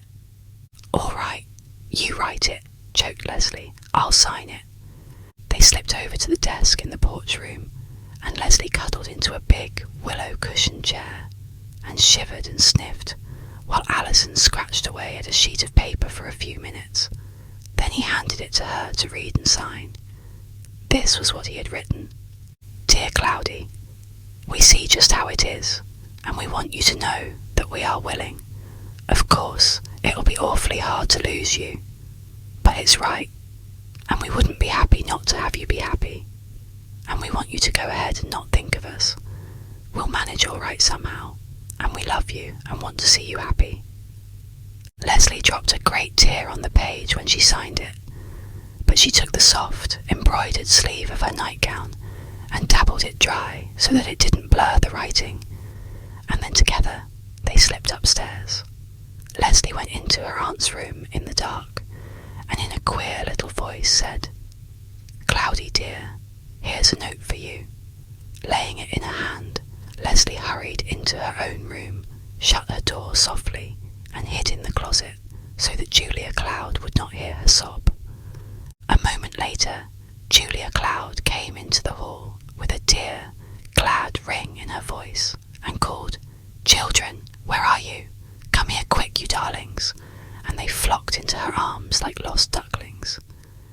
"You blessed darlings," she said, laughing and crying at the same time. "Did you think I wanted to get married and go away from you forever? Well, you're all wrong. I'll never do that. You may get married and go away from me, but I'll never go away from you till you send me, and I won't ever get married to anyone on this earth at any time. Do you understand? I don't want to get married ever." They all went into Julia Cloud's room then, and sat down with her on her couch, one on either side of her. "Do you really mean it, Cloudy Jewel?" asked Leslie happily. "You don't want to get married, not even to that nice Professor Armitage?" "Look here, Leslie, you said he had a wart," put in her brother. "Now keep still, Alison. He was nice all the time, only I didn't like him to want our Cloudy. He didn't seem to be quite nice enough for her. He didn't quite fit her, but if she wanted him—" "But I don't, Leslie," cried Julia Cloud in distress. "I never did." "Are you really true, Cloudy dear? You're such a dear, unselfish Cloudy. How shall we ever quite be sure she isn't giving him up just for us, Alison?" "Children, listen," said Julia Cloud, suddenly putting a quieting hand on each young hand in her lap. "I'll tell you something I never told to a living soul." There was that in her voice that thrilled them into silence. It was as if she suddenly opened the door of her soul and let them look in on her real self as only God saw her. Their fingers tightened in sympathy as she went on. "A long time ago, a great many years ago, perhaps you would laugh and think me foolish if you knew how many." "Oh no, Cloudy, never," said Leslie softly, and Alison growled a dissenting note. "Well, there was someone whom I loved, who died. That That is all. Only, I never could love anybody that way again. Marriage without a love like that is a desecration." "Oh, Cloudy, we never knew," murmured Leslie. "No one ever knew, dear. He was very young. We were both scarcely more than children. I was only 14. Oh, Cloudy, how beautiful. And you have kept it all these years. Won't you? Tell us just a little about it. I think it is wonderful, don't you, Alison?" "Yes, wonderful," said Alison in that deep, full tone of his that revealed a man's soul growing in the boy's heart. "There is very little to tell, dear. He was a neighbour's son. We went to school together and sometimes took walks on Saturdays. He rode me on his sled and helped me fasten on my skates and carried my books, and we played together when we had time to play. Then his people moved away out west, and he kissed me goodbye and told me he was coming back for me some day. That was all there was to it, except a few little letters. Then they stopped, and one day his grandmother wrote that he had been drowned, saving the life of a little child. Can you understand why I want to wait and be ready for him over there where he is gone? I keep feeling God will let him come for me when my life down here is over."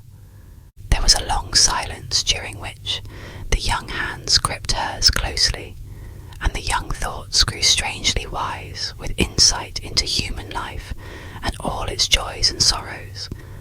They were thinking out in detail just what their aunt had missed, the sweet things that every woman hopes for and thinks about alone with God, of love, strong care, little children, and a home.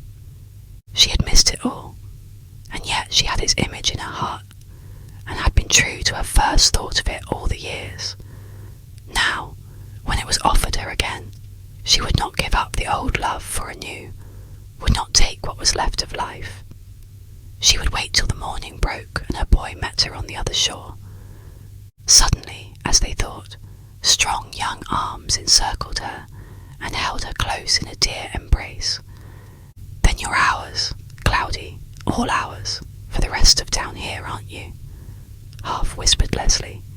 "Yes, dear, as long as you need me, want me," she finished. "We shall want you always, Cloudy," said Alison in a clear man's voice of decision. "Put that down forever, Cloudy Jewel. You are our mother from now on, and we want you always." "That is dear," said Julia Cloud, but, a resignation in her voice, "some day you will marry, and then you will not need me any more, and I shall find something to do somewhere."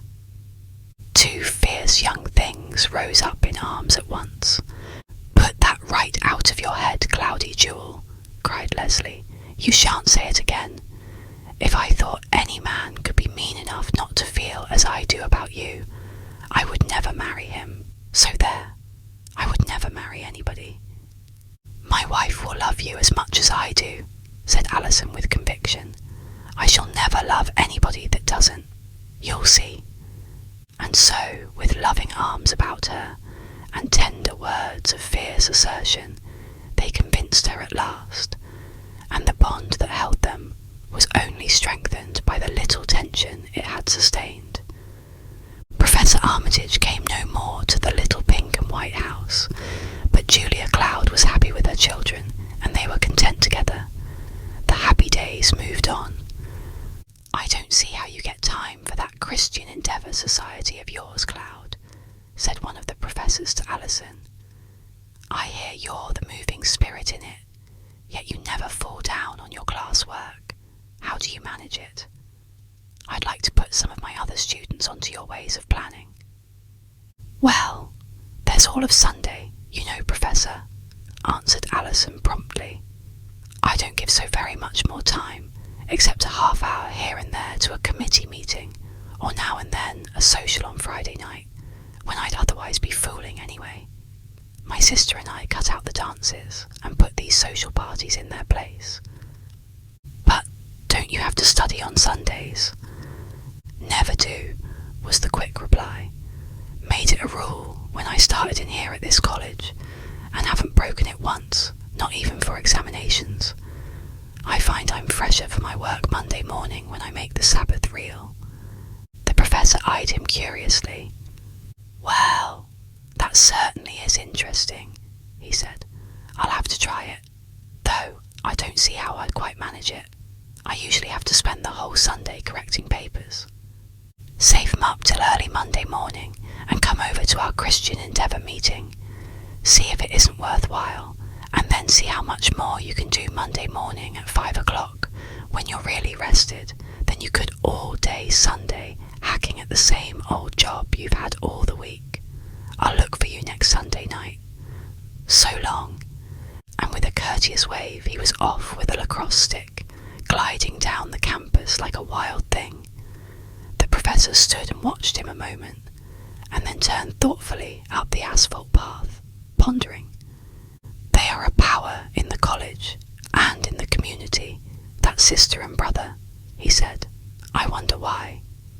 Down at the church, they wondered also as they came in crowds to the live Christian Endeavour meetings, and listened to the clear, ringing words of the young man who had been president before him, as they praises sounded by his admiring friends, especially the young man who had been president before him, as they saw the earnest spirit that went out to save, and had no social distinctions or classes to hinder the fraternal interest. The pastor wondered most of all, and thanked God, and told his wife that that Endeavour Society was making his church all over. He didn't know, but it had converted him again too. The session wondered as it listened to the earnest, simple gospel sermons that the pastor now preached, and saw his zeal for bringing men to the service of Christ. Oh, they pointed out the 4 young people, the Clouds, Jane Bristol and Howard Letchworth, as the moving spirits in the work, and they admitted, some of them, that prayer had made the transformation, for there were not many of the original bunch of young people who, by this time, had not been fully trained to understand that if you wanted anything in the spiritual world, you must take time and give energy to getting acquainted with God. But if they could have gone with some spirit guide to find out the true secret of all the wonderful spiritual growth and power of that young people's society, they must have looked in about Julia Cloud's fireplace on Sabbath afternoon, and seen the 4 earnest young people with their Bibles, and Julia Cloud in the midst, spending the long, beautiful hours in actual spiritual study of God's Word, and then kneeling and communing with God for a little while, all of them on intimate terms with God. They were actually learning to delight themselves in the Lord. It was no wonder that other people, even outside the church and the Christian Endeavour Society, were beginning to notice the difference in the 4, just as they noticed the shining of Moses' face when he came down from the mountain after communing with God. Julia Cloud stood at the window of her rose and grey room one Sabbath evening after such an afternoon, watching the 4 children walk out into the sunset to their Christian Endeavour meeting, and smiled with a tender light in her eyes. She had come to call them her 4 children in her heart now, for they all seemed to love and need her alike, and for many a month, though they seemed not yet openly aware of it, they had been growing more and more all in all to one another, and she was glad. She watched them as they walked, Alison ahead with Jane, earnestly discussing something, Jane's sweet, serious eyes looking up so trustfully to Alison, and he so tall and fine beside her, Leslie tripping along like a bird behind with Howard, and pointing out the colours in the sunset, which he watched only as they were reflected in her eyes. Howard Letchworth settled himself comfortably by an open window in the 5.12 Express, and spread out the evening paper, turning, like any true college man, first to the sporting page. He was anxious to know how his team had come out in the season's greatest contest with another larger college. He had hoped to be there to witness the game himself, and in fact, the Clouds had invited him to go with them in their car. But unfortunately, at the last minute, a telegram came from a firm with whom he expected to be located during the summer, saying that their representative would be in the city that afternoon and would like to see him.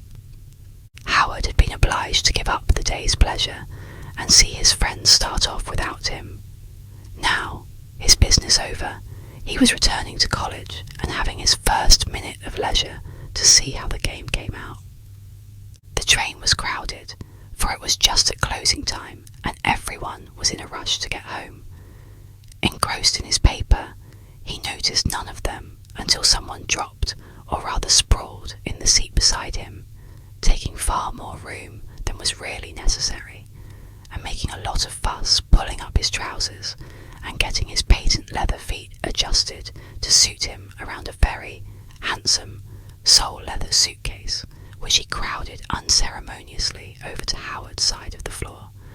The intruder next addressed himself to the arrangement of a rich and striking necktie, and seemed to have no compunctions about annoying his neighbour during the process. Howard glanced up in surprise, as a more strenuous knock than before jarred his paper out of focus. He saw a young fellow of about his own age with a face that would have been strikingly handsome if it had not also been bold and conceited.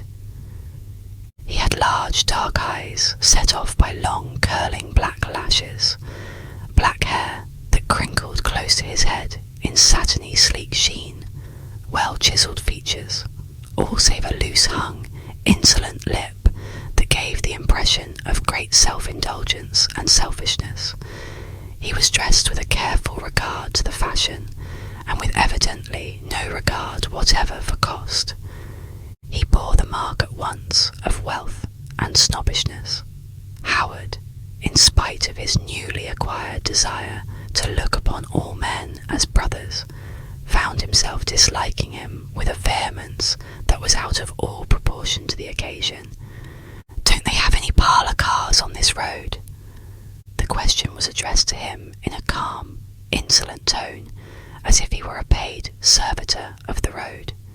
He looked up amusedly and eyed the stranger pityingly. "Not so as you'd notice it," he remarked crushingly, as he turned back to his paper. "People on this road too busy to use 'em." But the stranger did not crush easily. "Live far out?" he asked, turning his big, bold eyes on his seatmate and calmly examining him from the toe of a well-worn shoe to the crown of a dusty old hat that Howard was trying to make last till the end of the season. When he had finished the survey, his eyes travelled complacently back to his own immaculate attire, and his well-polished shoes fresh from the hands of the city station boot-black. With a well-manicured thumb and finger, he flecked an imaginary bit of dust from the knee of his trousers. Howard named the college town brusquely. "Ah, indeed. Another survey, brief and significant this time. I don't suppose you know any people at the college?" It was scarcely a question, more like a statement of a deplorable fact. Howard was suddenly amused. "Oh, a few," he said briefly. He was just finishing his senior year rather brilliantly, and his professors were more than proud of him. Another glance seemed to say, "In what capacity?" But the elegant youth finally decided to voice another question. "Don't happen to know a fella by the name of Cloud, I suppose? Al Cloud?" "I've met him," said Howard, with his eyes still on his paper. "He's from my state," announced the youth with a puff of importance. "We live next door in California. He's a regular guy, he is. Got all kinds of money coming to him. He'll be of age in a month or two now, and then you'll see him start something. He's some spender, he is." Howard made no comment, but something in him revolted at the idea of talking over his friend in such company. "I've got to hunt him up," went on the young man, not noticing that his auditor appeared uninterested. "I'm to stay with him tonight. I was to send a telegram, but didn't think of it till it was almost train time. Guess it won't make much difference. The Clouds always used to keep open house. I suppose they have a swell place out here." "Oh, it's quite comfortable, I believe." Howard turned over a page of the paper and fell to reading an article on the high price of sugar and the prospect of a fall. "You ought to see their dump out in Cali. It's some mansion, believe me. There wasn't anything else in that part of the state to compare with it for miles around. And cars. They had cars to burn. The old man was just lousy with gold, you know. Struck a rich mine years ago. His wife had a pile too. Her father was all kinds of a millionaire and left every bit to her. And Al and his sister will get everything. Seen anything of her? She ought to be a winner pretty soon. She was a peach when she was little. She's some speedy kid. We used to play together, you know. And our folks sort of fixed it up. We were just made for each other and all that sort of thing, you know. But I don't know. I'm not going to be bound by any such nonsense, of course, unless I like. One doesn't want one's wife to be such an awfully good shot, for instance, you know." A great anger surged up in Howard's soul, and his jaws set with a fierce line that those who knew him well had learned to understand meant self-control under deep provocation. He would have liked nothing better than to surprise the insolent young snob with a well-directed blow in his pretty face that would have sent him sprawling in the aisle. His hands fairly twitched to give him the lesson that he needed, but he only replied with a slight inscrutable smile in one corner of his mouth. It might be inconvenient for some people. There an aloofness in his tone that did not encourage further remarks, but the young stranger was evidently not thin-skinned, or else he loved to hear himself babbling. "I'm coming on here, you know, to look this college over," he drawled. "If it suits me, I may come here next, yeah.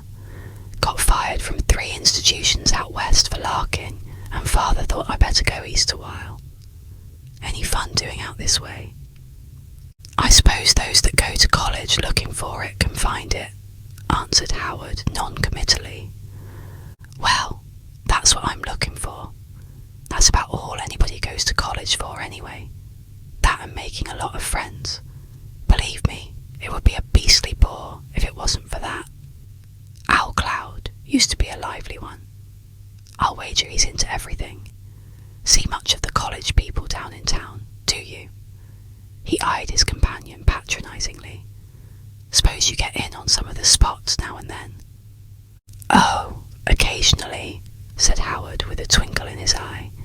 He was captain of the football team and forward in basketball, but it didn't seem to be necessary to mention it.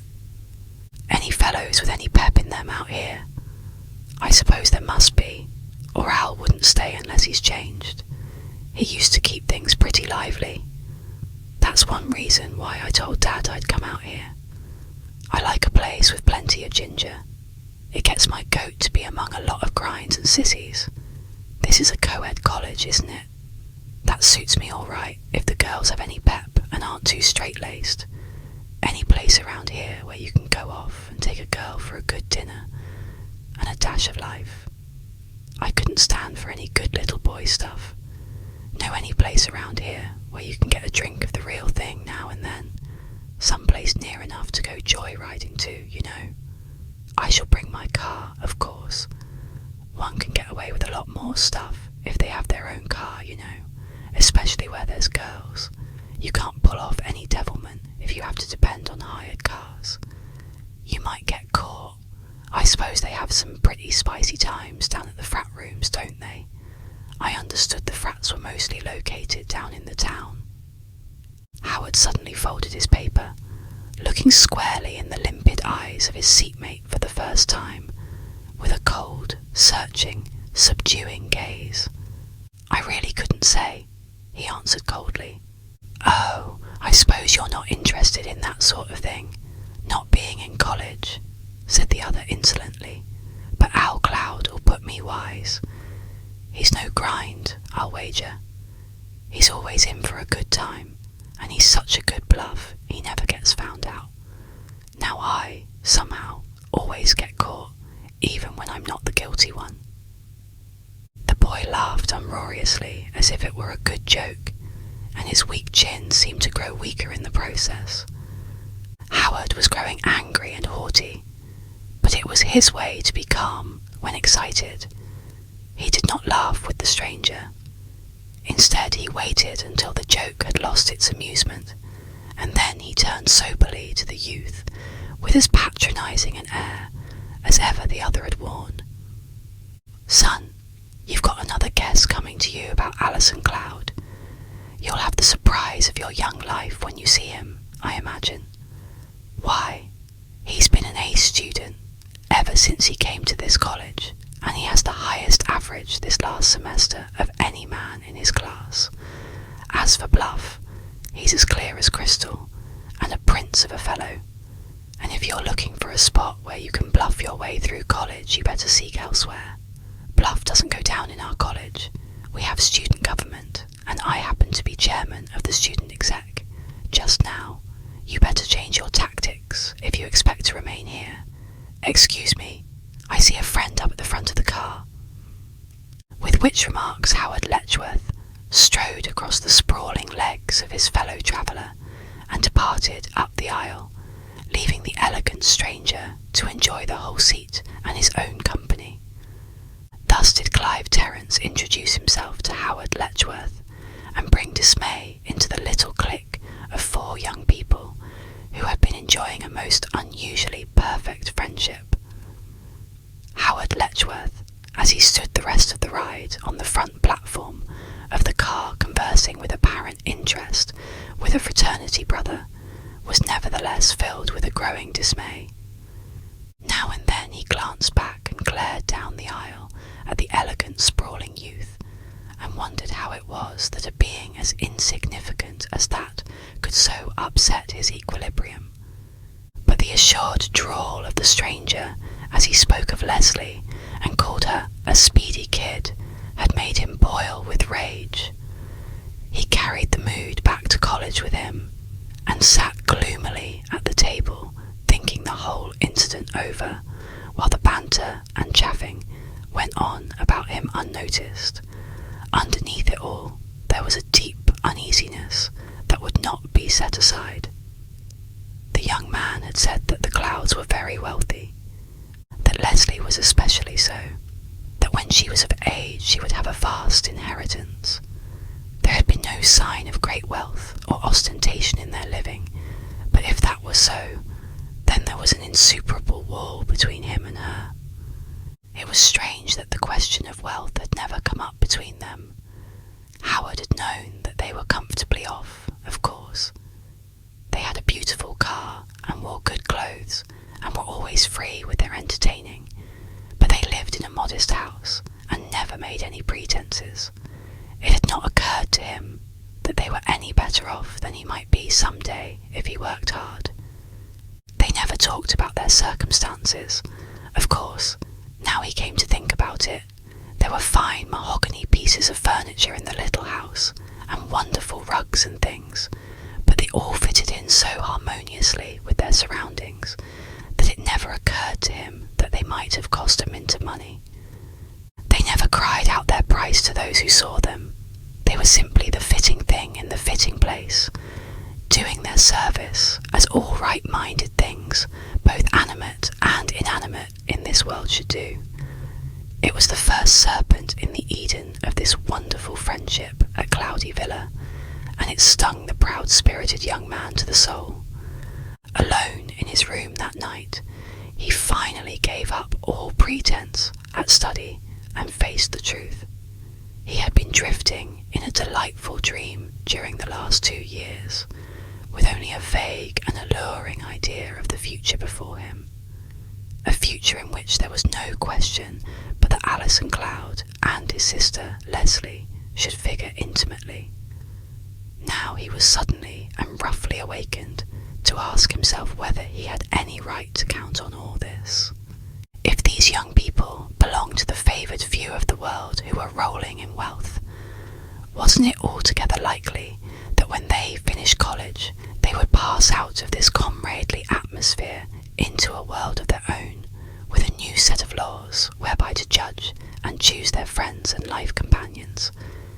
He could not quite imagine Alison and Leslie as anything but the frank, friendly, enthusiastic comrades they had been since he had known them, and yet he knew the world, knew what the love of money could do to a human soul, for he had seen it many times before in people he had come to love and trust, who had grown selfish and forgetful as soon as money and power were put into their hands.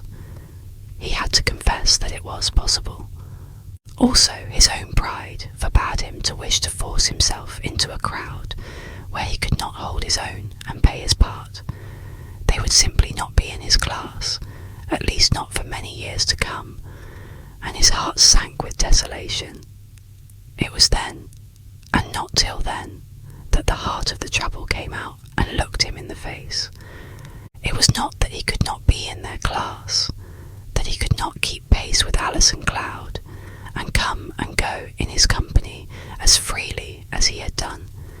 It was that he loved the bright-haired Leslie, the sweet-faced, eager, earnest, wonderful girl. She held his future happiness in her little rosy hand, and if she really were a rich girl, he couldn't of course tell her now that he loved her, because he was a poor man. He didn't expect to stay poor always, of course, but it would be a great many years before he could ever hope to compete with anything like wealth, and during those years who might not take her from him. Was it conceivable that such a cad as that youth, who had boasted himself a playmate of her childhood, could possibly win her? Howard went out and sat on the campus under a great shadowing tree. He watched a silver thread of a moon slip down between the branches and dip behind the hill, and while he sat there, he went through all the desolation of a lonely life, the bitterness of having Leslie taken from him by one who was unworthy.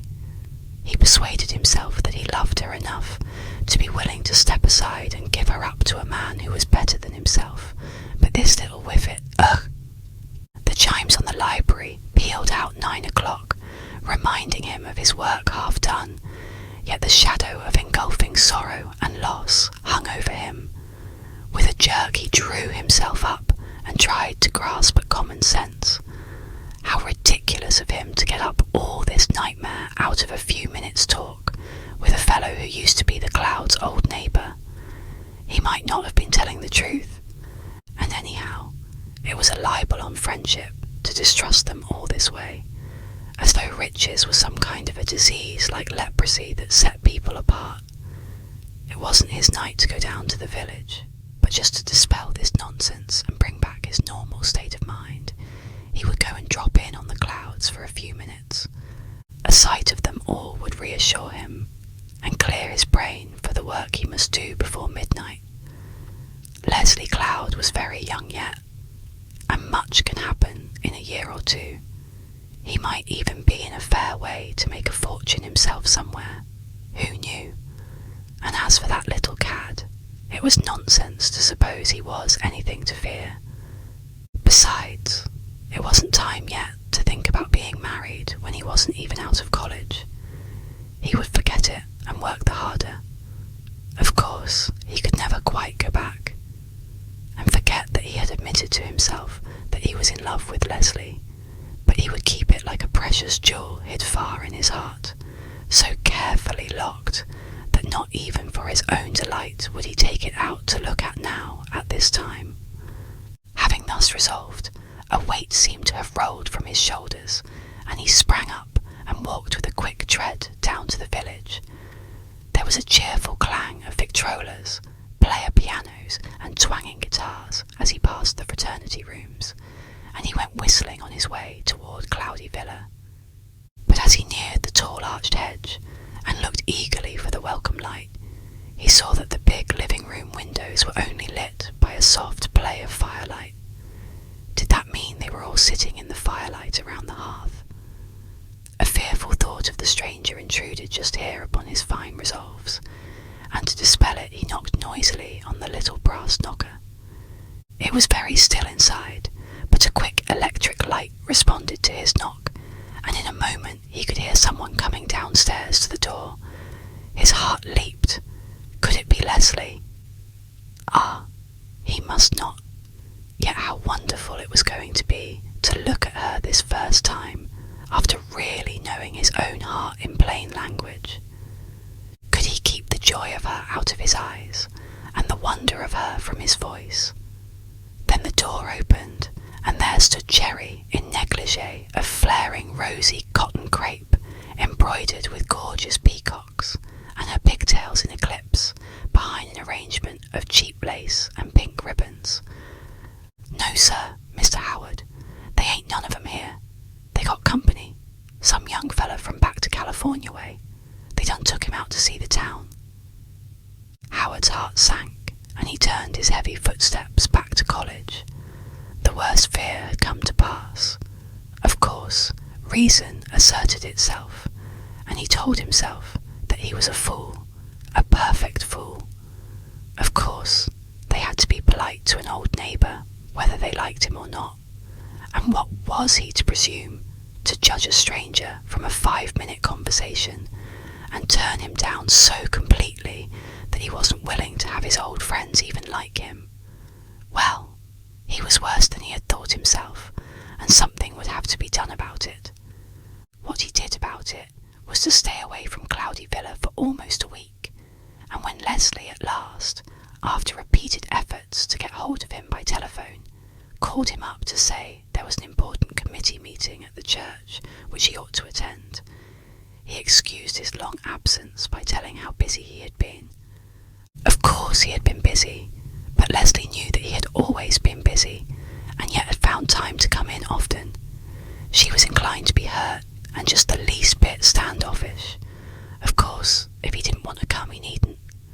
And she took Clive Terence driving in the car, and showed him all the wonders of the surrounding neighbourhood with much more cordiality than she really felt.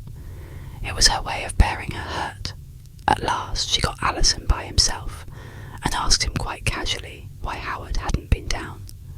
But Alison, in haste to keep an appointment with Jane, and knowing that Howard enjoyed being down as much as they wanted him, hadn't even noticed the absence yet.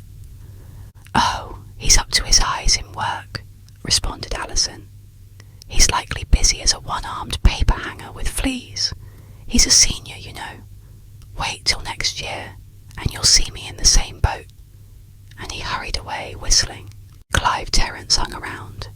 He calmly took it for granted that the Clouds wanted him as long as he condescended to stay.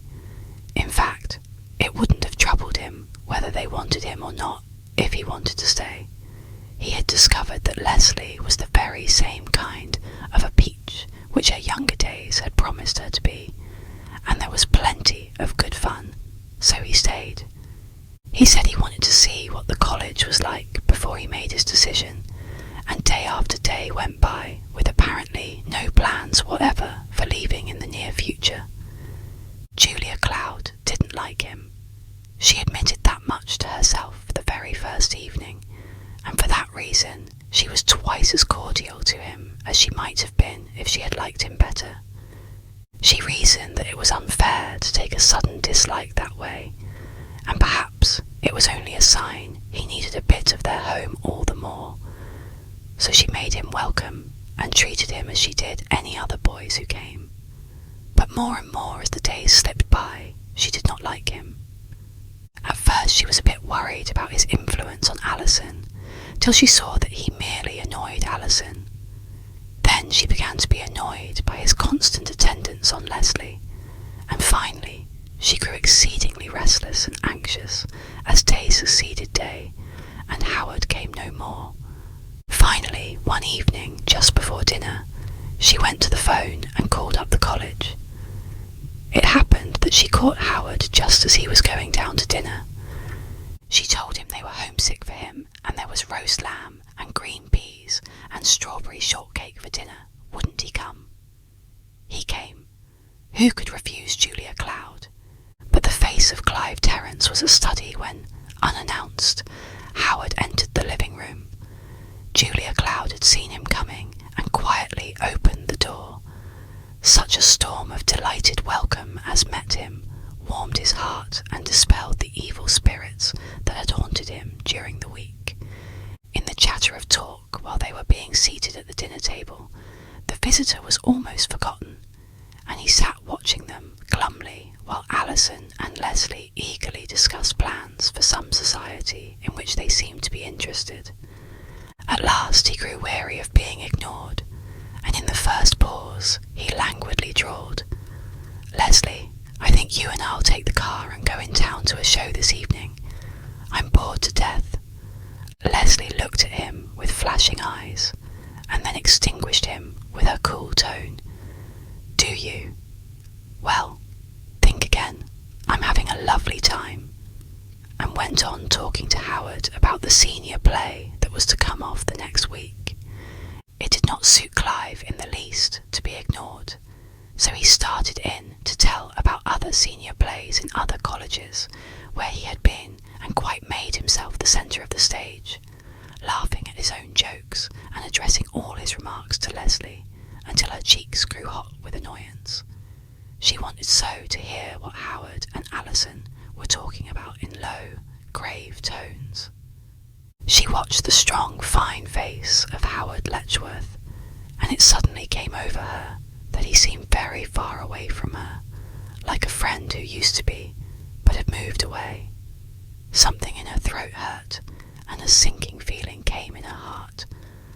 Like a flash, it came to her that Howard Letchworth would be graduated in 3 more weeks, and perhaps would go away then, and they would see him no more. She caught a word or two now and then, as he talked to Alison, that indicated that he was seriously contemplating such a possibility. Yet, he had not said a word to her about it, and they had been such good friends. A grieved look began to grow around her expressive little Cupid's bow of a mouth, and her big eyes grew sorrowful as she watched the two. She was not listening to Clive, who drawled on unaware of her intention. Suddenly, Leslie became aware that Clive had risen and was standing over her with something in his hand which he had taken from his vest, something small and shining, and he was saying, "Want to wear it, Les? Here, I'll put it on you, then everybody will think we are engaged." It was his fraternity pin he was holding out with smiling assurance, and the significance of his words came over her, as a sentence read without comprehension will suddenly recall itself and pierce into the realization. With a stifled cry, she sprang away from him. "Mercy, no, Clive. I didn't know you were so silly. I never wear boys' fraternity pins. I think such things are too sacred to be trifled with." This was what she said, but she was miserably aware that Howard had turned away and picked up his hat just as Clive had leaned over her with the pin, and almost immediately he left. He had been so engrossed with his talk with Alison that he had not seemed to see her repulsion of Clive, and his manner toward her as he bade her good night was cool and distant. All the pleasant intimacy of all the months together seemed suddenly wiped out, and Howard a grown-up stranger. She felt herself a miserably unhappy little girl. Julia Cloud, from the advantage of the dining room where she was doing little things for the next day, watched the drama with a heavy heart. What had come between her children, and what could she do about it? The only comforting thing about it seemed to be that each was as unhappy as the other. Could it be that Howard Letchworth was jealous of this small-souled, spoiled son of fortune who was visiting them? Surely not. Yet what made him act in this ridiculous fashion? She felt like shaking him, even while she pitied him. She half meditated calling him back and trying to find out what was the matter, but gave it up. After all, what could she do? Leslie, as the door closed behind Howard, turned with one dagger look at Clive and dashed upstairs to her room, where she locked herself in and cried till her eyes were too swollen for study. But she only told Julia Cloud, when she came up gently to inquire, that she had a bad headache and wanted to go to bed. Julia Cloud, kneeling beside her grey couch a little later, laying all her troubles on the one who was her strength, found it hard not to emphasize her dislike, even in prayer, toward the useless little excuse for a young man who was lolling downstairs reading a novel and smoking innumerable cigarettes in spite of her expressed wish to the contrary. The first Sunday after young Terence's arrival, it rained and was very dismal and cold for spring. Howard had been asked to go to a nearby reform school for the afternoon and speak to the boys, and Jane was caring for a little child whose mother was ill in the hospital. Leslie was unhappy and restless, wandering from window to window looking out. Their guest had chosen to remain in bed that morning, so relieving them from the necessity of trying to get him to go to church, but he was on hand for lunch in immaculate attire, apparently ready for a holiday. There was a cosy fire on the hearth, and he lolled luxuriously in an armchair, seemingly well pleased with himself and all the world. Julia Cloud wondered just what she would better do about the afternoon hour with this uncongenial guest on hand, but Leslie and Alison, after a hasty, whispered consultation in the dining room, with numerous dubious glances toward the guest, ending in wry faces, came and settled down with their Bibles as usual. There was a loyalty in the quiet act that almost brought the tears to Julia Cloud's eyes, and she rewarded them with a loving, understanding smile. But when the guest was asked to join the little circle, he only stared in amazement. He had no idea of trying to conform to their habits. Thanks. No, I hate reading aloud. Books always bore me anyway. The Bible. Oh, heck. No, count me out. And he swung one leg over the arm of his chair and picked up the Sunday Illustrated supplement which he had gone out and purchased, and which was now strewn all about the floor. He continued for some time to rattle the paper and whistle in a low tone, rudely, while the reading went on. Then he threw down his paper and lighted a cigarette, but that did not seem to soothe his nerves sufficiently, so he strolled over to the piano and began to drum bits of popular airs and sing in a high, nasal tone that he was pleased to call whiskey tenor. Julia Cloud, with a despairing glance at him, finally closed her book and suggested that they had read enough for that day, and the little audience drifted away unhappily to their rooms. Leslie did not come down again all the afternoon until just time for Christian Endeavour. Young Terence by this time was reduced to almost affability and looked up hopefully. He was about to propose a game of cards, but when he saw Leslie attired in raincoat and hat, he stared. Great Scott! You don't have to go up to college tonight, do you? It's raining cats and dogs.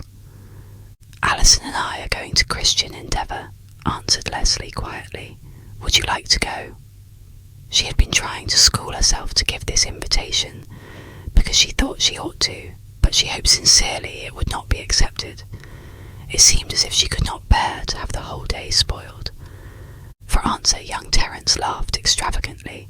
Christian Endeavour? What's the little old idea? Better come and find out, said Alison, coming downstairs just then. Ready, Leslie? We'll have to hustle. It's getting late. In alarm at the idea of spending any more time alone, the young man arose most unexpectedly.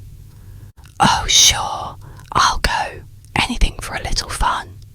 And he joined them in a moment more, clad in rubber coat and storm hat. Leslie could scarcely keep back the tears as she walked beside him through the dark street, not listening to his boasting about riding the waves in Hawaii. Suppose Howard was at meeting, he would think. What would he think? And of course Howard was at the meeting that night, for he happened to be the leader. Leslie's cheeks burned as she sat down and saw that Clive had manoeuvred to sit beside her. She tried to catch Howard's eyes and fling a greeting to him, but he seemed not to see his old friends and to be utterly absorbed in hunting up hymns. The first song had scarcely died away before Clive began a conversation with a low growl, making remarks of what he apparently considered a comic nature about everything and everybody in the room, with a distinctness that made them entirely audible to those seated around them. Leslie's cheeks flamed and her eyes flashed angrily, but he only seemed to enjoy it the more, and kept on with his running commentary. "For pity's sake, Clive, keep still, can't you?" whispered Leslie anxiously. "They will think you never had any bringing up."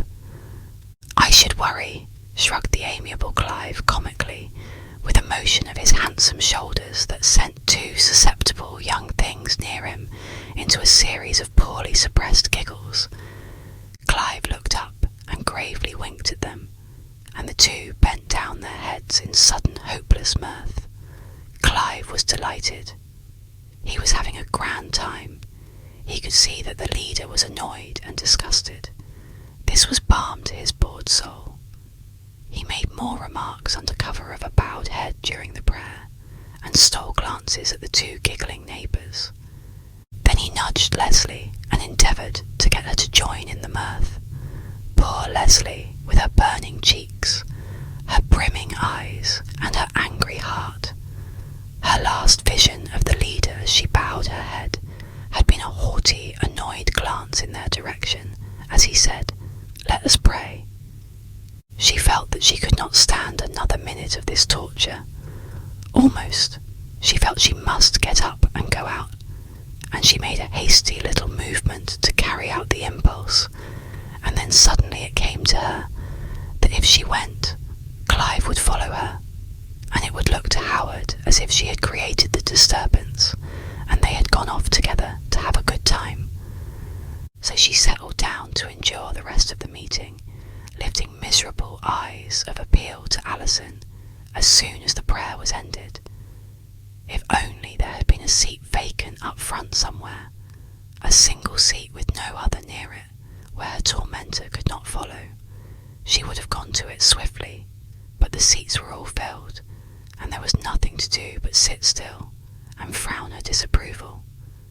Perhaps Alison might have done something to quiet the guest if he had noticed, but Alison was, at the moment of Leslie's appeal, deeply wrapped in setting down a few items which must be announced, and he almost immediately arose and went forward with his slip of paper and held a whispered converse with Howard Letchworth during the hymn that followed, afterwards taking a chair down from the platform and placing it beside the chairman of an important committee that he might consult with him about something. During this sudden move on the part of Alison, Clive Terence did have his attention turned aside somewhat from his mischief-making, for he was watching Alison with an amazed expression. Not anything that he had seen since coming to the town had so astonished him as to see this young man of wealth and position and undoubted strength of will and purpose get up in a church and go forward as if he had some business in the affair. He sat up, with his loose, handsome underlip half dropped in surprise, and watched Alison with a curious, startled expression, and when a moment later the leader said quietly, "Our president has a message for us," and Alison arose and faced the crowded room with an eager, spirited, interested look on his face, and began to talk earnestly, outlining a plan for a deeper spiritual life among the members. His expression was one of utter bewilderment, as if he suddenly saw trees walking about the streets, or inanimate objects beginning to show signs of intellect. He was thinking that Alison Cloud certainly had changed, and was wondering what on earth had brought it about. It couldn't be any line that his guardian had on him, for he was 1,000 miles away. Was it that little, quiet, insipid mouse of an aunt that had done it? She must be rich or something, the way that brother and sister seemed to be tied to her apron string. Where did Al Cloud get that line of talk he was handing out anyway? Why, he talked about God as if he were an intimate friend of his, and spoke of prayer and Bible reading in the way common. Ordinary people talked of going to breakfast or eating candy as if they were necessary and pleasurable acts. Why? It was inconceivable. What was he doing it for? There must be a reason. For fully 5 minutes he sat quiet in puzzled thought, watching this strange gathering, gradually taking it in that they were all taking part in the proceedings, and that they seemed interested and eager. Why, even those 2 giggling girls who had fallen so readily for his nonsense had sobered down, and one read a verse from the Bible, while the other repeated a verse of poetry. He turned and blinked at them in wonder. What had so influenced them that they all fell in line and performed their part as if it were being rehearsed for his benefit? What was the motive power? The query interested him to the point of good behaviour all through the remainder of the meeting, and while he was standing waiting for Alison and Leslie at the close. It seemed that somehow there was a real interest, for they lingered as if there were vital matters to discuss, and Leslie was the centre of a group of quite common-looking girls. It must be some sort of social settlement work or other, connected with the church, and someone had induced these 2, who were, to his thinking, of a higher order of being, by right of wealth and social position, to take an interest and run this society, or whatever it was. He could not make it out at all. He was much disgusted that the young people insisted on staying to church, and had a bad hour living through it, although he was surprised to find it as interesting as it was. The minister seemed quite human, and they had a great deal of singing.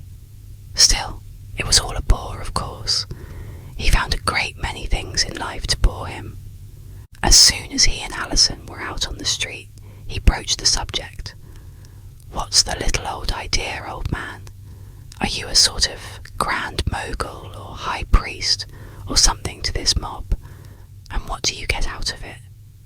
Alison turned and looked solemnly at him through the dark, and answered with a kind of glow in his voice that seemed to lighten his face, and puzzled the questioner more than all that had gone before. "I'm just one of them, son, and it happens to be my turn just now to be presiding officer, but I get out of it more than I ever got out of anything in life before." "Oh," said Clive inanely, quite at a loss to know what he meant. "I never knew before that people could know God personally, be his pal, sort of, you know, and work with him, and it's been great," added Alison. "Oh," said Clive once more, quite weakly, not knowing what else to say, and they walked on for almost a block without speaking another word. Clive was thinking that certainly Alison had changed, as that unmannerly jump on the train had said. Changed most perplexingly and peculiarly. But Alison had forgotten almost that Clive was there. He was thinking over some good news he had to tell Jane, about a protégé of hers who had taken a shy part in the meeting, and wondering if he could get away for a few minutes to run up and tell her, or if it would be better to call her up on the phone. Howard Letchworth had not come home with them. He had whispered a hurried excuse to Alison about someone he had to see up at college before they left for the city, and hurried away at the close of the meeting, and Leslie, with a choking feeling in her throat and burning tears held back from her eyes by mighty effort, announced to Alison that she wasn't coming home just now. She was going to stay for a little after prayer. Meeting the lookout committee were having. She would walk home with the Martins, who went right by their door, for Leslie was done with Clive Terence, and she wanted him to understand it. So, Clive was landed at home with Julia Cloud for companion, who had not gone to church on account of staying to nurse Cherry, who had taken a bad cold and needed medicine. Alison hurried away to give Jane her message, and there was nothing for Clive to do but to go to bed and resolve never to spend another Sunday in such boredom. For he couldn't see hobnobbing with an old woman, as he called Julia Cloud, the way the others seemed entirely willing to do. What was she anyway, but some poor relation likely, who was acting as housekeeper? But, at least for once in his life, Terence realised that there was such a thing in the world as a live religion, and a few people who held to it and loved it and enjoyed it. He couldn't understand it, but he had to admit it, although he was convinced that behind it all there must be some ulterior motive, or those people would never bother themselves to that extent. But Leslie came home from the church with a heavy heart, and crept up to her room with bravely cheerful smiles to deceive Julia Cloud, and then cried herself to sleep, while Julia Cloud, wise-eyed, kept her own counsel and carried her perplexities to the throne of God. During the next 3 days there were stirring times, and Leslie, even with a heavy heart, was kept busy. Clive Terence was ignored as utterly as if he had been a fly on the ceiling, and Leslie managed to keep every minute full. Moreover, her mind was so much occupied with other things that she had not time to realise how fully she was cutting their guest out of sight of her, nor how utterly amazed it made him. He was not accustomed to being ignored by young ladies, even though they were both beautiful and rich. He felt that he was quite ornamental himself, and had plenty of money too, and he could not brook any such treatment, so he set himself to procure revenge by going hot-foot after the freshman vamp, who, to tell the truth, was much more in his style than Leslie, and quite willing, though Leslie, dear child, was too absorbed to know it. She came home at lunchtime a bit late and called Alison from the table to give him an excited account in a low tone of something that had happened that morning. Julia Cloud, from her vantage point at the head of the table, could see the flash in her eye and the brilliant flush of the soft cheeks as she talked and wondered what new trouble had come to the dear child. Then she noted the sudden stern set of Alison's jaw and the squaring of shoulder as he listened and questioned. Meanwhile, she passed Clive Terence the muffins and jam, and urged more iced tea and a hot stuffed potato, and kept up a pleasant hum of talk, so that the excited words should not be heard in the dining room. "Jane's had a perfectly terrible time," had been Leslie's opening sentence, "and we've got to do something about it. Those little cats in the AOU have done the meanest thing you can think of." Jane looked just crushed. They've hauled up that old stuff about her father being a forger, and urged it as a reason that she shouldn't be made treasurer in place of Aunt Alice, who is leaving on account of the death of her father, and she has to go home and take care of her little sisters, and Jane heard them. A low growl of indignation reached Julia Cloud's ears from Alison, who squared his shoulders into position for immediate action. "They said," went on Leslie in excited whisper, "they said that since we had such a large sum to look out for, now that the subscriptions for the sorority house were coming in, we should put in a treasurer of tried and true integrity. Yes, they used just those words. Tried and true integrity. Think of it. And our Jane, the idea, the catty little snobs, the jealous little cats. No, it wasn't Eugenia Fraser who said it. It was Eunice Price. But I'm certain she was at the bottom of it, for she sat with her nice, smug little painted face, as sweet and complacent as an angel, all the time it was going on, and she seconded the motion, just like that. With a smile too. She said she fully agreed with what Miss Price had said. Agreed.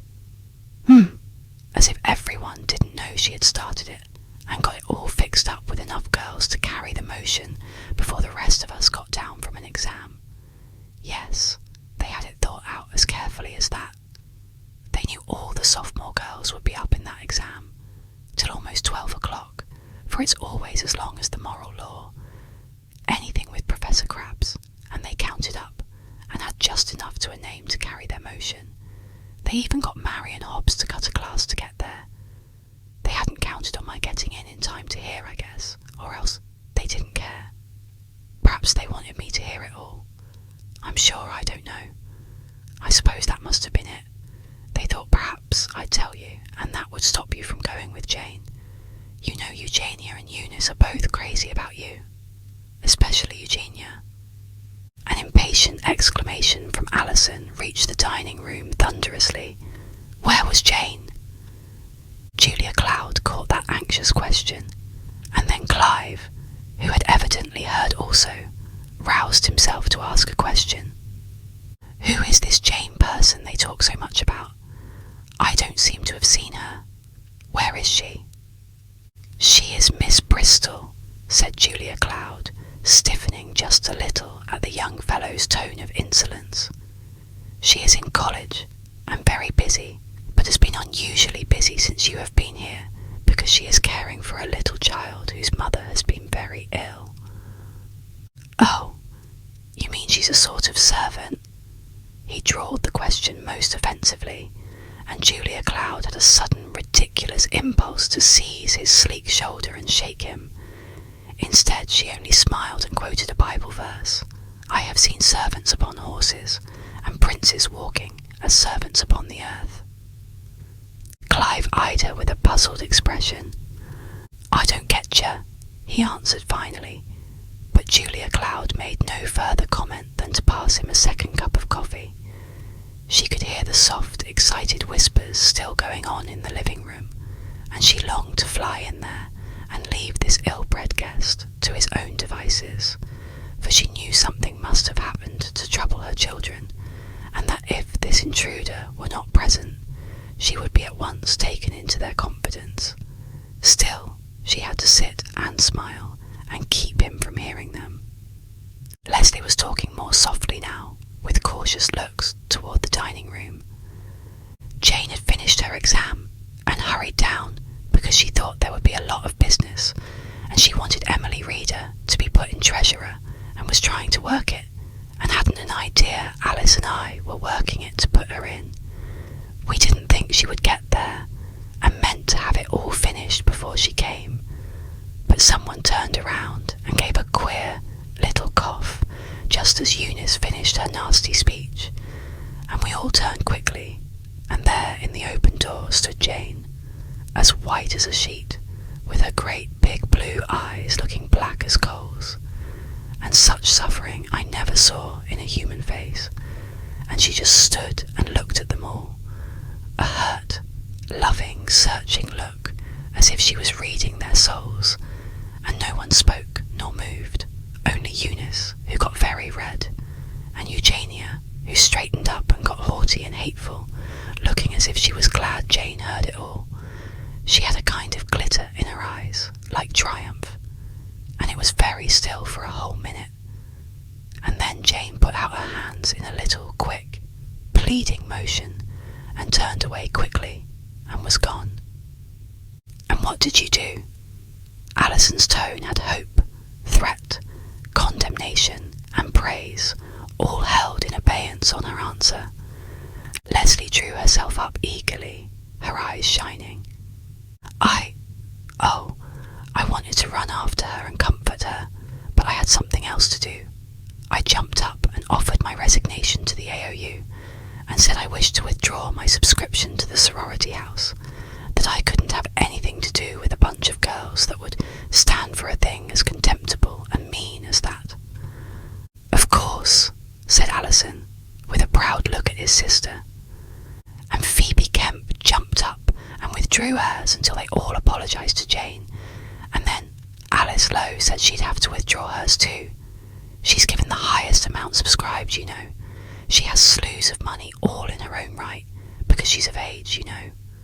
And then the girls began to get scared, and Elsie Dare got right up and said she thought there had been some kind of a mistake, a blunder. They mustn't get excited. They must begin all over, and somebody must go after Jane and bring her back and explain, as if there was any way to explain a bold, bare insult like that. And they sent a committee after her. They wanted me to go, but I declined to go in their name. I said I'd handed in my resignation, and I wasn't one of them anymore, and they might send somebody who would better represent them. And they said they hadn't accepted my resignation and a lot of stuff, but They sent off a committee to find Jane, and they tried to think up something quickly to say to her, and they got Eunice Bryce to crying and made Eugenia real mad, so the powder came off her nose from rubbing it so much, and I came away. I've been hunting for Jane for half an hour, but I can't find her in any of the places she always is, and I thought I'd better come and tell you. That's right, I'll find her. Allison made one step to the hat rack and took his hat, then raising his voice, Cloudy, I've been called away on business suddenly. Don't bother keeping anything for me. I've had all I want. And he was gone. Julia Cloud gave a glance at Allison's plate and saw that he had scarcely touched his lunch, and she sighed as she heard Leslie run quickly up the stairs and shut the door of her own room. Was Leslie going to spend the afternoon in weeping? But Leslie was down again in a moment and standing in the doorway, her curls tumbled, her eyes bright and anxious, an indignant little set of lips and chin giving her a worried expression. Jewel, dear, I've got to go. There's something important on. I'll tell you about it all when I get back. No, please, I couldn't eat now. You get Cherry to save me some strawberry shortcake. And she was off like a breeze and out of sight. Wait a minute, Leslie. I'll go up with you, called Clive with his mouth full of shortcake and cream. But Leslie was already whirling down the street like the wind. Allison had taken the car, so there was nothing left for Clive to do but finish his shortcake and think up some form of amusement with the freshman vamp for the afternoon. Allison, meantime, had made a straight dash for the college and sent a message up to Jane that he must see her at once on very important business. After what seemed to him an endless wait, word came down that Jane was not in her room, and her roommate knew nothing of her whereabouts. Allison made a wild dive for his car and drove to every one of the places where Jane sometimes went to help out with the children when their mothers were particularly busy, but no Jane materialised. He drove madly back to the college, forgetting his usual cool philosophy of life and fancying all sorts of terrible things that might have happened to Jane.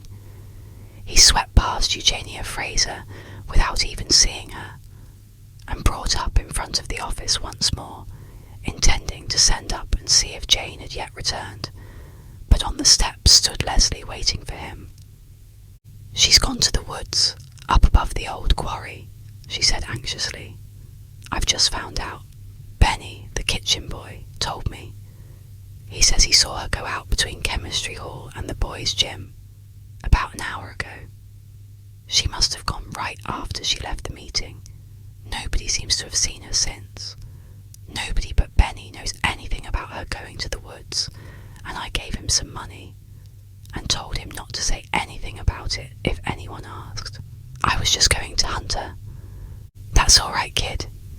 You take the car and follow up the road. I'll go through the woods and look for her, said Allison, springing out. You will be careful, won't you? You know that quarry is terribly deep. I know, said Allison, his tone showing his own anxiety.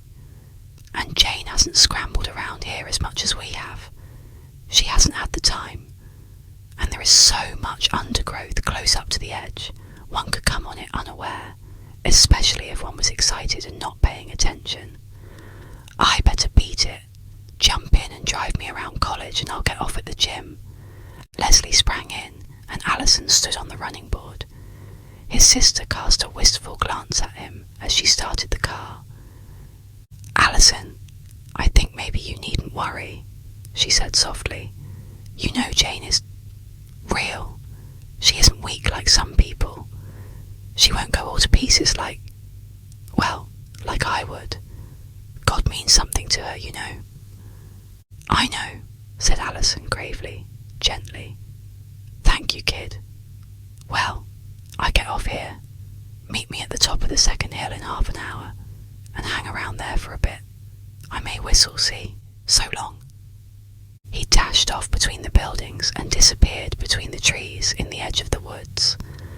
Leslie whirled off down the drive to the street as she passed the big stone gateway, ivy garlanded and sweet with climbing roses. 3 seniors turned into the drive, and the foremost of the 3 was Howard Letchworth. Her heart leaped up with joy that here was someone who would understand and sympathise, and she put her foot into the brake to slow down with a light of welcome in her eyes. But before she could stop, he had lifted his hat and passed on with the others as if he were just anyone. Of course he had not seen her intention, did not realise that she wanted to speak with him, yet it hurt her. A week or 2 before, she would have called after him, or even backed the car to catch him. But now something froze within her, and with her heart beating wildly, and tears scorching her eyes, she put on speed and whirled away up the hill. It seemed to her that all her lovely world was breaking into pieces under her feet. If it had not been that she was worried about Jane, she would have been tempted to abandon everything and rush off in some wild way by herself, anywhere to be alone and face the ache in her heart. It was such a torrent of deep mingled feelings, her pride and anger, humiliation and pain. All these words rushed through her mind, but there was something else besides, something that ought to have been beautiful and wonderful, and was only shame and pain, and she had not yet come to the point where she was willing to call that something by name.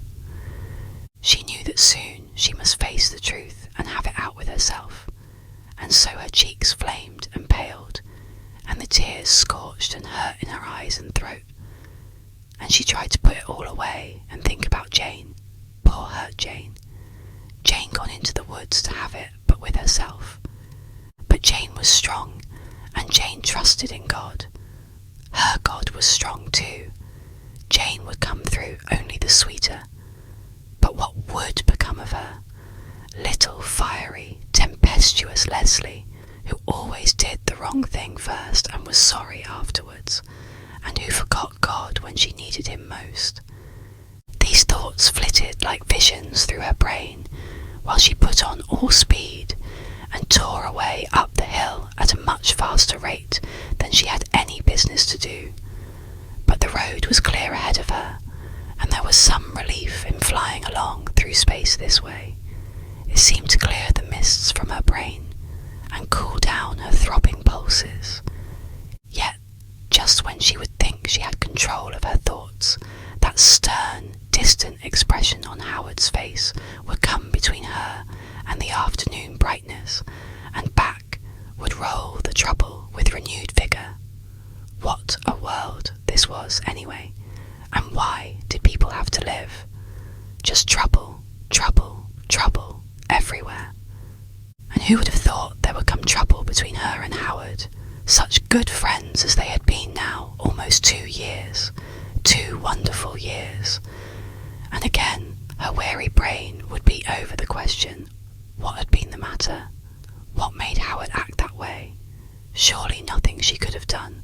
Meantime, Alison was dashing over fallen trees, climbing rocks, and pushing his way between tangled vines and close-grown laurel, up and up through the college woods, and across country in the direction of the quarry, a still, wonderful place like a cathedral, with a deep, dark pool at the bottom of the massive stone walls.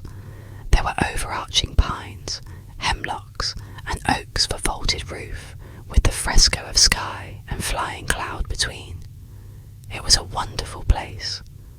Once when they had climbed there together and stood for a long time in silence, watching the shadows on the deep pool below, looking up to the arching green, and listening to the praisings of a song sparrow up above in some hidden choir, Jane had said that this was a place to come and worship, or to come when one was in trouble. A place where one might meet God. He had looked down at her sweet face upturned, searching for the little thrilling singer, and had thought how sweet and wonderful she was, and how he wanted to tell her so, and would some day, but must not just yet. He hadn't thought much about what she was saying, but now it came back, and he knew that she must have gone here with her trouble. He need not have worried about the quarry and the deep, dark pool. He kept telling himself all the way up that he need not. But when he reached the top and came in sight of her, he knew it. Knew also that he had been sure of it all along.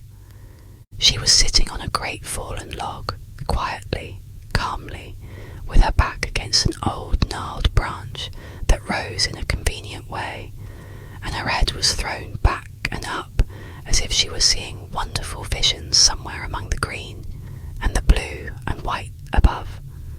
It was as if she had reached a higher plane where earthly annoyances do not come, and felt it good to be there. There was almost a smile on her beautiful lips, a strong, sweet, wistful smile. She had not been looking down at the deep, treacherous pool at all. She had been looking up, and her strength had come upon her so. For one long instant, the young man paused and lifted his hat, watching her in a kind of awe. Her face almost seemed to shine as if she had been talking with God. He remembered dimly the story of Moses on the mount talking with God. He hesitated almost to intrude upon a solitude so fine and wonderful. Then, in relief and eagerness, he spoke her name. Jane. She turned and looked at him, and her face lit up with joy. Oh, it is you. Why? How did you happen? I came to find you, Jane. Leslie told me everything, and I have hunted everywhere. But when you were not at college, I somehow knew you would be here. I wanted to find you and enfold you, Jane. Wrap you around somehow with my love and care, if you will let me, so that nothing like that can ever hurt you again. I love you, Jane. I suppose I'm a little previous and all that, being only a kid, as it were, and neither of us out of college yet, but I shan't change, and I'll be hanged if I see why it isn't all right for me to have the right to protect you against such annoyances as this. He was beside her on the log now, his face burning eagerly with deep feeling, one arm protectingly behind her, the other hand laid strongly, possessively over the small folded hands in her lap. Perhaps I'm taking a whole lot for granted, he said humbly. Perhaps you don't love me. Can't even like me the way I hoped you do. Oh, Jane, speak quick and tell me. Darling, can you ever love me enough? You haven't drawn your hands away. Look up and let me read your eyes, please. No, she had not drawn her hands away, and she did not shrink from his supporting arm. And she was the kind of girl who would not have allowed such familiarities unless, she had lifted her eyes, and there was something blindingly beautiful in them, and tears, great wonderful tears, so sweet and misty that they made him glad with a thrill of beautiful pain. Her lips were trembling. He longed to kiss her, yet knew he must wait until he had her permission. Alison, listen, you are dear, wonderful, but you don't know a thing about me. I know all I want to know, and that is a great deal, you darling, you. And now he did kiss her, and drew her close into his arms, and would not let her go even when she struggled gently. Alison, listen, please. I must tell you. Wait. She put her hands against his breast, and pushed herself back away from him, where she could look in his face. Please, you must let me go and listen to what I have to say. I'll let you go when you tell me yes or no, Jane. Do you? Can you love me? I must know that first.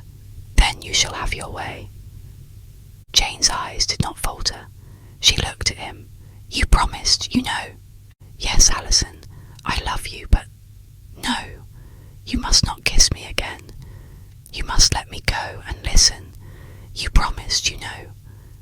Alison's arms dropped away from her, but his eyes held her in a long look of joy. All right, darling, go to it, he said with a joyous sound in his voice. I can stand anything now, I know. It seems too good to be true, and it's enough for me.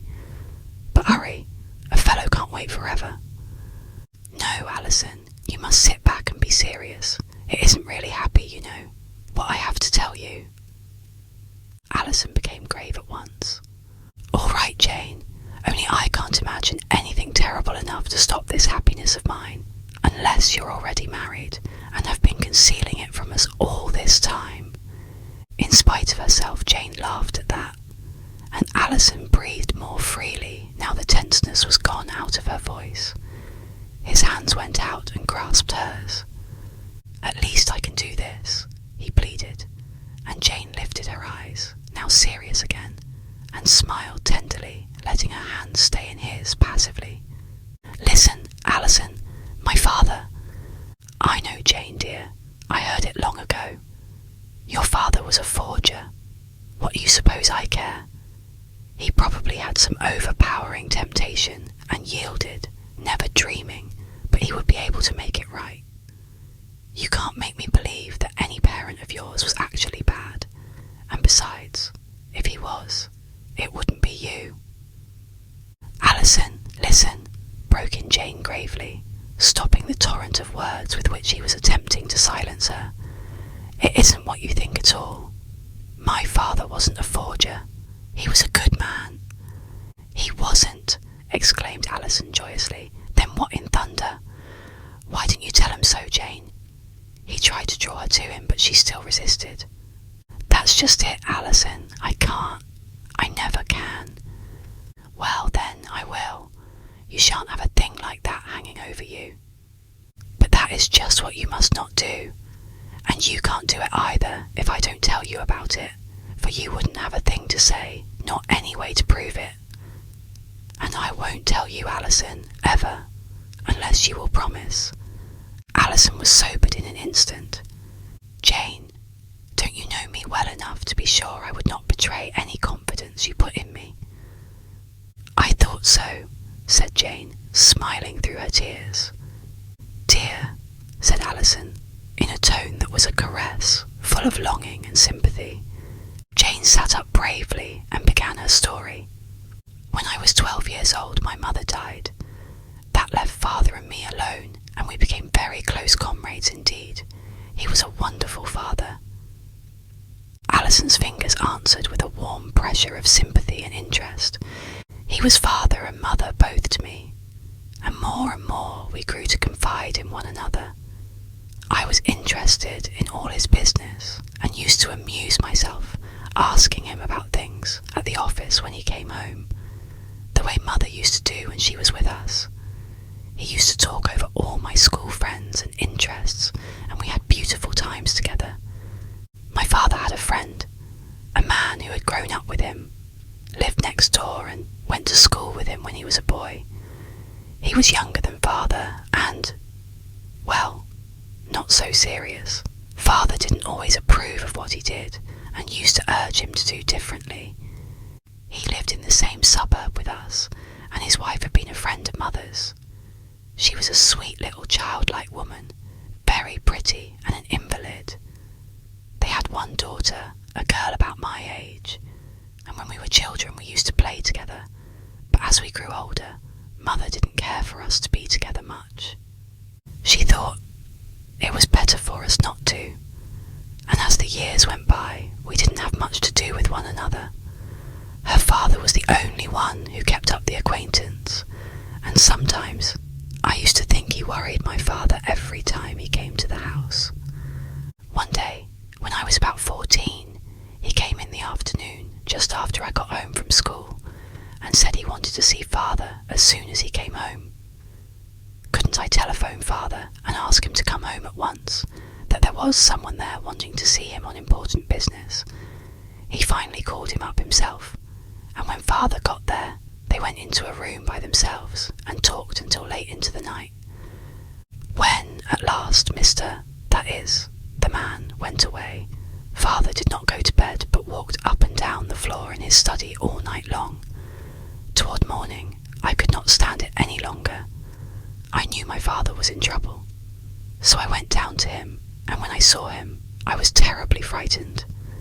His face was white and drawn, and his eyes burned like coals of fire. He looked at me with a look that I never shall forget. He took me in his arms and lifted up my face, a way he often had when he was in earnest, and he seemed to be looking down into my very soul. "Little girl," he said, "we're in deep trouble. I don't know whether I've done right or not." There was something in his voice that made me tremble all over, and he saw I was frightened and tried to be calm himself. "Janie," he said. He always called me Janie when he was deeply moved. "Janie, it may hit hardest on you. And oh, I meant your life to be so safe and happy." I tried to tell him it didn't matter about me, and for him not to be troubled. But he went on telling about it. It seems the father of this man had once done a great deal for my father when he was in a very trying situation, and father always felt an obligation to look after the son. Indeed, he had promised when the old man was dying that he would be a brother to him no matter what happened. And now the son had been speculating and got deep into debt. He had formed some kind of stock company, something to do with Western land and mines. I never fully understood it all, but there had been a lot of fraudulent dealing, although father only suspected that at the time. But anyway, everything was going to fall through, and the man was going to be brought up in disgrace before the world if somebody didn't help him out. And father felt obliged to stand by him. Of course, he did not know how bad it was, because the man had not told him all the truth, but father had taken over the obligations of the whole thing. He thought he might be able to pull the thing out of trouble by putting a good deal of his own money into it and make it a fair and square proposition for all the stockholders, without their ever finding out that everything had been on the verge of going to pieces. You see, the man had put it up to father very eloquently that his wife was very ill in the hospital, and if anything should happen to him and he were arrested, it could not be kept from her and she would die. It's true she was very critically ill, had just been through a severe operation, and was very frail indeed. Father felt it was up to him to shoulder the whole responsibility, although of course he felt that the man richly deserved the law to the full. Nevertheless, because of his promise, he stood by him. That night, the man was killed in an automobile accident soon after leaving our house, and when it developed that the business was built on a rotten foundation, and that father was in partnership, you see, the man had been very wily and had his papers all fixed up so that it looked as if father had been a silent partner from the beginning. Everything came back on father, and he found there were overwhelming debts that he had not been told about, although he supposed he had sifted the business to the foundation and understood it all before he made the agreement to help him. Perhaps if the man had lived, he would have been able to carry his crooked dealings through and save the whole thing, with what help father had given him, and neither father nor the world would ever have found out. I don't know. But anyway, his dying just then made the whole thing fall in ruins and right on top of father. But even that we could have stood. We didn't care so much about money. Father was well off, and he found that if he put in everything he could satisfy the creditors and pay off everything, and he had courage enough to be planning to start all over again. But suddenly it turned out that there had been a cheque forged for a large amount, and it all looked as if father had done it. I can't go into the details now, but we were suddenly face to face with the fact that there was no evidence to prove that he had not been a hypocrite all these years except his own life. We thought for a few days that, of course, that would put him beyond suspicion. But, do you know, the world is very hard. One of father's best friends, one he thought was a friend, came to him and offered to go bail for him for my sake if he would just tell him the whole truth and own up.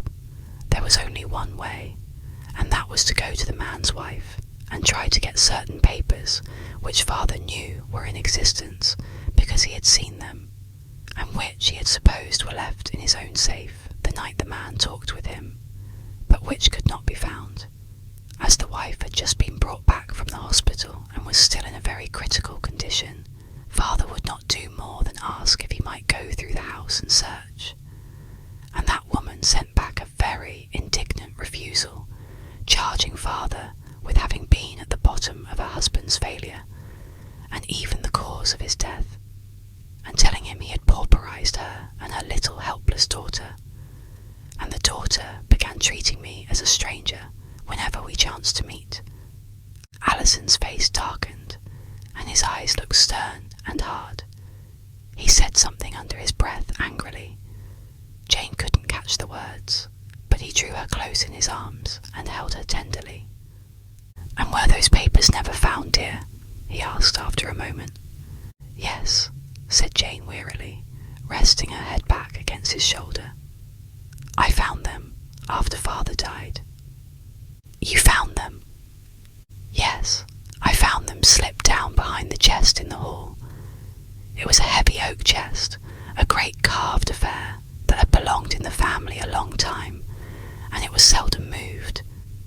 It stood below the hat rack in the alcove in the hall, and I figured it out that the man must have meant to keep those papers himself, so there would be no incriminating evidence in Father's hands, and that he must have picked them up without Father's noticing and started to carry them home, but that when he was going away, putting on his overcoat, he had somehow dropped some of them behind that chest without knowing it, because they were not all there. 2 of them were missing. Father had described them to me, and 3, the most important ones with the empty envelope, were found. The other 2 were probably larger and looked like the whole bundle, which explains how he came to think he had them all. But the 2 he had and must have had about him when he was killed would not in themselves have been any evidence against him. So, my father was arrested." The tears choked Jane's voice and suddenly rained into her sweet eyes as she struggled to recall the whole sorrowful experience. "Oh, my darling," cried Alison, tenderly holding her close. "Father was very brave. He said it was sure to come out all right, but he wouldn't accept bail, though it was offered him by several loyal friends. He saw that they suspected him, and the papers all came out with big headlines. 'Church elder arrested.'" Alison's voice was deep with loving sympathy as his lips swept her forehead softly, and he murmured, "My poor little girl." But Jane went bravely on. "That was a hard time," she said with trembling lips, "but God was good. He didn't let it last long. There came an old friend back from abroad who had known Father ever since he was a boy, and who happened to have been associated with him in business long enough to give certain proofs that cleared the whole thing up. In a week the case was dismissed, so far as Father was concerned, and he was back at home again and restored to the full confidence of his business associates, that is, those who knew intimately about the matter. If Father had lived, I have no doubt everything would have been all right, and he would have been able to live down the whole thing. But the trouble had struck him hard. He was so terribly worried for my sake, you know. Then he took a little cold, which we didn't think anything about, and suddenly, before we realised it, he was down with double pneumonia from which he never rallied. His vitality seemed to be gone. After he died, the papers said beautiful things about his bravery and courage and Christianity, and people tried to be nice. But when it was all over, there were still people who looked at me curiously when I passed, and whispered noticeably together. And that man's wife and daughter openly called me a forger's daughter, and said that my father had stolen their income, when all the time they were living on what he had given up to save them from disgrace. The daughter made it so unpleasant for me that I decided to go away where I was not known, although I had several dear, beautiful homes open to me if I had chosen to stay, where I might have been a daughter and treated as one of the other children.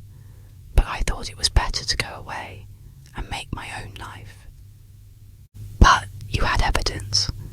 Did you never go and tell those 2 how wrong they were, and how it was their father, not yours, who was the forger. No, not exactly, said Jane, lifting clear, untroubled eyes to his face. You see, that was part of father's obligation. It was a point of honour not to give that man's shame away to his wife. He had promised, and then the man was dead. He could not be brought to justice. What good would it do? It would have done the good that those two women wouldn't have gone around snubbing you and telling lies about you. Oh well, after all, that didn't really hurt me. And that brazen girl wouldn't have dared come here to the same college and make it hot for you. Alison, how did you know? Jane sat up and looked into his eyes, startled. I knew from the first mention that it must have been Eugenia Fraser. No girl in her senses would have taken the trouble to do what she did today without some grievance. Oh, that girl! She is beyond words. Think of anybody ever falling in love with her. I'd like the pleasure of informing her what her father was. Of course, though, it wasn't her fault. She couldn't help her father being what he was, but she could help what she is herself. I should certainly like to see her get what's coming to her.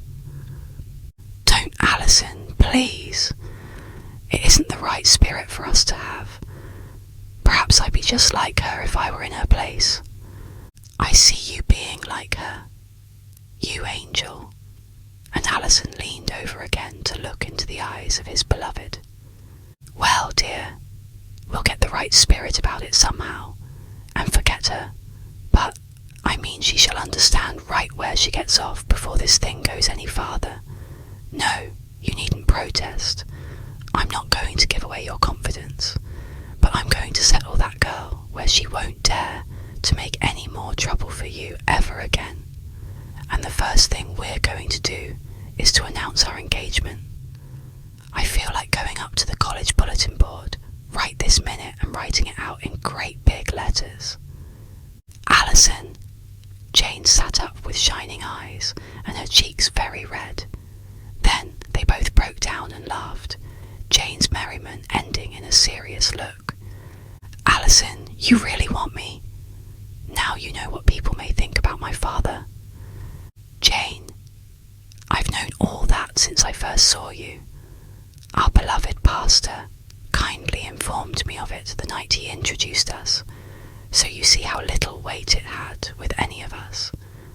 I had no knowledge but that it was all true, although I couldn't for the life of me see how a man who was unworthy of you could have possibly been your father.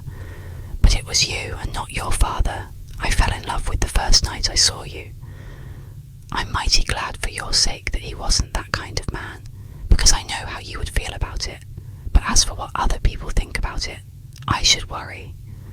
And Jane, make up your mind right here and now that we're going to be married the day we both graduate, see? I won't wait a day longer to have the right to protect you. The tall trees whispered above their heads, and the birds looked down and dropped wonderful melodies about them.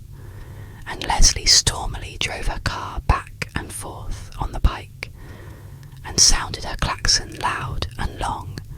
But it was almost an hour later that it suddenly occurred to Alison that Leslie was waiting for them, and still later, before the two, with blissful lingering, finally wended their way out to the road, and were taken up by the subdued and weary Leslie, who greeted them with relief, and fell upon her new sister with eager enthusiasm and genuine delight.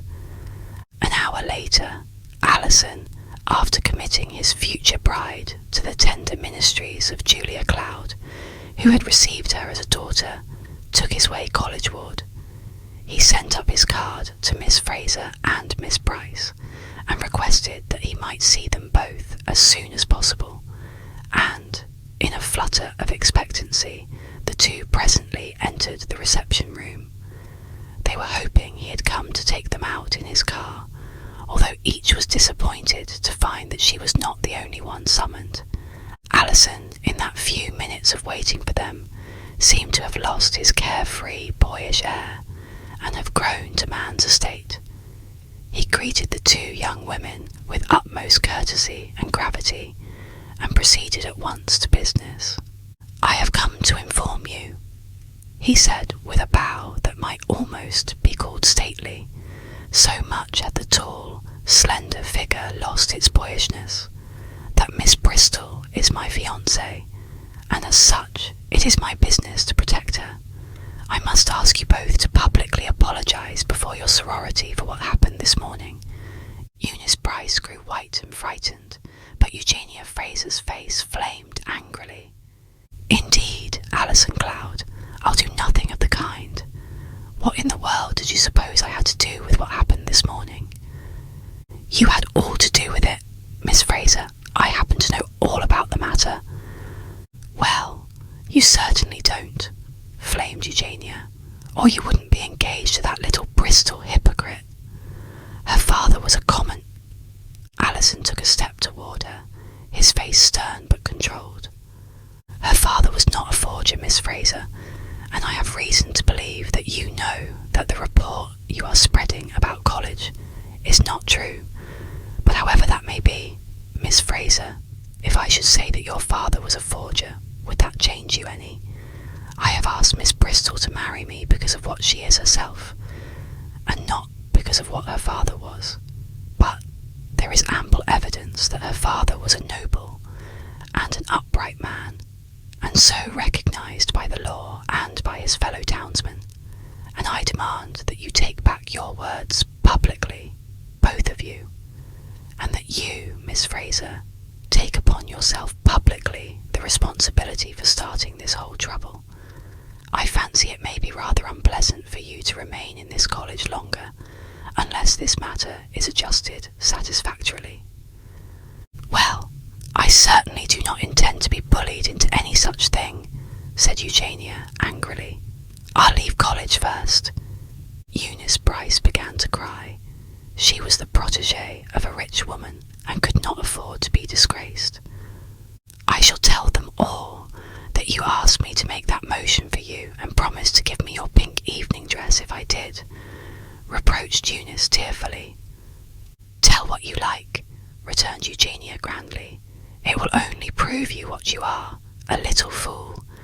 I'm going up to pack. You needn't think you can hush me up, Alison Cloud, if you are rich. Money won't cover up the truth." "No," said Alison, looking at her steadily, controlledly, with a memory of his promise to Jane. "No, but Christianity will, sometimes." "Oh yes, everybody knows you're a fanatic," sneered Eugenia, and swept herself out of the room with high head, knowing that the wisest thing she could do was to depart while the going was good. When Alison reached home a few minutes later, Julia Cloud put into his hand a letter which his guardian had written her soon after his first visit, in which he stated that he had made it a point to look up both the young people with whom his wards were intimate, and he found their records and their family irreproachable. He especially went into details concerning Jane's father, and the noble way in which he had acted, and the completeness with which his name had been cleared. He uncovered one or two facts which Jane apparently did not know, and which proved that time had revealed the true criminal to those most concerned, and that only pity for his family, and the expressed wish of the man who had borne for a time his shame, had caused the matter to be hushed up. Alison, after he had read it, went to find Jane and drew her into the little sun parlour to read it with him, and together they rejoiced quietly. Jane lifted a shining face to Alison after the reading. "Then I'm glad we never said anything to Eugenia. Poor Eugenia, she is greatly to be pitied." Alison, a little shamefacedly, agreed, and then owned up that he had fired Eugenia, as he expressed it, from the college. "Oh, Alison," said Jane, half troubled, though laughing in spite of herself at the vision of Eugenia trying to be lofty in the face of the facts. "You ought not to have done it, dear. I have stood it so long, it didn't matter, only for your sake, and Leslie's." "For our sakes, nothing," said Alison. "That girl needed somebody to tell her where to get off, and only a man could do it.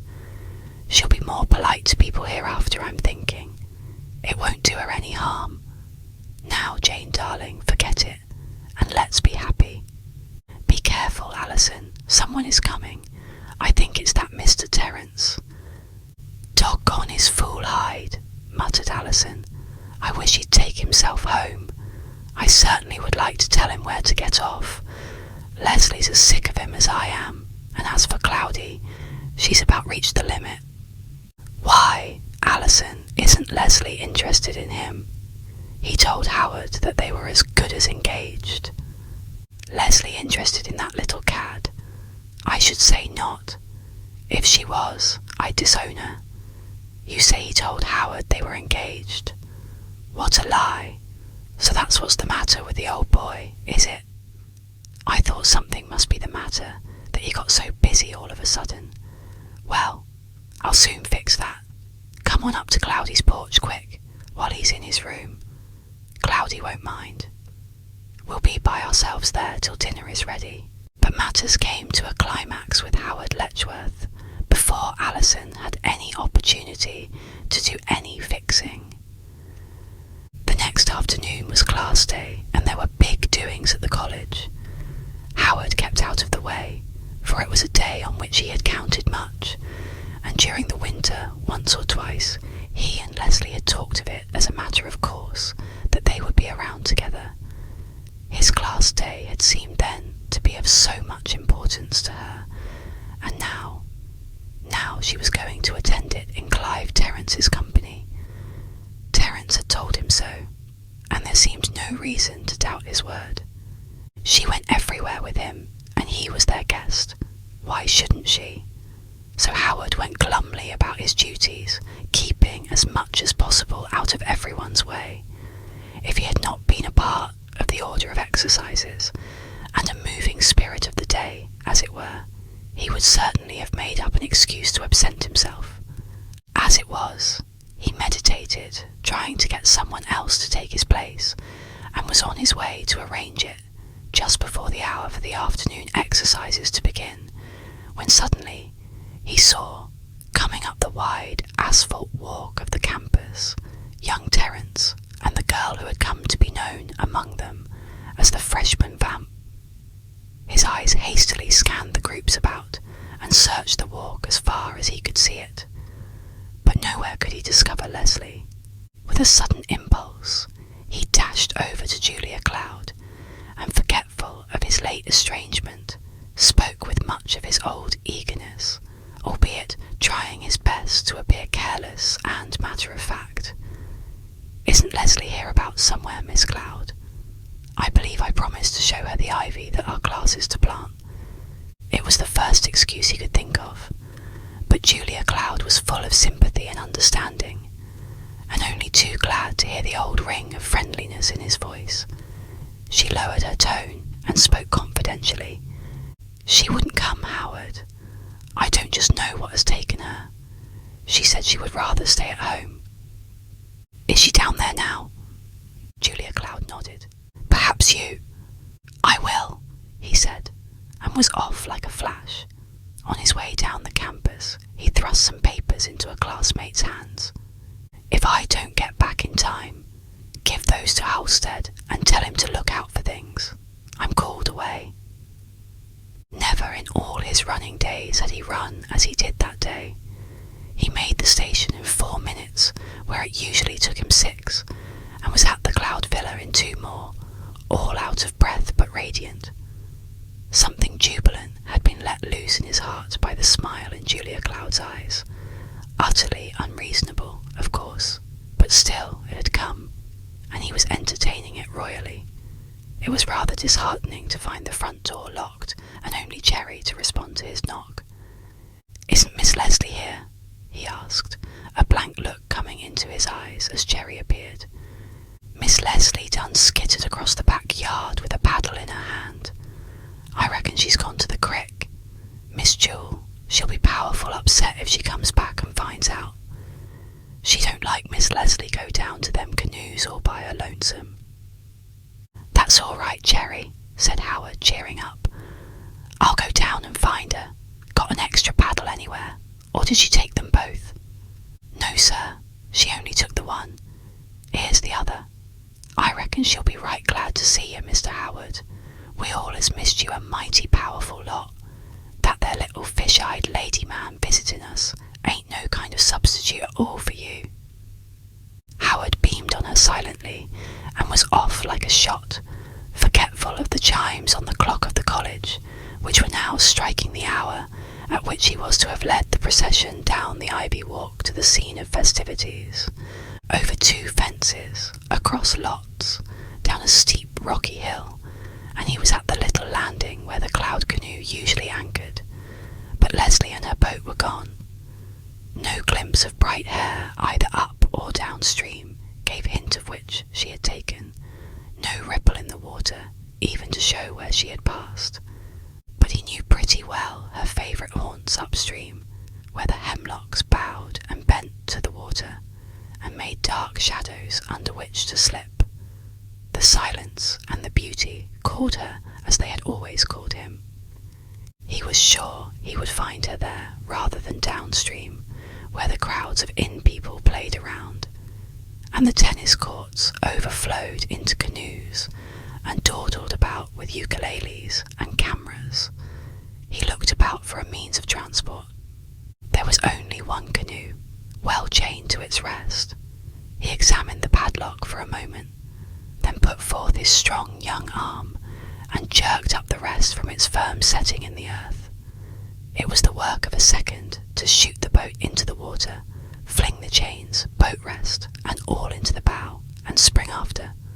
Long, strong, steady strokes, and he shot out into the stream and away up beyond the willows, around the turn where the chestnut grove bloomed in good promise for the autumn, beyond the railroad bridge and the rocks, past the first dipping hemlocks, around the curve, below the old camp where they had had so many delightful picnics and watched the sunset from the rocks, and on, up above the rapids.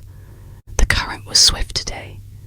He wondered if Leslie had been able to pass them all alone, yet somehow he felt she had, and he would find her up in the quiet haven, where few ever came and where she would be undisturbed. Paddling Indian, he came around the curve silently and was almost upon her, but was unprepared for the little huddled figure down in the bottom of the boat, one hand grasping the paddle which was wedged between some stones in the shallow stream bed to anchor the frail bark, the other arm curved about as a pillow for the face which was hidden, with only the bright hair gleaming in the stray rays of sunshine that crept through the young leaves overhead. "Leslie, little girl, my darling, what is the matter?" He scarcely knew what he was saying, so anxiously he watched her. Was she hurt or in trouble? And if so, what was the trouble? Did the vapid little guest and the freshman vamp have anything to do with it? Somehow he forgot all about himself now and his own grievance. He only wanted to comfort her whom he loved, and it never entered his head that just at that moment the anxious Halstead was inquiring of everyone. "Haven't you seen Letchworth? Glassdale'll be a mess without him. Something must have happened to him." Leslie lifted a tear-stained face in startled amaze. His voice, those precious words, Leslie heard them even if he took no cognizance of them himself. You ought to know," burst forth Leslie, and then down went the bright head once more, and the slender shoulders shook with long suppressed sobs. It certainly was a good thing that the creek was shallow at that point, and the canoes quite used to all sorts of conditions. Howard Letchworth waited for no invitation.